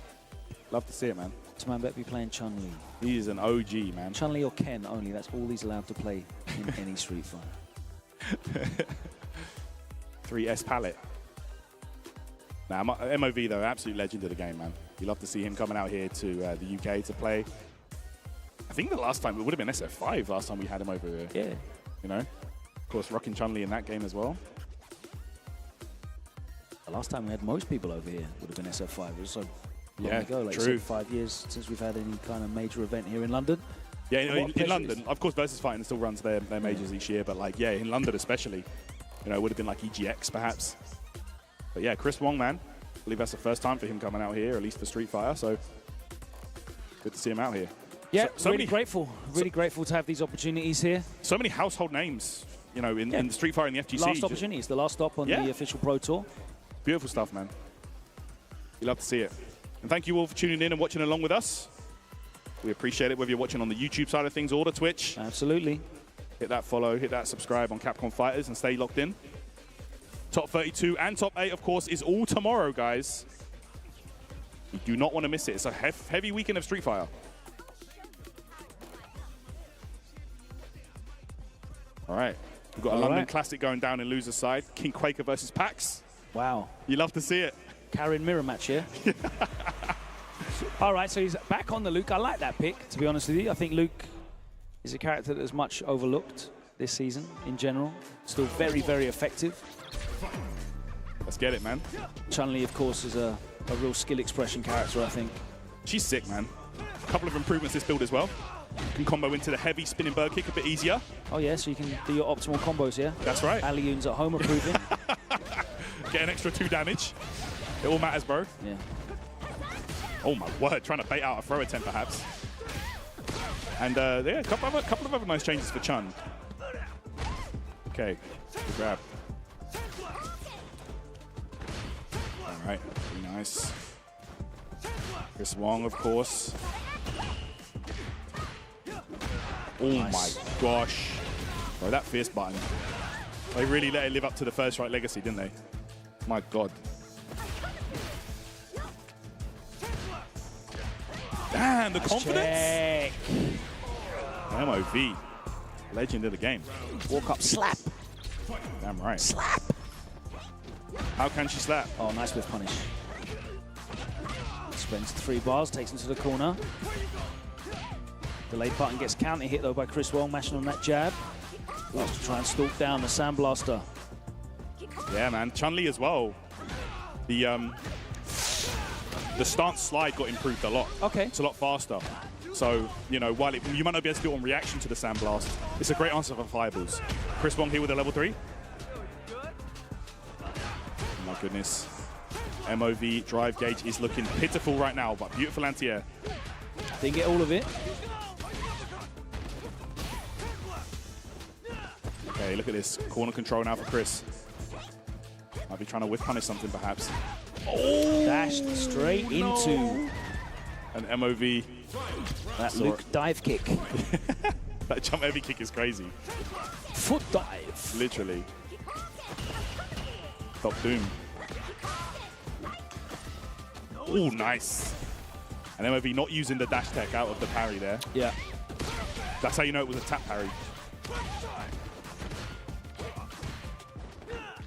Yo, low profiling. Starts underneath, yeah? Yeah. Learned that one from the general. Anti-C Viper tech, yeah? Okay, I used to love when he did that in Street Fighter 4, man. Duck a jump in and then Sick, punish innit? it. It was sick. Oh man, here we go. Perfect parry there from Chris Wong. Nice patience here from Chris Wong. I say that, and he drive rushes in immediately and burns himself out. But it was quite nice patience for 4 seconds. No, with the prodigy That counts as patience in Street Fighter 6, right? Okay, just you see him buffering. Oh my God! Just is he dead? Flipped him straight out of a medium flash knuckle, and he's going to spend the bar. Get the kill, and look, Chris Wong. And kick him into next week. No doubt. Bang! Look at that, beautiful. Oh my goodness. MOV takes the first game. Wow, Real man. back and forth stuff, man. MOV been rocking his character for like 25 years. Chris Wong gonna take a look. He is. Gonna give it some thought. Look in the toy box, yeah. He's gonna drop Luke. No? Friendship ended? No. Still besties. Still besties. BFF. Okay, here we go. This is the character after all. Took him all the way to the grand finals of Capcom Cup.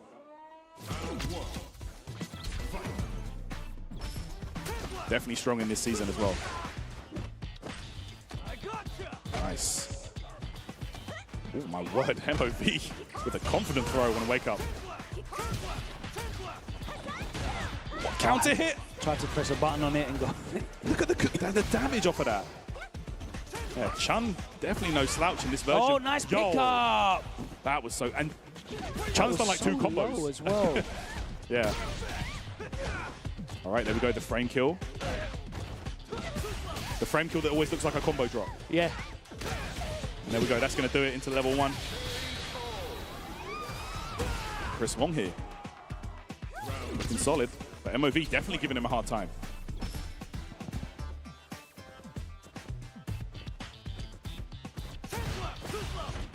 All right, drive rush the pressure. Maybe parries there. Maybe a bit too far for the anti-air up kicks. Safe jump. Oh, immediately out. The neck breaker, and now here we go. For the life lead. Yeah, life lead, drive gauge lead, MOV. And the corner, big control here as well. It. Huge. Drive rush grab, MOV again in control. Chris Wong just having a hard time here. Nice patience from MOV. Oh my Gives him goodness. to back off. Still got the life lead. No anti-air that time. Yeah. Could have got the Tensho kicks out.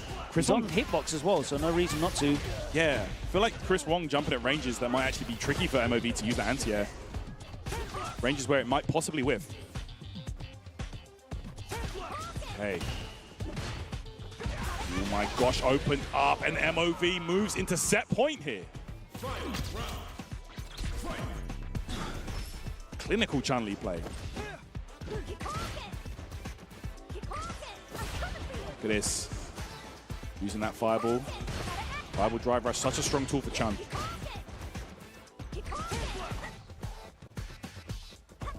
Let's see. Yeah, an MOV, he's not overcommitting. He's playing it safe here. Forcing Chris Wong to make an approach, and there it is. Safe jump. Does not opt to spend any super bar just yet. Gosh. Okay. He will this time, though. It's going to be level 3. No, it's not. Still in burnout mode. Women got the kill. This might suck. Letting him out the corner is a huge L. Oh, no. TDI. We might see a reset. Oh, my gosh. Oh, back throw, though? Yeah, this is a bit long now, actually. He's giving Chris a lifeline here. Bro, the stand Look, he's buffering something. Okay, back throw of his own here. We're back to the mid-screen overhead! That was such a hilarious time to throw in that overhead because everyone was so passive. Yeah. It was so, like, low energy. I hear that, I hear that. Sometimes, man, out of nowhere, you gotta pepper it in. It was all about the vibes. That was definitely the first overhead of the set as well. Yeah. Chris Wong, letting him remember about that option. Great stuff, great stuff. Here we go, final game. Overhead. Who's making it out in winner's side? Oh, this is not a qualifier, is it? No. Wow. Not even top 32. And we got Chris Wong versus MOV. Crazy names here. Side swap. Yep. Winner of this one has the honor of playing NL to qualify for top 32. Crazy matches. Okay, nice. Confirm there, Chris Wong. There we go. The Tensho kicks that time. Overhead again. Everyone's bringing him out now. That's going to do it for MOV. No bar needed.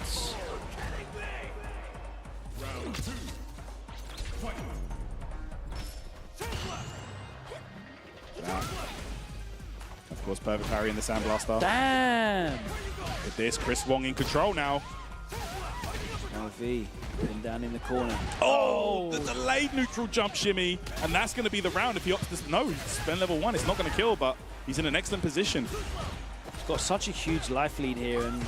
But look what happened the last time. Chun does okay damage, but you'd have to get like 3 or 4 wrong guesses on defense. Yeah. I feel like it's a big gamble. Okay, good stuff. In a game as volatile as Street Fighter 6. You're right, it is a very big gamble. You have to back yourself, I guess, in that situation, and I understand it fully. It would have been a lot of wrong guesses to lose that round from that situation, and even if he did. But with that, though, he goes into this final round almost with a level 3 stocked up. Yep. Okay, good break right there. Throw teching so dangerous in this situation. He let it rock. That was crazy, bro. And now no level 3 again. Overhead connects. MOV might be able to get a kill here. Yep, GG's. That's going to do it. As long as there's no drops. And there isn't. There we go. And MOV takes the win. 2-1. Wow. Sending Chris Wong to losers bracket. That's jokes as well, because after Chris Wong won that second game with the overhead, it was MOV that was throwing those overheads out and ultimately closing out the set with one. Yep. Letting him know about that option. Yeah, remembering he had one of his own. Yep, letting him know Chun-Li also has an incredible overhead to use there. So there you have it, guys. Yeah, Master Chris of Wong's season continues soul searching, character searching. Yeah, man. halfway in between, 1 foot in loot, 1 foot in the Akuma camp. But he has got both feet in the loser's bracket now. It's going to be a tough ask for him. Especially MOV, cruising tough match for him though. He's still got to qualify for top 32 because he advances into the winner's semi-final match against NL. NL, one of the most consistent names. Street Fighter. Scary, scary opponent right there. Next up on stage, it's going to be a qualification match out of Pool 7. It's going to be Hikaru and Problem X. Problem X indeed, of course. Let's see how much his practice with Broski matchup would have helped, or experience against Broski, I guess. Absolutely. Aki, of course. No longer on the same team for SFL. Of course, we didn't get Broski as part of SFL. Nope. But he did get that big win in Huge the World W. Warrior. Yeah, no doubt. Looking extremely strong. And it might have helped him because, you know, you never know. If he was at SFL, they might have got the download on the Aki, but, you know, got the win in the end. So good stuff. And almost all in on the M Bison now. I think we still see a Blanca here and there for some problem matchups. But like Cammy, for example, I think he uses Blanca for. Yeah, it didn't work out for him at SFL Europe in the playoff phase, I don't think. Yeah, Bison's an interesting one. He's a strong overall character, but there are a few matchups where it's just very, very difficult. Yeah, there's a lot of defensive guessing going on. Yeah, his defense is awful. Really, definitely one of the worst characters in the game on defense. Literally only has supers. No? Like even characters like Dowsim can make you guess with like wake up drill and stuff like that. Bison just has to firm it. Yeah, because your wake up headstomp doesn't even catch. It's terrible. It's too slow. It's not even a viable option, honestly. Okay, we'll be M Bison here. Dictator. No, who's the mighty Bison? One of the coolest new designs, I feel like. It just looks so sick. All right. We will see Aki, of course. I know Problem's disappointed he can't use the other costume, I don't think. Is it not there? They have everything, no? I don't know. I think they've got everything. I've seen him use the purple OG costume. Yeah. Okay, here we go. Bro, Aki this character is so scary. But, of course, fighting Bison, it does become a risk to throw that bubble. Because on reaction, you might get Psycho Crusher. Yeah. Problem Mix backing off. Yeah, and they've got to punish on that. That whip. Woo! Here we go. Set the bomb up. No, okay, we're going to the corner. Still gets the bomb anyway. Yeah, spends the 2 bars just to get the extension. We're going to set up again. Huge amount of damage, and I like it. Ooh, he's out. Using that projectile invincibility to avoid the explosion. Smart stuff there from Hikaru. Nice, gets out of the head stomp as well. No doubt. Multi-purpose tools. Literally. Hard overhead. Clapped with the overhead. And this one is... Brother. This character is crazy. Sets up the super. Here we go. Hikaru. Drive rush into the kicks, and that's going to be a round right there. No 2 wrong guesses for Problem, and that was it in a blink of an eye. I really do feel like Aki and Bison share a lot of similarities. Like, if you think about it, Toxic Blossom is essentially the Psycho Mind. If she catches you with it on, full combo. Extensions. We're seeing it in effect. Backs off, trying to bait something out from Problem X. That Toxic Blossom ticking away at Dictator's life. And look, Hikaru's so good at building back the drive. Counter hit confirmed. Problem X in trouble right now. Okay. Big jump. From the heavens. Set it up. Drive rush. Gets a grab. Hold the throw. You got to take that again. Hikaru going to have to defend now. He actually perfect parried it, but doesn't really do much for him in this situation. Okay. All the jump. Yeah, not your turn after that. You're not Fang. And that's going to do it. Oh, wait, no? No super? There's no way he didn't input that super. Brother, not like this. No. He's actually won. No. That hurts, man. That hurts for Problem X. Keeps it simple.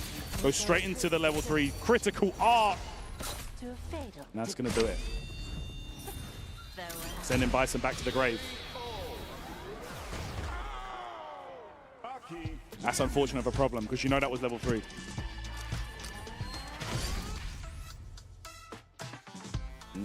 Hikaru there.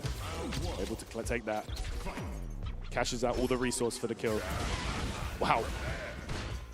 Look at this, going straight in. Yeah, bro. Do that. Light bomb. Counter hit. Gonna set up again. Oh my gosh. Backdash though. Yo, he gambled it on that backdash.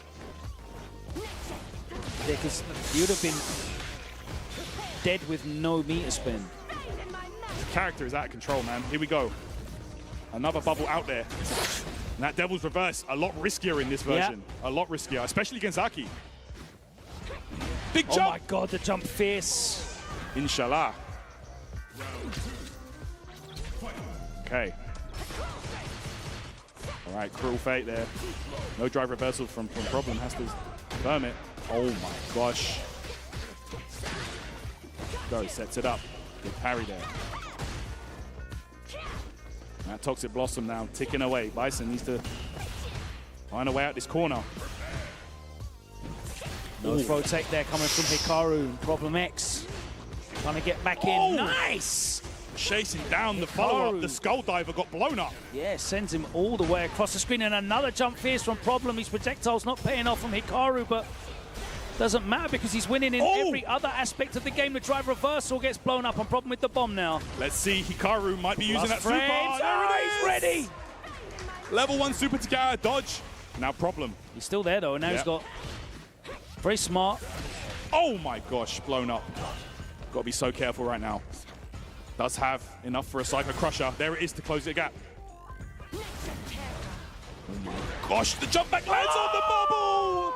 That is a heartbreaker for Problem X, and Hikaru moving into set point. Oh, Nice what a check! Crouch medium punch, one of the best drive rush checks in the game. Stood up by the back roundhouse, big damage in the mine. Oh, we got these. Once Set again. it up. Oh, straight back into the bomb, into the level 3. Yeah, give so me all much of that damage. drive gauge right back, right now. And look at the damage. Big 80% life lead is exactly what he wants. And Bison, boss character status. Oh! Don't be doing those. That was it. Oh, another jump. He said, you've already done your 80% combo. I'll throw tech now, thank you very much. Oh my gosh, and look at this. Oh no, the comeback's on. The reward she gets off of an air-to-air on that is a lot more consistent in this build. Problem X. Burns himself out though. Oh no. Oh, she's oh no. Bro, oh wait, what? Oh. An execution error perhaps from Hikaru. Because she is one of the worst characters in the game to fight in burnout. I was stressed and I'm not even on the sticks. 1-1, here we go, deciding match. This one for top 32. Let's go, Winners. Problem X holding it down for the UK. And London as well. Home city here. Hikaru been playing this matchup super well. The Problem, we've seen the resources and the management. Oh my gosh.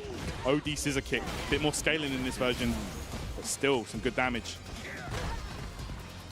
Wow. Throw loops, yeah? I like that. And look, forcing Problem onto that puddle. Very low risk damage from Problem, a huge life lead as well. There you go, and this should be enough here. No, doesn't want to spend the level 1 just yet. Huge life lead, I get it. Nice escape. And then we go, Hikaru attacking the drive gauge. Nice check, and again, Problem so good at reacting. Both air-to-airs and drive rush checks on the ground. Yeah, one of the greatest at doing that. Oh my goodness, What that the was a hell? crazy trade right there. Or like hitbox situation, that was a weird one.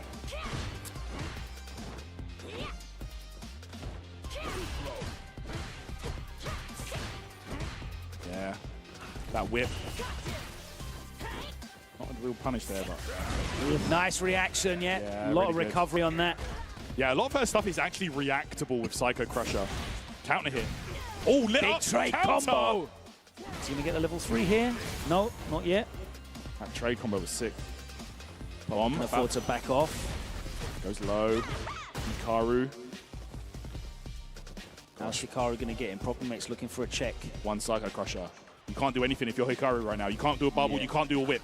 They're all so risky right there. He backed all the way up Yeah. though. Look. And he waited for Bison to walk forward. So there's no threat of a Psycho Crusher. Smart. Right now, though, Problem is keeping that back charge held. Overhead blocked. Nice block. Tap parry gets thrown. 2K. That's going to do Problem it. X with the interruption. There you go. Into the level 3. We're going for a ride, and Problem X, his destination is tomorrow's top 32 winners side. It was stressful for everyone involved after that first game, but he put his foot down on the accelerator. And on his opponent, close brothers, it out. Bison. Yes, man. Solid play. Some great checks and some great reaction play as well. You can see at that max range, he's looking for, like you said, anything, whether it's the start up of a bubble, whether it's the light whip on recovery. That Psycho Crusher's coming out, boy. Yep. But nice from Hikaru, though. You could see what he was looking for. As soon as Problem X showed him any signs of forward movement, giving up that charge. We're coming out now, we're moving forwards. But Problem able to compose himself, get the win, and move on to top 32. I believe we've got a couple more qualification matches to go. NL and MOV still to come. Wow. Killzoo already made it into top 32 winners, defeating Zerna. We saw that earlier on. And lastly, Emperor beating Rickerman's Barnet. So here we go. NL takes the stage. That's right, Mr. Consistent NL. You can always count on him to be up there in the top 8s, the top 3s. Here we go. We're going to be checking out the action. It's going to be MOV as his opponent. Wow, what a day it's been of Street Fighter, man. It has. What a day of Street Fighter. Been non-stop action.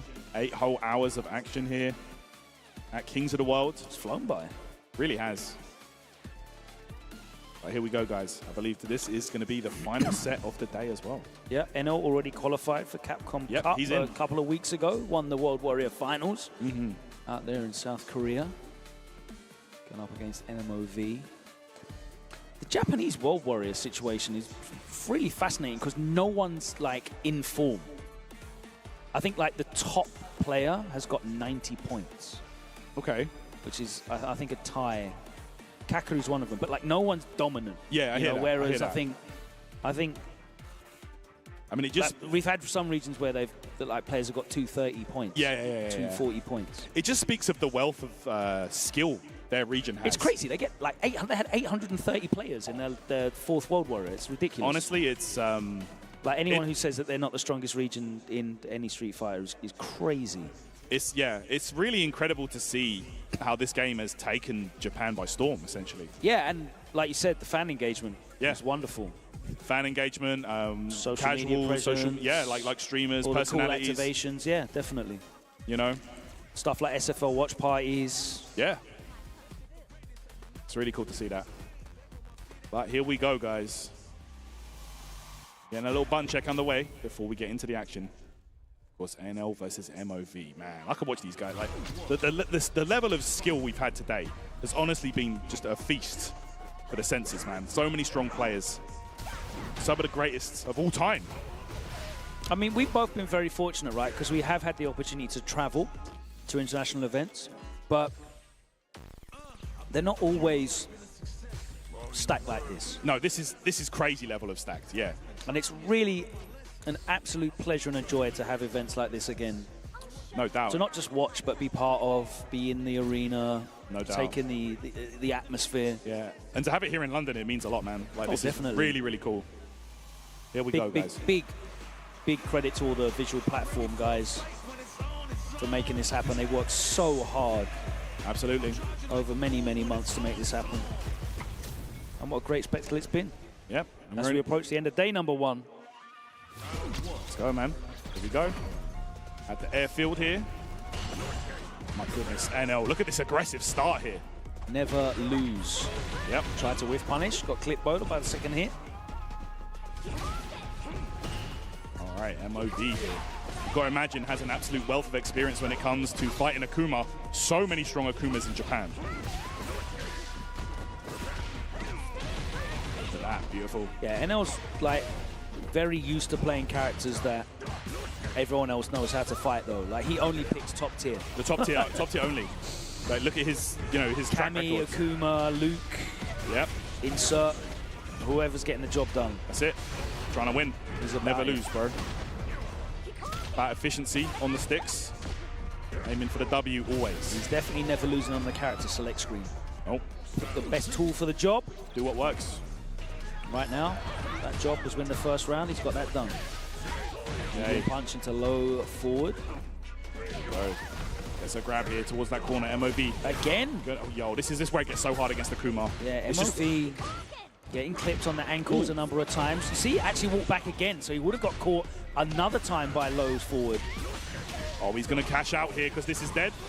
Level 3 here. Man, NL. Look at that. This character just hits insanely hard. It's very rare you'll ever see Akuma not kill with level 3. You've done something very wrong if you've calculated that off. MOV, big, deep breath. Wow. Not really breaking a sweat in that first game. MOV, though, can go to that classic white color there for Chun-Li. Here we Is go. it gold or is it blue? Don't start all that. It's blue to me. Yeah, bro. All right, let's get into it. Potentially final game of the day here. NL is on the qualification match here for top 32. Oh my gosh. And MOV's like confirms of Chun-Li. Look at that, that's 2 combos. Look at the damage. Next hit should do it actually. If it's a Holds clean up hit. forward and gets out. Again, that low forward after a block normal. MOV just consistently trying to walk out. There we go. There's that SF2 neckbreaker, but oh my gosh, gets the hit confirmed. That's gonna do it. The Master of Vampires is back.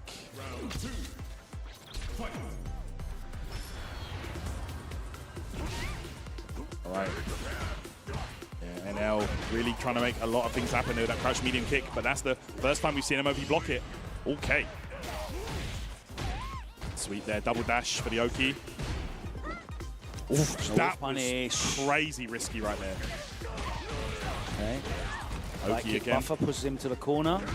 Straight out. That was a crazy punish. Clean as hell. Lovely. Why did the medium punch anti-air? I don't know. I'll ask no questions. Tell no lies. He confirmed it, and it's going to be level 2 here for the kill. Good damage calculation from NL.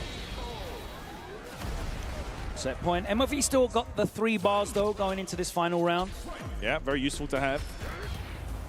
And Chun-Li can definitely add Chun-Li to- definitely not short of the damage options. No, she can wrap it up. Yeah, tries to catch a parry on the chop. Doesn't want to hold those plus frames. Oh my god, the spacing! Again catches his ankles. Yeah, that's right. Saw the parry and knew you might be trying to hold up. Side swap. MOV though. Burn out. This is where NL becomes aggressive. Nice anti-air with the Tensho kicks. And again. Nice and late. That time tried to bait he's doing it mad late, so it doesn't matter. Definitely not going to catch him there. You see? Yeah. That's a good thing about Tenshos as well. They're quite fast on startup. Low single digits. Oh my gosh, built up the super with that, and there you have it. NL scores the level 3 Sip of Calamity, and he is going to qualify for the top 32. Taking it over MOV. Down to loser's bracket with you, sir. MOV going that whole last round with the 3 bars. Didn't get to use them at all. Wasn't really able to get anything started.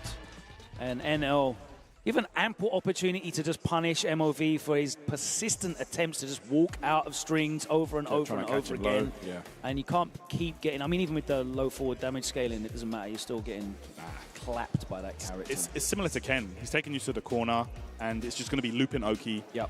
Kuma's just going to do what he wants, and that's just where he's so dangerous, man. Mad plus frames, mad All spacing day. traps. Yep. And NL is the one who moves in to top 32. So let's take a look, because that is all of our games completed for the day. Thank you very much for joining us. Day 1 is finished. We can move our screens on to tomorrow's top 32. And as I wait for Start GG to load, it's literally just here. It's not loaded. You know there how we Start go. GG goes, man. Excellent. We have Hurricane and Lex. Wow, that's a matchup we winner stays never on. see. Kills You will be going up against NL. DCQ and Alphen. That's an exciting one. You got a rising local talent from France in Alphen.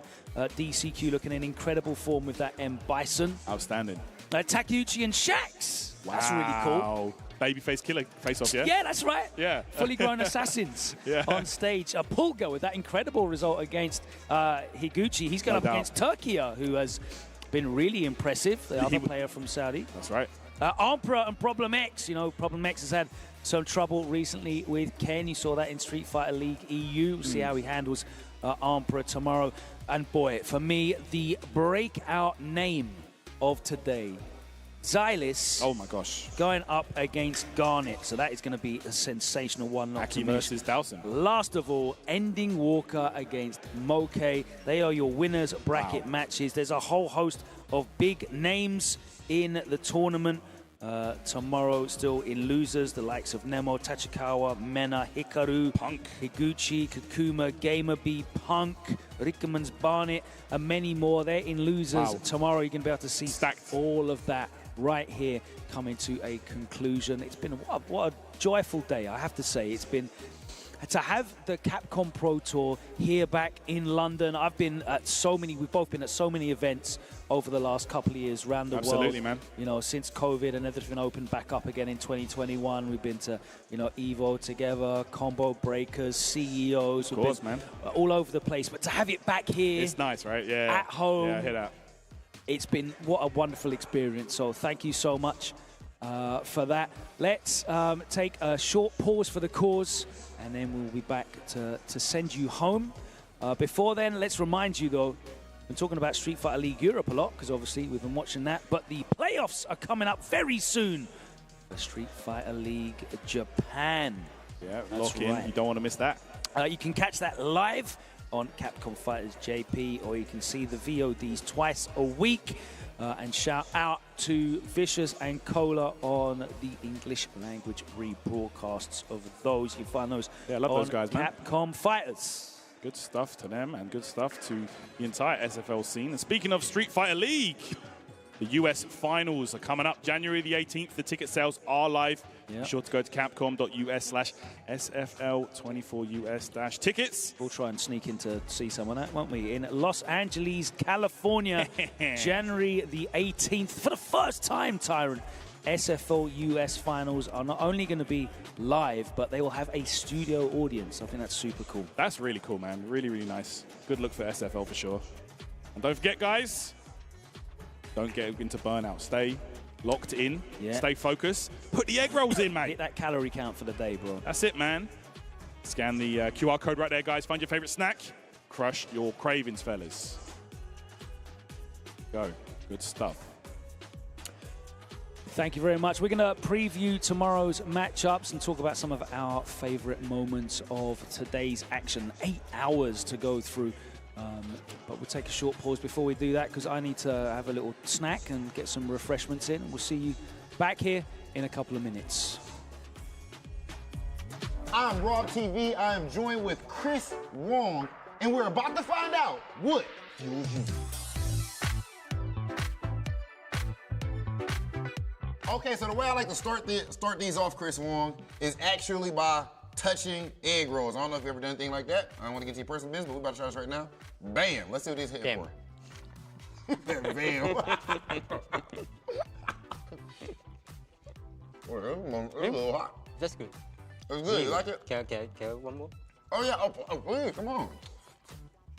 What goes on day-to-day when it comes to a Chris Wong training section? The fans want to know. They want to see the behind the scenes. How do you get this strong? What do you do day-to-day with your training? Except training, I will go to gym sometimes, and like Tokido, gymming, like walk TV. Yeah. Oh, yeah. I see. And then keep my mental, how to say? Yeah, keep your mental sharp. Yes. So as far as your characters, we see you make grand finals of Capcom Cup and win France and everything with Luke. But you actually, now Akuma has come out, and we've seen you use some Akuma as well. What's going on there? Are you more of a Luke player or Akuma player right now? What do you think of the characters? For now, I will use Luke more than Akuma because Luke is my main, and he make me famous. And then he make me famous, so I will use Luke more than Akuma, but some matchup, I will use Akuma. All right, Chris, it's been amazing talking to you, brother. I like the fact that you said the quiet part out loud. At the end of the day, my man is fueled by that paper, that dinero. Ladies and gentlemen, I'll be your boy Big Hollywood, Rob TV, with Chris Wong, and this has been What Fuels You by Pagoda.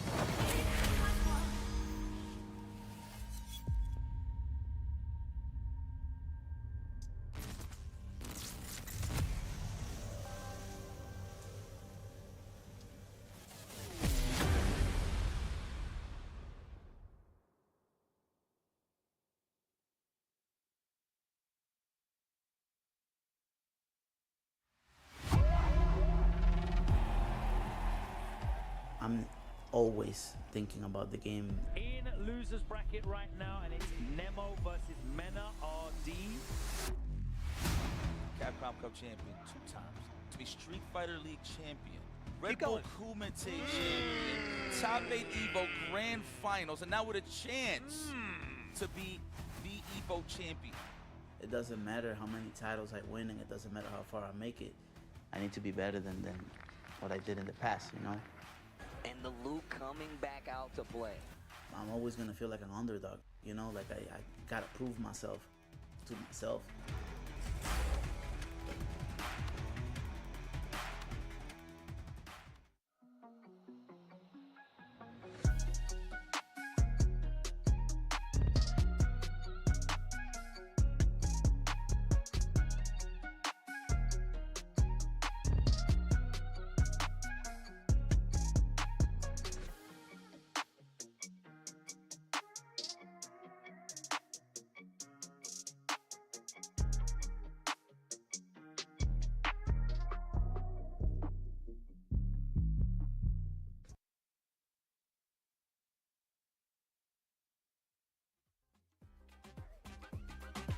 Welcome back. It is the wrap here at Kings of the World. Day 1 competition is over. We have seen all of our top 32 qualifiers. And good news, most of your favorite names are still in the bracket. We have lost a few, though. Absolutely. And many of them are in losers. So there's been a lot of upsets today, and that's kind of what you can expect at these big offline events. It's one of the most fun things to experience them here in person. Yep. And I hope the ones that you have seen on stream have been very enjoyable. I mean, you've got to look at probably the biggest surprise, specifically because it's a player that is from London and none of us really know anything about them here in London. I haven't seen a lot of this player. It's Silas, you know, defeating Punk and making it into top 32. The Aki getting the job done there. And again, a player that I've looked him up. It says he's from London in his start GG. Sure.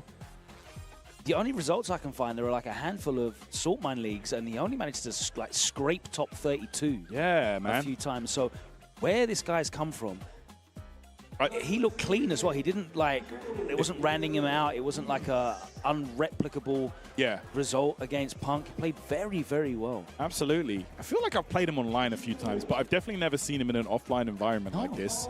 And yeah, Punk, of course, you know, looking at the sign-up list, you would have thought, you know, probably the favorite to take the tournament, if I'm honest. And to be, you know, shocked into loser bracket like that by an unknown Aki is very, very crazy. 2 big names that are definitely not in the winners bracket are Chris CCH and Higuchi. Yeah. Higuchi actually had to eliminate Chris CCH very early on in pools because Chris CCH, of course, sent down into the losers bracket by Pulga. I believe it was Bolt Strike that beat Chris CCH. In winners? No, in losers. Oh, yeah, no, you're right. Yes, yes.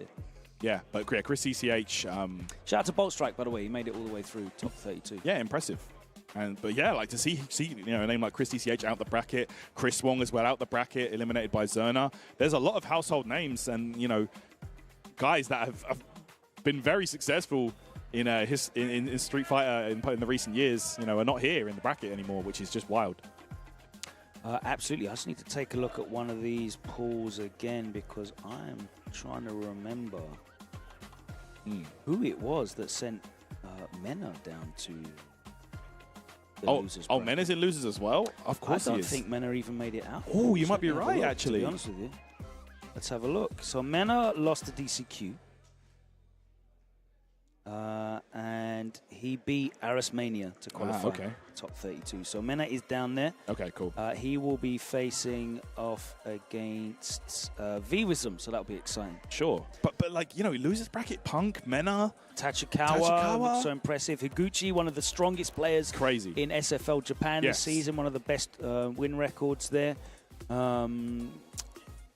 So yeah, it's certainly been an eventful day of action. Let's take a look at the winners side and some of the matches that we can look forward to. And we've got some really fun continental head-to-heads. We've got the likes of Cujo against NL. Let's talk a little bit of that because Cujo is a player that's been, you know, he's been on the cusp of greatness. He's been kind of a cast of players. You know, he's been to Capcom Cup. He's been to Gamers 8. He's been to EWC. He's been part of SF4EU, but he hasn't had his real breakout moment of greatness. I think he's due one real soon. He's going to be facing against NL, one of the most consistent players in the history of modern Street Fighter. He's going up against him tomorrow. Yeah, that's going to be a nail biter for sure. NL, of course, so good at just enforcing his game plan, and it's like we said earlier on during his match. You know, just always picking what works and knows exactly what to do to make you feel uncomfortable in the match. But again, I feel like Kills You actually has a very similar playstyle. He just does what works and always finds a way to enforce it. Those sprightly, Yeah. rush down, mobile characters. Yeah. We saw him go back to the jury, but mostly been using Cammy today and for the last season of Street Fighter 6. I feel like it will depend on the matchup. You know, of course, opting for Jury in the mirror match, you know, maybe not liking Cammy versus Jury, and I can kind of see why. You know, Jury does have some answers for Cammy in that one, but yeah, we'll see. You know, I'm sure we might be seeing that Cammy come out if it need be. A lot of young talent in there. Zerna as well. Zerna made it out of losers bracket. He defeated Chris Wong, you're right, 2-1 to make it out of pools. Two guys that definitely were very impressive early on in their careers as young men, but now, again, are seasoned veterans. We've got John Takeuchi against Shax. There you go, man. That's crazy. That's crazy to You see. said the two babyface assassins, but they're both like well into their mid-20s now, I think. No doubt, no doubt. But we'll see it tomorrow, man. These two, we've seen the evolution of these players. You know, Shax, of course, firsthand, one of the London locals here. Yeah. Coming up from the Street Fighter 4 days, and always been consistent. You know, looking extremely solid, locked in on that Cammy, but does have some other characters under his belt as well. Yeah, Ending Walker, plugging away. He's looking like he's full-time Ryu now. Yeah, I asked him. He said he's just going to play Ryu. Going up against Moke, that's going to be a challenging matchup. That's true. That's true. Okay, looking really solid today. Yeah, not going to be an easy one for Ending, but you know, we'll see. We'll see. Might have the home country power up. You know, he's been traveling all over the place. Now it's time for everyone to come to his turf. So. Problem X managed to pull it out of a very impressive win against Hikaru. Yeah, that was nice. You know, showing his composure. He's going to be playing against Emperor, who sent Rickerman's Barnet down to losers bracket. Now, the Ken matchup is one that has been difficult for him. We've seen him switch to the Blanca, and it hasn't worked out. You know, players talking about putting him under pressure, rushing him down, going back to that idea of leading the dance, asking the questions, forcing him to come up with answers. And Ken's so good at throwing too many questions at you at once for you to be ready to respond, whilst Problem is only thinking about maybe a drive rush or a simple aerial approach. Ken's got so many different ways, so many different looks to throw at you that you might be wrong when you're right. You know, try and check a drive rush and you get blown up for doing it. It's interesting you say that. You know, there's so many situations for Ken to hit Bison, and it's like, you know, at least on knockdown, Ken has answers. Bison doesn't. Like, you knock Bison down, you pressuring him, he just has to hold it, and that is not fun for Dictator. And we saw him switch to Blanca for a number of these matchups in Street Fighter League U, and it didn't work. Like, he picked the Blanca on the Cammy. I think he lost to Kills You twice. He picked the Blanca on Takamura, lost to Takamura as well. So that's right. The Blanca pick, he's still kind of in that transitional period, and I think maybe he might stick with the Bison this time around. Very interesting to find out how he approaches that, because maybe the way that he's playing Blanca in that matchup just doesn't like really suit when you have a different style thrown at you. It might be time for Problem to go back to the drawing board and really look at a counter pick situation here, because you know, we've seen him do it time and time again, and he's definitely got what it takes to do so. Yeah, I mean, certainly if he can't get the job done here and he's not able to make he'll find a way. He always does, right? Yeah, absolutely. Let's take a look down into losers bracket, and we have some fun matchups. It looks like Rainpro's DQ'd himself. Yeah, I saw that, a DQ out, and he was supposed to play back to Asia, I believe. Okay. Yeah, he was supposed to play against Punk, so Punk immediately goes through to the next round, and he plays. Who does so the loser of F? So let's see what F is. So Punk will play the loser of Emperor and Problem X. So Problem's definitely going to want to win that one. Yeah. 100%. Shout out to GamerB doing it for the men in their 40s in the bracket. 40-plus gamers. He's going up against Semi, who's he looked really strong on the Ryu. Obviously, his time has come. Bro, Ryu is a monster in this version. So yeah. So I'm not looking forward. If I'm having to play against Semi or Ending Walker in this bracket. Menard versus V Wisdom. So we haven't seen V Wisdom play on stream much. No, I don't think we have. No. I definitely haven't anyway. No. I was commentating 3 and 4, so I didn't see him come on. I don't know when he went into losers bracket, but very surprising to see Menard in the losers bracket. But it was DCQ who did the damage there. And DCQ's been looking really, really strong. The Bison, I know he's not gelling greatly with the Bison in terms of like enjoying the play style. I think he's been vocal about that. But in terms of effectiveness, I mean, you look at what he came from, like that whole wealth of options that Urien had, right?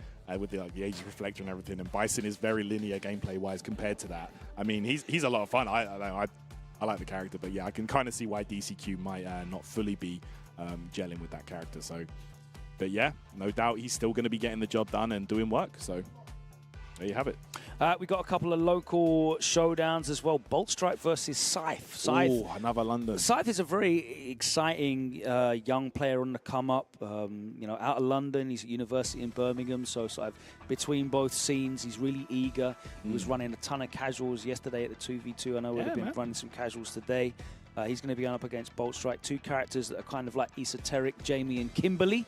Both had a lot of positive changes in this season. No doubt. Two characters that are definitely on the up and up, man. I'm telling you, like, don't listen to the propaganda, man. I'm telling you, Jamie, definitely a capable character.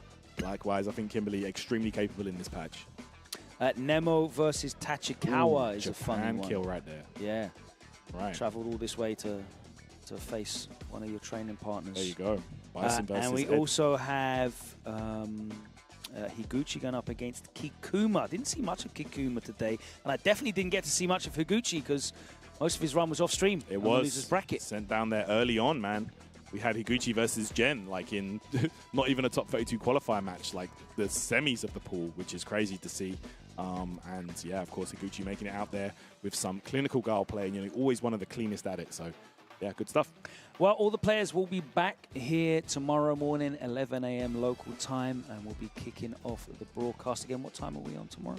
I believe midday, from 12 midday, local. bright and early. So that's going to be 12 o'clock UK time, For top 7 a.m. if you're on the East Coast, and if you're on the West Coast, you can probably watch the archive. Watch the VOD. That's going to be 4 a.m. for you. Or stick around for top 8, you know. Just see for top 8 at breakfast. But thank you so much for joining us. It's been a brilliant day one here. All of the action that we could have hoped for. It's amazing to have international top-level competition all under one roof here in London for the first time in over half a decade. Yeah, man, I love it. And thank you so much for joining us. Big shout out to the Blue Coast team on the productions. Of course. For getting that running so smoothly. It's been a flawless experience. Absolutely. No, enough can't be said about the running of this event. Everything's been looking smooth. Yeah. I've heard no complaints, so excellent stuff. Definitely wanted to shout out the visual platform team and Aggie and everyone making sure the brackets are run. We even had Ritus chipping in on the TO desk as well. So it's like a super Champions League of Europe when it comes to TOs. The team up. Everything's great. It's going to be even better tomorrow. Be back here midday London time, whatever that is for you. Google it and find out. Yeah, BST. But we'll see you here at Capcom Fighters, 12 p.m. at midday London time for the culmination of the final stop on Capcom Pro Tour 2024. Kings of the World, London. That's it from myself and Tyrant. Shout outs to Jammers and Sengan. All four of us will see you tomorrow right here. That's it for tonight. Take care. See you soon.